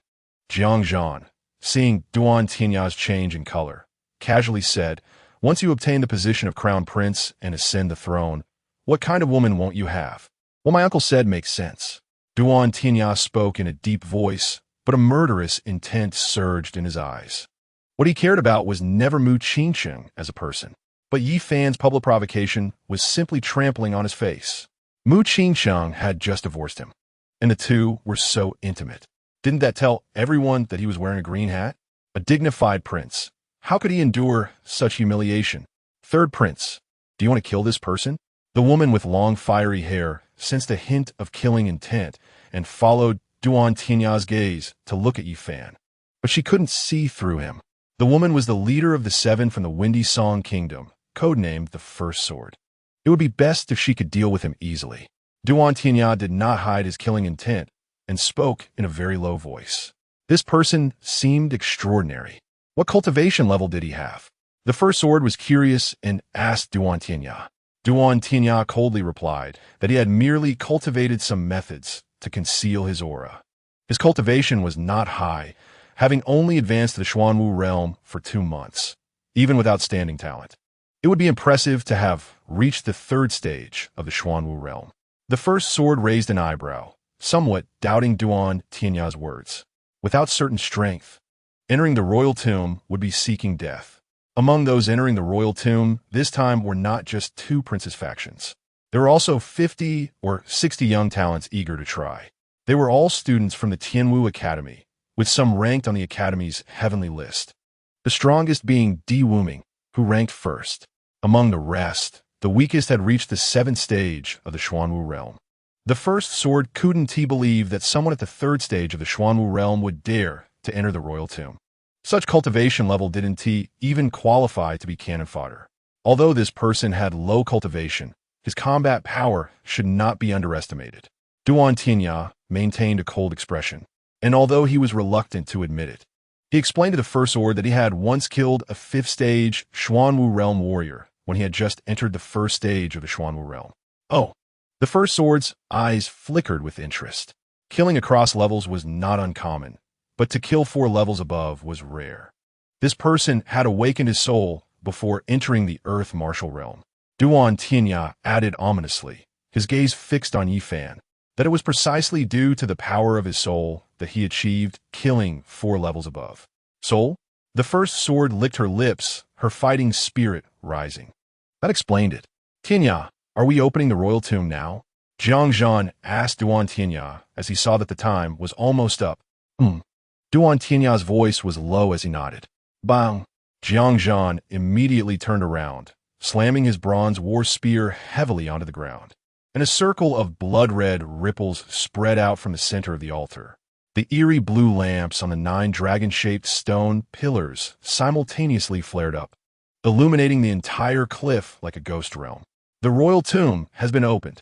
Jiangzhan stood at the center of the altar, his voice booming like thunder as he glanced over the talented individuals present, coldly stating, "Life and death are determined by fate." Boom! The massive tomb gate slowly opened, and a chill of decay rushed out. Inside was pitch black, with only the 1,000-layer jade steps shimmering with a strange glow under the blood-colored moonlight. "Go!" Duan Tianya commanded, leading the charge, with Chun Li and the others following closely behind. "Brother Yi Fan, please take care." Duan Tianshu remained in place, watching Duan Tianya and the others enter the royal tomb, then turned to give Yi Fan a look. Yi Fan smiled, not answering, and after exchanging a glance with Mu Qingsheng, they clasped their fingers tightly and stepped into the tomb gate. Spirit power suppression. As soon as they stepped into the tomb gate, Mu Qingsheng whispered. Spirit power suppression reduced their cultivation to the Xuanwu realm. Among them, only she and Duan Tianya could feel it. After 10 breaths, the massive tomb gate slowly closed behind them with a dull rumble. At that moment, a blood moon suddenly shone brightly above their heads. A piercing scream suddenly broke the silence. They saw a young man in white with blood-red eyes frantically slashing at his companions with a long knife, screaming, "Return my sister's life." In an instant, more than 10 cultivators fell into madness one after another. Some knelt on the ground crying, banging their heads against the ground. Some slashed at themselves with swords, flesh and blood mangled, while others pounced around like beasts, attacking indiscriminately. Mu Qingqing's figure swayed slightly as the scene before her twisted suddenly. In a daze, she saw her younger self locked in an ice cellar, her father's indifferent face faintly visible in the cold mist, saying that the Mu family did not need an emotional successor. "Qingsheng." Yi Fan noticed something was off with Mu Qingqing's expression and called out sharply. The sun scripture quietly operated, the heat in his palm pulling Mu Qingsheng back to reality. "Don't look at the blood moon." That was close. Mu Qingsheng came back to her senses, her heart racing. The light of the blood moon could trigger heart demons and illusions. Those with weak willpower could easily fall into madness. The crowd realized something was wrong and dared not look up anymore. Ahead was the blood moon, illuminating soul steps in the royal tomb. Gu Yi stood close to Yi Fan and reminded in a low voice, "This is the only path deeper into the royal tomb. With each step up the steps, the weight on the body doubles, and by the 100th step, it feels like carrying a mountain. Go." Hearing this, Yi Fan lowered his head and began to ascend steps. As they continued to climb, their footsteps gradually became heavier. At this time, Duan Tianya's group had already reached a high point on the blood moon illuminating soul steps. Each of them was enveloped in a layer of faint golden light, their steps steady as if unaffected by the gravity of the steps, clearly well prepared. "Your Highness the Second Prince, do you have no preparations?" Yi Fan felt frustrated seeing Duan Tianya and the others so relaxed. Duan Tianya clearly knew the situation inside the royal tomb in advance and had prepared talismans to resist the gravity of the blood moon illuminating soul steps. With the help of the talismans, they easily reached the high point of the steps. Gu Yi knew about the blood moon illuminating soul steps, so Duan Tianshu must have also understood the situation in the royal tomb beforehand. Did he have no countermeasures? Gu Yi remained silent, not daring to meet Yi Fan's gaze. This reaction made Yi Fan even more certain. Duan Tianshu indeed had no intention of letting him leave alive. Bang! A sudden loud noise came from above. More than 10 steps collapsed with a roar, and the 3 people who had been standing on them screamed as they fell into the abyss, disappearing without a trace. As the dust settled, they saw the 3rd blade of the Windy Song Kingdom standing with his sword, the blade still retaining the power of cutting the steps. He looked down at Yi Fan and the others with a sneering smile. Chapter 57. Gu Yi paves the way, twin dragons guarding the tomb bridge. "Damn it!"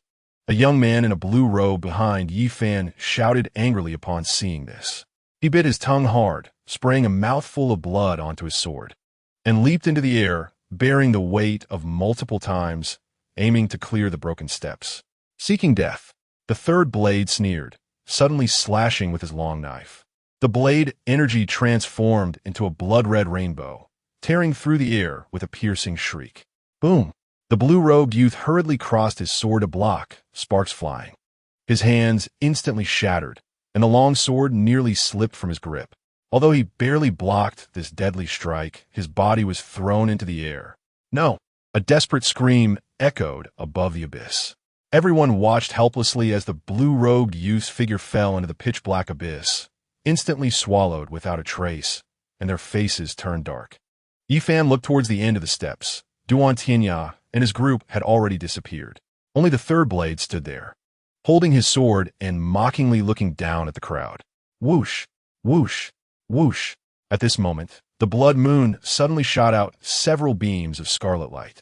One person was caught off guard, his body pierced by the red light, and his eyes turned blood red as he fell into madness, pushing his companion beside him into the abyss. We can't delay any longer. Gu Yi frowned and said in a deep voice, "It's not that we can't look at the blood moon, but we won't be affected by the heart demon. The longer we stay here, the more terrifying the power of the blood moon will become. Right now, the light of the blood moon is not dense, and we can still avoid it, but later, we won't be able to." Before he finished speaking, another beam of scarlet light grazed his temple. "We have to kill that watchdog," Yifan whispered, his killing intent apparent in his eyes. Gu Yi furrowed his brows and said, "This person, although only at the 8th stage of the Xuanwu realm, is currently unaffected by gravity and occupies the high ground. Without the strength to crush him under the weight, it will be difficult to kill him in one strike." "Are you afraid to?" Yifan shot Gu Yi a si devaiskulans. "I'm afraid only Di Wuming can kill him," Gu Yi said, looking sideways at Di Wuming. Di Wuming was ranked first on the heavenly list, so his strength was certainly not weak. At this moment, he showed no intention of responding to Gu Yi's words. Without absolute certainty, he clearly did not want to act rashly. Dragging this out was not a solution. Yifan suddenly had an idea. Several people rushed forward, attempting to leap across the abyss at the same time. He could only attack one person at most, while the others could take the opportunity to kill him. This was a plan. Gu Yi's eyes flashed as he focused on Yifan. But perhaps one person would pay for it with their life. It's better than letting everyone die here. Yifan spoke softly, a cold glint flashing in his eyes. "Then let's try it." Gu Yi stepped forward with his knife, standing at the edge of the abyss. 5 others followed closely with their swords. However, Yifan did not move, still standing in place. "Brother Yifan, are you not coming?" Gu Yi remained silent, but Meng Lan suddenly spoke beside him. This person was Meng Qing's elder brother, ranked 10th on the heavenly ranking. He had met Yifan once at the second prince's residence. "If I move, that mad dog will definitely bite me." Upon hearing this, Yifan looked at Meng Lan with a half-smile. "Do you want me to die under this mad dog's blade?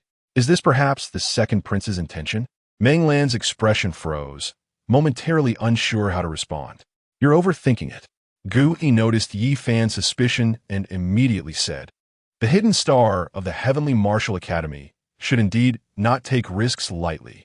We will pave the way for you." "Then, thank you," Yifan said with gratitude. But inwardly he was laughing. He knew Gu Yi would say this. Duan Tianshu wanted him to die at Duan Tianya's hands. Only in this way could Duan Tianya be trapped here. If he died at the hands of the third knife, the Heavenly Martial Academy could not blame Duan Tianya. Gu Yi agreed verbally, but still did not hasten to try.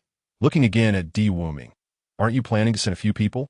Although over 100 people had entered the royal tomb, they could actually be divided into 3 factions: Duan Tianya, Duan Tianshu, and the rest led by Di Wuming.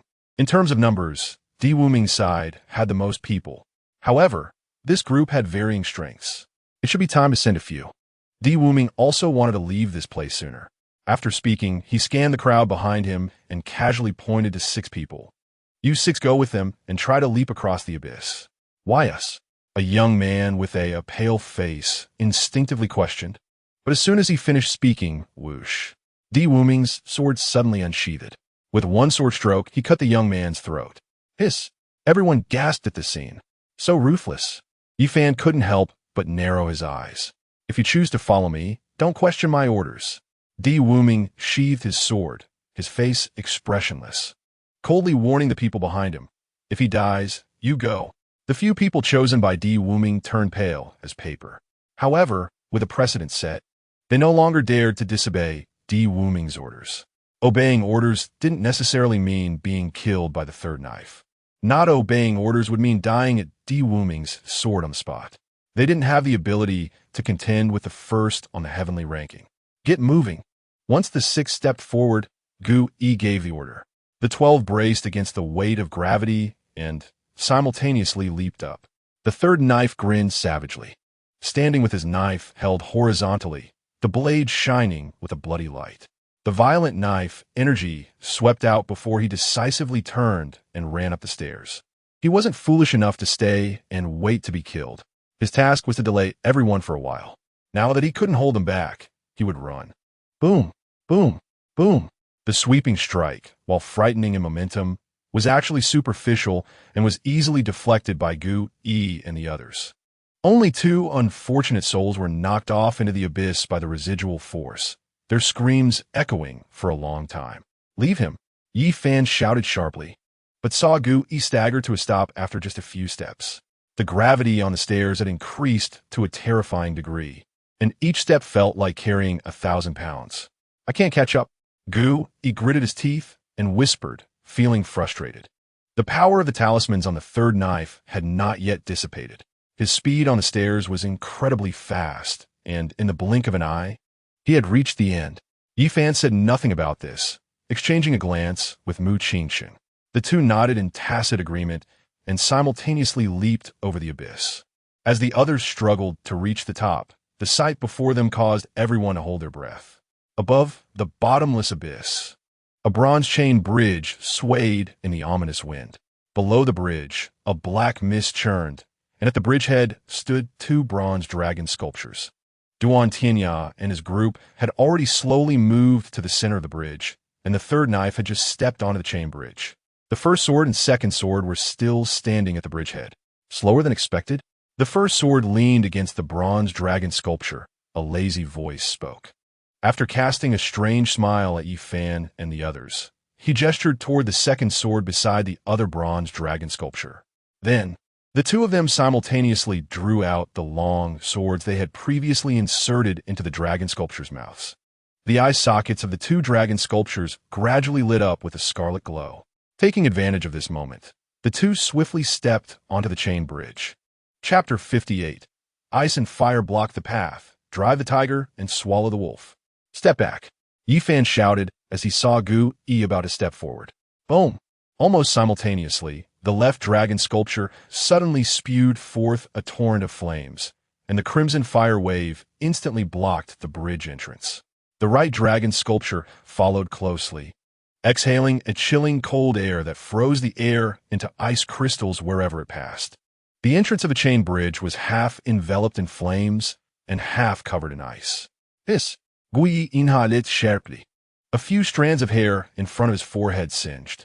The others saw the deadly realm of ice and fire before them, and each of them frowned deeply.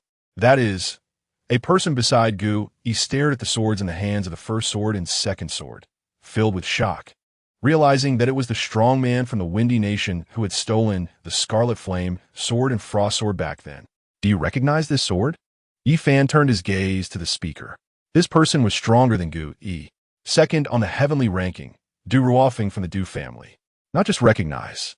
Du Ruofeng clenched his fist, his eyes suddenly filled with fury. The Scarlet Flame sword and Frost sword. They are the keys to the Double Dragon Guardian Bridge. Ever since the royal tomb was built, these 2 swords have been hidden in the royal palace, but 20 years ago, a great thief broke into the palace at night and stole these 2 swords, causing my grandfather to be removed from the position of commander of the Forbidden Army. "Huh!" Yi Fan scoffed, his disdain evident in his eyes. Such important swords were actually stolen? The Forbidden Army in the Yun Kingdom's palace? Is that useless? Your grandfather deserved to be removed. What did you say? Du Ruofeng's face darkened at Yi Fan's words, glaring angrily at him. Now is not the time for this. Gu Yi's brows were deeply furrowed, watching the figures of Duan Tianya and others moving further away, with the ice and fire blocking the path ahead. "If we cannot cross the bridge, All the opportunities within the royal tomb will belong to Duan Tianya and the others. They entered the royal tomb not just for the hidden dragon blade. To be precise, it is not at all for the hidden dragon blade. Within the royal tomb, there are the legacies of the ancestors of the Yun Kingdom's royal family. If we can seize the legacy, it will aid our own martial path. Di Wuming and the others are the same. Otherwise, why would they risk entering the royal tomb? Is it difficult to break this ice and fire barrier? Yi Fan had just observed the two dragon sculptures and now had a bold idea in his heart. Do you have a way? Gu Yi suddenly looked at Yi Fan, his eyes shining with a glimmer of hope. The others' gazes also focused on Yi Fan at this moment. There's a way. Yi Fan looked at Duan Tianya and the others currently walking on the chain bridge and muttered, but we can't always follow behind them. That's not a solution. It's too passive. Indeed. Gu Yi's expression darkened as he nodded. What do you want to do?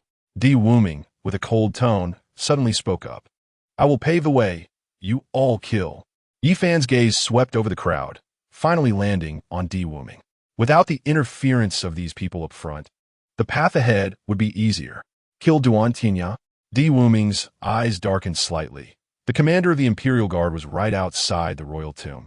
If Duan Tianya were to die here, we probably wouldn't make it back to Tianwu Academy alive. Besides, Duan Tianya is not easy to kill. Although he ranks first on the celestial leaderboard, there is no absolute guarantee of being able to kill him. A few months ago, Duan Tianya had not yet stepped into the realm of Earth Marshal. His ranking on the celestial leaderboard was behind others.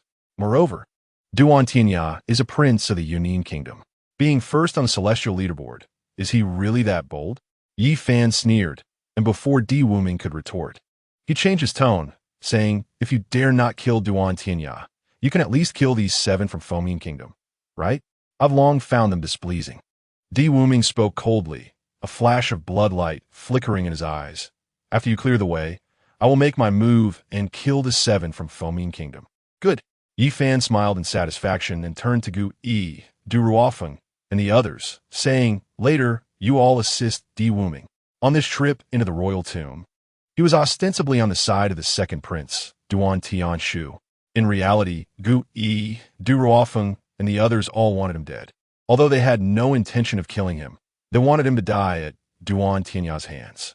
As long as he grasped this psychology of the crowd, he could drive the tiger to swallow the wolf. Hurry up. Di Wuming glanced at Duan Tianya and the others on the chain bridge, urging Yi Fan. If we wait any longer, they will all cross the bridge. Yi Fan operated the sun technique to its peak, golden light suddenly surging in his eyes. He slowly walked toward the dragon sculpture on the left that was spewing flames. With each step he took, a burning golden footprint was left on the blue stone beneath his feet. As his palm reached out, golden spiritual power flowed like water, wrapping around the dragon sculpture and violently colliding with the crimson flames, producing sizzling sounds of burning. Roar! The dragon sculpture suddenly let out a thunderous roar, its eyes shining with a scarlet light. Seal! Yi Fan shouted, the golden spiritual power accelerating forward and pouring into the dragon's mouth. The flames spewed from the dragon's mouth were instantly extinguished, like a candle's flame snuffed out. The scarlet light in its eyes gradually dimmed, eventually solidifying into 2 dull gemstones. Everyone's eyes brightened upon witnessing Yi Fan's method. Interesting. The first sword squinted, sizing up Yi Fan, showing a serious expression for the first time. Be careful. At this moment, Mu Qingqing's startled voice rang out. Roar! The dragon sculpture on the right roared, and a chilling cold surged like a tidal wave. Yi Fan hurriedly turned around, only to see his vision filled with ice crystals. Qingcheng! Yi Fan shouted, locking eyes with Mu Qingcheng. From the start, he had not intended to break through the ice and fire blockade by himself. With his abilities, he could only attempt to seal the dragon sculpture on the left. To seal the dragon sculpture on the right, only Mu Qingcheng, who could awaken the Ice Soul Star, might be able to do it. But before successfully sealing the left dragon sculpture, he did not dare let Mu Qingcheng take the risk. Now that the left dragon sculpture was successfully sealed, he turned to seek Mu Qingcheng's help. Without needing many words, Mu Qingcheng understood Yi Fan's intention. With a light tap of her toes, ice crystals blossomed beneath her feet, instantly blocking Yi Fan's path. As her palms overlapped, the Ice Soul star's life force suddenly burst forth. Countless starlights intertwined behind her, transforming into a magnificent star map. Life force. Gui's pupils contracted sharply, exclaiming in surprise. Has she advanced to the Earth Martial Realm? Wuming realized something and murmured softly. At this moment, other people's faces also showed shock. Mu Qingcheng had previously been a 9th-level warrior in the Xuanwu realm. Although she had entered the top 10 of the Celestial Leaderboard at Tianwu Academy, she was not among the top 3. Now that a life force phantom appeared behind her, she must have stepped into the Earth Martial Realm. Mu Qingcheng's jade fingers danced, and the star patterns on her forehead shone brightly. The incoming cold air condensed into an ice mirror in midair, reflecting and freezing the dragon sculpture into an ice statue. Seizing the opportunity, Mu Qingcheng flew forward, her fingertip piercing a beam of ice-blue starlight precisely into the dragon's mouth. Crack! With a crisp sound of ice crystals spreading, the dragon sculpture fell completely silent. Yi Fan let out a long breath. The golden light surrounding him still had not dissipated. At this point, there was no more ice and fire blockade at the entrance of the chain bridge. The first sword trio, walking at the back, suddenly quickened their pace across the bridge. What are you still dawdling for? Seeing the first sword trio speed up, Yi Fan's killing intent surged, and he suddenly shouted at Wuming, Gu Yi, and the others. Chapter 59. The dragon's eyes like lightning, pressure like a mountain, kill. Wuming's eyes flashed with killing intent, and he was the first to leap out. The heavy sword unsheathed with a sharp sound, the blood-colored patterns on the blade writhing like living creatures. Every step he took on the chain bridge caused the iron chains to tremble violently. Gu Yi and Du Ruofeng exchanged glances, simultaneously leaping into action. Gu Yi's blade glimmered with a blue light, while Du Ruofeng's sword was wrapped in purple lightning. The three advanced in a triangular formation, killing intent sweeping forward along the chain bridge. The others did not hesitate either, rushing out to follow. Go! Once everyone stepped onto the chain bridge, Mu Qingcheng gently pushed with her jade hand, and an ice bridge formed beneath Yi Fan's feet. The two stepped onto the chain bridge as if strolling in a garden, when suddenly they heard the roar of the awakened dragon sculpture behind them. Roar! The two dragon sculpture scarlet light surged, flames and frost once again gushing out, sealing off the entrance of the chain bridge. They're catching up. We need to move fast. The first sword, seeing a wave of figures chasing after them, quietly reminded the second sword and third blade. Just as the words fell, Wuming was already within 20 steps of them, the gale from his heavy sword making their faces sting. Wuming coldly shouted, sweeping his heavy sword horizontally. The black sword body lit up with blood-colored patterns, and an overwhelmingly powerful sword light struck straight towards the third blade. Crack! The third blade hurriedly crossed his sword to block, but the steel-forged blade broke with a sound, fragments cutting across his cheek. Is this all you've got? Wuming licked his lips, his eyes flashing with bloodthirsty light. Closing the distance with the three again, he slashed out once more, the sword's momentum undiminished, directly targeting the third blade's throat. Freeze!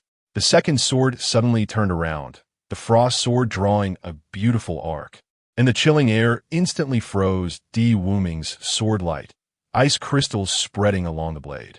Interesting, Wuming laughed instead of getting angry, shattering the ice seal with a swing of his sword. In the midst of their exchange, Gu Yi had already rushed to Wuming's front. The first sword, seeing this, halted and swung her sword, the red flame sword creating 7 dazzling sword flowers. Gu Yi met her with his blade, but saw that the sword flowers suddenly exploded, turning into a rain of fire. Be careful. Du Ruofeng was quick and pulled Gu Yi back by the collar. 3 streams of fire rained past Gu Yi's chest, instantly turning her robe to ashes and revealing her burnt skin beneath. This woman, leave her to me.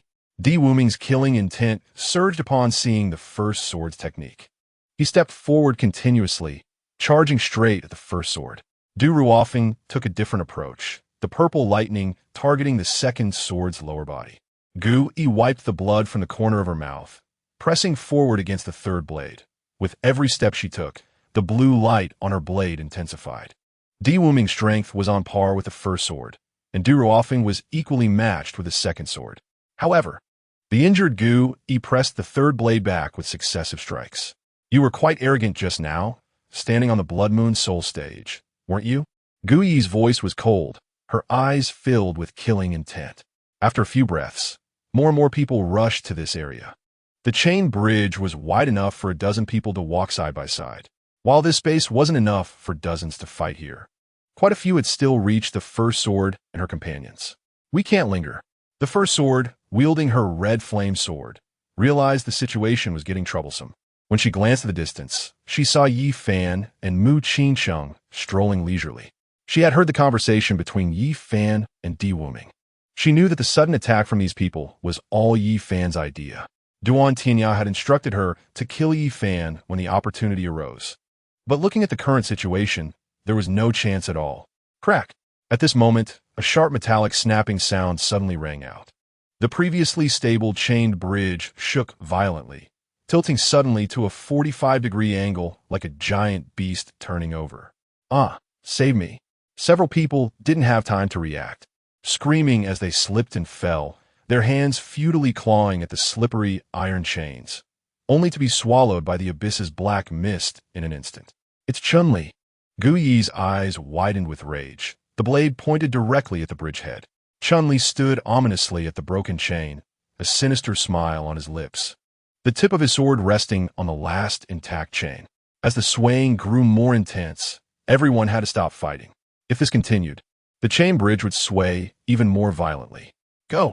The first sword whispered, leaping into action with the second sword and third blade, like agile swallows. They crossed to the opposite shore in a few jumps.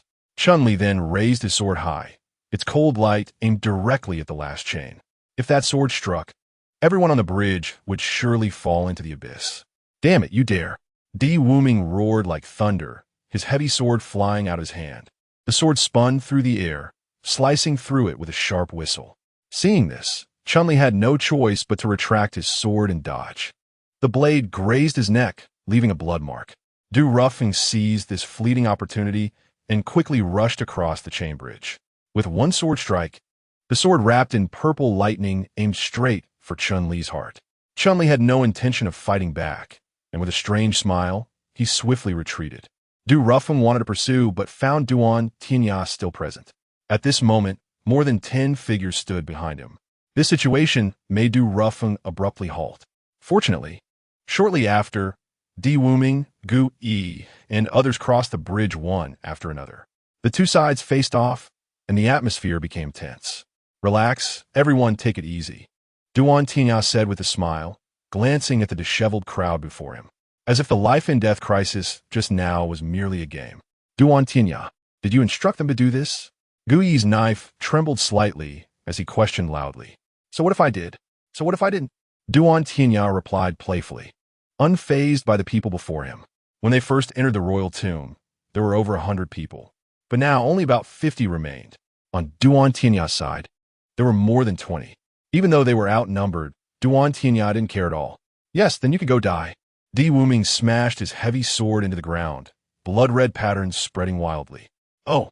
Duan Tianya sneered and suddenly stepped forward. Roar! The sound of a dragon's roar echoed through the void. A white dragon phantom soared into the air from behind Duan Tianya.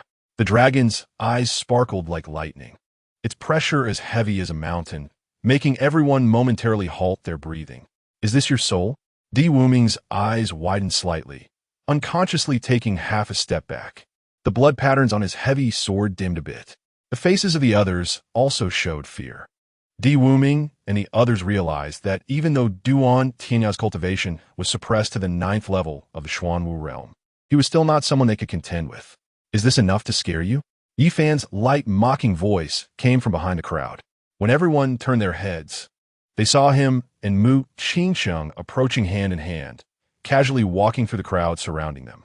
Seeing Yi Fan unharmed, still holding hands with Mu Qingcheng, Duan Tianya's gaze turned cold, and the white dragon phantom behind him suddenly glared furiously, its whiskers flaring. Chapter 60, Mutuelle Destruction? Not possible. Blood Moon blocking the soul stage, slaying the twin dragons guarding the tomb bridge. Yi Fan stepped forward, standing firm and glaring at Duan Tianya, saying, Duan Tianya, do you think this can be easily settled? Do you really think the people here are cowards? Upon hearing Yi Fan's words, Di Wuming's grip on his sword tightened suddenly. Gu Yi's face darkened like ink, while Du Rufeng averted his gaze uncomfortably. Yi Fan's words seemed to question Duan Tianya openly, but they were also aimed at the cowardice displayed by them earlier. You're not a coward?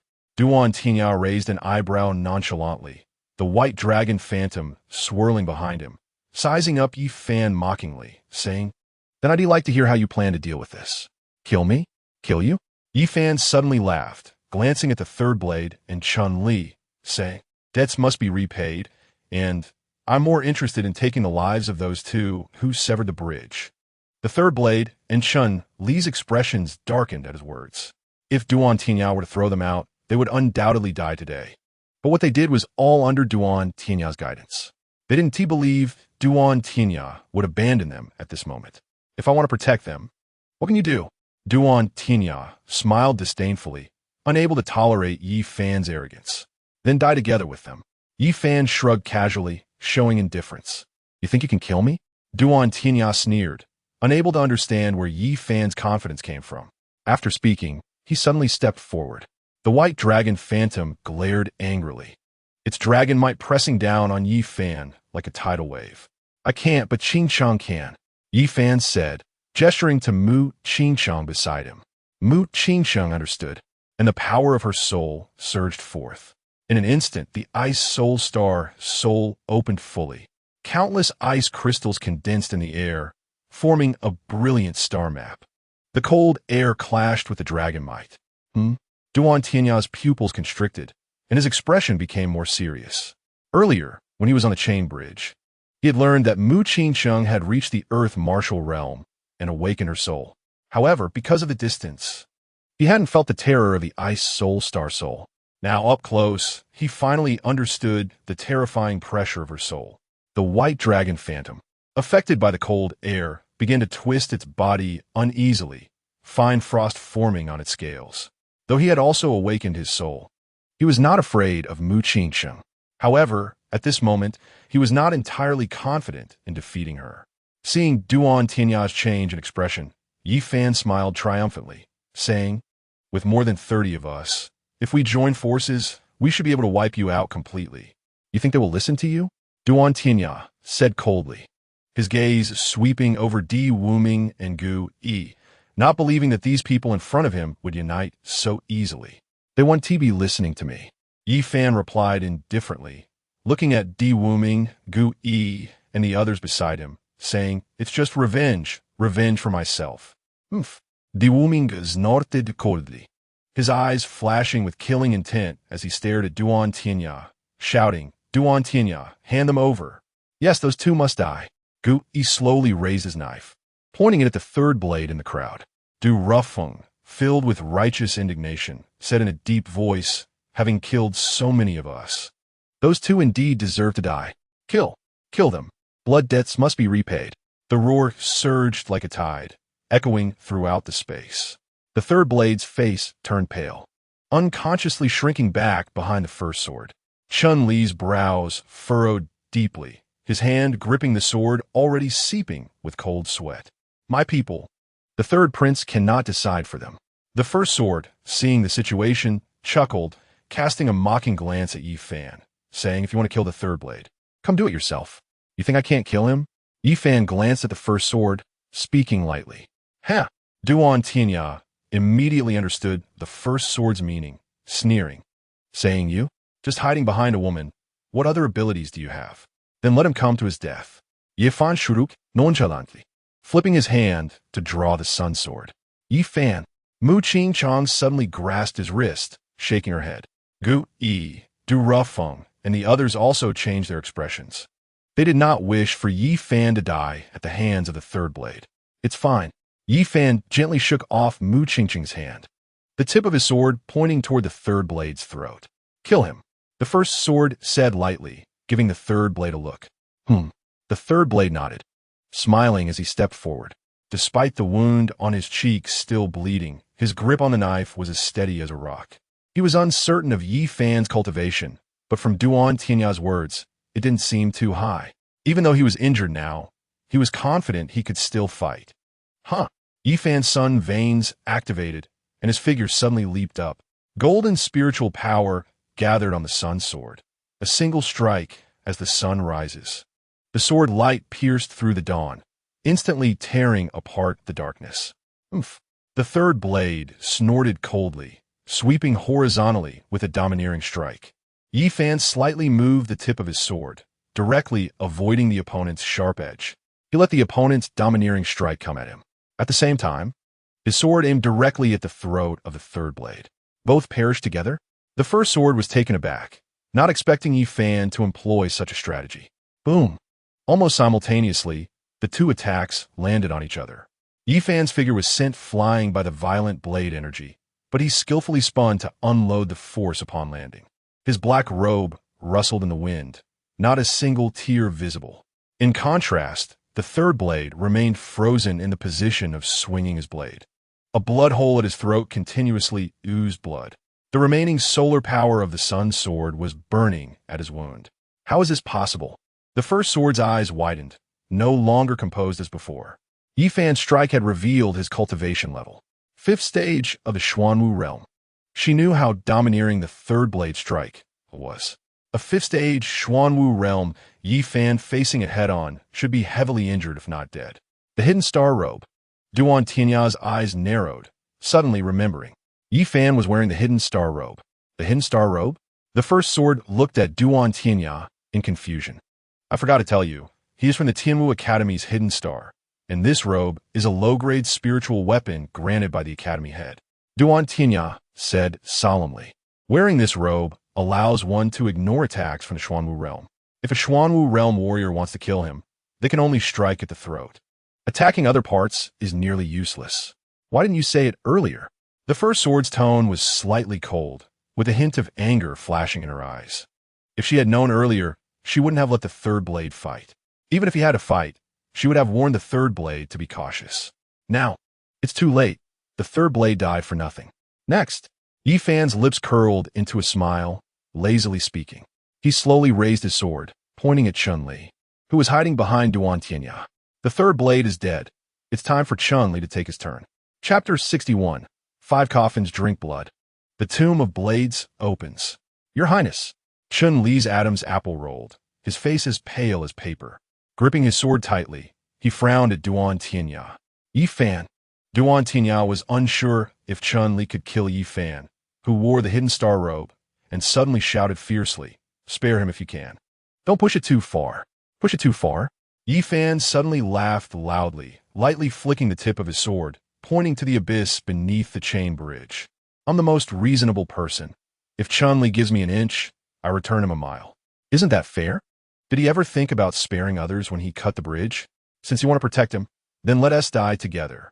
Kill! Di Wuming shouted coldly, raising his heavy sword. Although Duan Tianya was strong, he had Mu Qingchang to balance him. They had the numbers to eliminate everyone else except Duan Tianya. With fewer competitors, the chance of obtaining opportunities would increase. Wait! Duan Tianya saw Di Wuming and the others intending to strike, and suddenly raised his hand, saying, "Ahead is the 5 elements mysterious coffin array. Are you sure you want to go down with us in mutual destruction? What's wrong with the 5 elements mysterious coffin array?" Yifan scoffed, not taking it seriously. It's just a few broken coffins, just right to reserve one for you in advance. Du Ruofeng frowned slightly and reminded Yifan in a low voice. Yifan, there are legacies of royal ancestors in the 5 elements mysterious coffin array. Many people were still unclear about the situation of the 5 elements mysterious coffin array. As soon as Du Ruofeng's words came out, the previously murderous crowd stirred. Fighting with Duan Tianya's group here, they were likely to win. However, the people behind Duan Tianya were not ordinary individuals either. A counterattack before death might cost them their lives, especially the weaker ones among them, who dared not take the risk. It would be better to keep their lives and compete for the legacies in the 5 elements mysterious coffin array, with fewer competitors. Isn't it better to fight for the legacy? Yifan looked around at everyone, but found no one responding. Di Wuming's heavy sword was still raised, but the tip was already slightly drooping. Do you really want to kill Chun-Li? Duan Tianya, was also afraid that Yi Fan and the others would stubbornly fight him here, but he didn't want to send Chun-Li to his death, which would dishearten the others. After giving Chun-Li a look, Chun-Li suddenly turned and stepped into a nearby passage. Want to leave? Yi Fan erupted in pursuit, with Mu Qingxiang following closely. Strangely, this time Duan Tianya did not stop them. He actively stepped aside to give way to Yi Fan. Everyone, shall we go together? Duan Tianya's expression was not good, calling out to the others. After speaking, he turned and followed Yi Fan and Mu Qingxiang into the passage. As everyone passed through the passage one after another, they were shocked by what they saw. 5 iron coffins were arranged in the tomb chamber in the 5 elements positions. One of the coffin lids was wide open, with a faint light swirling inside. Yi Fan stood with his sword closely beside Mu Qingxiang. However, Chun-Li's figure had already vanished without a trace. Where's Chun-Li? Di Wuming, not seeing Chun-Li, asked Yi Fan, who arrived first. Isn't it obvious? Yi Fan lightly flicked the tip of his sword, pointing to the open coffin. He went in. Di Wuming's brows knitted tightly, unconsciously raising his heavy sword. Could this coffin connect to another space? Exactly. Du Ruofeng suddenly interjected. Each coffin connects to a coffin world, containing legacies of royal ancestors. However, once you enter, you cannot return and will be directly teleported out of the royal tomb. Then what are we waiting for? Di Wuming's eyes lit up, striding toward the nearest coffin. Why the hurry? Yi Fan suddenly blocked Di Wuming's path with his sword, glancing at Duan Tianya and the others still present, not thinking about why Duan Tianya isn't leaving. Di Wuming turned around sharply to see Duan Tianya looking calm. His demeanor now was a stark contrast to just a moment ago. It was clear that Duan Tianya had prepared for this trip into the royal tomb. The Blood Moon's protective talismans against gravity, the red flame sword on the Twin Dragon's guardian bridge, and the frost sword. Having crossed the bridge first, he could have reached the 5 elements' mysterious coffin array before them, but upon seeing them step onto the chain bridge, he chose to wait for them, evidently with ulterior motives. Chun-Li has already gone in. Are you still afraid of a trick? Duan Tianya sensed the strange look from the crowd and spread his hands. Yi Fan questioned, if there is no trick, why don't you go in? I'm not in a hurry. Duan Tianya deliberately elongated his tone, glancing at the open coffin. If you're not in a hurry, then it's up to you, but the legacy inside this coffin will probably benefit Chun-Li, Gu Yi. Yi Fan anticipated Duan Tianya would say this, and suddenly whispered, send 2 people to chase Chun-Li. Upon hearing this, Gu Yi signaled to Meng Lan behind him. Meng Lan understood and immediately leapt into the open coffin with one other person.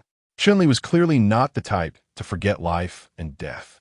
Even if there was some danger in stepping into the coffin, it wouldn't be a certain death. Meng Lan's strength was slightly inferior to Chun-Li's. Chasing alone might lead to being counter-killed by Chun-Li. Bringing one person to assist would be enough to contend with him. Even, there might be a chance to kill Chun-Li. Just the 2 of you? Duan Tianya raised an eyebrow, surprised that Yi Fan was so cautious. If you don't leave, we won't leave either. Yi Fan stood with his sword, a provocative smile curling at the corners of his mouth, if you want to drag it out. I'll accompany you. He. Duan Tianya clapped and laughed lightly, helplessly shrugging. At his signal, the 4 people behind him walked toward the remaining coffins. The moment the coffin lid opened, a ghostly blue light flowed out like water. The 4 did not hesitate and decisively leaped into it. In the end, only 13 people remained behind Duan Tianya. I see no problem. Di Wuming saw this and decisively jumped into the nearest coffin. However, he did not choose the coffin that Chun-Li had jumped in earlier, because Chun-Li has been inside for a while, taking the lead in seizing the inheritance. Fool! Yi Fan shook his head, feeling speechless at Di Wuming's behavior. Such an impatient demeanor won't lead to anything great. As soon as he finished speaking, several others couldn't hold back any longer. They made their choices and jumped into different coffins. Only Gu Yi, Du Ruofeng, and a few others remained by Yi Fan's side. You only have 10 people left. Duan Tianya chuckled mockingly, his cold gaze locking onto Yi Fan. What's wrong? Yi Fan did not dodge or avoid, slightly raising the sunblade, and said, You're not in a hurry. Are you waiting for them to leave so you can kill me? You really think highly of yourself. Duan Tianya sneered, turning his gaze to the 5 coffins. At that moment, One of the coffins suddenly lit up with a scarlet light, illuminating the entire tomb like a blood prison. Soon after, the second and third coffins also lit up in succession.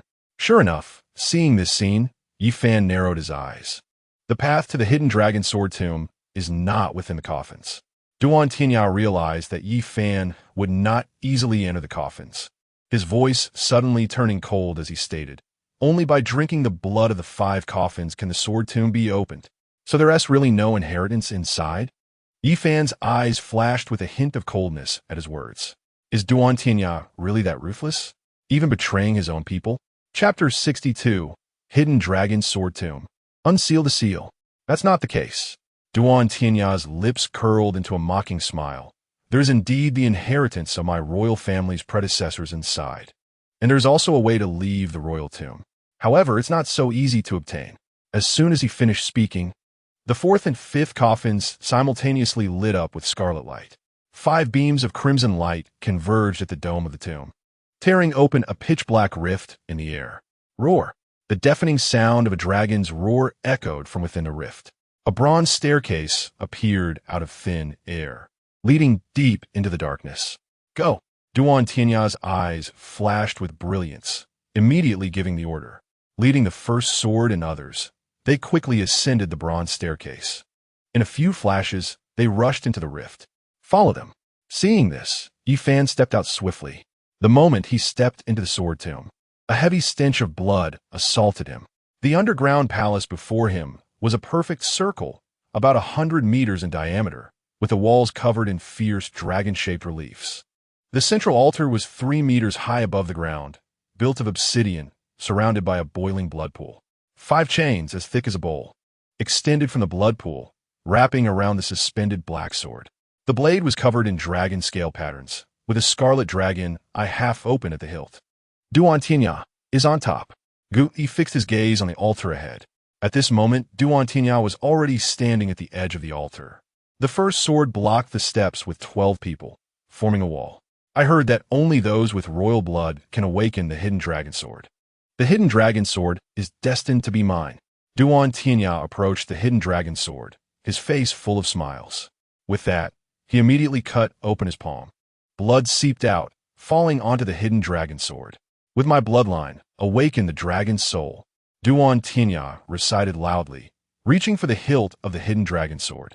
The 5 chains binding the hidden dragon sword began to shake violently. For a moment, the blood pool boiled even more fiercely. Buzz! Roar! Waves of light shone from the hidden dragon sword. The deafening sound of a dragon's roar followed. The seal of the hidden dragon sword has been unsealed. Seeing this, Du Rufeng's brows furrowed deeply. He must not let him successfully claim the hidden dragon sword. Otherwise, is there still time to talk? Yi Fan glared at Du Rufeng and the others, coldly shouting, "Kill them!" Whoosh! Whoosh! Whoosh! Kill! Du Rufeng's sword gleamed with purple lightning, leading the charge towards the steps. Gu Yi and the others looked serious. They no longer hesitated at this moment. The inheritance within the royal tomb was no longer related to them. This trip to the royal tomb was a failure for them personally. However, they absolutely could not let the hidden dragon sword fall into Duan Tianya's hands. Once Duan Tianya became the crown prince, they would all be in trouble. They couldn't just hope that Duan Tianya would kill Yi Fan afterward, right? Duan Tianya intended to send Yi Fan under Duan Tianya's sword, using the power of the Heavenly Martial Academy to eliminate Duan Tianya. But such matters are inherently difficult to control. Yi Fan, who possesses the hidden star robe, is not easy to kill. Stop them. The first sword, seeing Gu Yi and the others charging forward, immediately took action. The 12 people behind him each used their methods. Qing Chung help. Seeing that Gu Yi and the others were at a disadvantage, Yi Fan signaled to Mu Qingsheng. After speaking, he quietly put away the sun blade and took out a concealed short sword. Boom! Boom! Boom! Below the altar, sword lights and blade shadows intertwined into a net. Yi Fan also did not remain idle, moving like a ghost through the crowd. The seemingly ordinary concealed sword appeared almost invisible in the dim underground palace. A smile played at the corners of his mouth, but his eyes were as cold as ice. Whoosh! Whoosh! Whoosh! Perhaps due to negligence, in the blink of an eye, Two people died under Yi Fan's sword. The third one. Yi Fan's ghostly voice sounded, and a young man suddenly widened his eyes. A line of blood slowly rising from his throat, and before he could see how Yi Fan approached, his body crashed to the ground. The concealed sword remained unstained with blood, nearly invisible in the dim underground palace. Be careful of that, Yi Fan, one person beside alerted, sweeping his sword towards Yi Fan. Before the words finished, Yi Fan suddenly stumbled. It seemed he had lost his balance, but in the instant of falling, a flash of cold light appeared from his sleeve. That person only felt a chill at his ankle, and his Achilles tendon had been severed to the root. Ah! That person screamed as he knelt, unable to say another word. The concealed sword had already accurately pierced into his back heart. The fourth. Yi Fan's expression was smug as he casually counted. In just this short time, 4 people had already died by his sword, although he had killed the 4 weakest among the 13. Each of these 4 was at the 8th level of the Xuanwu realm, all figures from the lower ranks of the Heavenly Martial Academy. The assassination technique is truly powerful for ambushes. Killing 3 levels higher is as easy as eating or drinking. After killing 4, Yi Fan locked onto the 4th sword of Fengyin Kingdom. Among the remaining people, only the 4th sword was at the 8th level of the Xuanwu realm. Bang! Just as he was about to stab the 4th sword, and was about to slice through the opponent's throat, a fiery sword light intercepted in front of him, deflecting the concealed sword and causing Yi Fan's hands to go numb. Assassination technique? The first sword stood in front of the 4th sword, provocatively staring at Yi Fan, saying, "Playing such tricks in front of me? You're a bit too inexperienced. Show me your soul. Let me see the true abilities of the hidden star from the Heavenly Martial Academy. See my soul? Ha, you think you're worthy?" Yi Fan curled his lips, regretfully shaking his wrist, while simultaneously retreating. He shouted to the nearest Du Rufeng, you take this one. Roar! Before Du Rufeng could respond, an abnormality suddenly occurred on the altar. It worked. The sound of a dragon's roar, followed by Duan Tinya's ecstatic voice, echoed. The entire hidden dragon sword tomb suddenly fell silent. Both sides in the battle involuntarily stopped. On the altar, the dragon eye on the hilt of the hidden dragon sword opened. 2 beams of blood light shot out from it. Congratulations, third prince.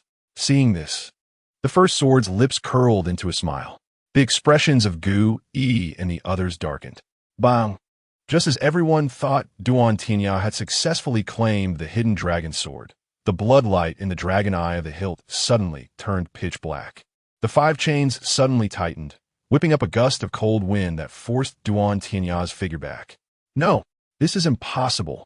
Duan Tinya's eyes widened, and he quickly stepped forward again. With blood dripping from his palm, he tried to draw it into the hidden dragon sword once more. However, there was no sign of the hidden dragon sword absorbing the blood. Boom! A wave of dragon might erupted from the hidden dragon sword. Duan Tinya was instantly blown away, crashing heavily onto the steps. Failed. Yi Fan's expression froze. Then he burst into laughter. Ha ha ha. It seems the hidden dragon sword does not recognize you. How could this happen? Duan Tinya got up from the ground, staring blankly ahead. I possess royal blood. Why can't I bond with the Qianlong blade? Perhaps you're a wild seed? Ha! Yi Fan, seeing this scene, couldn't help but mock. Maybe you're not even your father's son. Could it be that your mother had an affair with someone else? Chapter 63. The dragon soul bows, the royal tune changes. Impudent. Duan Tinya's eyes turned red, and he coldly scolded. As a prince, how could his bloodline be impure? Perhaps Du Rufeng stared at the trembling Qianlong blade, muttering under his breath. I see that the Qianlong blade has the intention to choose its master. Perhaps it already has a favored master present. Absurd. Duan Tinya interrupted sharply. The Qianlong blade is the sword of the crown prince of the Yunnan kingdom. I'm the only royal here who is more qualified than me. Bang, bang, bang. As soon as he finished speaking, the 5 chains entwining the Qianlong blade snapped apart. The blade trembled violently, erupting with a deafening dragon roar. Amidst the surging blood pool, blood rose into the sky, coalescing into a 10-zhonglong blood-colored dragon phantom. The pitch-black dragon eyes scanned the entire scene like an abyss, and when its gaze passed over Duan Tinya, it snorted disdainfully. Finally, it fixed its gaze on Yi Fan. Me? Yi Fan raised an eyebrow, and looked around, noticing everyone's varied expressions as they all focused on him. Gu Yi's eyes widened, Du Ruofeng's fingertips trembled, and even Mu Qingqing's ice-like eyes rippled. This confirmed to him that the demon dragon was looking at him. Interesting. Yi Fan suddenly chuckled, stowing away the hidden-edged sword into his storage ring. Although he still hadn't figured out the situation, he slowly walked toward the altar.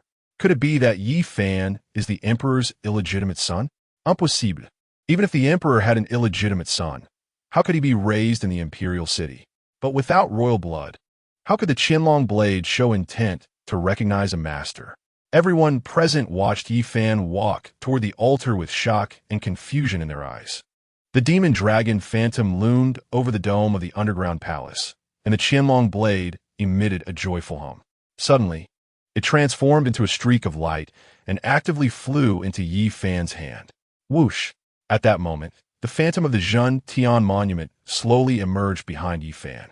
The dragon scale patterns on the Qianlong blade lit up one by one, while the demon dragon phantom in the dome bowed its head. So that's how it is. Yi Fan gently stroked the dragon eye on the hilt of the blade and murmured in realization. The demon dragon phantom in the underground palace was merely a dragon soul left behind by a powerful royal ancestor to guard the Qianlong blade. It was only intimidated by the aura of the Zhun Tian monument. It had no intention of recognizing a master. Why? Duan Tianya saw Yi Fan firmly grasp the Qianlong blade and suddenly erupted, his jade crown shattering, his black hair flying wildly like a madman. The Qianlong blade is mine. Mine. Up. The first sword shouted in response to the situation. The people from the Fengyin kingdom behind him revealed their killing intent and all rushed toward Yi Fan. They had come to the Yunnan kingdom at the command of the crown prince of Fengyin kingdom to help Duan Tianya seize the Qianlong blade and secure his position as the crown prince of Yunnan kingdom. If the Qianlong blade were to fall into someone else's hands, how could they explain it to the crown prince? Whoosh! Behind Mu Qingqing, the icy soul star suddenly burst forth. Countless ice crystals floated before Yi Fan, forming an icy star shield. When the blade of the first sword touched the star shield, it instantly erupted with a piercing screech. In the billowing white mist, the figures of the Fengyin kingdom's people froze for a moment. Kill! Duan Tianya's temples bulged as he issued a command. Boom! Boom! Boom! Several terrifying attacks struck the star shield in succession. For a moment, the ice crystals exploded like a torrent of stars. Duan Tianya, don't you want a Qianlong blade? Mu Qingqing shouted to Gu Yi and the others, stepping forward with her sword raised in front of Yi Fan. Where her sword pointed, a new icy star shield instantly formed. Hearing this, Gu Yi and the others finally came to their senses. At first, they hadn't planned to seize the Qianlong blade because they knew only royal descendants could wield it. Even just now, they only intended to stop Duan Tianya. Now, things had changed. Yi Fan could actually control the Qianlong blade. So why shouldn't they help Duan Tianya seize the blade? Whoosh! Whoosh! Whoosh! One by one, figures flickered forward, coming to Mu Qingqing's side to protect Yi Fan. Anyone who blocks me dies. Duan Tianya roared in anger upon seeing that others dared to obstruct him. Behind him, the white dragon soul phantom was furious. The sound of dragon roars echoed through the underground palace. Roar! At that moment, the blood-colored demon dragon also let out a furious roar. Before Duan Tianya could make a move, 5 new chains burst forth from the boiling blood pool, entwining around Duan Tianya like giant pythons. The first sword, seeing this, immediately drew his sword and slashed at the chains, but was repelled back. Hee. Yi Fan toyed with the Qianlong blade in his hand, mocking, "It seems your royal ancestors don't want you to obtain the Qianlong blade? Do you still want to go against the will of your royal ancestors?" Why? Duan Tianya roared, tearing apart the chains, glaring angrily at the blood-colored dragon soul. He was the royal descendant, the third prince of the Yunnan kingdom. Why did the dragon soul guarding the royal tomb not help him, but instead assist Yi Fan? Roar! The blood-colored demon dragon raised its head and let out a long roar, its pitch-black dragon eyes filled with disdain. How dare you? Duan Tianya's brocade robe ripped apart, revealing a chest covered in dragon patterns. If heaven doesn't allow me, then I will slay heaven. If my ancestors don't recognize me, I will destroy my ancestors. Saying this, he suddenly unleashed a punch that transformed into a fierce white dragon, charging toward the dome. Roar! The blood-colored demon dragon was enraged by Duan Tianya's actions, roaring with a thunderous dragon roar. Blood light spewed from its mouth like a suspended river, instantly washing away the white dragon phantom. Still dare to destroy your ancestors? Yi Fan glanced at Duan Tianya's frenzied appearance and couldn't help but sneer. No wonder the royal ancestors don't recognize you. People like you who forget their roots should lie here in eternal rest. As he spoke, he raised the Qianlong blade and pointed it at Duan Tianya. Without any spiritual energy stirring, the entire underground palace suddenly trembled violently. Roar! The blood pool boiled like an angry sea, and dozens of chains shot toward Duan Tianya. Furious, Duan Tianya twisted and turned, trying to evade. After several attempts, a chain struck him hard on the back. In the next moment, he was bound by 4 chains around his limbs, lifted into the air. Crack! Crack! Crack! The chains ruthlessly whipped at Duan Tianya, leaving shocking blood marks on his body. It seemed to be punishing him for his earlier disrespectful words. TSK not killing? Yi Fan narrowed his eyes, watching the punitive attacks of the blood-colored demon dragon. Just now, when he pointed the blade at Duan Tianya, it was a command to execute. Although the dragon soul manipulated the chains to whip Duan Tianya, it was clear it had no intention of killing him. Perhaps it was because Duan Tianya still had royal blood flowing through him. The blood-colored demon dragon was merely administering punishment, with no intention to kill. Brother Yi Fan, Gu Yi suddenly approached, a fierce light flashing in his eyes, and suggested, "The dragon soul does not kill Duan Tianya. Why don't you take action yourself? This is a great opportunity to eliminate Duan Tianya." At this moment, Duan Tianya had been whipped to the point of injury. No matter how strong he was before, he was now at his last gasp. If Yi Fan wanted to kill him, he had every chance to do so. As for the first sword and the others, they would handle their part. This idea is good. Yi Fan looked at Gu Yi with a smirk, knowing full well his intentions. This move was quite clever, helping Duan Tianya's rival while making him, the hidden star of Tianwu Academy, bear the responsibility of killing a prince. However, he wasn't afraid of bearing that responsibility. Boom! Boom! Yi Fan stepped forward with the blade, just about to make a move. Suddenly, a dark crack split open in the dome, and spatial turbulence surged like a river bursting its banks. Everyone stood unsteadily, watching helplessly as countless transparent tendrils reached out from the crack toward them. Chapter 64. Holding Yi Yao hostage, blade for person. The residual echoes of the distorted space had not yet dissipated when everyone was thrown outside the royal tomb like falling leaves. It was already nighttime, with only 9 coiling dragonstone pillars topped with ghostly blue lanterns illuminating the surrounding space. Tianya, Jiangzhan, took 2 steps forward in 3 strides, rushing to Duan Tianya's side.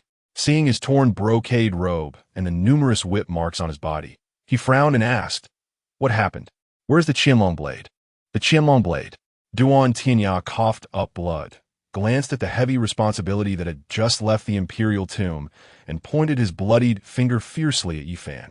"It's with him." Jiangzhan's expression changed slightly as he turned to look at Yi Fan. Duan Tianya's companion, Duan Tianshu, who had been waiting, saw Yi Fan holding the Qianlong blade, and his eyes filled with wild joy. He took 2 steps to Yi Fan's side, forcing a stiff smile. "Brother Yi Fan, I really didn't misjudge you.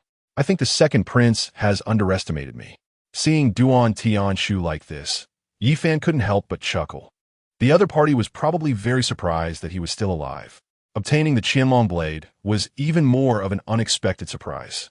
Yi Fan, Jiangzhan, clad in armor, stepped forward until he was 3 steps away from Yi Fan, palm open. "The blade in your hand belongs to the crown prince. It is not something you should possess. Hand it over to me." "What are you?" Yi Fan glanced at Jiangzhan, disdainfully said, "You want me to hand over the blade? You should look at whether you are worthy." "Impudent." Jiangzhan suppressed his anger and advised Yi Fan, "I am the commander of the Forbidden Army, tasked with managing the opening of the imperial tomb. The Qianlong blade is the crown prince's weapon and also a treasure of the royal family of Yan'an Kingdom. You cannot claim it for yourself. Temporarily hand it over to me, and I will present it to His Majesty and ask for a reward for you." I want you to ask for a reward? Yi Fan scoffed at Jiang Zhan's words. If His Majesty wants this Qianlong blade, I will personally hand it to him. What? Is it that as a hidden star of the Tianwu Academy, I don't even have the right to present the Qianlong blade to His Majesty? Jiang Zhan's eyes darkened, rendered speechless by Yi Fan's retort. If it were someone else, he could still say they didn't have the qualification to present it to His Majesty. But Yi Fan, as the hidden star of the Tianwu Academy, represented the Academy. Naturally, he had the qualification to meet the ruler of Yunnan Kingdom. Uncle, why are you wasting words with him? Duan Tianya pushed away the supporting guards and stepped forward, shouting at Yi Fan, Yi Fan, are you handing over the Qianlong blade or not? Noise. Yi Fan turned around, completely ignoring Duan Tianya's words, and quietly said to Duan Tianshu, Your Highness, the Second Prince, I brought this Qianlong blade out of the Imperial Tomb, but you really didn't leave any backup? Duan Tianya and Jiang Zhan would not let him leave easily. If they were to forcefully take it, he truly had no way to resist. As long as they didn't harm his life, the Tianwu Academy might not say anything. After all, the Qianlong blade held no significance for the Tianwu Academy. Reported to the ruler, he probably wouldn't get any support either. Duan Tianshu's expression turned awkward, and he was momentarily at a loss for words. Bring her up. Duan Tianya, feeling ignored by Yi Fan, suddenly shouted. For members of the Forbidden Army brought a bloodied figure from his side. Yeah. Yi Fan's face darkened instantly as he recognized the person. The Forbidden Army had actually taken Yi Yao hostage. At this moment, Yi Yao was covered in injuries and dirt, blood oozing from a wound on her forehead, blocking her left eye. It seemed she had resisted during her capture. Change the person, Duan Tianya said coldly as he approached Yi Yao, his murderous intent apparent in his eyes. Before his words finished, he drew a guard's dagger and placed it against Yi Yao's neck. Duan Tianshu had left no backup. However, Duan Tianya had prepared for the worst. Capturing Yi Yao was just to prevent any unforeseen circumstances. As a result, an unforeseen circumstance had indeed occurred. Brother Yi Fan. Duan Tianshu suddenly grabbed Yi Fan's wrist, his eyes twitching as he lowly shouted, The Qianlong blade must not be handed over. If you give this blade to me, once I am established as the crown prince, I will definitely avenge Yi Yao. In the future, I will ensure the Yi family thrives and becomes the fourth family in the imperial city. If she dies, what use is revenge? Yi Fan slowly withdrew his arm, glaring at Duan Tianya. It seemed he had overestimated Duan Tianya's character. A dignified prince actually resorted to hostage-taking of Yi Yao to coerce him. Brother Yi Fan. Duan Tianshu's face instantly turned pale. He was filled with regret. At this moment, Gu Yi and others stepped in front of Yi Fan, seemingly worried that Yi Fan would step forward and hand over the blade to Duan Tianya. Step aside, Yi Fan shouted, clearly displeased with Gu Yi and the others' actions. The Qianlong blade was in his hands. Whether to hand it over was his decision. He would decide what to do without others pointing fingers. Feeling Yi Fan's anger, Duan Tianshu waved his hand in despair. It was not wise to anger Yi Fan now. He could only take a gamble, hoping Yi Fan would not easily hand over the blade. Once Gu Yi and the others stepped aside, Yi Fan took a step forward. Seeing Yi Fan approach, Duan Tianya's blood-stained lips curled up, feeling he had Yi Fan under control. This was right. The Qianlong blade cannot be given to you now. Yi Fan suddenly stopped, the tip of the Qianlong blade pointing toward Duan Tianya's forehead. If you want it, I will deliver it to your residence by noon tomorrow. Do you think I'm a fool? Duan Tianya sneered at Yi Fan's words. If you run away tonight, will you come to my residence tomorrow? Yi Yao's life is in your hands. Are you still afraid I will go back on my word?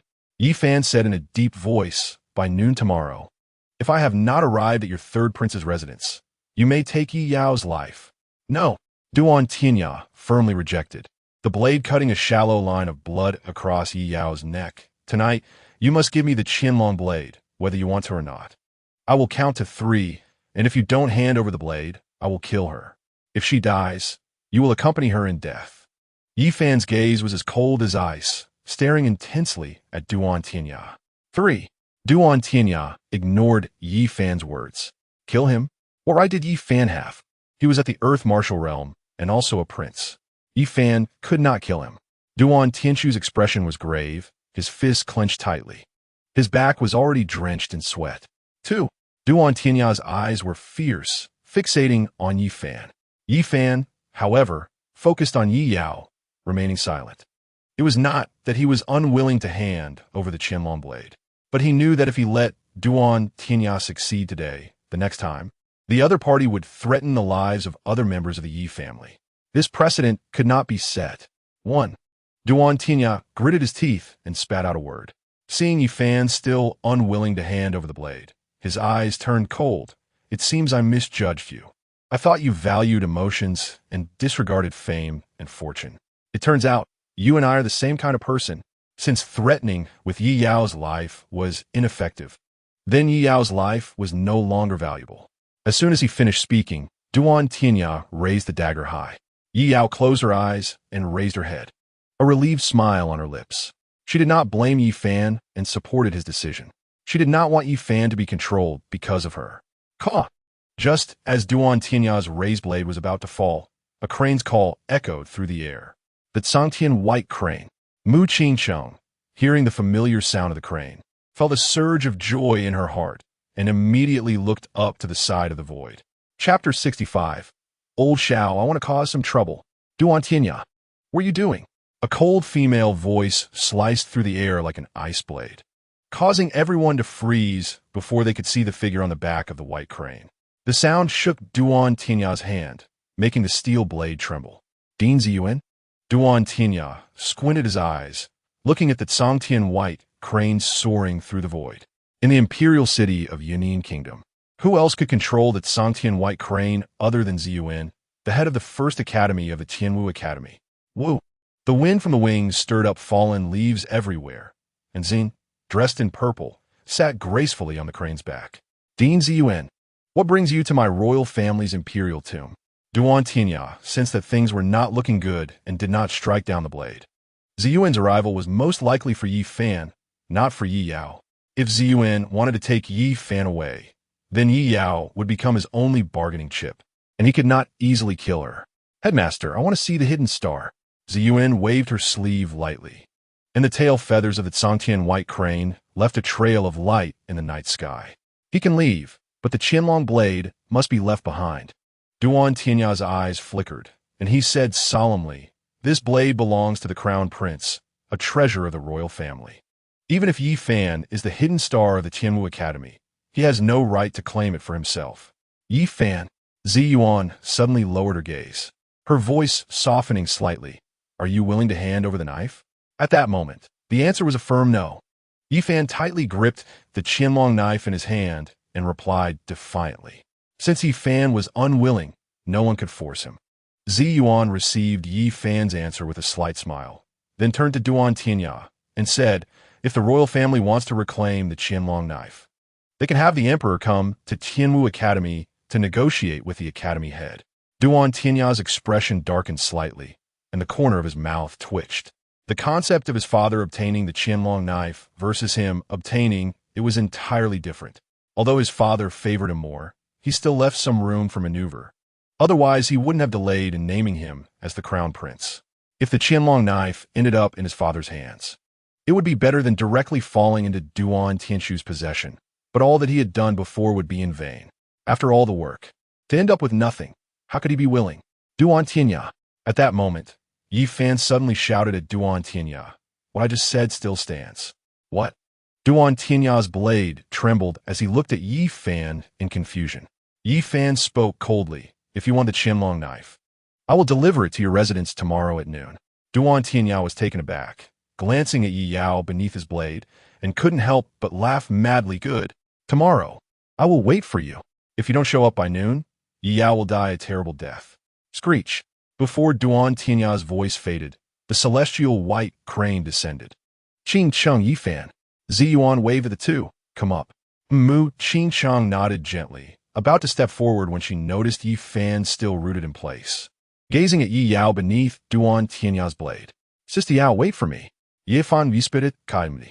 Yi Yao's blood-stained eyelashes trembled, and through Yi Fan's gaze, she could feel his sincerity. She didn't want to be a burden to Yi Fan. She wanted to say not to come, to say that the Yi family needed Duan Tianshu's protection. But looking at the fire in Yi Fan's eyes, she eventually just nodded lightly. After Yi Fan and Mu Qingsheng jumped onto the celestial white crane, the night wind picked up and the crane soared away. Tianya, Jiangzhan, feeling uneasy, approached Duan Tianya and whispered, "Do you really believe that kid will go to your residence tomorrow?" "It's not a matter of belief." Duan Tianya gently brushed his fingers over Yi Yao's neck wound, his blood-stained fingers glinting in the moonlight. Given the situation just now, did his uncle really have the confidence to snatch the Qianlong knife from Yi Fan in front of Zi Yuan? Jiang Zhan shook his head. With Zi Yuan riding the celestial white crane here, she will take Yi Fan away, and the Imperial Guards won't be able to stop her. Now, Duan Tianya shook off Yi Yao, letting her stagger and kneel, watching to see how much value this woman held in Yi Fan's heart. This woman? Jiang Zhan's eyes flickered, but he said nothing more. Someone, Duan Tianya coldly ordered the surrounding Imperial Guards, take this woman back to the Imperial City and throw her into the water prison. Make sure she doesn't die before noon tomorrow. The celestial white crane soared over the night sky of the Imperial City, finally landing at the north gate of Tianwu Academy. Why did the master bring us here? Mu Qingqing's eyes flashed with confusion. Wasn't the Academy head supposed to meet Yi Fan? Is the Academy head in the Wolf Garden? Zi Yuan smiled mysteriously, but did not answer Mu Qingqing's question. She simply said to Yi Fan, "Yi Fan, you know where to go." Yi Fan nodded slightly, already guessing in his heart. In fact, it wasn't the Academy head who wanted to meet him. The real person who wanted to see him was Elder Xiao. Qingcheng, wait for me at the Academy. Yi Fan informed Mu Qingcheng, his figure darting out of the north gate like an arrow, disappearing into the dense forest in a few flashes. The Qianlong knife drew blood-red arcs in the night, and the beasts charging at him were swiftly cut down by Yi Fan's blade before they could get close. It was as if he was venting the anger in his heart. Not long after, he arrived outside the True Martial Tower. At this moment, the gate of the True Martial Tower was tightly shut. Yi Fan did not hesitate, taking out the Tianwu Gold Order. He opened the tower door and stepped inside, plunging into darkness. "You little brat, you're here?" Before he could see clearly, Elder Xiao's familiar voice rang out. At this moment, Elder Xiao was surprisingly sitting upright in front of the stone tablet, unlike before when he lay around idly. Without saying a word, Yi Fan raised the Qianlong knife, the dragon eye on the hilt glowing red in the darkness. "I'm going to shatter this broken tablet." "Wait!" Elder Xiao's bony fingers suddenly spread open, and the Qianlong knife flew into his hand.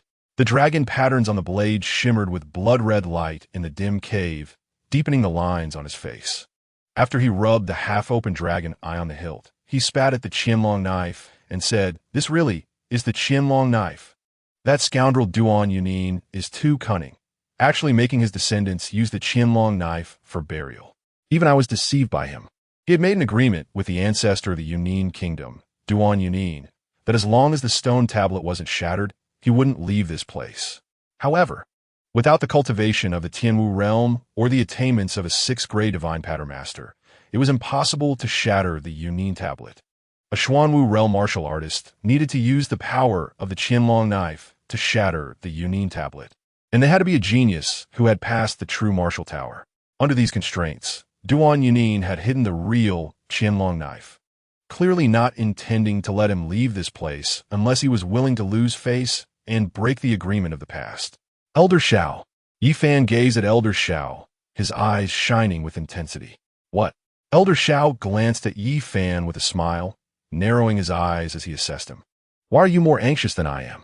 As he spoke, he tossed the Qianlong knife back. Yi Fan took the knife in hand and decisively channeled his spiritual power. Boom! A single strike, and the blade light surged like a blood rainbow, piercing the sun. The Yunin tablet exploded with a roar, shattering into countless pieces. Elder Xiao leisurely stroked his beard, seemingly not particularly pleased. After all, he was trapped here because of a promise. If he really wanted to leave, it would be easy. "You little brat." Elder Xiao kicked aside the rubble that rolled to his feet, tilting his head to examine Yi Fan's tense profile. "I see you look troubled today. What's the matter? Where's that mischievous spirit you had before?" Yi Fan put away the Qianlong knife, staring directly into Elder Xiao's eyes amidst the falling stone dust. "Elder Xiao, I want to cause some trouble." Chapter 66, Dragging the Knife, inviting Duan Tianya to life and death. Cause trouble? Elder Xiao laughed heartily upon hearing this, a terrifying light flashing in his murky old eyes. Now you're talking like yourself. What kind of trouble can you cause in the Yunnan Kingdom's imperial city? Whatever you want to do, go ahead. Even if you poke a hole in the sky, I can cover it up with this old bone. Thank you, Elder Xiao. Yi Fan respectfully cupped his fists toward Elder Xiao, immediately expressing his gratitude. Although he wasn't clear about Elder Xiao's level of strength, he was certain that the other party was absolutely invincible in the Yunnan Kingdom. He, Elder Xiao chuckled lightly, a playful glint in his eyes. With a wave of his hand, the two left the cave and appeared in a certain place in the wolf garden. Elder Xiao, I'm off. Yi Fan gave a deep bow, turning around with his clothes fluttering. By the time he returned to Tianwu Academy, the eastern sky was already lightening. Exiting Tianwu Academy, Yi Fan dragged the knife along the main street of the imperial city. The blade of the Qianlong knife scraped against the blue stone, sparking tiny flames. Is that Yi Fan? His killing intent is so strong. Look at that knife. Could it be the legendary Qianlong knife? I just heard that Yi Fan obtained the Qianlong knife in the imperial tomb. Is he really going to the third prince's residence now? The passers-by in the imperial city hurriedly avoided him, whispering to each other.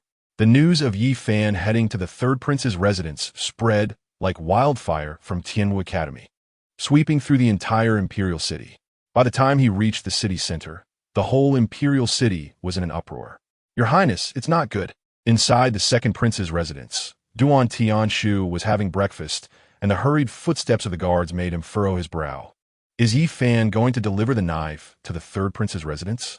Reporting, Your Highness, that Yi Fan. The guard swallowed hard. It doesn't seem like he's delivering the knife. Rather, it looks like he's going to kill someone. What? Duan Tianshu's eyes widened slightly, a glimmer of sharpness flashing in them.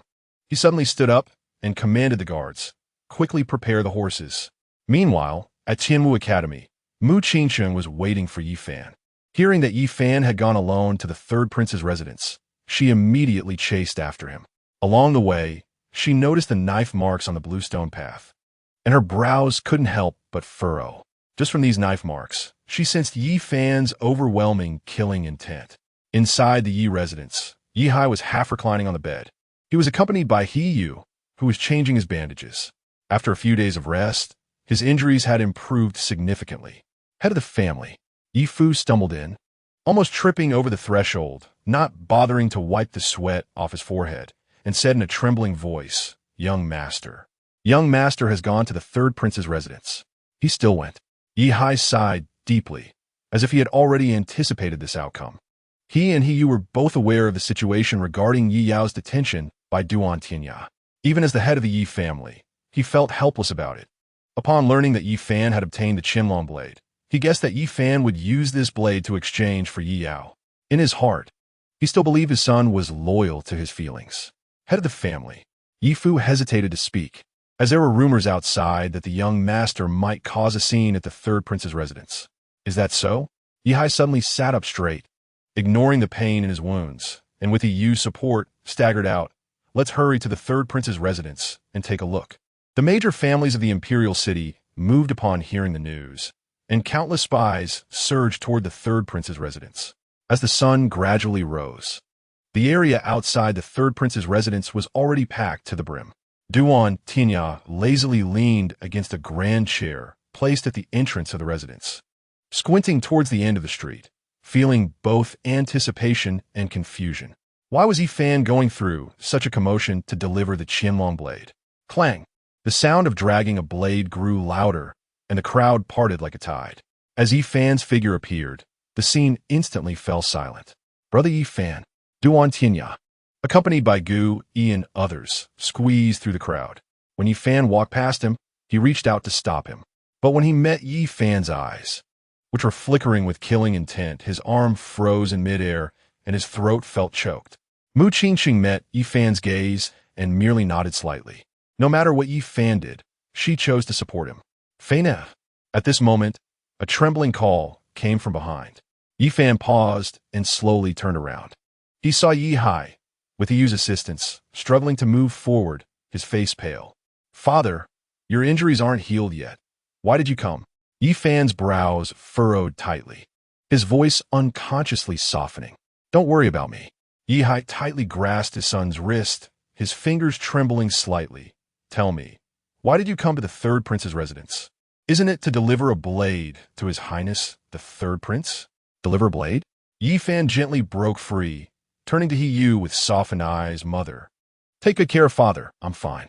Saying this, he resolutely turned away, each step causing the ground to tremble slightly. Yi Fan, you came to deliver a blade to me? Duan Tinya crossed his legs, playfully assessing the approaching Yi Fan. Is this to announce to the imperial city that I, Duan Tinya, will become the crown prince of Yan'an Kingdom? You're too polite. Ha ha ha. Clang. Yi Fan deeply plunged the Qianlong blade into the bluestone ground, glaring coldly at Duan Tinya. Where is she? Duan Tinya's lips curled into a smile as he clapped 3 times. Soon, 2 guards dragged Yi Yao out. Her disheveled and miserable appearance caused gasps to fill the air. Her wounds were festering, exposing the bone, and ice shards hung in her hair. Yao Jie. Yi Fan's pupils constricted, his blood boiling instantly. Just as he took a step forward, Duan Tianya's cold voice rang out. Exchange the blade for the person. You want the blade? It depends on whether you have the ability. Yi Fan's eyes turned icy as he took out the life and death contract he had prepared and threw it in front of Duan Tianya. Sign it. Today, I, Yi Fan, invite you, Duan Tianya, to a life and death battle. If I die, the blade belongs to you. What? Yi Fan wants to fight the third prince to the death. The third prince is at the Earth Martial Realm. How dare Yi Fan? What is Yi Fan trying to do? If he wants to save someone, can't he just hand over the blade? As soon as Yi Fan said this, the crowd erupted. Duan Tianya's expression changed drastically, and Mu Qingqing's heart tightened. Yi Hai stood there in shock, his lips trembling but unable to speak. Inviting Duan Tianya to a life and death battle? How is this any different from seeking death? Ha ha ha. Duan Tianya was initially stunned but then burst into a fit of mad laughter. Standing up abruptly, Yi Fan, are you crazy? With your Xuanwu realm cultivation, you dare to challenge me to a life and death battle? Stop wasting words. Yi Fan coldly reprimanded, his killing intent boiling. Hee. Duan Tianya sneered. Do you think just because I was injured in the imperial tomb, you could defeat and kill me? Regardless of whether you are injured or not, you will die today. Yi Fan had no intention of saying more, his gaze fixed on Duan Tianya with a determined killing intent. A life and death battle, is it? Duan Tianya bent down to pick up the life and death contract from the ground, a cold glint flashing in his eyes. You and I'll fight to the death, fine. However, you must first take off your hidden star robe. Is that all you amount to? Do you think you can't win against me without the hidden star robe? Yi Fan sneered at his words, suddenly tearing off the black robe and tossing it to Mu Qingqiang. Even without the hidden star robe, I can still kill you. Chapter 67. Defying the Imperial Edict. Blade cuts the Imperial Edict. Good. Duan Tianya's eyes burst with a sharp cold light, revealing a sinister smile as he decisively cut his fingertip and signed a life and death contract with his blood. Since you seek death, how can I not fulfill your wish? After saying this, he casually tossed the life and death contract aside. The battle of life and death had been established. Even without a fair judge, it was still valid. The crowd stirred, retreating to give Yi Fan and Duan Tianya enough space for their life and death battle. Duan Tianya stood tall and stepped forward, his earth martial realm aura erupting.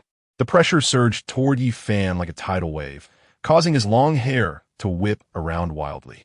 His complexion was rosy, indicating that the injuries he had suffered in the Imperial tomb had significantly healed after swallowing medicinal pills. Yi Fan taking off the hidden star robe to fight. He was undoubtedly doomed. Who says otherwise? How could he possibly be a match for the third prince?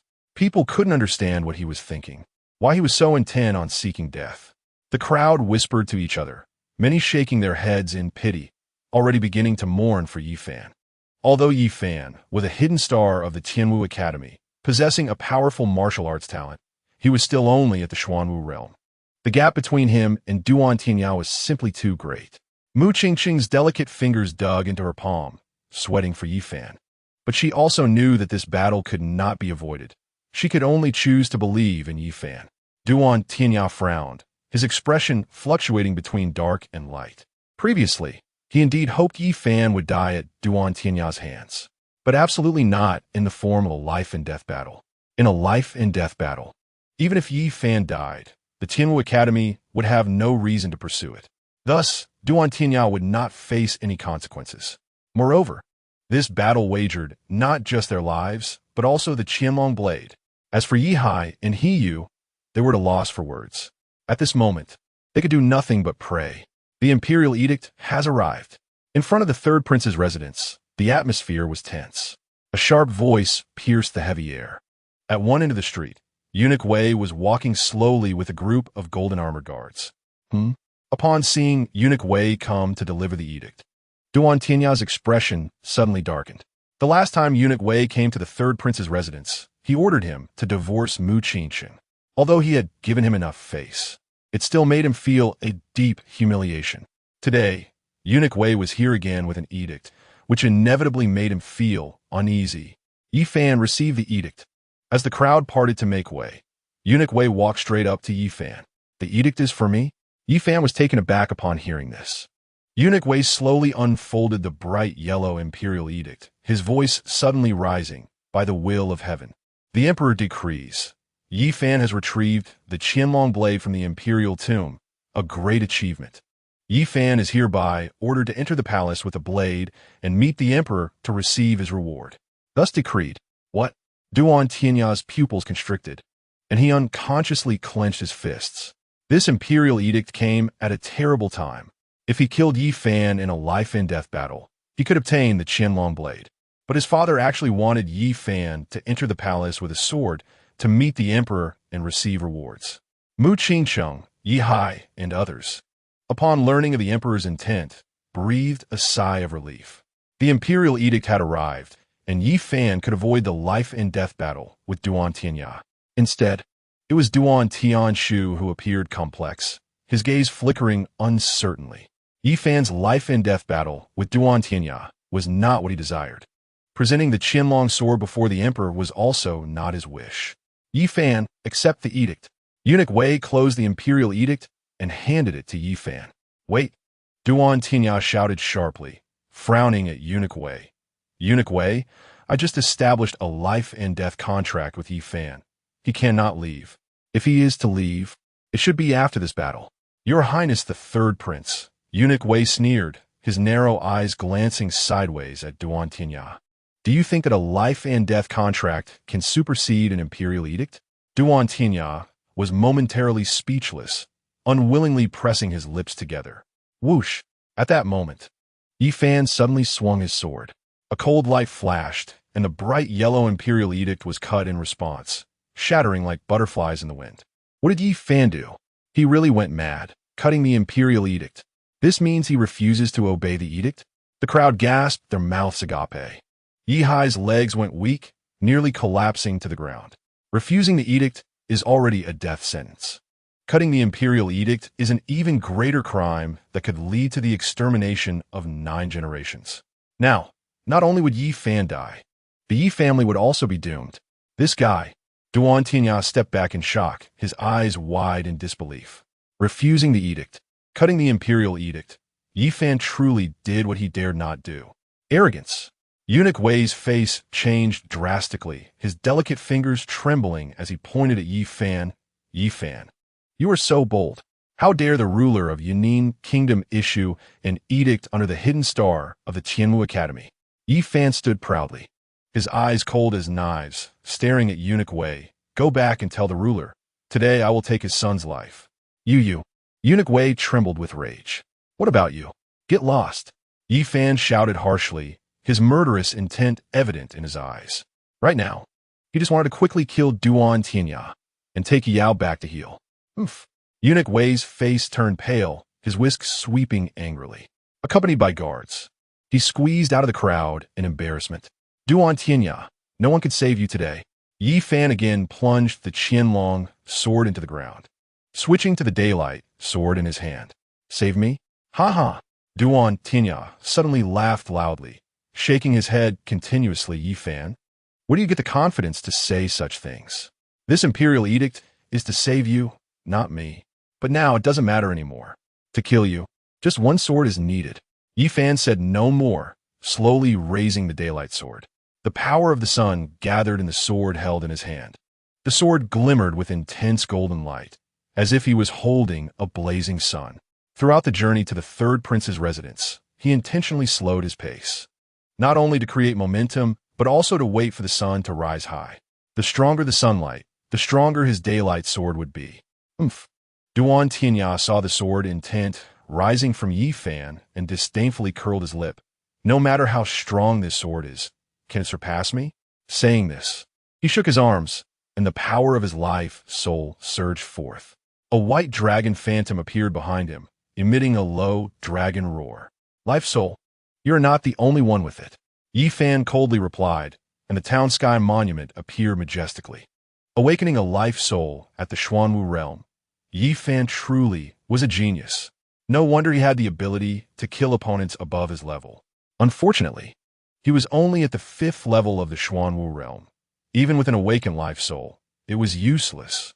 Exactly, if he had reached the 9th level of the Xuanwu realm, with his life soul awakened, he might even be able to wrestle with the third prince. Many people in the imperial city had heard of Yi Fan possessing a life soul. However, most had not seen it with their own eyes. Now witnessing it, they felt the terrifying nature of Yi Fan's talent. Yet even so, everyone still did not expect Yi Fan to win. Is it useful? Duan Tianya glanced at the phantom of the town sky monument behind Yi Fan, his expression dismissive.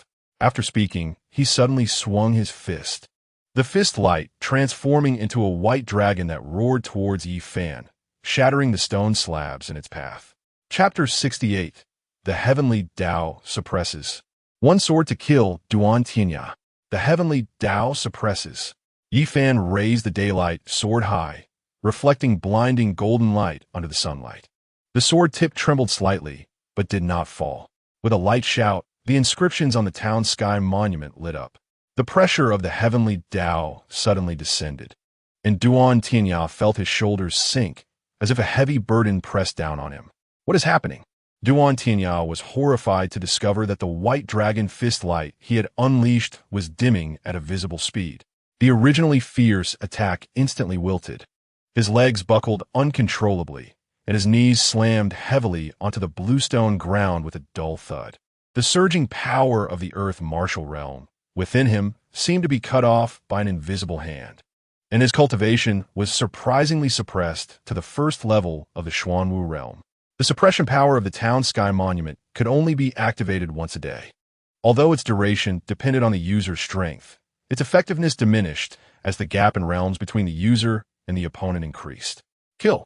Yi Fan was uncertain how long he could suppress Duan Tianya's cultivation to the Xuanwu realm, so he dared not delay even for a moment. Spitting out a cold voice, he swung the daylight sword, which shone with blinding golden light, downwards. As the sword light passed, the air was scorched and distorted.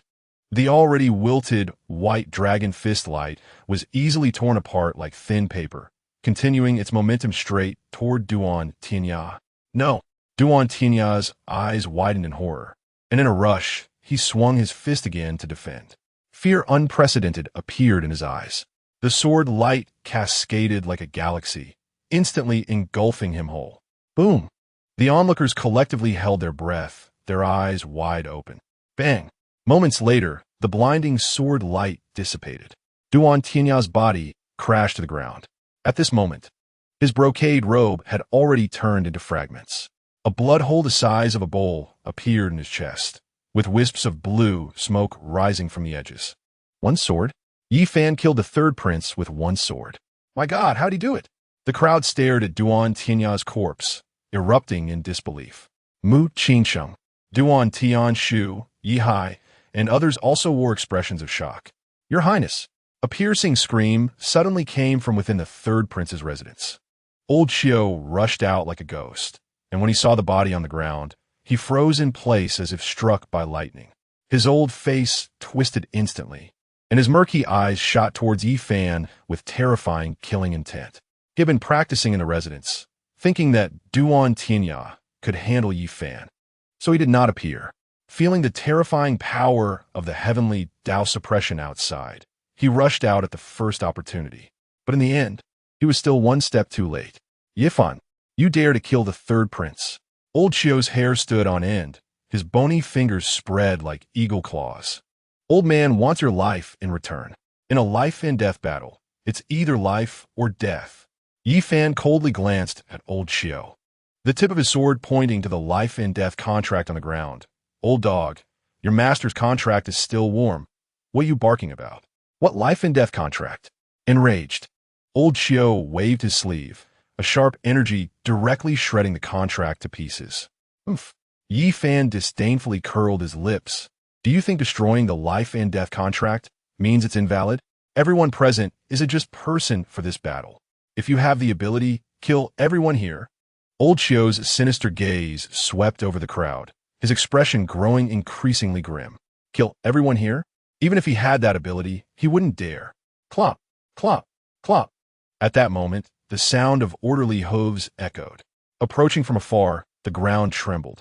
The crowd turned to look, only to see hundreds of golden-armored imperial guards pouring in like a tide.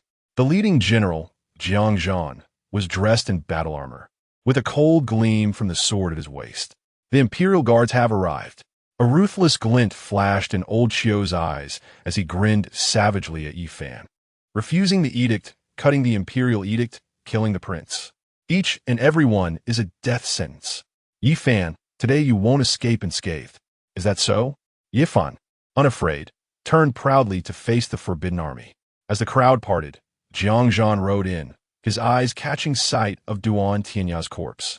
And his killing intent erupted in an instant as he glared at Yifan and shouted, Tianya, was it you who killed him?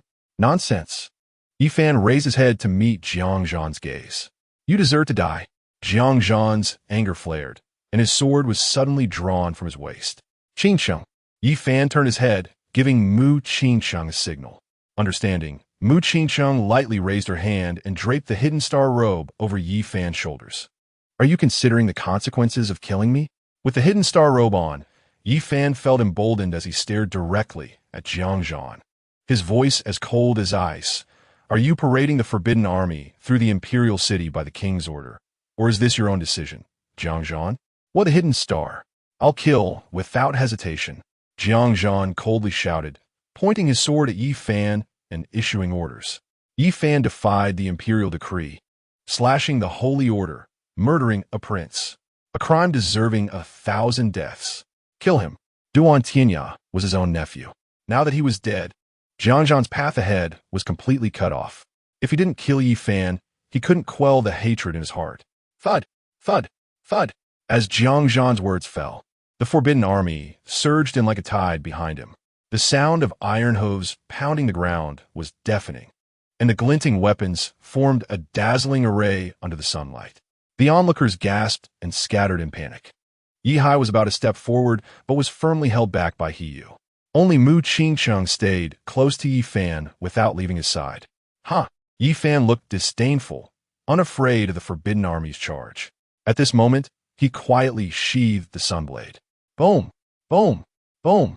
9 streaks of light fell from the sky like shooting stars, crashing heavily before the forbidden army. The war horses whinnied in fright, and people were thrown to the ground, dust flying everywhere. Coo! Coo! In the sky, a series of clear bird calls echoed. The crowd looked up to see 9 flying demon beasts of various shapes circling above, with a figure standing on each beast's back. Tianwu Academy. Jiang Zhan's expression changed drastically, and he unconsciously loosened his grip on the sword. You have some nerve, Jiang Zhan. A voice, clear yet not loud, drifted from the lips of Zilin, who stood on the back of a white crane, dared to touch the hidden star of Tianwu Academy. Do you have a death wish? It was Yifan who killed the prince first. Jiang Zhan gritted his teeth, seemingly about to unleash his pent-up fury. Ha! Ziyuan scoffed, lightly brushing a feather on the white crane. Let us not even mention Yifan's life-and-death contract with Duan Tianya. Even without it, killing Duan Tianya is not a problem. A mere prince is nothing. Killed, and that's that. The crowd gasped in shock, their eyes wide open. A mere prince? Killed, and that's that? Ziyuan, how domineering. Arrogant?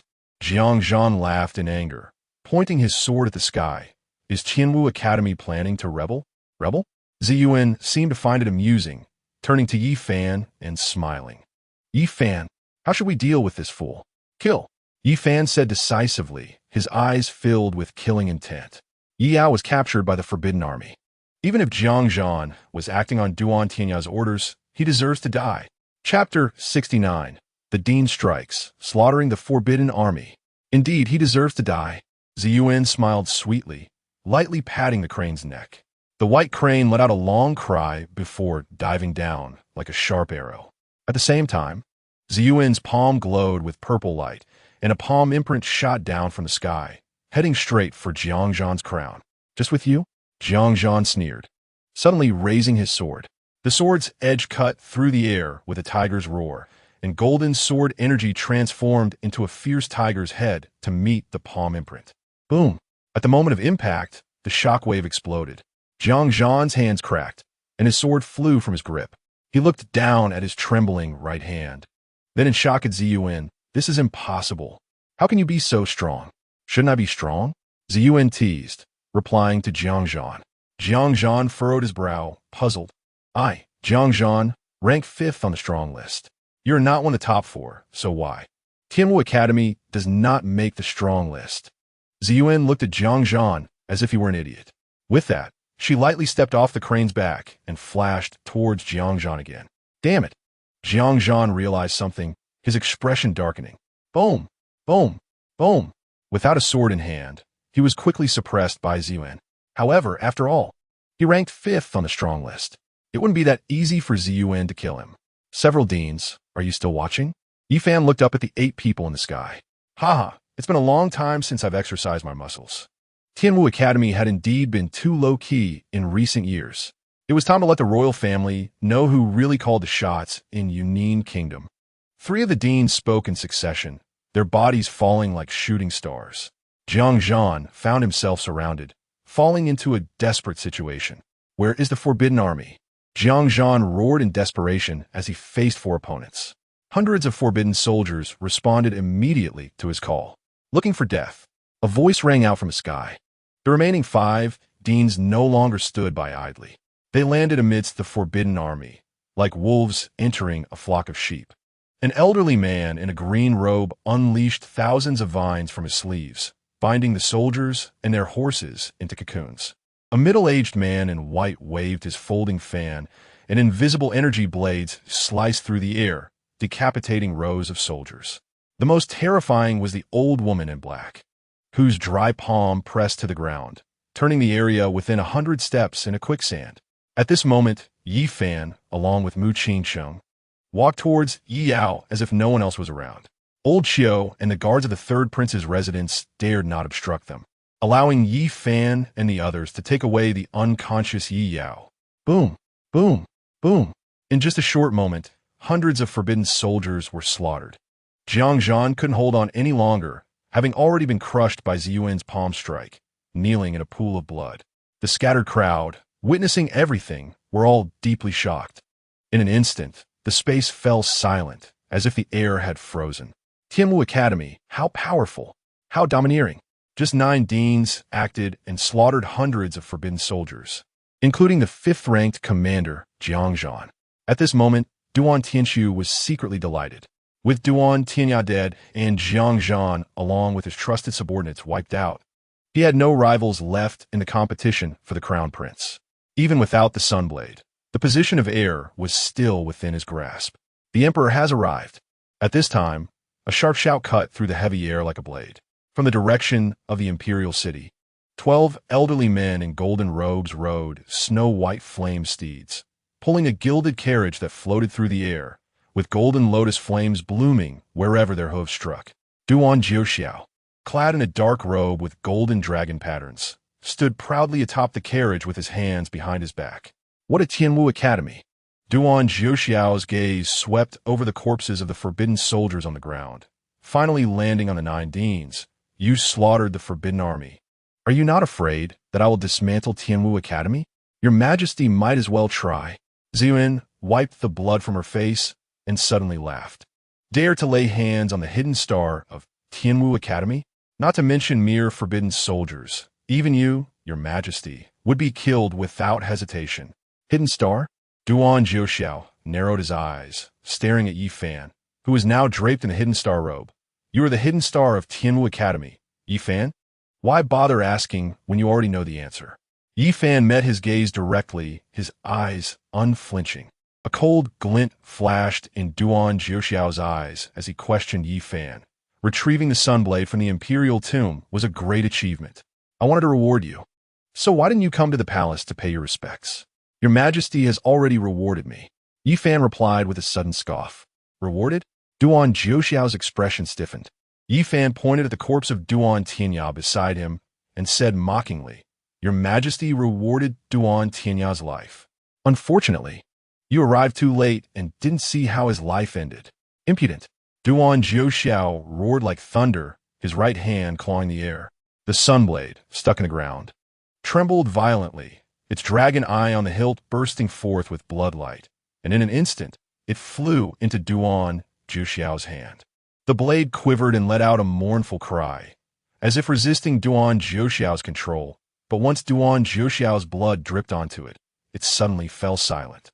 Who just said that? Duan Jiuxiao lightly brushed the blade of the Qianlong knife, with a gaze flashing with murderous intent towards him. Even if I want to kill the hidden star of the Tianwu Academy, the Tianwu Academy will not hesitate to kill. It was me. Ziyuan suddenly stepped forward and said casually. The Tianwu Academy is indeed domineering, Duan Jiuxiao said, and the Qianlong knife suddenly swept across. The blade energy transformed into a golden giant dragon, charging directly at Yi Fan. Ziyuan flashed in front of Yi Fan, ing a purple light shield.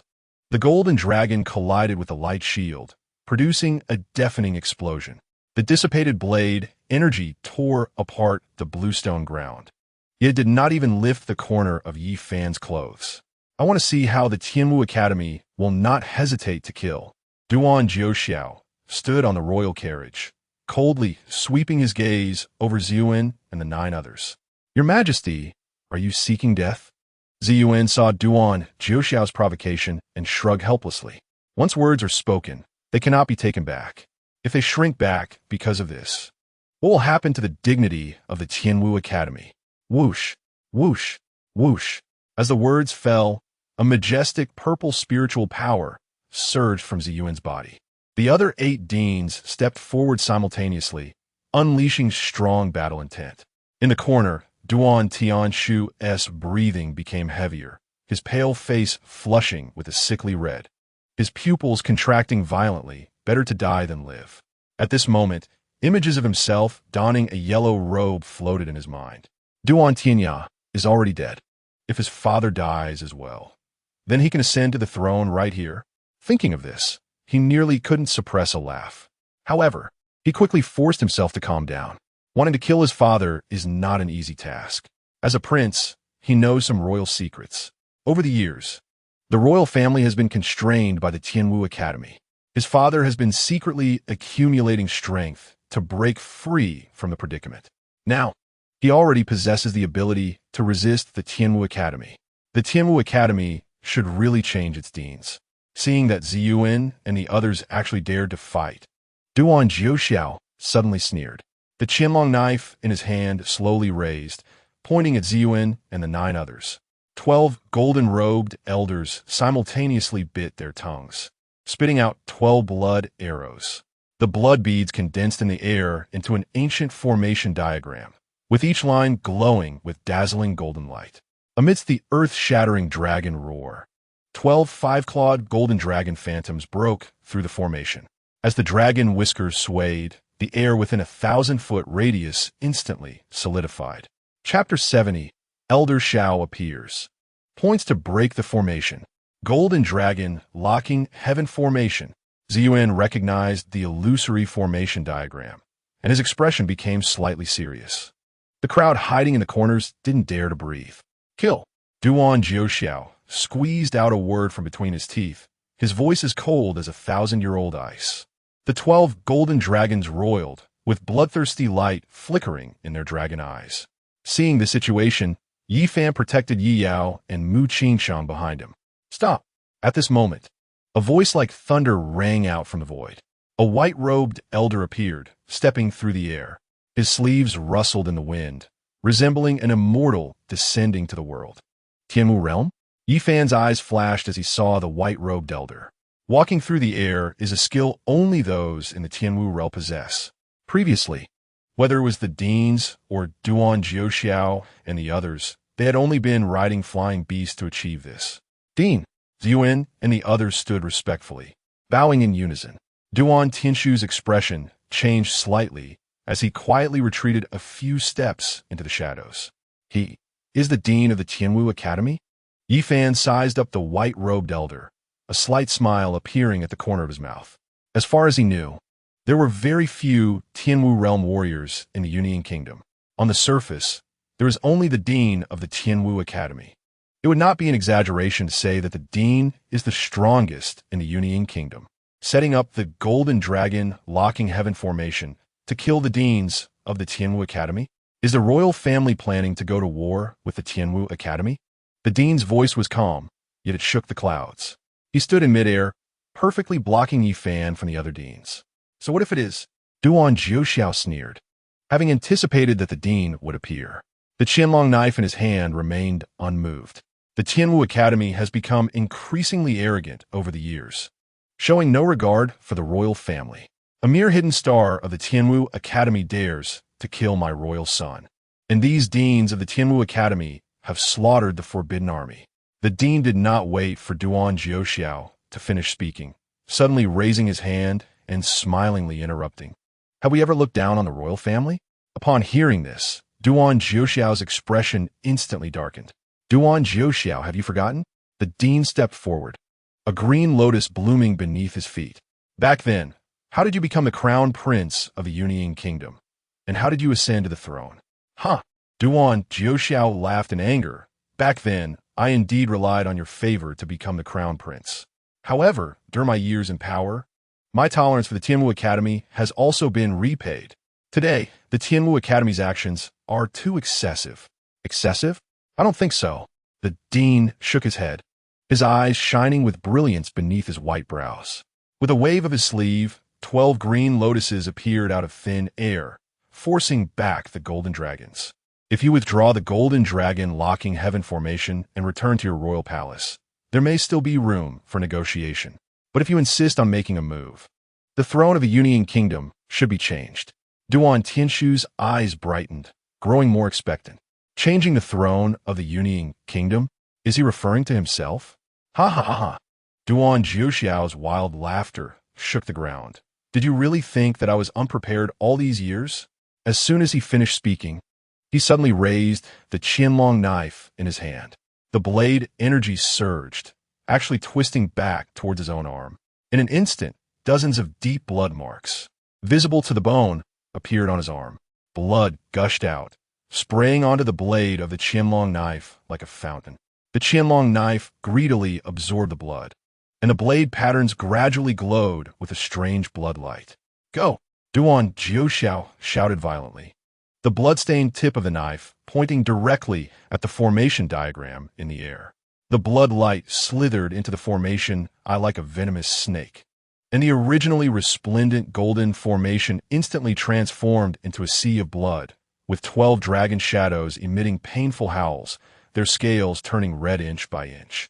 The golden dragon locking heaven formation cannot deal with you. Duan Jiuxiao licked the blood that splashed to his lips, his eyes flashing with a mad light. What if it were the blood dragon locking heaven formation? Can it kill you? He knew that the dean's strength was formidable. How could someone who dared to go to war with the Tianwu Academy be unprepared? The 12 golden-robed elders who set up the formation were even weaker than the deans of the Tianwu Academy. However, they were all members of the Yunying royal family, practicing the same source of Yunying Dragon Ju. When the 12 of them joined forces to set up the Golden Dragon locking heaven formation, it already held the power to contend with Tianwu realm warriors.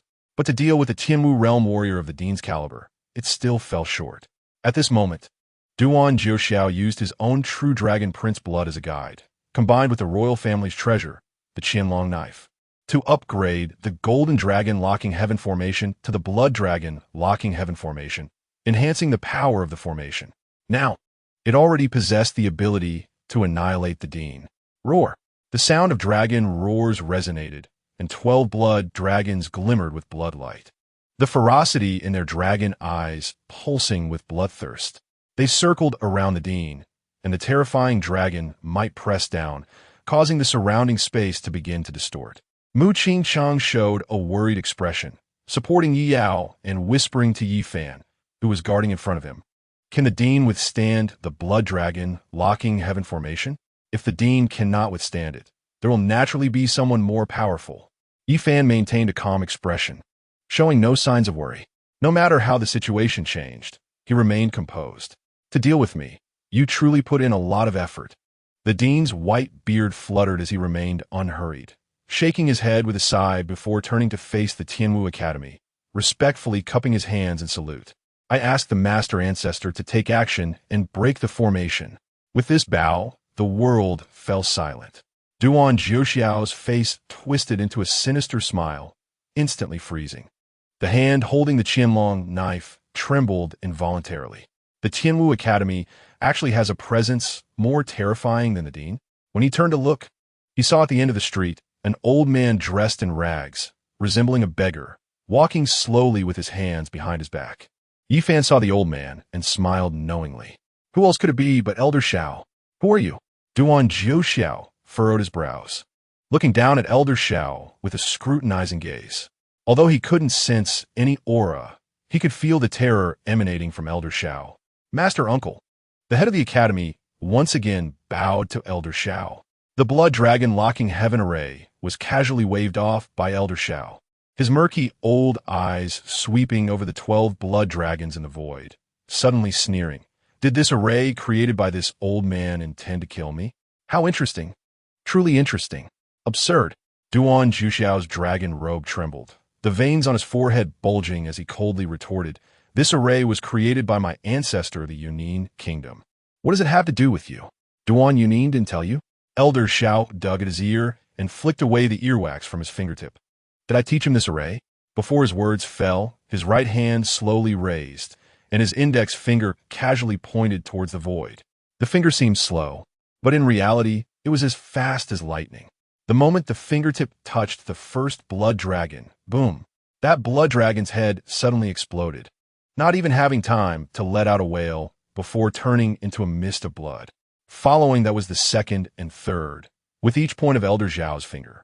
A blood dragon burst apart. Completing all 12 points took just a moment. When the 13th finger pointed at the array in the void, the blood-colored array that covered the sky and blocked the sun actually dissipated in an instant, as if it were morning mist meeting the sunrise. Duan Jiuxiao staggered backward, nearly tumbling off his throne. The 12 golden-robed elders simultaneously spat out blood, their faces pale. Chapter 71. Half a year later, come to die. Duan Jiuxiao stared at Elder Xiao, his eyes filled with shock and unwillingness. The blood dragon locking heaven array was a supreme, killing formation capable of slaying those in the heavenly martial realm. Yet Elder Xiao had effortlessly broken it with just a finger. What's the point of standing so high?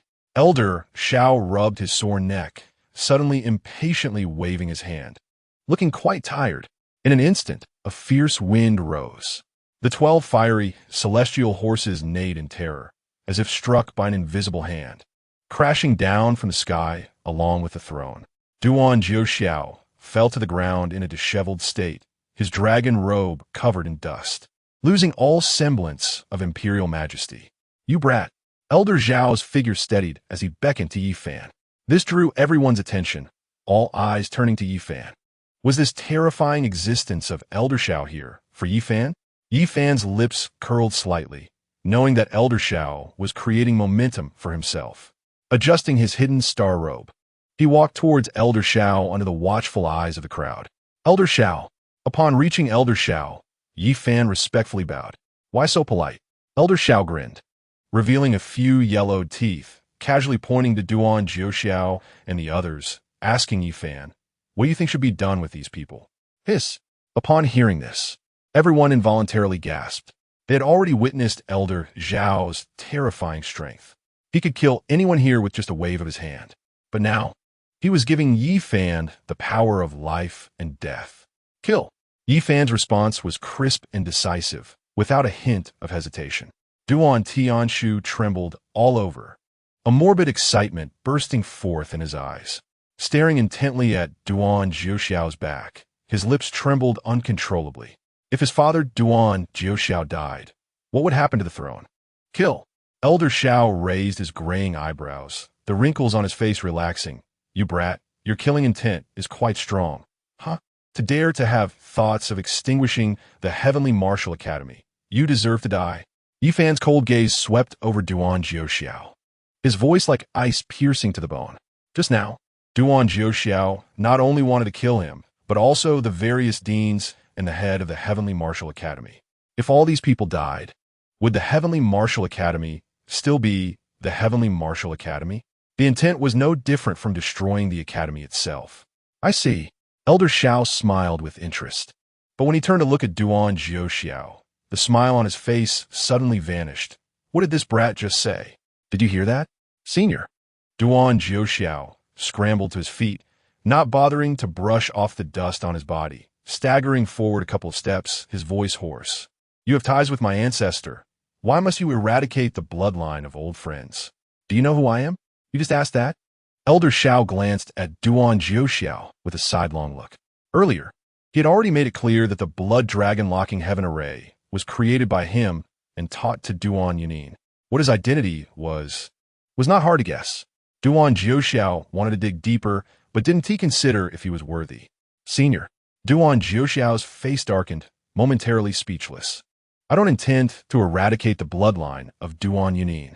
Elder Xiao dug at his ear, casually saying, there are at least 800 or 1,000 descendants of Duan Yunin. Just pick one who is sensible to become emperor. Pausing, he glanced at Duan Tianshu, who was hiding in the corner. Like that kid, he looks quite suitable. Duan Tianshu was first stunned upon hearing this, then suddenly overjoyed. But when he met Elder Zhao's seemingly smiling gaze, he felt as if cold water had been splashed on him, causing him to shiver all over. Aren't you afraid that the Yunin kingdom will fall into chaos because of this? Duan Jiuxiao's brows were deeply furrowed, still trying to make a final struggle. Indeed. Elder Xiao nodded, not recklessly starting a killing spree. After thinking for a moment, he said to Duan Jiuxiao, how about this? I'll give you half a year to choose a new ruler. In half a year, come to me to die. Obey. And I will ensure the longevity of the Yunin kingdom. Otherwise, Duan Jiuxiao's eyes widened slightly, feeling both aggrieved and angry. However, Elder Zhao's lips held smile, and suddenly shifting his tone, he looked at the 12 golden-robed elders. As for those 12, there's no need for them to continue living. The 12 golden-robed elders changed color upon hearing this. Just as they were about to flee, a terrifying, oppressive force descended. Their bodies suddenly stiffened in place. Elder Xiao raised his hand, condensing a palm print in the void. With a wave, the palm print suppressed downwards.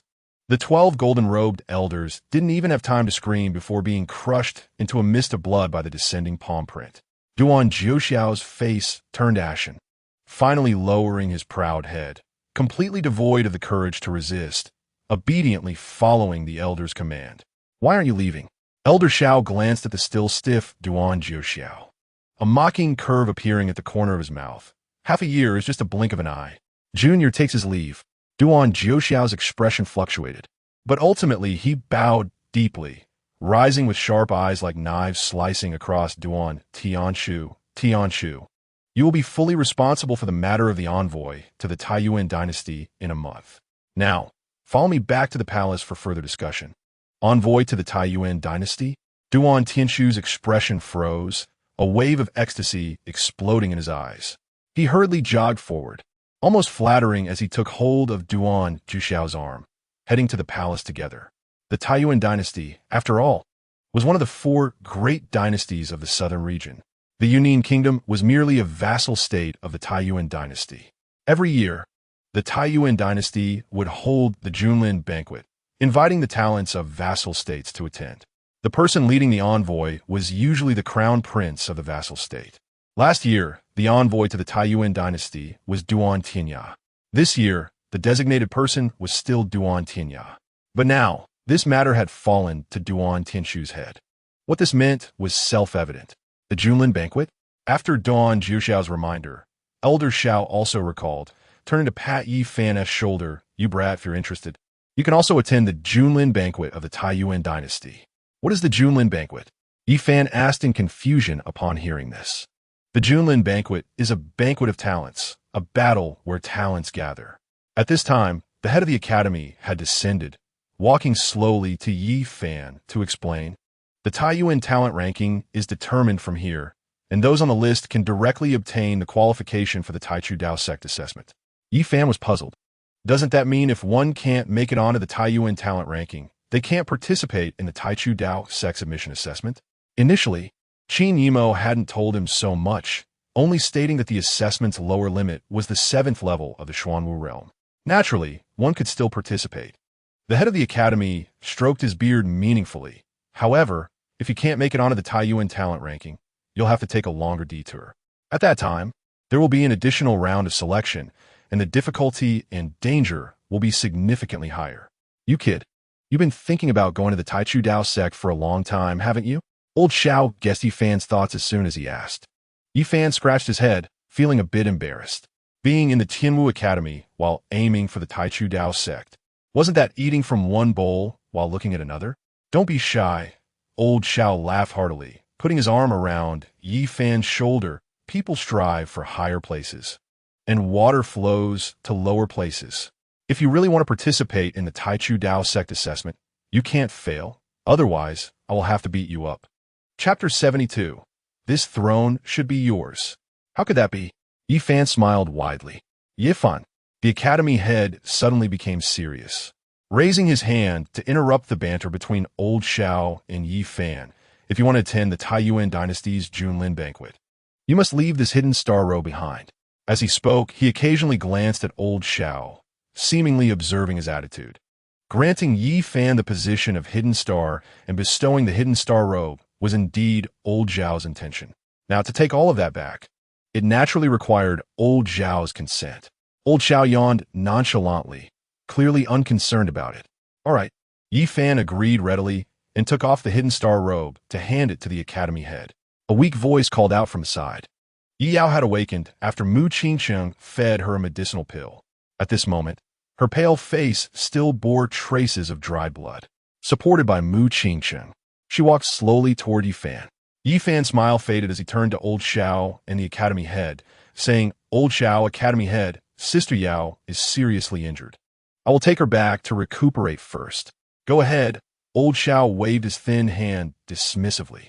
The academy head nodded slightly, putting the hidden star robe into his storage ring. Yi Fan turned around and went up to support Yi Yao from Mu Qingcheng's hands.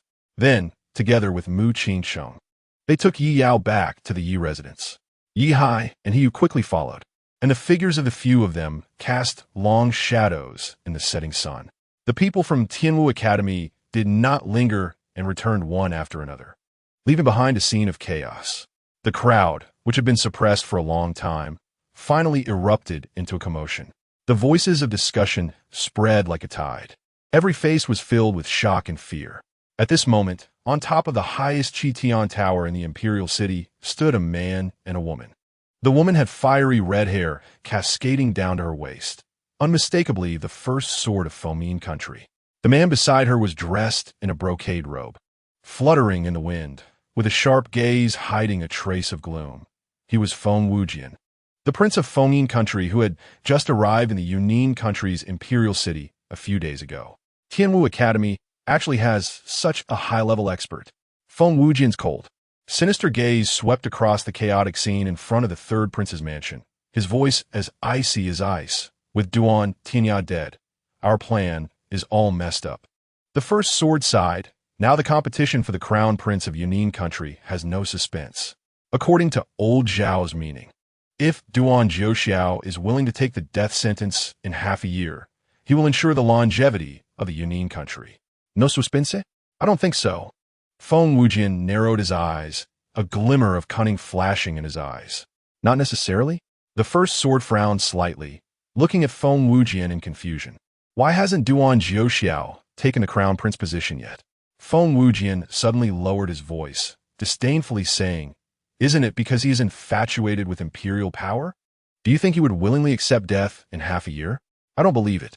Does he dare to oppose old Xiao?" The first sword murmured, feeling some doubt. Recalling old Zhao's terrifying strength when he broke the formation with a snap of his fingers, he couldn't help but shiver. Hard to say. Feng Wujian's eyes flickered. A cold smile appearing. Duan Jiuxiao and the Yunin royal family do not have the ability to contend with old Xiao. However, the Taiyuan dynasty does. I guess he will make a big deal out of it at the Taiyuan dynasty's Junlin banquet. Junlin banquet? The first sword was puzzled upon hearing this. The Junlin banquet is a banquet for the talented. What does it have to do with old Xiao? Let's go. Feng Wujian had his own thoughts, but was not inclined to elaborate. We should start preparing for the Junlin banquet. At that time, we'll just wait and see how it unfolds. With that, he suddenly leaped down from Qi Tian Tower. In the palace's golden phoenix hall, the candlelight flickered. Duan Jiuxiao dismissed everyone, leaving only Duan Tian Shu kneeling on the cold golden bricks. Tian Shu, sitting on the dragon chair. Duan Jiuxiao slowly stroked the blade of the hidden dragon sword and suddenly asked Duan Tian Shu, "Do you want this hidden dragon sword?" Duan Tian Shu's pupils contracted violently, his throat involuntarily bobbing as he looked up at Duan Jiuxiao, only to see the killing intent in his eyes. He hurriedly bowed his head, his forehead heavily banging against the golden brick, making a dull sound. "I dare not, or unwilling." Duan Jiuxiao slowly stood up, his dragon boots making a muffled sound on the steps, each step feeling like it was stepping on Duan Tianshu's heart. Father is the true son of heaven. The hidden dragon sword should belong to Father. Duan Tianshu's voice trembled, his back already soaked with cold sweat. Over the years, he had almost grown up under the intimidation of his own father. Such scenes had occurred countless times before, even after Duan Tianya's death. His father's attitude towards him remained unchanged. After approaching Duan Tianshu, Duan Jiuxiao stood still, lifting the hidden dragon sword and slowly raising Duan Tianshu's head with the back of the sword. "Your father has only half a year left to live." Duan Tianshu's entire body stiffened, not daring to breathe, tightly clenching his fists. "I am willing to go to Tianwu Academy and take death on behalf of Father. Your willingness is quite rare." Duan Tianshu slightly tilted the tip of the hidden dragon sword, and as he spoke, he changed his tone. "Unfortunately, old Xiao won't accept it. You will take death on my behalf. I will do my utmost to strive for it." Duan Tianshu maintained his kneeling position, his voice filled with sincerity, fully aware that saying the wrong thing could cost him his life. "Enough." Duan Jiuxiao put away the hidden dragon sword, turned around, and sat back on the dragon chair, sighing, "This throne should be yours." Duan Tianshu suddenly raised his head, a trace of uncontrollable joy flashing in his eyes. But he quickly lowered his head again. "I am terrified. When the time is right, I will pass the throne to you." Duan Jiuxiao stroked the armrest of the dragon chair, his voice suddenly turning cold. "But before that, I need you to do something. As long as Father issues the decree, no matter how many difficulties and dangers, I will not disgrace my mission." Duan Tianshu immediately pledged his loyalty, his voice echoing loudly in the hall. "Good." Duan Jiuxiao coldly ordered, "In a month, you will lead the talented individuals of the Yunin country to the Taiyuan dynasty for the Junlin banquet. I want you to take revenge for your third brother in the Taiyuan dynasty's imperial city." "What?" Duan Tianshu felt as if he had been struck by lightning. Suddenly sitting up straight, looking at Duan Jiuxiao in disbelief, his lips trembling, "To kill Yi Fan? But that Yi Fan is with old Xiao. Did you not say that no matter how many difficulties and dangers, you would not disgrace your mission?" Duan Jiuxiao's gaze was as sharp as a knife, sternly questioning Duan Tianshu. "I." Duan Tianshu gritted his teeth, stating solemnly, "I will obey the decree." At this moment, he finally understood. His father had never intended to pass the throne to him. From beginning to end, he was merely a chess piece. Not to mention the risks of killing Yi Fan. Even if he succeeded, he would become a discarded pawn. "Step back." Duan Jiuxiao's expression softened upon seeing Duan Tianshu agree. "I take my leave." Duan Tianshu stood up, bowing, and exited the hall, turning back to face the front. The fear in his eyes vanished, replaced by endless coldness. Chapter 73. On the day of the grand wedding, the pain of parting. In the days that followed, the He residence was bustling with activity. Families from various clans were practically trampling on the threshold of the He residence. Yehi's injuries were not fully healed, yet he had to force a smile to welcome guests. Yao had nearly recovered after a few days of rest. However, the most eye-catching was still the marriage alliance between the He and Mu families. With Duan Tinya dead, although Yi Fan's identity as hidden star of the Tianwu Academy was revoked, given his relationship with old Shao, no one in the imperial city dared to provoke him. Musa believed the time was ripe and had discussed with Yi Hai to choose an auspicious day to hold a grand wedding for Yi Fan and Mu Qingxing. Duan Tinya is dead, and although Yi Fan is no longer the hidden star of the Tianwu Academy, who doesn't know about his relationship with Elder Shao? In the imperial city, no one dares to disregard his reputation.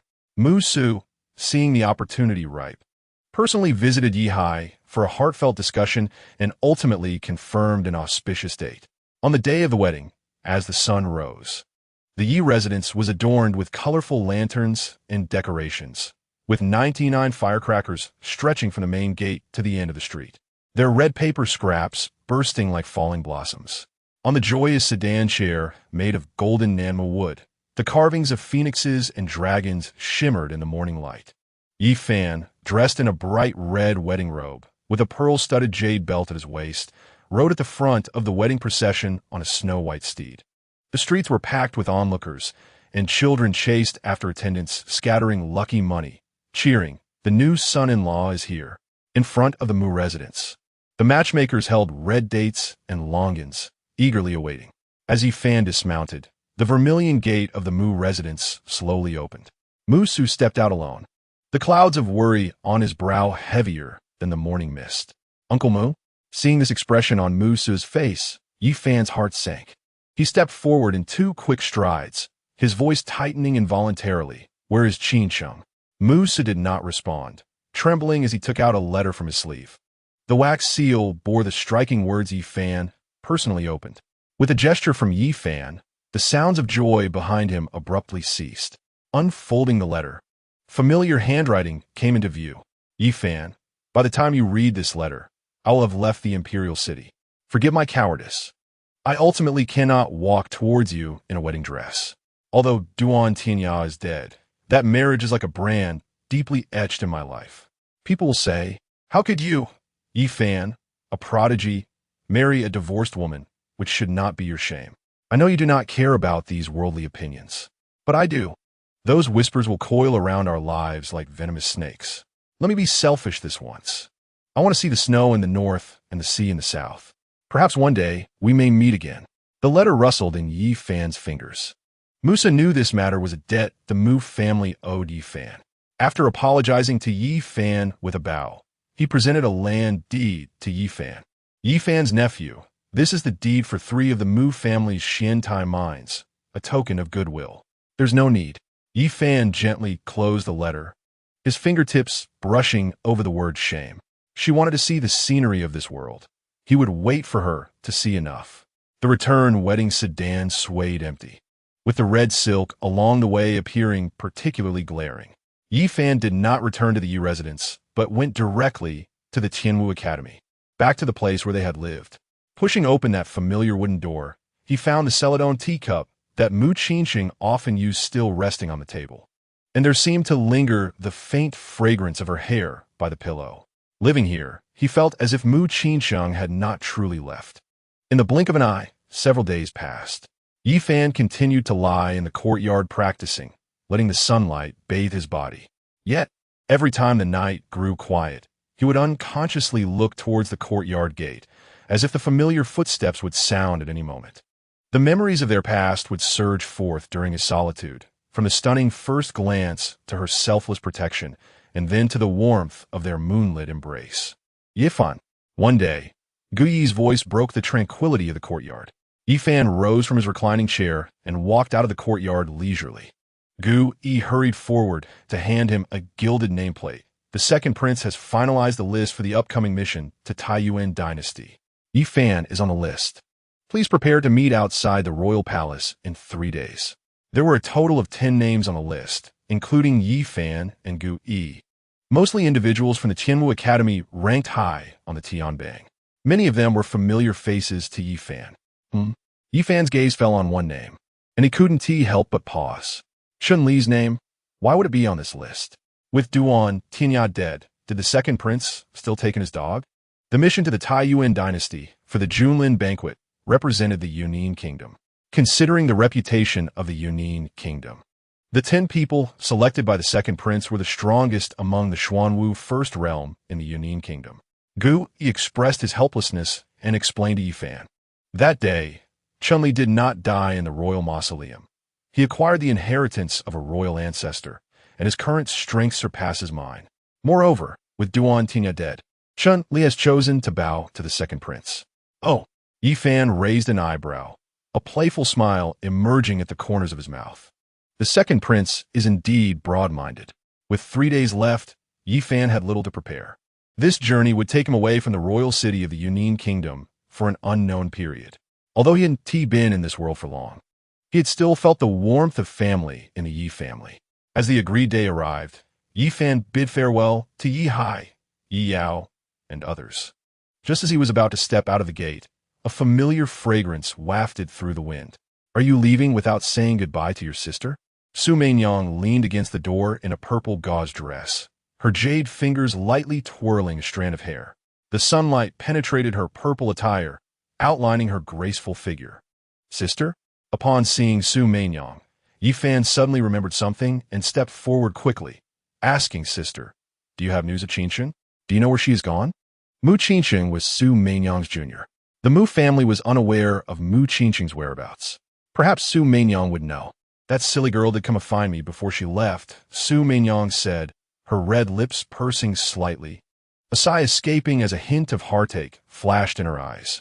But she doesn't even know where she's going. How could she tell me? Yi Fan's fists clenched involuntarily, then slowly relaxed. After a moment of silence, he looked up, his expression returning to calm. Sister, what do you need me for? They've found out who hurt your father. Su Meinyang said, her red lips lifting slightly. Wanbao building has put in a lot of effort. Who? Yi Fan's eyes flickered as he immediately asked. Su Meinyang had said this person was not from the Yunin kingdom. A powerful person from the Qiyan kingdom, Yin Feng. Su Meinyang's face bore a hint of playfulness as she smiled at Yi Fan. Why don't you guess who invited Yin Feng to the royal city of the Yunin kingdom? Could it be Duan Tianya? Yi Fan's brows furrowed suddenly, a cold light flashing in his eyes. If it wasn't Duan Tianya, then it could only be. Chapter 74. Qin Yimo, Taiyuan royal family? He. Su Meinyang smiled without speaking, the answer written all over her face. I see. Yi Fan's gaze turned slightly cold, and he already knew the answer in his heart. If it wasn't Duan Tianya, then it could only be Duan Tianshu. The cruelty of this second prince was far beyond his imagination. Framing a murder to take revenge, using others to do his dirty work. What a chain of schemes. Sister, there's one more thing I need to trouble you with. Su Meinyang suddenly extended her hand, her fingertip gently tapping Yi Fan's forehead. A faint fragrance wafted with this intimate gesture. What is it? Yi Fan looked up, meeting Su Meinyang's smiling peach blossom eyes. Sister, just say it. As long as I can do it, I will not refuse. Without Su Meinyang's help, his father might have already succumbed to his injuries. Now that Su Meinyang was asking for his help, he had no reason to refuse. Su Meinyang's red lips parted slightly as she smiled. I have a daughter at the Taichu Dao sect.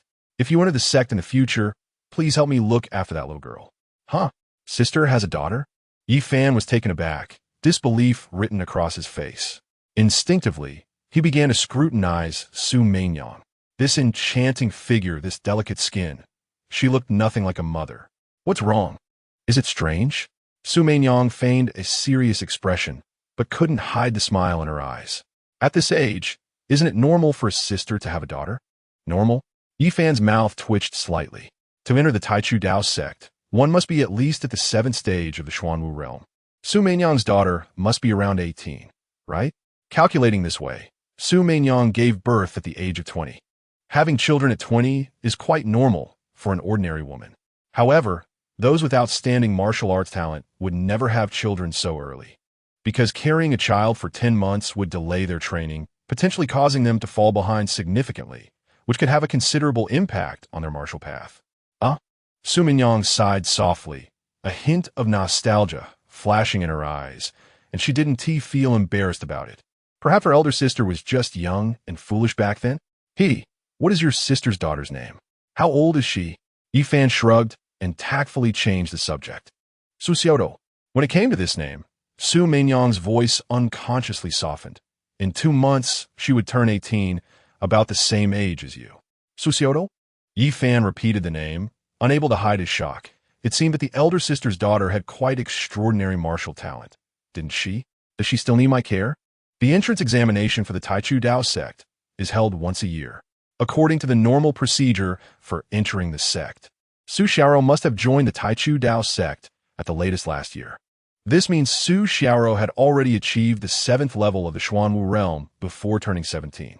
After a year of cultivation in the Taichu Dao sect, she might have already stepped into the earth martial realm. Such martial talent in the royal capital of the Yunnan kingdom would be enough to crush everyone. After all, she is still a child. Su Mingyang suddenly turned around with a smile, the purple silk skirt sweeping out a graceful arc, and waved her hand at Yi Fan, saying, "All right, sister won't talk to you any longer. It's getting late. You should set off." Yi Fan watched Su Mingyang leave, quickly pulling back his thoughts. When he looked towards the direction of the palace, his gaze turned slightly cold. He then stepped out and headed towards the Yunnan Kingdom Palace. When he arrived outside the palace, everyone else was already gathered. Duan Tianshu stood at the front in a brocade robe, with 10 figures lined up neatly behind him. Among them, 9 were the young talents of the Yunnan Kingdom who were sent to the Taiyuan dynasty. Yi Fan's gaze suddenly fixed on the last hunched figure, and his steps abruptly halted. Why is this old fellow here? This person was none other than Xiao Laozhong from the 3rd Prince's residence, Qiu Sanshi. Duan Tianshu quickly stepped forward, keenly noticing Yi Fan's gaze, and hurriedly explained, "On this mission to the Taiyuan dynasty, old Qiu is responsible for our safety. This old fellow is now under the command of the 2nd Prince?" Yi Fan squinted his eyes, carefully scrutinizing Duan Tianshu. He could somewhat understand why Duan Tianshu would take Chunli under his wing, as Chunli was ultimately just a warrior of the Xuanwu realm. For the 2nd Prince, Duan Tianshu, it would be easy to control. But what about Qiu Sanshi? This person is on the strength list of the Yunnan kingdom, with power that has already reached the pinnacle of the kingdom. Having someone like this accompanying them is very dangerous. For him, and for Duan Tianshu, it is quite risky. Brother Yi Fan is joking, Duan Tianshu said with a bitter smile, shaking his head and explaining, "I don't have the ability to bring old Qiu under my command. He is ordered by the emperor to escort us to the Taiyuan imperial city." Oh!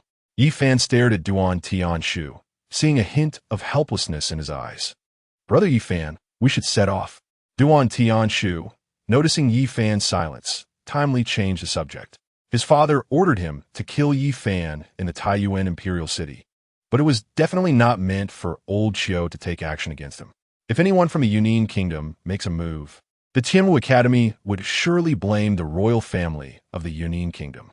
The true intention is clearly to use the power of the Taiyuan dynasty. The real targets are not just Yi Fan, but the entire Tianwu Academy as well. Let's go. Yi Fan guessed this point and had nothing to fear. After Duan Tianshu turned around and waved his hand, 12 snow dragon steeds were brought by the imperial guards. Yi Fan mounted the horse, his movements clean and swift. Out of the corner of his eye, he caught sight of Qiu Sanshi's sinister gaze and could not help but curl his lips in disdain. The convoy slowly set off, passing through the most prosperous streets of the royal city. Along the way, the common people stopped to watch, casting envious glances. Some young girls threw flowers at the convoy, and children cheered and jumped after the horses. The Taiyuan dynasty is located in the west of the Yunnan kingdom, with vast territory. After exiting the west city gate of the royal city, the 12 of them rode on. Several hours later, they had crossed the border marker and officially entered the territory of the Taiyuan dynasty. Brother Yi Fan, just after entering the Taiyuan dynasty, Duan Tianshu lowered his voice to remind Yi Fan, "There is someone you need to be especially careful of on the way to the Taiyuan imperial city. Who? Yi Fan casually asked, his gaze quietly sharpening. The ninth prince of the Taiyuan dynasty, Qin Shao. Duan Tianshu's voice was very low, but it made Yi Fan's gaze sharpen. Qin? Yi Fan's mind conjured up the cold figure of Qin Yimo. Duan Tianshu nodded gently. Qin is the royal surname of the Taiyuan dynasty. Yi Fan narrowed his eyes, secretly speculating. The southern region is already under the control of the Taichu Dao sect. The four major dynasties all respect the Taichu Dao sect. Within the sect, many disciples come from the Taiyuan dynasty. Although the Qin surname is a prominent one, it is also possible that Qin Yimo has some connection with the Taiyuan royal family.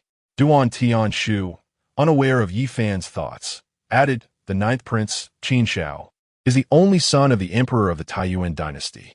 Only? Yi Fan raised an eyebrow, puzzled. Isn't Qin Shao the ninth prince? How can he be the only one? The previous 8 princes all died young.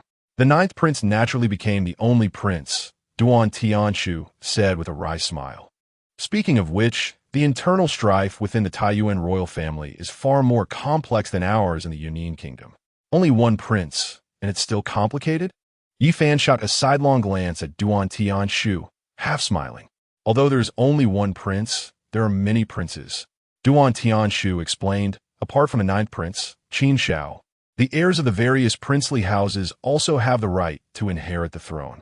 The real decision-maker for the crown prince is not the one sitting on the throne of the Taiyuan dynasty, but the elder in the Taichu divine sect far away. Yi Fan's pupils constricted, becoming increasingly convinced that Qin Yimo was related to the Taiyuan royal family. Let's not digress. Duan Tianshu suddenly chuckled lightly, interrupting Yi Fan's thoughts, and a hint of seriousness flashed in his eyes. What I want to say to brother Yi Fan is about the ninth prince, Qin Shao. How so? Yi Fan glanced at Duan Tianshu and asked. Qin Shao is one of the 3 outstanding figures of the Taiyuan dynasty, Duan Tianshu said in a low voice. His tone pressed down very low. Huh? Yi Fan scoffed, a hint of disdain curling at the corners of his mouth. Seeing Yi Fan's expression, Duan Tianshu immediately asked, do you know who the other 2 are? Just spit it out. Stop keeping me in suspense, Yi Fan said impatiently, finding Duan Tianshu's manner annoying. One is Feng Wujing, the crown prince of the Fengmin kingdom. Duan Tianshu paused, his gaze meaningfully sweeping over Yi Fan. The other one is Duan Tianya. Upon hearing Feng Wujing's name, Yi Fan still appeared indifferent. But upon hearing Duan Tianya's name, his initially casual expression suddenly turned serious. Duan Tianshu continued. The 3 outstanding figures of the Taiyuan dynasty are both a symbol of status and a symbol of strength, and these 3 have a good relationship. Oh, Yi Fan raised his eyebrows, a curious smile appearing on his face. The 3 outstanding figures of the Taiyuan dynasty consist of the only prince of the Taiyuan dynasty, the crown prince of the Fengmin kingdom, and the 3rd prince of the Yunnan kingdom. Their statuses are undeniable. Duan Tianya possesses strength at the earth martial realm and is not weak in combat. It can be assumed that Qin Shao and Feng Wujing would not be far behind either. From the earlier situation where Duan Tianya invited the talents of the Fengmin kingdom for assistance, it seems their relationship is quite good. However, someone like Duan Tianya wouldn't have any true friends. It's all just for mutual benefit. Seeing that Yi Fan seemed not to understand his point, Duan Tianshu hurriedly added, the matter of you killing Duan Tianya has surely spread to the Taiyuan imperial city and reached Qin Zhao's ears. Are you trying to say? Yi Fan directly interrupted Duan Tianshu, his voice carrying a hint of mockery, that Qin Shao will come to kill me to avenge Duan Tianya? Exactly. Duan Tianshu nodded solemnly. That Qin Shao should be at the earth martial realm, right? Yi Fan said, can earth martial realm warriors participate in this Junlin ban hosted by the Taiyuan dynasty? Of course not, Duan Tianshu replied. Qin Shao won't participate in the Junlin ban, but I estimate he will be the one hosting it. If he wants to take revenge on Duan Tianya, he will send the talented individuals of the Taiyuan dynasty to kill you at the Junlin ban. He might even send someone to assassinate you within the Taiyuan imperial city. Hee. Yi Fan laughed nonchalantly. Since I dare to come to the Junlin ban, I'm not afraid of dying there. As for assassination, he glanced at the side, At Qiu Sanshi, is this old thing just for show? If I die from an assassination, can the Yunnan royal family wash their hands of it? Upon hearing this, Qiu Sanshi's withered, old face immediately flushed red. Yi Fan was not polite to him at all, yet he had no way to refute. This time he came to the Taiyuan imperial city with the duty of protecting Yi Fan with 10 people. If he was present and Yi Fan was assassinated, he would definitely be held responsible for Yi Fan's death. Moreover, he was following the orders of Duan Jiuxiao.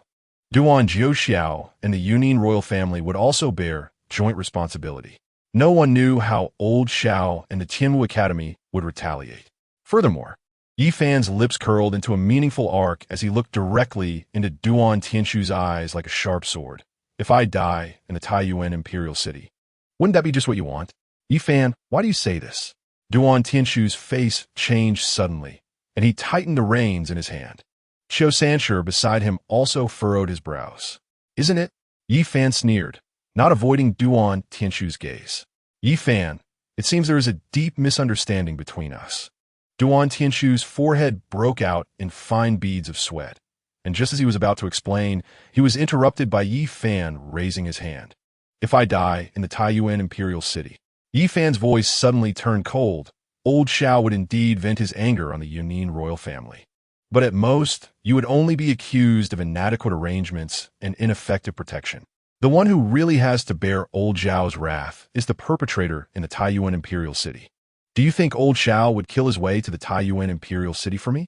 Duan Tianshu's face darkened at these words, and he unconsciously licked his cracked lips. Are you hoping for old Xiao to attack the Taiyuan imperial city, resulting in mutual destruction? Yi Fan suddenly raised his voice. Or are you hoping to eliminate old Xiao with the hands of the Taiyuan dynasty strong? Yi Fan, Duan Tianshu quickly gestured with his eyes, shaking his head dramatically, glancing at Qiu Sanshi, and said to Yi Fan in a deep voice, I think you really misunderstand. This idea is entirely Duan Jiuxiao's idea. Right now, he doesn't dare to have such thoughts. Due to Qiu Sanshi's presence, it was inconvenient to say more. Is that so? Yi Fan's eyes flickered as he instantly understood. It seemed that the father and son Duan Jiuxiao indeed had their own agendas. Perhaps Duan Tianshu really didn't intend to kill him. But he knew that Duan Tianshu was not a good person either. Some accounts would wait for another day to be settled. Right now, he was more eager to clarify the matter regarding Qin Yimo. Your Highness, the second prince. Yi Fan smiled slightly and suddenly changed the subject. Giving the other party a way out, I wonder how much you know about the Taiyuan royal family? What does brother you want to know? Duan Tianshu straightened his back, instantly becoming spirited. His face reformed into a smile, but this time there was more sincere flattery. He was now eager to establish a good relationship with Yi Fan. Using Yi Fan and the Tianwu Academy's power to ensure his own safety while snatching the throne of the Yunnan kingdom from his father, Duan Jiuxiao. Have you heard of a person named Qin Yimo? Yi Fan directly asked, grasping Duan Tianshu's thoughts. Qin Yimo? Duan Tianshu's pupils suddenly contracted as he recalled something and asked Yi Fan in surprise. What is this person's relationship with Brother Yi? An old friend. Yi Fan caught the shock that flashed in Duan Tianshu's eyes and looked at him expectantly. Your Highness, the second prince. Well, you know, this old friend of Brother Yi is not simple. Huh? Duan Tianshu's voice gradually lowered. A month ago, I received news that the young master of the Taichu Dao sect, Luo Feiyu, appeared in the Taiyuan imperial city and went on a killing spree. It seems he is also investigating matters related to Qin Yimo. Chapter 76. Luo Feiyu's Dao partner? Ridiculous. Luo Feiyu? Yi Fan was not unfamiliar with this name and immediately recalled it. At that time, Qin Yimo mentioned that her master would select a Dao partner for her in front of the entire sect during her canonization ceremony. This young master of the Taichu Dao sect, Luo Feiyu, will be her biggest competitor. That's right, Duan Tianshu nodded, continuing. I heard that this Luo Feiyu is not only the young master of the Taichu Dao sect, but also Qin Yimo's Dao partner. He is going on a killing spree in the Taiyuan imperial city to investigate who got a Qin Yimo's maiden body before him. What kind of Dao partner is he to Qin Yimo? Ridiculous. Yi Fan scoffed, disdain written all over his face. Luo Feiyu can at most be considered a pursuer of Qin Yimo. Currently, Qin Yimo has not yet been canonized and hasn't confirmed a Tao partner. As for who took Qin Yimo's maiden body, no one in the world knows better than me. But the word taken is not accurate. At that time, I was the one who was taken. Duan Tianshu's eyes flashed with a glint of light as he tentatively asked Yi Fan, "Brother Yi seems to know a lot about Qin Yimo. Since I said she's an old friend, I know a bit." Yi Fan replied with a smile and shrugged. "Then do you know?" Duan Tianshu hesitated for a moment, but still asked, "Who took Qin Yimo's maiden body? Do you think she would possibly tell me about such things?" Yi Fan spread his hands and countered, glancing at Duan Tianshu. Duan Tianshu felt the gaze from Yi Fan and awkwardly smiled. "I thought Brother Yi and that Qin Yimo were not just simple friends." "You think too much," Yi Fan said with a slightly unnatural smile, unwilling to say more. Xiao Sancher on the side seemed to have caught on to something from Yi Fan's response. A clever glint flashing in his eyes, but he said nothing. As the sun set, the horizon was dyed with a layer of crimson gold.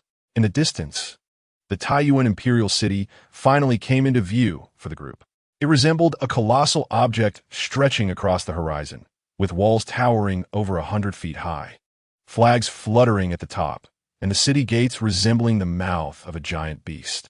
Unlike the exquisite luxury of the Yunnan Kingdom's imperial city, the Taiyuan imperial city exuded an oppressive sense of savagery. The city walls were as thick as iron, heavy and cold, with every brick seemingly stained with blood, emanating a suffocating aura of killing intent. With the Junlin ban of the Taiyuan dynasty approaching, the city gates were bustling with activity. Yi Fan and the others dismounted and squeezed into the Taiyuan imperial city along with the crowd. "Let's first go to the post station to rest," Duan Tianshu called out after they passed through the city gates. The group remounted and arrived at the royal post station.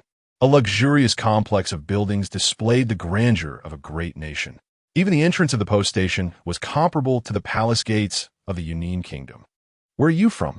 An old man in white approached, sizing up Yi Fan and the others as he inquired. Duan Tianshu stepped forward, straightened his back, and replied, "From the Yunnan Kingdom." "Oh, the talented ones from the Yunnan Kingdom." The old man in white casually cupped his hands to Duan Tianshu, a hint of disdain flashing in his eyes. "I'm truly sorry. There have been too many people coming to the Taiyuan imperial city these days. You all came too late. There are no rooms available in the post station." "Came too late?" Duan Tianshu's face slightly changed upon hearing this. Yi Fan, however, was unfazed and casually said, "Since there are no rooms in the royal post station, we can just find a tavern. That wouldn't be good, right?" Duan Tianshu's brows furrowed tightly, seemingly reluctant. The royal post station was the property of the Taiyuan royal family. Those who stayed there were either rich or noble.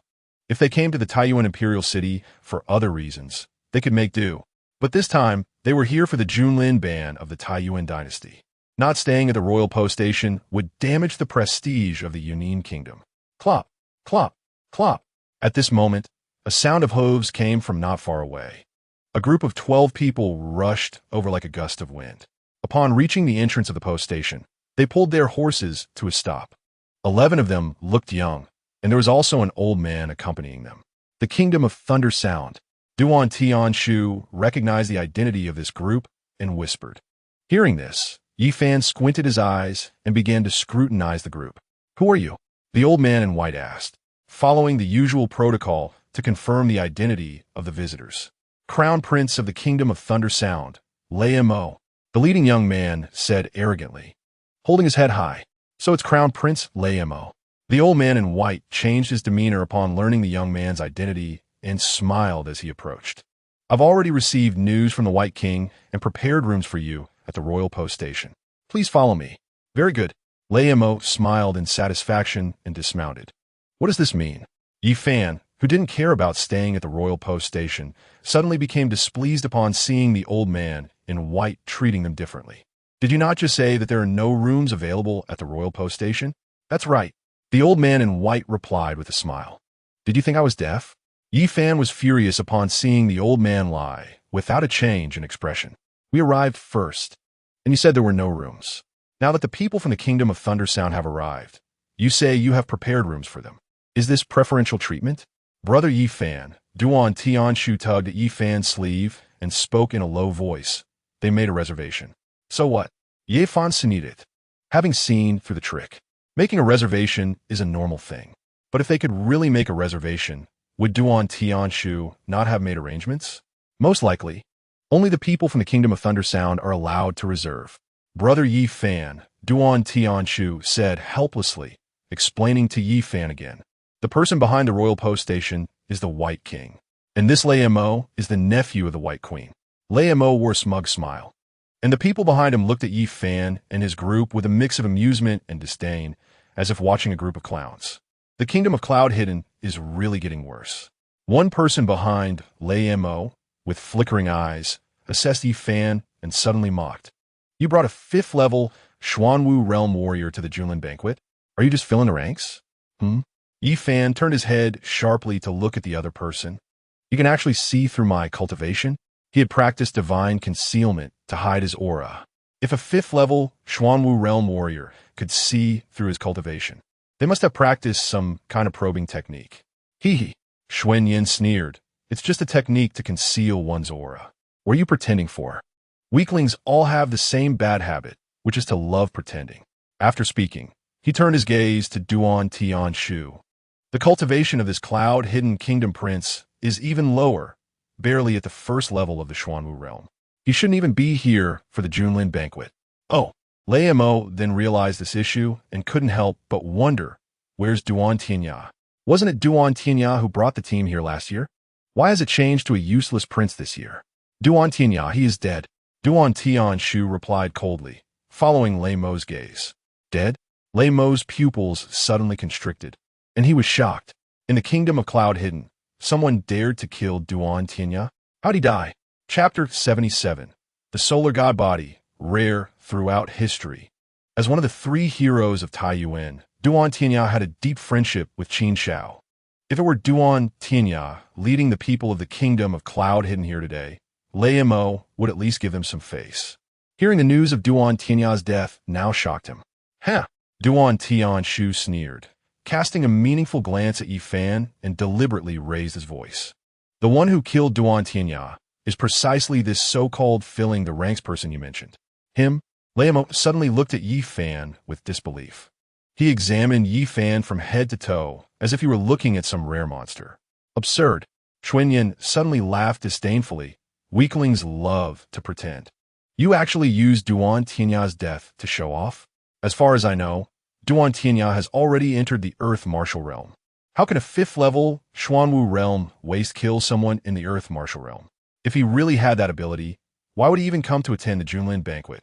The Taichu Dao sect would have come directly to the Kingdom of Cloud Hidden to capture him. Lei Mo, reminded by Xuan Yin, had his suspicions dissipate, replaced by intense mockery. Duan Tianshu, even if you want to brag, at least make it sound a little believable. Rather than saying Duan Tianya was killed by this person, it would be more accurate to say he was killed by that old man behind you. Whether it's true or false, we'll know at the Junlin banquet. Duan Tianshu shrugged, not intending to explain further. This matter was indeed hard to believe. If he hadn't seen it with his own eyes, he wouldn't believe it either. But this was the truth. Why wait for the Junlin banquet? Xuan Yin sneered, glancing sideways at Yi Fan, whether it's true or false. We can find out with a test. Do you dare to fight and prove you have the ability to kill Duan Tianya? You say fight and we fight? Yi Fan couldn't even be bothered to raise his eyelids, disdainfully glancing at Xuan Yin. What are you? If you're afraid, just admit it. Xuan Yin laughed contemptuously. But he didn't insist that Yi Fan fight. If you fight, the rooms at the royal post station will be given to the people of the Kingdom of Cloud Hidden. Lei Mo's eyes flashed with interest as he suggested with a smile. Although he didn't believe that Duan Tianya was really killed by Yi Fan, it was puzzling for a 5th level Xuanwu Realm Warrior to attend the Junlin banquet. Even if the Kingdom of Cloud Hidden was in decline, they should have enough suitable heroes of the 8th level of the Xuanwu Realm. There must be some secret behind choosing a 5th level Xuanwu Realm Yi Fan instead. Brother Yi Fan. Duan Tianshu lowered his voice to look at Yi Fan, his eyes filled with inquiry. This wasn't just about a few guest rooms. It was about the face of the Kingdom of Cloud Hidden. If they refused to fight when the other side proposed a challenge, they would not only be labeled as cowardly, but also turn what they just said into mere bragging. All right, I'll take the trouble. Yi Fan reluctantly agreed, lazily drawing the Ri-Yao sword. Hua Chun, go test his strength. Hearing this, Lei Mo's mouth curled up as he signaled a tall and thin young man behind him, then said to Yi Fan, you only have 5th level Xuanwu realm cultivation, so don't say that my Kingdom of Thunder Sound is bullying you. Hua Chun ranks last among the outstanding youths of my Kingdom of Thunder Sound. If you can't even defeat him, I advise you not to waste time attending any Junlin banquet. Your Highness. The young man named Hua Chun took 2 steps to Lei Mo's side, licking his lips, his eyes shining with a bloodthirsty light. From a moment he accepted the challenge, he had no chance to attend the Junlin banquet. After speaking, he grasped his sword, and a murderous intent erupted from him.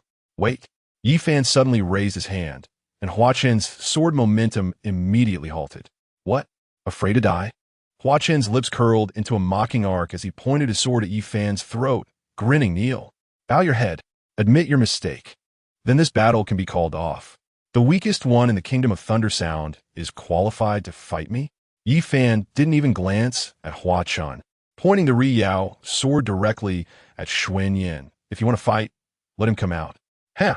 Xuan Yin was momentarily stunned, then threw his head back and laughed. A 5th level Xuanwu realm actually dares to challenge him? Xuan Yin, satisfy him. Lei Mo narrowed his eyes and gestured to Xuan Yin. Forget it. Xuan Yin sighed, shaking his head in a helpless manner, looking at Yi Fan with disdain. Truly, the ignorant are fearless. Where do I rank on the Thunder Sound Kingdom's ranking of outstanding youths? No interest in knowing. Yi Fan's solar scripture operated, and the Ri-Yao sword suddenly emitted a dazzling radiance. The afterglow of the setting sun gathered on the sword body like flowing water. Wherever the sword edge passed, the air was scorched and twisted. PSH. As he swung the sword down, a blazing sword light shot out. It was like the sun falling to the ground, heading straight for Xuan Yin's throat. Xuan Yin's eyes widened slightly as he hurriedly raised his palm to meet it. The palm unleashed a burst of thunderlight. Yet he was still forced back 3 steps by this sword. By the time he steadied himself, his palm was already charred black, and the piercing pain made his eyes twitch. Xuan Yin, what's wrong with you? Lei Mo's expression turned angry as he saw Xuan Yin retreat. The others from the Kingdom of Thunder Sound were also somewhat astonished. Xuan Yin's strength ranks 5th among the 10 people in the Thunder Sound Kingdom. Being forced back by Yi Fan, who is at the 5th level of the Xuanwu realm, is simply unacceptable. What a pity. Yi Fan gently stroked the blade of the sun's sword, gazing at the setting sun in the west. If it were noon, this move, the sword of the sun, would have been enough to draw blood from Xuan Yin. What a pity.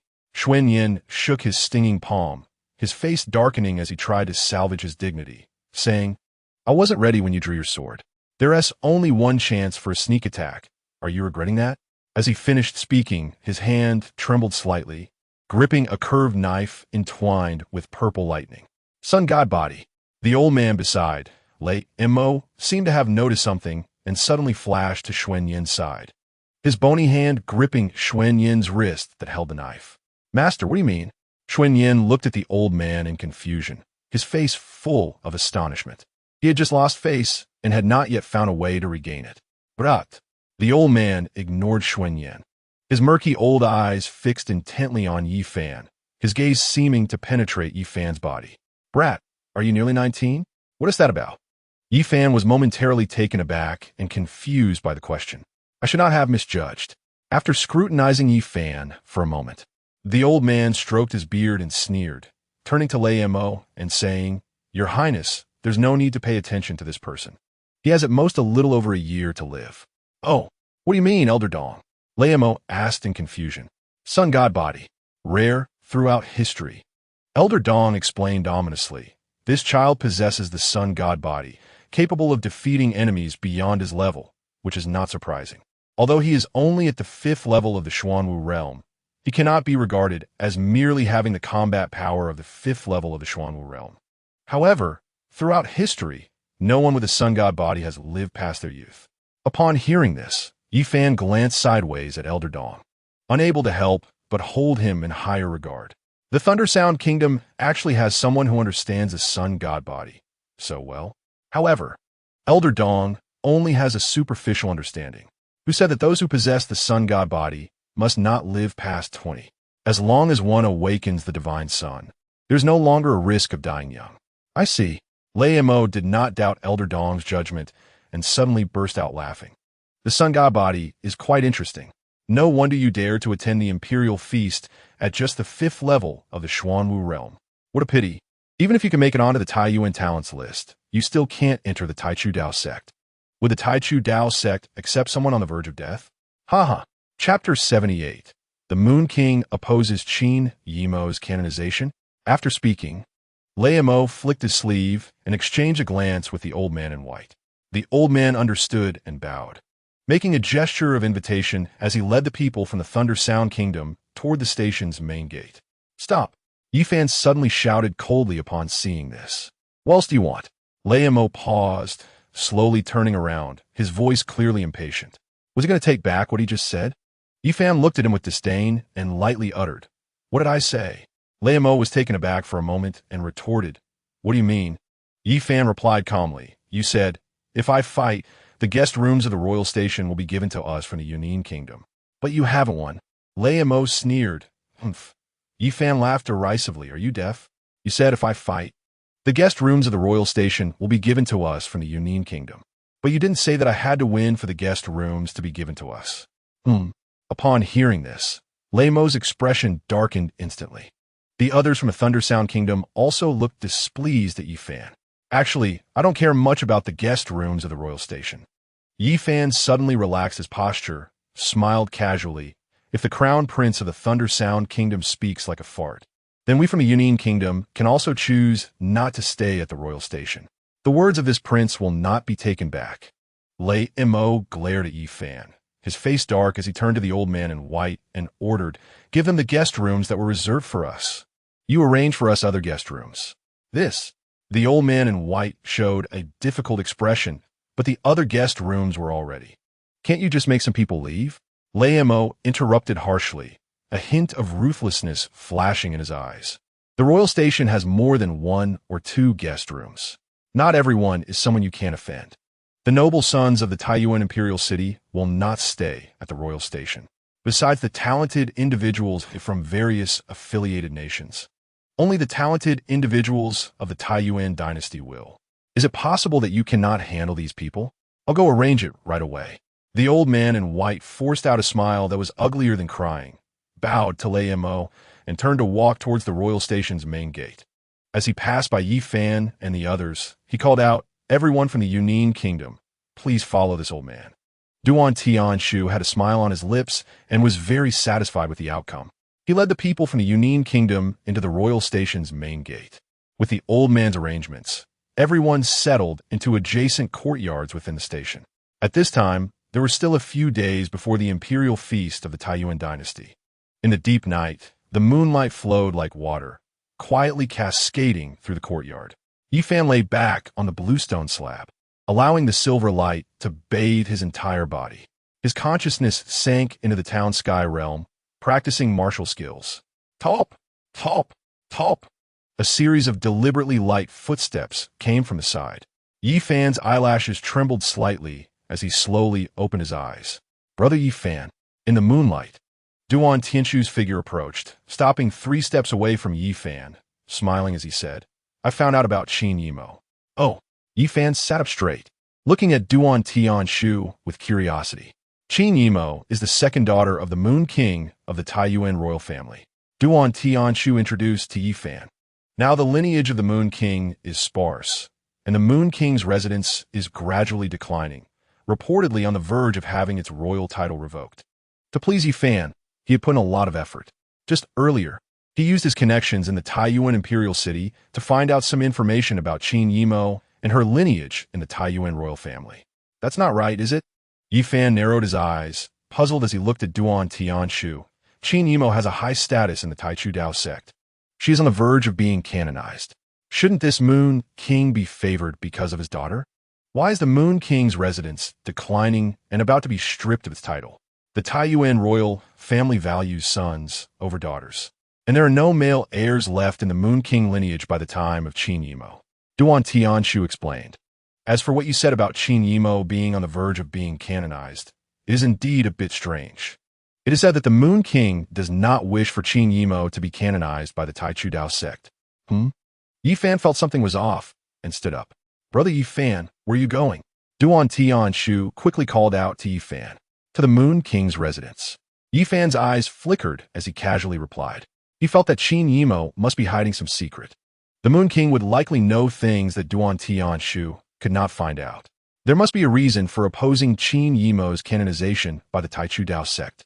You won't be able to see the Moon King like that. Duan Tianshu quickly blocked Yi Fan's path, shaking his head with a wry smile. Why not? Yi Fan frowned and asked Duan Tianshu. What do you mean why? Duan Tianshu spread his hands and retorted, what identity do you have to seek out the Moon King? A former acquaintance of Qin Yimo? Currently, Qin Yimo is not in the Moon King's residence. Your identity probably won't even get you through the door. Moreover, the Moon King has refused to meet guests for many years and hasn't appeared in the Taiyuan dynasty for a long time. Yi Fan pondered for a moment, then looked at Duan Tianshu and said, if the Moon King refuses to meet guests and hasn't been seen in the Taiyuan imperial city, what about the other people in the Moon King's residence? They can't all be absent from the imperial city, right? You want to see the Moon King through the other people in the Moon King's residence? Duan Tianshu suddenly understood Yi Fan's meaning, realizing that it was not easy to meet the Moon King through others in the residence. However, going through the Moon King's eldest daughter, Qin Xiangru, might provide an opportunity. Qin Xiangru? Yi Fan's eyebrows involuntarily raised upon hearing this. Duan Tianshu said, she's a close friend of Wan Miaoyan, the young lady of the Wan family in the Taiyuan imperial city. Perhaps we can ask this Miss Wan for help. Can you contact Wan Miaoyan? Yi Fan saw hope, but he was somewhat skeptical of Duan Tianshu's abilities. It's not difficult. Duan Tianshu already had an idea in mind, smiling at Yi Fan and saying, the Wan family has a Wan Dan pavilion in the Taiyuan Empire, and for the past few years, it has been managed by Miss Wan. Let's go to Wan Dan pavilion tomorrow, and maybe we can meet her. Why wait until tomorrow? Yi Fan's eyes flashed with brilliance as he immediately stepped out. Just as he was about to leave the courtyard, a sudden uproar of shouting and cursing erupted. Get out, waste of Yunin country. How dare these ants from a mere vassal state act so arrogantly in Taiyuan imperial city? If we don't teach you a lesson today, do you really think our Taiyuan empire's pride can be easily bullied? Outside the courtyard, dozens of young men and women stood with their arms crossed or leaning against the pillars, their shouts growing louder and more aggressive, clearly not friendly. What is going on? Duan Tianshu frowned, a trace of seriousness flashing in his eyes. It was obvious that these people were targeting them from Yunin country. Let's go out and take a look. Yi Fan's expression was calm as he pushed open the courtyard door and stepped outside. At this moment, Gu Yi and the others were already on high alert. Seeing Duan Tianshu and Yi Fan appear, they immediately clasped their fists in salute. Your Highness the Second Prince.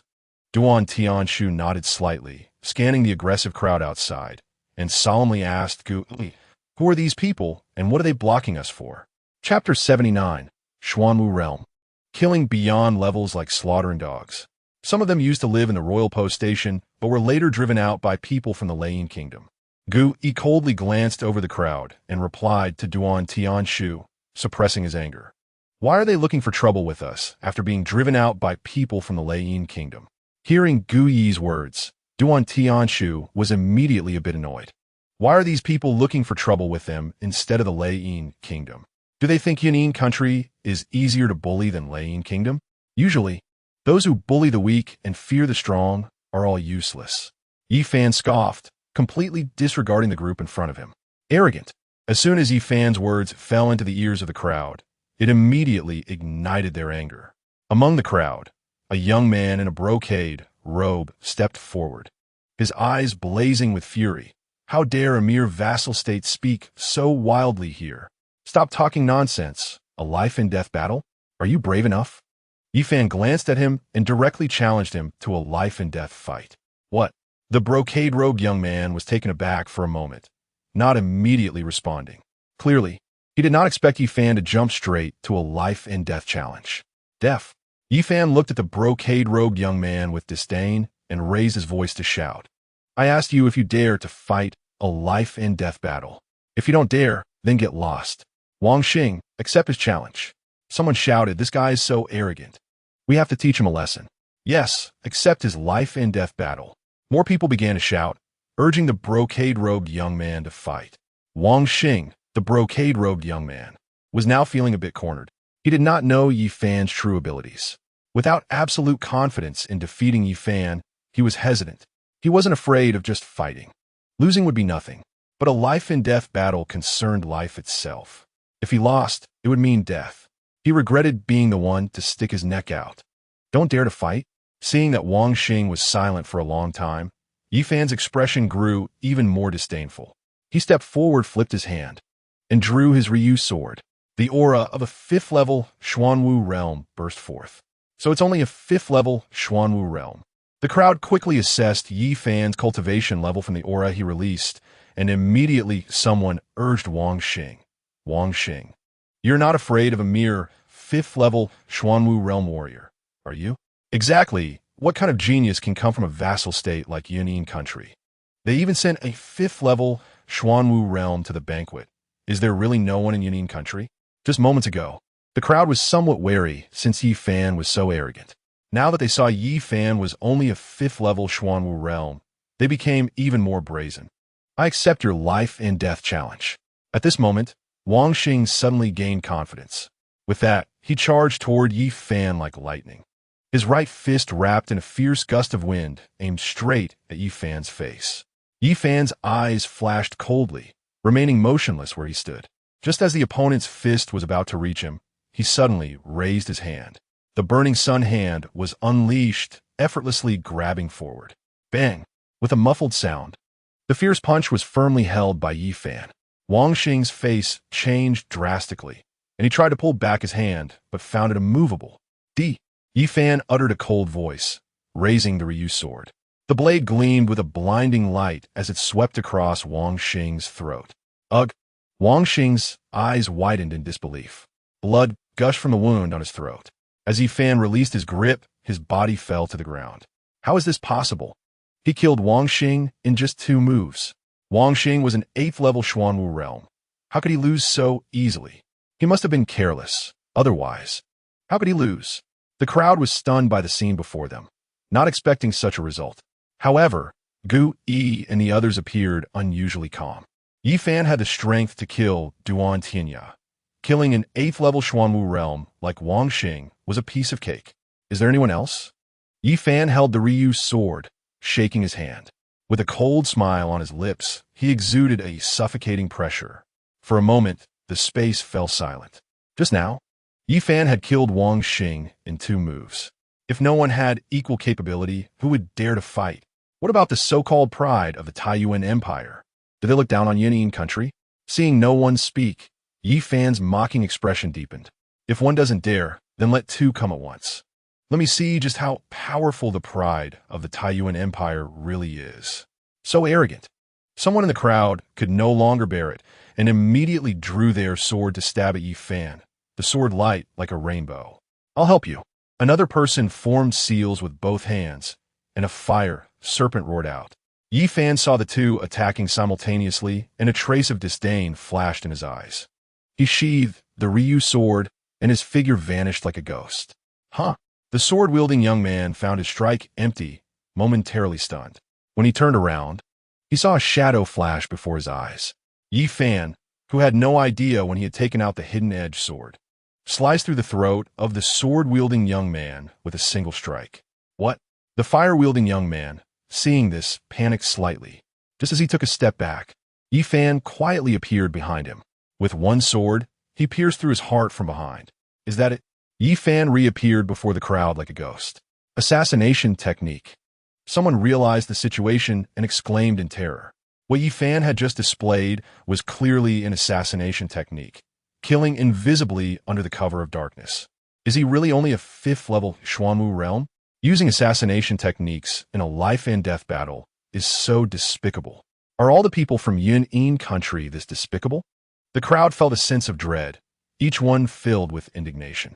In just a short moment, they had lost 3 people, each of whom was an 8th-level Xuanwu realm, 3 levels higher than Yi Fan. In a life-and-death battle, life and death are at stake.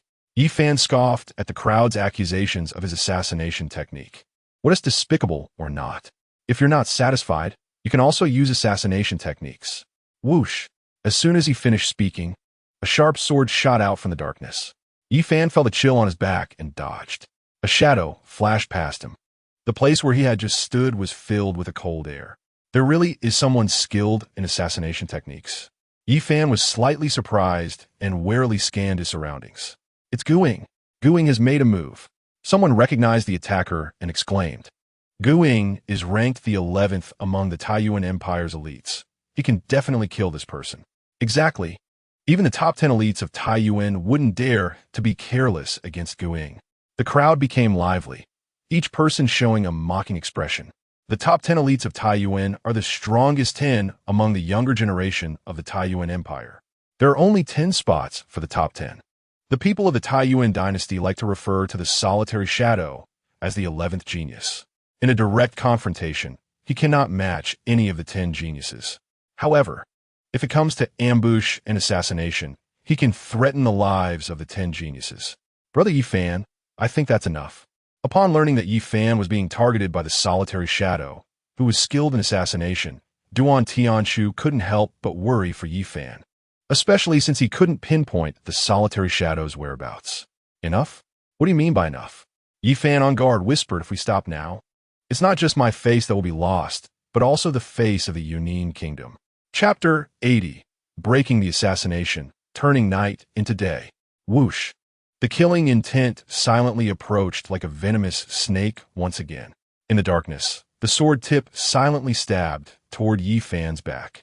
There was not a sound of air being cut, as if even the air was sliced by this sword. Yi Fan felt a chill run down his spine, and the hairs all over his body stood on end. He suddenly turned around, and, at the critical moment, the hidden edge sword was drawn and blocked in time. Clang! The clash of weapons produced a piercing sound. The immense force sent Yi Fan retreating several steps, causing the stone slabs beneath his feet to crack. Just as he steadied himself, a strand of hair sliced by the sword energy slowly fell before his eyes. 9th level of the Xuanwu realm. Yi Fan keenly sensed the fleeting, powerful aura and felt a chill in his heart. This solitary shadow was not only adept in assassination techniques, but also possessed a 9th level cultivation in the Xuanwu realm. Currently concealed in the darkness, he was nearly impossible to defend against. Brother Yi Fan, seeing this situation, Duan Tianshu was undoubtedly anxious. He did not want Yi Fan to die like this. Not only would it ruin his plans, but it would also damage the prestige of the Yunin Kingdom. Without waiting for Yi Fan to respond, he immediately gestured to Gu Yi and the others. Step back. Just as Gu Yi and the others were about to move forward, Yi Fan suddenly shouted sternly.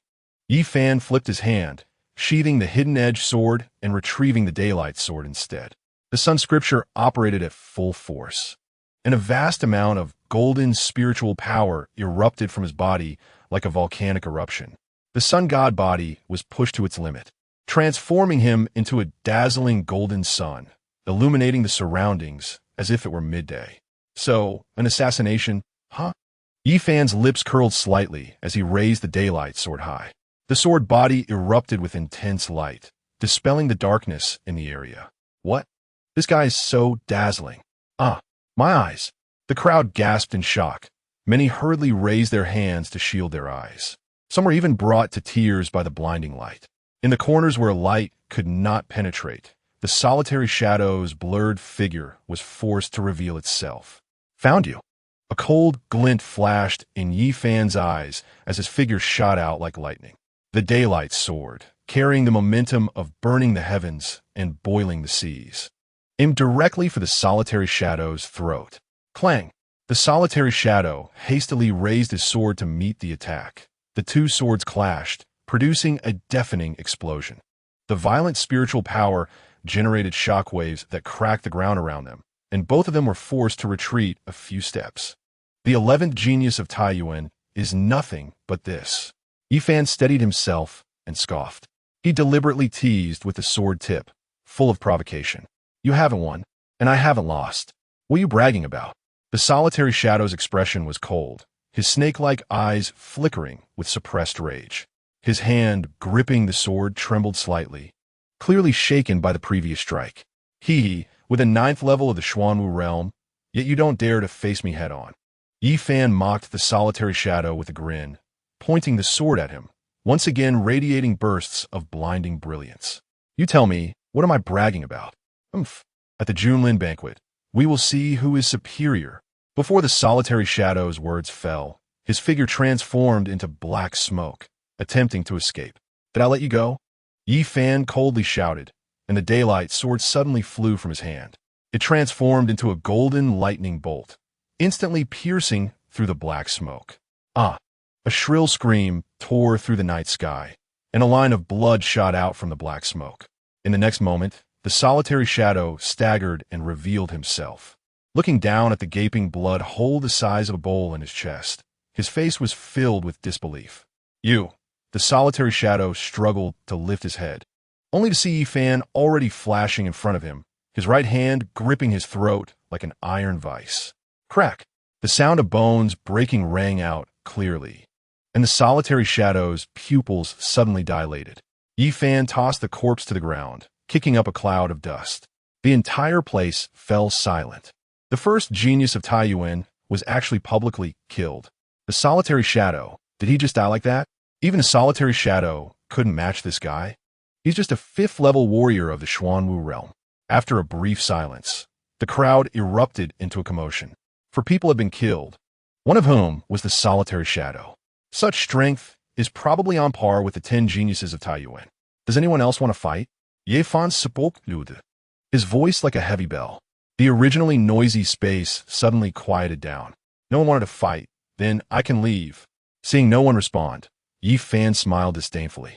He then stepped forward, walking toward the royal post station's main door. You all go back and rest. Duan Tianshu, seeing this, waved his hand to Gu Yi and the others. Following Yi Fan, they swaggered out of the royal post station. At this time, atop the royal post station's stargazing pavilion, 3 figures stood like statues. The night breeze brushed past, lifting their luxurious robes. The central figure stood with his hands behind his back, his sword-like brows casting a cold light from his sharp eyes. This person was none other than the leader of the 3 heroes of Taiyuan, the 9th prince of the Taiyuan dynasty, Qin Xiao. What do you two think of Yi Fan? Qin Xiao's voice was icy as he asked the 2 standing behind him. The young man in black had a sinister expression.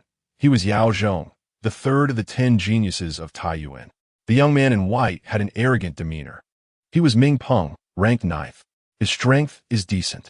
Ming Peng scoffed, seemingly looking down on Yi Fan. It's a pity he's only at the 5th level of the Xuanwu realm. He definitely won't last 10 moves in my hands. 10 moves? Qin Xiao raised his eyebrows slightly at this. Ming Peng's arrogant words seemed to belittle Yi Fan. In reality, they gave Yi Fan a considerable evaluation. The 10 geniuses of Taiyuan are all martial arts prodigies. Ming Peng, ranked 9th, is powerful, and many 9th-level warriors of the Xuanwu realm cannot withstand a single strike from him. 10 moves mean he is acknowledging Yi Fan's strength. Your Highness, do you want to kill this person? Yao Zhong keenly sensed the killing intent emanating from Qin Xiao and asked in a low voice. He killed Duan Tianya. Qin Xiao's voice was soft, but made the 2 behind him change color simultaneously. A 5th level of the Xuanwu realm can kill Duan Tianya? Ming Peng's pupils constricted slightly, somewhat doubting Qin Xiao's words. Yao Zhong also found it hard to believe, narrowing his eyes and speculating in a low voice. Perhaps he used some despicable means? No matter what means he used, Qin Xiao's voice was cold, and the moonlight cast a chilling shadow on his handsome face. Duan Tianya was my brother. Since no one in the Yunin kingdom can avenge him, as his brother, I should seek revenge for him. I will go handle it now. Ming Peng understood Qin Xiao's intention, responding before turning to leave. Wait. Qin Xiao raised his hand to stop him. If you want to kill, it must be done openly. The Junlin banquet is approaching, and those attending the banquet will die in the Taiyuan imperial city the night before, which won't sound good when it gets out. I want you to kill this person at the Junlin banquet in 3 days. Moreover, I want all the attendees from the Yunin kingdom to not return, including Duan Tianshu. Yao Zhong raised his eyebrows, a cruel smile appearing on his lips. Of course. Qin Xiao looked toward Yi Fan, in the direction Duan Tianshu had left. his eyes filled with murderous intent. The death of Duan Tianya could not be separated from his second royal brother. Yi Fan and Duan Tianshu left the royal post station and arrived outside the Wandan Pavilion. Before them stood a 7-story pavilion entirely constructed from crimson spiritual wood, seemingly shrouded by an invisible formation, with a faint medicinal fragrance permeating the air. Just standing outside, Yi Fan felt the spiritual power inside him circulating faster than usual. The Wanjia is known for its alchemy. This Wandan Pavilion is not only a place for selling pills, but also an excellent training ground, as it is said to be because of the earth vein spirit fire hidden beneath. Duan Tianshu led Yi Fan into the Wandan Pavilion, introducing as they walked. Brother Yi Fan, to meet Wan Miaoyan, you just need to reach the top of the Wandan Pavilion. My strength is limited, and I can only accompany you this far. Chapter 81. Wandan Pavilion Earth Fire Long Corridor. This doesn't seem like a place for cultivation, does it? Yi Fan looked around, feeling a bit puzzled. The first floor hall was bustling with people, but no one was practicing. The passing martial artists were either hurriedly purchasing pills or heading straight up to the second floor. Cultivation was prohibited on the first floor. This place was solely for selling pills. Duan Tianshu pointed to the stairs leading to the second floor of the Wandan Pavilion and explained, only the second floor and above are the cultivation areas of the Wandan Pavilion, but how many floors you can reach for cultivation depends on your own abilities. Oh. Yi Fan raised an eyebrow and walked toward the stairs to the second floor, climbing step by step. Duan Tianshu followed closely behind, maintaining a half-step distance. As soon as they stepped onto the second floor of the Wandan Pavilion, a wave of heat rushed towards them. Before them lay a long corridor of ground fire, with the copper walls on both sides already scorched red by the flames. 100 steps away, dozens of white jade stone platforms were scattered, each occupied by figures sitting cross-legged in meditation. To cultivate on the second floor of the Wandan Pavilion, one must at least cross the 100 steps of the ground fire corridor. Duan Tianshu stood behind Yi Fan and explained, if you can't get through and can't retreat in time, there's a risk of dying in the ground fire corridor. Your body will be burned to ashes. Get out of the way. At that moment, a loud shout suddenly erupted between Yi Fan and Duan Tianshu. A bald, muscular man rudely squeezed between them, his dark outfit taut against his muscles. After arriving in front of them, he glared at them. You two cowards can't even pass the ground fire corridor. What are you blocking the way for? Here to watch the fun? Without waiting for a response, the bald man clenched his fists. The aura of his 7th level Xuanwu realm burst forth explosively. Red spiritual fire surged around him as he took a step into the fire corridor.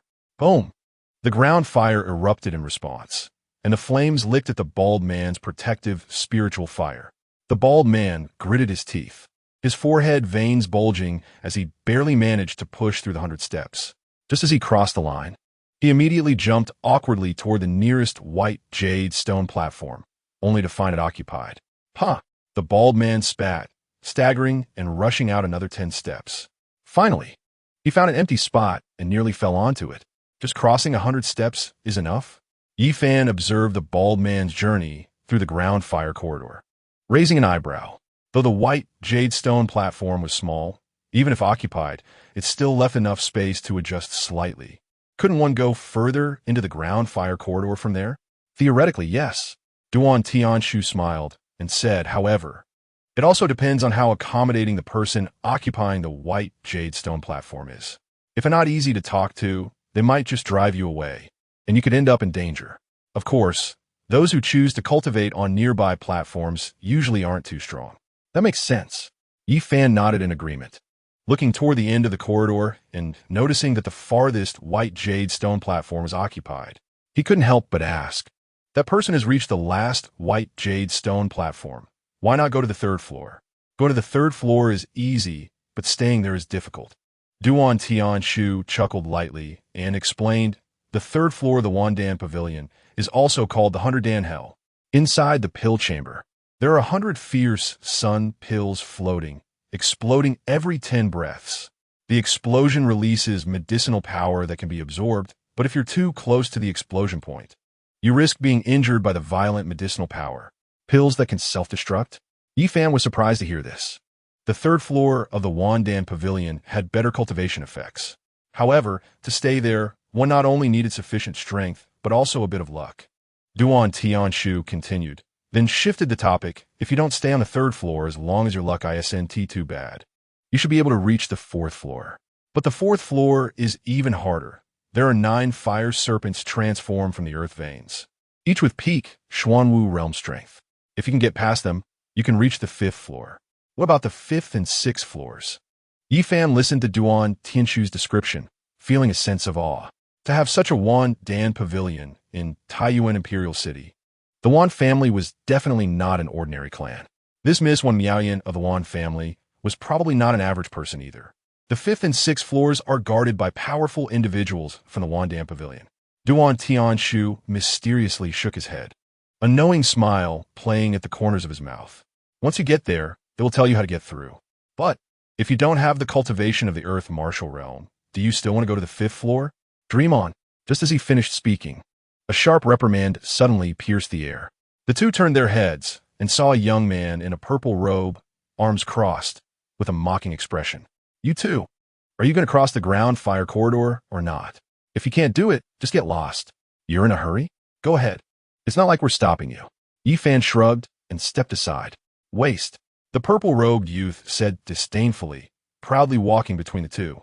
The moment he stepped onto the ground fire corridor, a powerful aura of the 9th level of the Xuanwu realm erupted, surrounded by an eerie purple flame. Boom!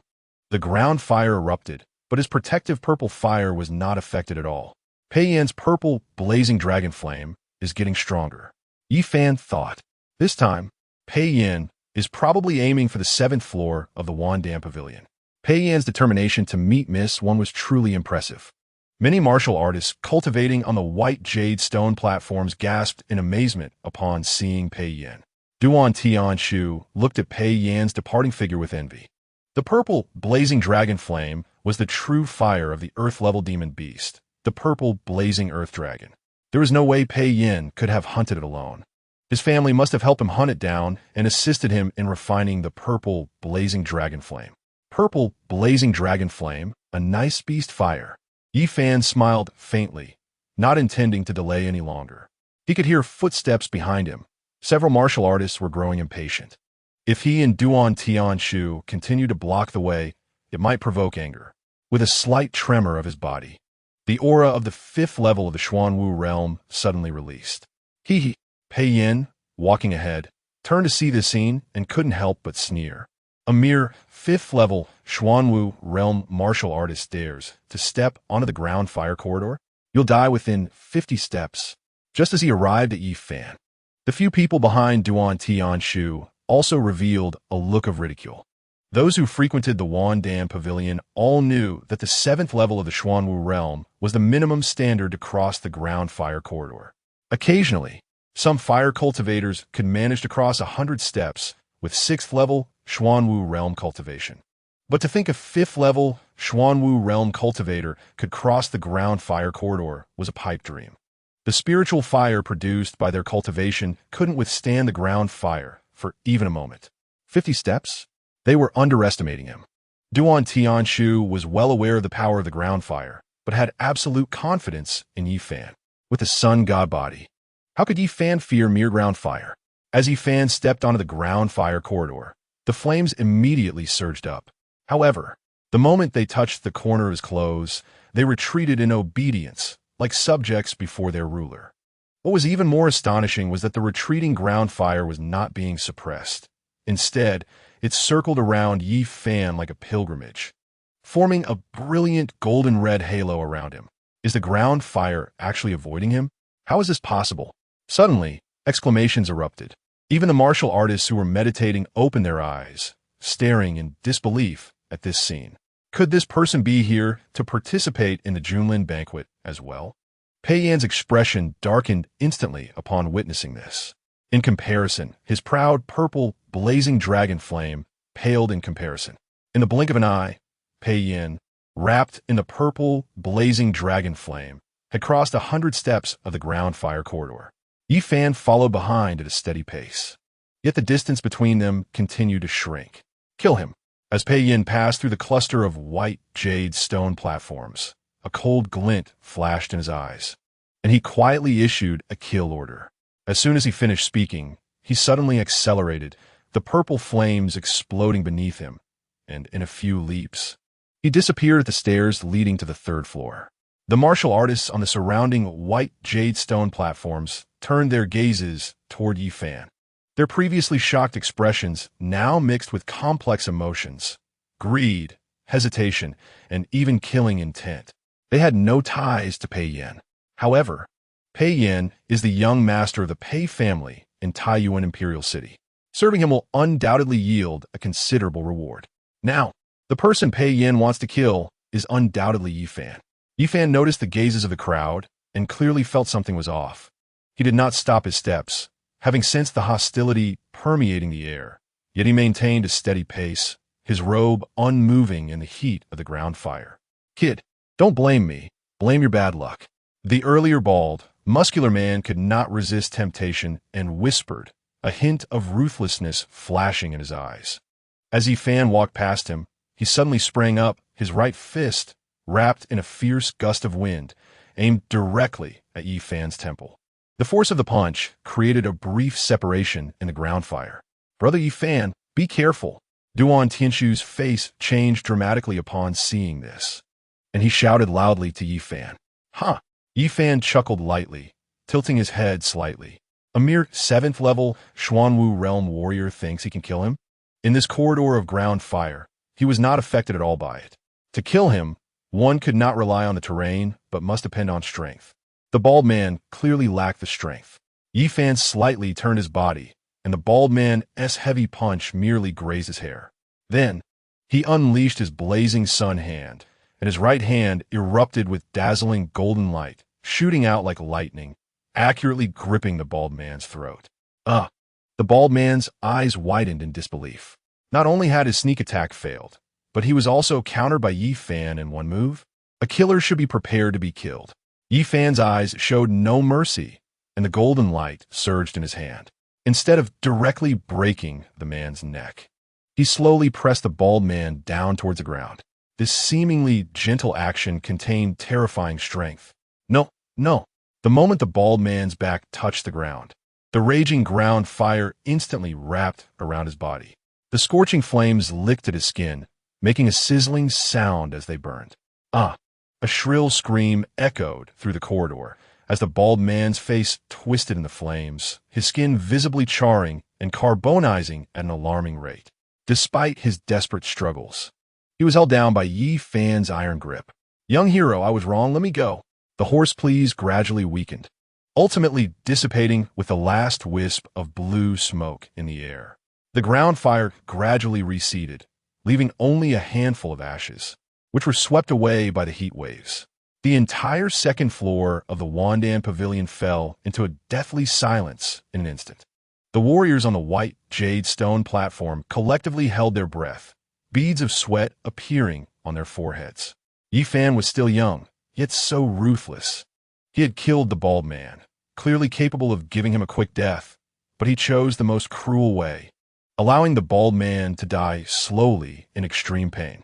Yi Fan slowly straightened up, brushing off the dust from his immaculate sleeves. His gaze swept across the crowd, and where his eyes passed, no one dared to meet his gaze. Yi Fan's lips curled slightly, a hint of disdain flashing in his eyes. He flicked his sleeves and turned, stepping onto the stairs leading to the third floor. As he ascended the stairs to the third floor, he disappeared from sight. On the third floor of the Wandan Pavilion, the 100-Dan Purgatory, more than 100 blood-red, blazing sun pills floated in midair, slowly rotating like stars. Each pill's surface was covered in cracks, and the violent spiritual energy within could be vaguely seen surging. Boom! At that moment, the outermost blazing sun pill exploded with a loud bang.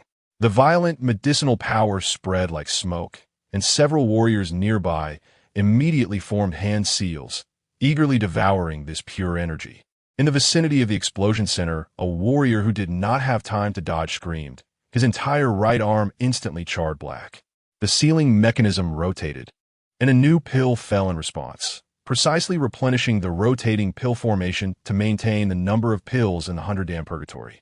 Dozens of warriors were scattered in various places, each focusing on the trajectory of the pills in the air, ready to dodge the next explosion at any moment. The air was filled with a strange smell of burning and medicinal fragrance, and the ground was pockmarked with craters from the explosions. The most alarming sight was a few charred corpses piled in the corner, clearly struck directly by the blazing sun pills, betting their lives on cultivation. Quite unique. Yifan glanced at the tense warriors around him and couldn't help but smile. These people, like gamblers, stared intently at the pill formation above, calculating how to get closer to the explosion center of the blazing sun pills to absorb more medicinal power while also being wary of being blown up.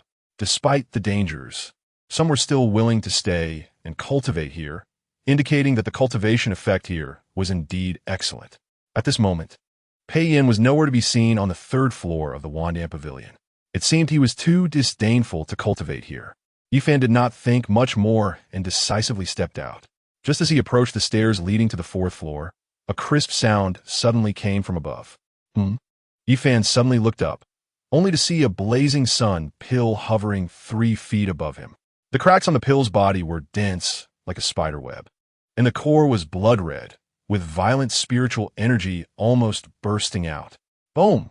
In the deafening explosion, the medicinal power and smoke engulfed Yifan. At such a close distance, that kid was doomed. He had just arrived at the 100-dam purgatory and hadn't even settled down before encountering an exploding pill overhead. This kid's luck was really too bad. Sighs of regret echoed throughout the Dan room, with many feeling pity for Yifan. However, several warriors who were closer to the explosion position showed joy on their faces, quietly moving forward, wanting to absorb more of the medicinal power generated by the explosion. Something's not right. At this moment, the first person who got close suddenly stopped, his expression changing slightly. The others who followed suit also noticed something was off, their brows furrowing. Why didn't the medicinal power leak out from this explosion? Strange. Why is the medicinal power gathering at the explosion center? Could it be because of this kid? The crowd felt something was amiss, each of them staring intently at the area filled with medicinal power smoke. Suddenly, the medicinal power surged like rivers flowing into the sea, crazily rushing towards the explosion center. What? In the astonished eyes of the crowd, Yifan's body suddenly erupted with brilliant golden light. His arms extended, greedily absorbing the surrounding medicinal power. The spiritual energy rushing through his meridians emitted a booming sound like rivers. How is this possible? This kid absorbed all the medicinal power from the explosion of the blazing sun pill by himself? No, he wasn't just absorbing. It was as if he was devouring it. The crowd exclaimed in disbelief, their eyes filled with incredulity. Some even rubbed their eyes, doubting whether they were hallucinating. Chapter 83. Slaying the Fire Flood Dragon. Refining the 9-dragon spirit fire. Boom!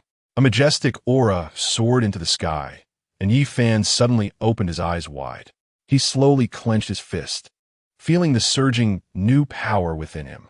6th level of the Xuanwu realm. It came naturally. I leveled up? Yifan's lips curled up, revealing a satisfied smile. The medicinal power generated from the explosion of the blazing sun pill was extremely pure and yang, perfectly aligning with his solar god body, making absorption feel like a fish in water. However, this 6th level of the Xuanwu realm came too suddenly. The excessive spiritual energy surged into his body, easily destabilizing his martial foundation. Even though he had just absorbed this spiritual energy, he would still need some time to digest it after returning. Seeing the situation was good, Yifan swiftly left the 100-dam purgatory. The warriors behind him were still immersed in shock. It wasn't until another blazing sun pill exploded that they regained their senses.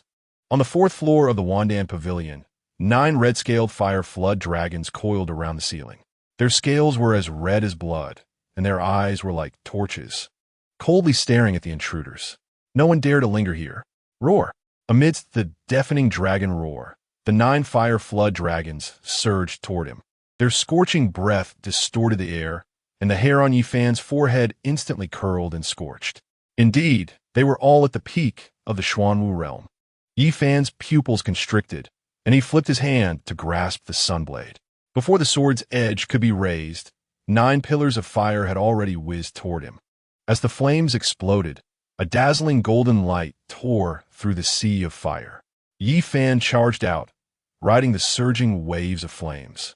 With his solar god body radiating brilliant golden light, yet he still felt constrained under the encirclement of the 9 dragons. A cluster of flames suddenly sprang up from the corner of the garment, and the tips of the hair also emitted a burnt smell. Can't win? Yi Fan retreated several steps, the sword tip sparking against the ground, his brow furrowing involuntarily. How could that Pei Yin possibly defeat him? Boom! Boom! Boom! The 9-headed fire Jiao didn't give Yi Fan any chance to catch his breath. They formed a fire array, with waves of scorching flames crashing in one after another. The protective golden light around him had been suppressed to just a thin layer. Sweat began to bead on his forehead, only to be evaporated into salt frost. How dare these creatures, born of the earth fire, be so arrogant? Yi Fan felt a hint of anger rising, and his body trembled violently. The ancient town-suppressing monument's phantom suddenly appeared behind him. Heavenly Tao suppress. Yi Fan shouted, and the power of the heavenly Tao surged forth. The entire 4th floor of the Wandan Pavilion began to tremble. Roar! The 9-headed fire Jiao suddenly let out a painful screech. The flames burning around them dimmed at a visible speed. Really effective? Yi Fan's eyes lit up, overjoyed. He had only intended to test whether he could suppress the fire Jiao with the town-suppressing monument. Since these fire Jiao were not living beings, he was uncertain. Now seeing the fire Jiao being suppressed, he decisively swung his sword to kill. The sword light flashed like a rainbow, instantly severing the head of the nearest fire Jiao. The Jiao let out a wail, its massive body crashing to the ground.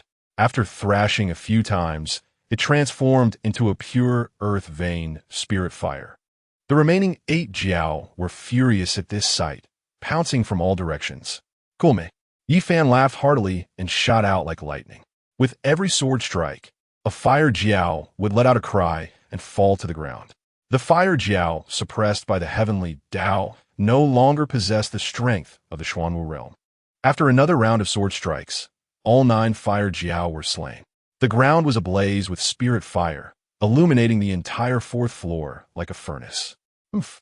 Yi Fan sheathed his sword and stood there, still somewhat dissatisfied. At that moment, the 9 earth vein spirit fires on the ground unexpectedly began to rise on their own. Before he could react, they coiled around his right arm like spiritual snakes. Yi Fan's expression changed slightly, but he didn't feel too anxious.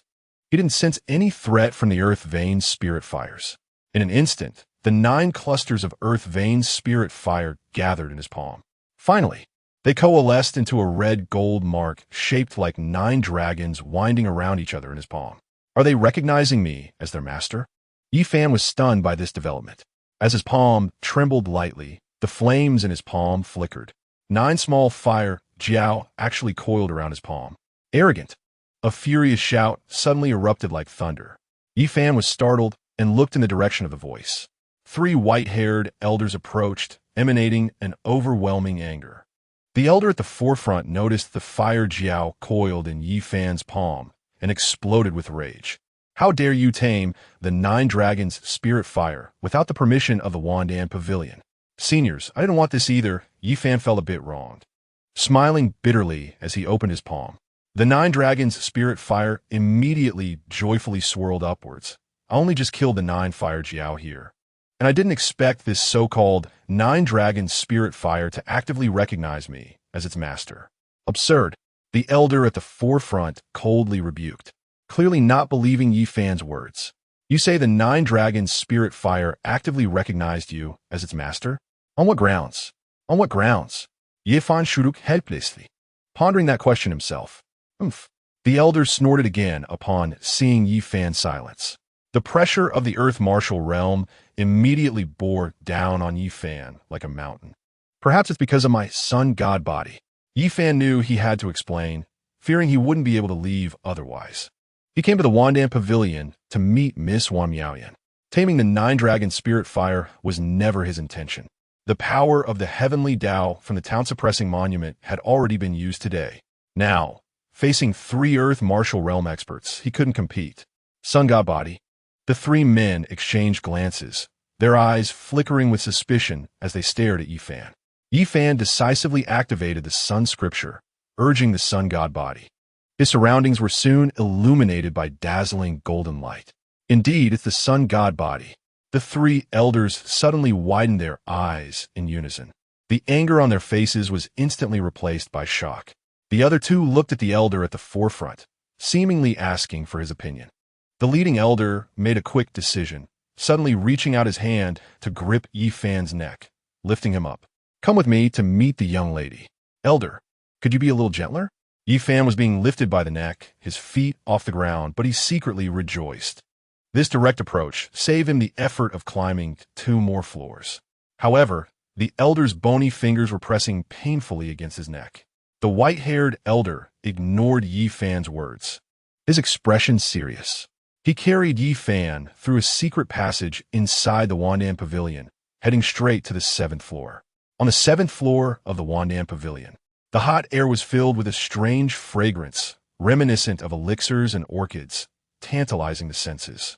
On the left side were 3 purple-gold elixir furnaces, their fires still burning, with green smoke curling up. On the right side was a soft couch, surrounded by translucent crystal bead curtains. The most striking feature was undoubtedly the alluring figure partially hidden behind the curtains, currently reclining on the soft couch, taking a nap. Miss, the elder set Yifan down and respectfully bowed towards the curtain. Yifan raised his eyes, although he couldn't see the person's face behind the curtain. The noble posture and the grace in her movements convinced him that this person must be Wan Miaoyan, the young lady of the Wan family. Yao Lao, what is your intention in bringing this person here? Wan Miaoyan's voice was like a clear spring striking jade, carrying a hint of laziness and indifference. As she spoke, she slowly sat up, the gauzy clothing sliding down to reveal half of her snowy shoulder. Yet she showed no intention of lifting the curtain to meet him. The bead curtain swayed, only allowing a glimpse of her slender fingers playfully toying with a crimson elixir, faint spiritual light swirling at her fingertips. Chapter 84. Either die or marry in. Returning to the young lady, this person has refined the 9 dragons' spirit fire. Yao Lao bowed with a hunched back and respectfully replied. Oh, Wan Miaoyan's voice came from behind the curtain, laced with a hint of danger amidst the laziness. With a slight exertion of her fingers, she suddenly crushed the elixir she had been playing with. Yao Lao's forehead broke out in fine sweat. Hurriedly casting a glance at Yifan, Yifan understood and slowly opened his palm, facing upwards. 9 red gold fire jiao immediately whirled out, leaping and dancing in his palm. They intertwined and separated, emitting sounds akin to dragon roars. Yao Lao, you may withdraw for now. Wan Miaoyan waved her hand, her voice suddenly tinged with a ripple of emotion. Yes, miss. Yao Lao bowed and retreated, gently closing the door behind him. Swish! Wan Miaoyan stepped forward, her delicate hands parting the bead curtain. A scarlet gauze skirt trailed on the ground, revealing her snowy shoulder. As she leaned slightly forward, her delicate bosom nearly spilled out of her clothing. Yifan's breath caught. Despite having seen many beauties, he couldn't help but be mesmerized at this moment. Bold! Wan Miaoyan suddenly shouted sharply, exuding a chilling pressure. Sorry, Miss Wan. Yifan finally snapped back to reality, feeling a bit awkward as he rubbed his nose. His gaze wandering, but unable to resist stealing glances at the bosom that was nearly spilling out of her clothing. I can't help it, Miss Wan. You are just too alluring. The 9 dragon spirit fire is a treasure of the Wan family. Wan Miaoyan was not scolding Yifan for his impolite behavior, but rather questioning him with anger, without the permission of the Wan family. How dare you refine the 9 dragons' spirit fire? You deserve death. This, Yifan was at a loss. Shrugging and repeating the explanation he had just given to Yao Lao, I didn't do it on purpose. Who knew that after killing those 9 fire jiao on the 4th floor, they would transform into the 9 dragons' spirit fire and actively recognize me as their master? Actively recognize you as their master? Wan Miaoyan's eyes gleamed. Then she questioned again, who allowed you to kill the fire jiao? Huh? Yifan was taken aback, Puzzled. The Wandan Pavilion allows warriors to challenge and ascend to the top. There were fire Jiao blocking the way on the 4th floor. If I didn't kill them, how would I reach the 5th floor? Fool! Wang Miaoyan suddenly smiled, her smile breathtakingly beautiful, yet sending chills down one's spine. The path from the 4th to the 5th layer was open, as long as one avoided the attacks of the fire dragons. They could reach the 5th layer of the Wandan Pavilion without needing to slay any fire dragons. While there had been others who had killed fire dragons in the past, none had ever done so like you, exterminating all 9 fire dragons. Yi Fan was immediately stunned, realizing how Pei Yin had passed through the 4th layer. He had thought Pei Yin was so powerful, so quickly slaying fire dragons to reach the 5th layer. It turned out he had merely avoided their attacks, and had never killed any fire dragons like he had. As for the matter of actively recognizing a master, Wan Min suddenly approached, her jade finger lightly tapping Yi Fan's chest, slowly moving up to finally rest on his Adam's apple. What method did you use to make the 9 dragon spirit fire submit? She did not doubt Yi Fan's words. Otherwise, Elder Yao would not have brought him here, and he would have directly killed him in the 4th layer of Wandan Pavilion. Anyone who could make the 9 dragon spirit fire willingly recognize them as their master must have something special about them. Because of this, Yi Fan's lips curled slightly as the sun meridian within him circulated rapidly. In an instant, golden light burst forth from his body, a blazing aura sweeping out like a tidal wave. He appeared like a rising sun, dazzling to the point that one could not bear to look directly at him. Wang Miaoyan was caught off guard, forced to take 3 steps back by the sudden heat wave. She raised her hand to shield her eyes, her crimson gauze dress fluttering in the hot wind. Once she adapted to the bright light, she slowly lowered her arm. The sun god body? A hint of shock flashed through Wang Miaoyan's beautiful eyes, which soon turned into a fiery intensity. No wonder the 9 dragon spirit fire would willingly recognize you as its master. As long as Miss One can understand. Yi Fan smiled slightly, the golden light around him receding like the tide. However, the 9 dragon spirit fire is a treasure of the Wan family. You cannot take it away easily. Wang Miaoyan's tone shifted as she looked at Yi Fan coldly, stating that now, in front of him, there were only 2 choices. First, death, leaving behind the 9 dragon spirit fire. Then, I choose the second. Yi Fan interjected without hesitation, a playful smile on his lips. Currently, the 9 dragon spirit fire was already connected to his bloodline.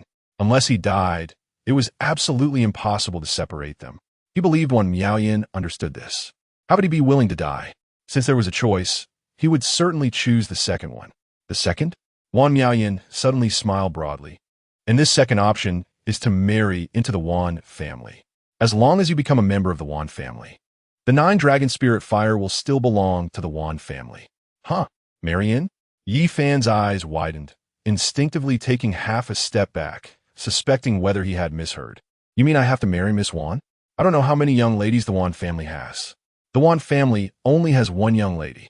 Wang Miaoyan smiled, her red lips slightly curled, seemingly unashamed, correcting Yi Fan's words. But don't get it wrong, it's not you marrying me, it's you marrying into me. Miss Wan, how domineering. Yi Fan's lips twitched fiercely upon hearing this. What? Wang Miaoyan narrowed her phoenix eyes, dangerously approaching Yi Fan, saying, looking at your expression, are you still unwilling? You came to the Wandan Pavilion precisely to reach the top to see me, didn't you? I didn't want to see Miss Wan. Yi Fan awkwardly rubbed his nose. But I never thought about marrying or being with Miss Wan. Never thought about it. Wang Miaoyan became somewhat displeased, snorting coldly. In Taiyuan Imperial City, young talents who want to marry me can line up outside the city gate, and there are many willing to marry in. Yet you still seem unwilling? Do you think marrying into the Wan family would be a disgrace? No. Miss Wan misunderstood. That's not what I meant. Yi Fan waved his hands repeatedly, finally mustering the courage to say, to be honest, I came to the Wandan Pavilion to seek Miss Wan's help in introducing me to Miss Qin Xiangru from the Moon King's mansion. Wang Miaoyan suddenly paused, a hint of astonishment flashing in her beautiful eyes. You fancy Xiangru? Not exactly. Yi Fan awkwardly scratched his head, feeling the hairs on the back of his neck stand up. He could sense the temperature in the room was rapidly dropping, although Wang Miaoyan was still smiling. That smile felt chilling. What I fancy is Qin Yimo. There's nothing wrong with marrying into the Wan family. It's just that Wan Miaoyan's identity is too awkward. She is a close friend of Qin Xiangru, who is Yimo's sister. If he were to marry Wan Miaoyan, how could he still think of Qin Yimo? If the Moon King's mansion found out, wouldn't they teach him a harsh lesson? No matter how stunning she was, she could never compare to Qin Yimo. In a way, Qin Yimo was his lifeline. Qin Yimo? Wan Miaoyan's beautiful eyes flashed, suddenly recalling something, looking at Yi Fan in surprise. Is she the one that the Tai Chi Dao Sect's young master Luo Feiyu is looking for? Chapter 85. Does her father still need a son? I think I should be the one. Yi Fan nodded calmly, a faint smile on his lips. Since the other party had already guessed, he might as well lay it all out. This way, he could cut off Wan Miaoyan's thoughts of recruiting a son-in-law. And perhaps he could seize the opportunity to achieve his goal. Wan Miaoyan must have also guessed that he wanted to see Qin Xiangru for the matter of Qin Yimo. Haha, Wan Miaoyan smiled interestingly upon receiving Yi Fan's affirmative answer. You really are something, taking away Yimo's purity and still daring to admit it in front of me? Aren't you afraid I'll spread the word? Previously, when Luo Feiyu came to Taiyuan Imperial City, he opened a killing spree to investigate who had taken away Qin Yimo's virginity. However, in the end, no results were found, nor could there be any. At that time, Yi Fan was in the royal city of Yun'in and had no connection to the Taiyuan imperial dynasty. Yi Fan's lips curled slightly, his eyes shimmering with confidence as he said slowly, Miss Wan, you and the Moon King's mansion's young lady Qin Xiangru are like sisters, so that makes her Yimo's half-sister. I believe you wouldn't want to see Yimo become a widow at such a young age, would you? Become a widow? Wan Miaoyan's red lips curled slightly. Yimo is currently thriving in the Tai Chi Dao sect and will soon be conferred a saint title. At that time, the sect master will choose a partner for her. How could there be talk of becoming a widow? But I've heard that the Moon King seems to not wish for Yimo to be conferred a saint. Yi Fan's brows furrowed slightly, stepping forward and deliberately lowering his voice to tentatively ask Wan Miaoyan. Not sure if Miss Wan knows the reason behind it? This. Wan Miaoyan's expression froze, a hint of doubt flashing between her brows. I don't know. Hasn't Qin Xiangru mentioned it to you? Yi Fan frowned, unwilling to give up as he pressed on. Now you better think about how to save your own life. Wan Miaoyan shook her head, glaring at Yi Fan with her phoenix eyes, saying, if you don't want to marry into the Wan family, even if I let you take the 9-dragon spirit fire, the Wan family won't let you take it away. The Moon King doesn't want Qin Yimo to be conferred a saint.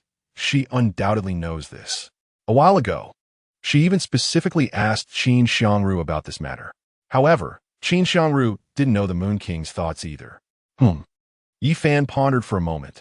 Suddenly his eyes turned, and a sly smile appeared on his lips as he looked at Wan Miaoyan and asked, Miss Wan, does your father still need a son? What? Wan Miaoyan was taken aback by Yi Fan's sudden question, her phoenix eyes widening as if she had heard something absurd. What do you mean by asking this? I am willing to take your father as my adoptive father. Yi Fan stood up straight, speaking earnestly. If I take your father as my adoptive father, then I would be considered half a son to him. The 9-dragon spirit fire in my possession would essentially still belong to the Wan family, right? Wan Miaoyan couldn't hold back her laughter, quickly covering her mouth with her sleeve, but the amusement in her eyes was impossible to hide. You really know how to seize an opportunity. To take my father as your adoptive father? You must be dreaming. Though she said this, she had to admit that it was a good idea. Considering Yi Fan's relationship with Qin Yimo, along with her friendship with Qin Xiangru, if possible, she also wanted to give Yi Fan a way out. But ultimately, this matter would still require her father's permission. Please, Miss Wan, say a few good words to your father for me. Seeing this, Yi Fan immediately put on a flattering smile and stepped closer, saying, if your esteemed father is willing to take me as his adopted son, then you will have another brother. The Wan family will retain the 9-dragon spirit fire, and we can further improve our relationship with the Moon King's mansion. ISNT that a threefold gain? Stop with the flattery. Wan Miaoyan coldly snorted, but couldn't help but glance at Yi Fan a few more times. Do you think you are worthy of being accepted as my father's adopted son? Why not? Yi Fan immediately became spirited, puffing out his chest and saying, Miss Wan, since you know about the solar divine body, you should know its power. Is a genius with a solar divine body not worthy of becoming your esteemed father's adopted son? But I heard.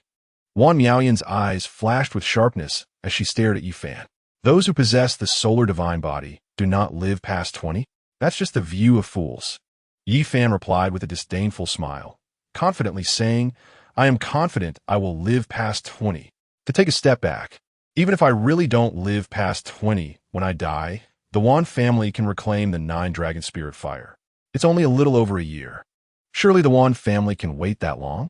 Wan Miaoyan lightly stroked her chin, falling into thought.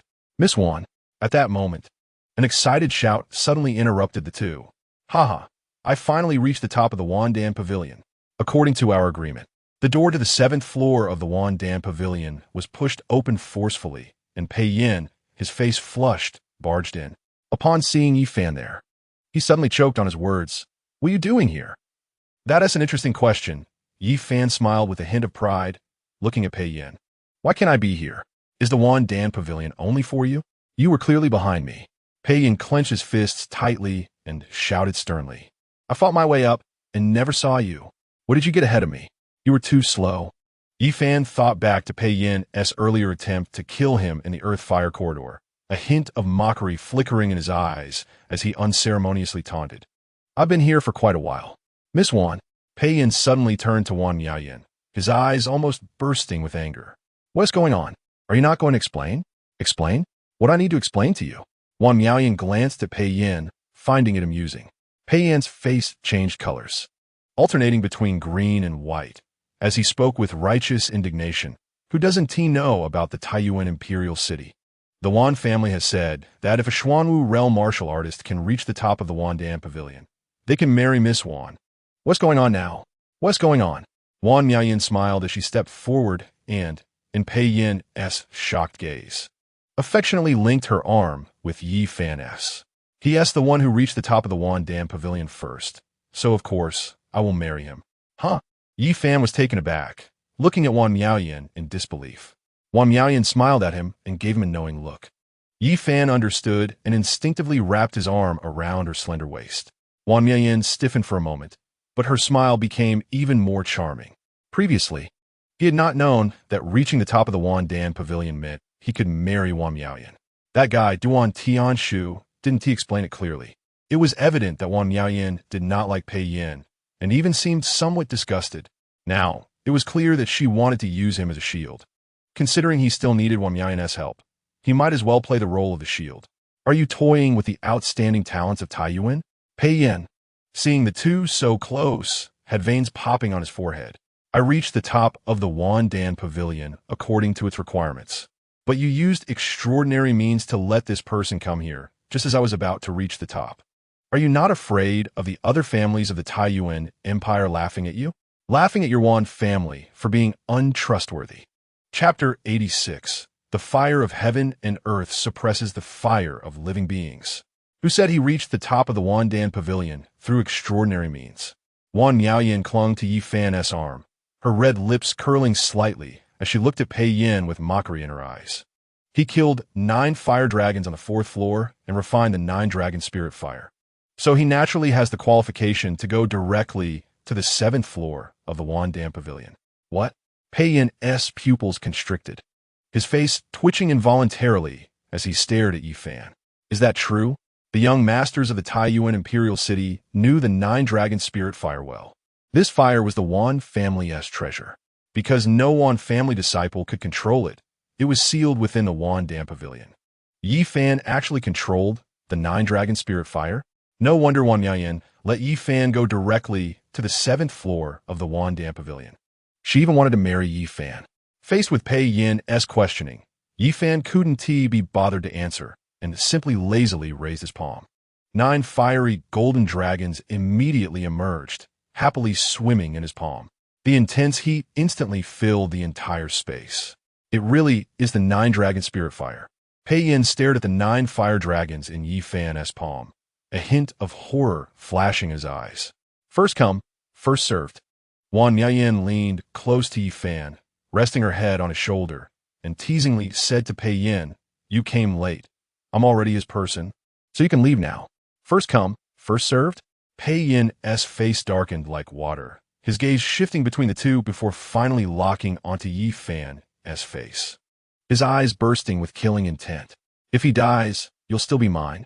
As he spoke, he clenched his fist, and the purple dragon flames suddenly erupted. The terrifying flame power surged directly towards Yi Fan. Impudent! Wan Miaoyan shouted sharply upon seeing Pei Yan's actions. But at that moment, Yi Fan gently trembled his palm. The 9 fire dragons in his palm suddenly let out a roar. With a dragon's roar, the 9 fire dragons expanded in the wind, transforming from small fire dragons into giant fire dragons. They coiled around, their 9 pairs of dragon eyes locking onto Pei Yin like scorching suns. Pei Yin's fierce, purple dragon flames suddenly wilted, as if encountering a natural enemy. The flame's height decreased by 3 points. What? Pei Yin's face changed slightly, his eyes widening. The purple dragon flames were actually suppressed by the 9 dragon spirit fire? A mere beast fire dared to act ferociously? Ye fan similits sumugli. Not forgetting to mock, the purple dragon flames come from a beast and belong to the fire of living beings. The 9 dragon spirit fire, on the other hand, is A and belongs to the fire of heaven and earth. The fire of heaven and earth naturally suppresses the fire of living beings. The suppressed fire of living beings has its power reduced by at least 30%. Phew! Inside the 7th floor of the Wandan Pavilion, the air seemed to freeze. 3 white-haired elders flashed in like ghosts. The leader among them was none other than the medicine elder. The 3 elders, upon seeing Wan Miaoyan nestled in Yi Fan's embrace, instantly understood. Their gazes immediately shifted, glaring angrily at Pei Yin. Enough! Wan Miaoyan, seeing this, curved her red lips into a charming arc. Yi Fan understood and nodded, casually waving his hand. The 9 fire dragons immediately transformed into streams of light and vanished into his palm, ultimately leaving behind a crimson golden mark on his palm. Pei Yin! The medicine elder glared at Pei Yin, his eyes shooting out sharp cold light. The Wandan Pavilion does not welcome you. Oof. Pei Yin's face turned dark. The purple dragon flames around him restless. Knowing he couldn't do anything to Yi Fan today, he merely snorted coldly and said, I will not let this matter rest so easily. Saying that, he flicked his sleeves and turned to leave. Medicine elder. After Pei Yin left, Wan Miaoyan gave the medicine elder a look. The medicine elder understood and, along with the other 2 elders, bowed and exited. Miss Wan. Yi Fan awkwardly moved his arm that had been linked, his fingertips accidentally brushing against the smooth skin, and he instinctively withdrew as if shocked. Aren't you going to let go of me? Hee. Wan Mian chuckled lightly and released her grip, nonchalantly arranging her somewhat disheveled gauzy skirt. This time you helped me, so let me help you a bit. Oh. Yi Fan's eyes flashed as he looked at Wan Miaoyan with anticipation. Wan Miaoyan smiled, her jade finger lifting Yi Fan's chin. I still don't know your surname and name. Ye Fan from the Yunnan Kingdom. Yi Fan took half a step back, straightening his expression to answer. So you're from the Yunnan Kingdom. Wan Miaoyan raised her eyebrows and confirmed with Yi Fan. You came to the Taiyuan Imperial City for the Junlin banquet, right? Now, you're staying at the Royal Inn? That's right. Yi Fan nodded. You can go back now. Wan Miaoyan suddenly turned around, her jade hand lightly waved. I will report the matter here truthfully to my father. If he is willing to take you as a godson, then everything will be easy to discuss. If he is unwilling, then Miss Wan, please say a few kind words. Yi Fan hurriedly interrupted, smiling as he bowed. Wan Miaoyan's father is undoubtedly the head of the Wan family. If the head of the Wan family is unwilling to take him as a godson, it will be a troublesome matter. His little life might be in jeopardy. The only remaining solution is to ask Elder Shao to mediate. Do your best. Wan Miaoyan tilted her head and looked at Yi Fan, suddenly chuckling.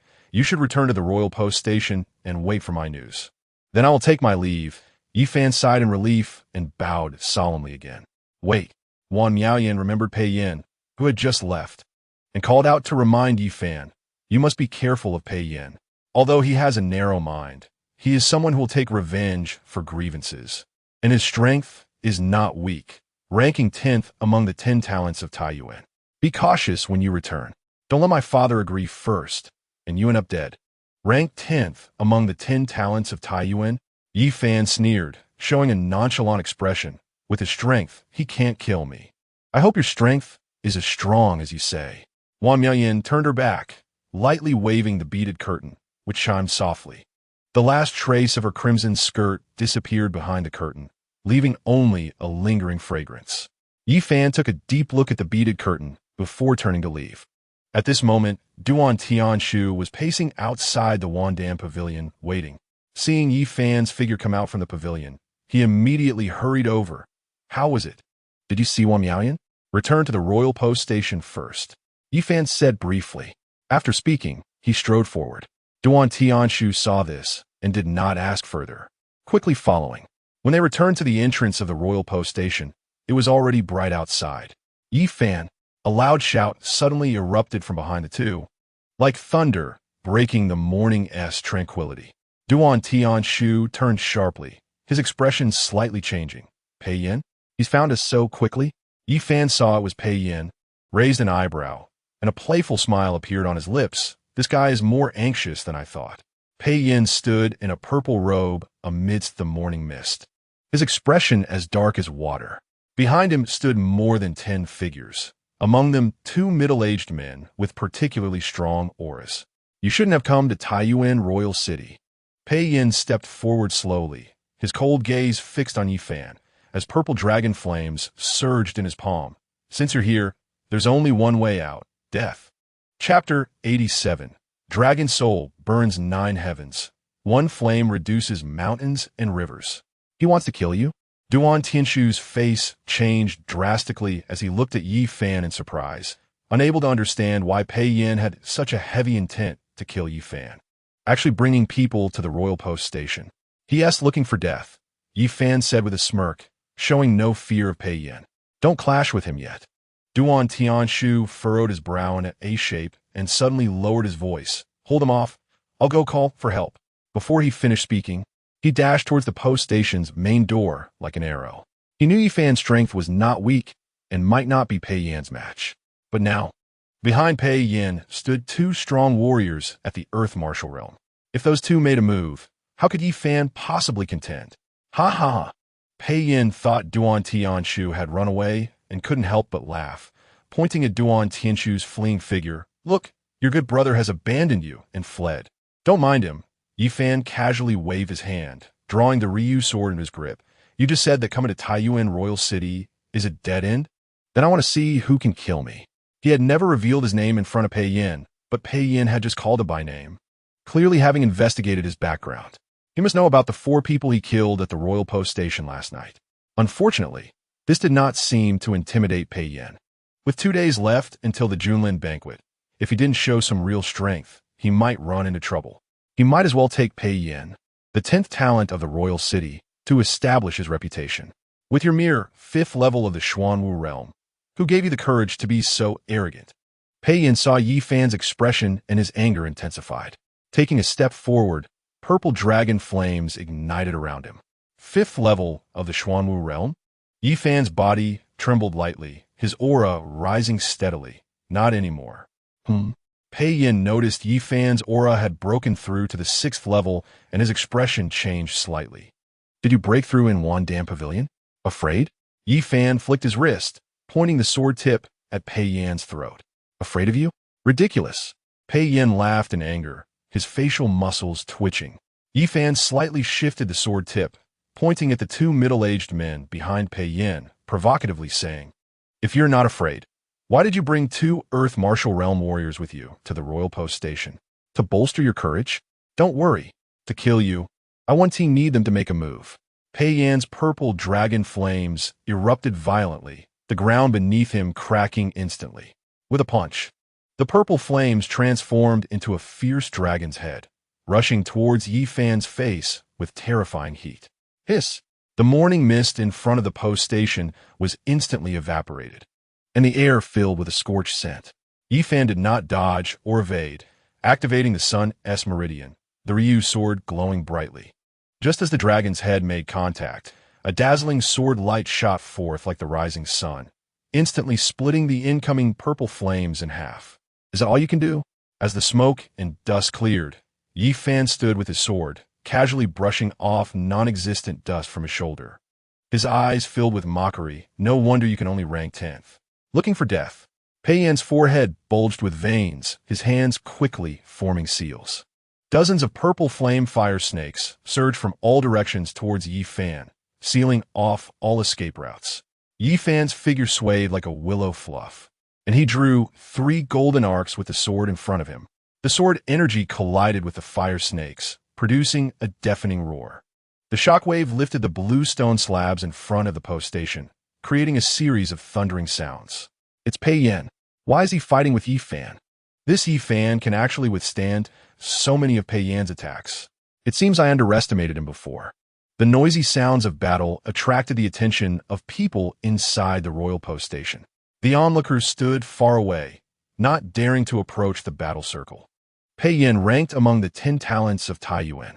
Although he was ranked last, his strength was unquestionable. Few could withstand 10 moves from him.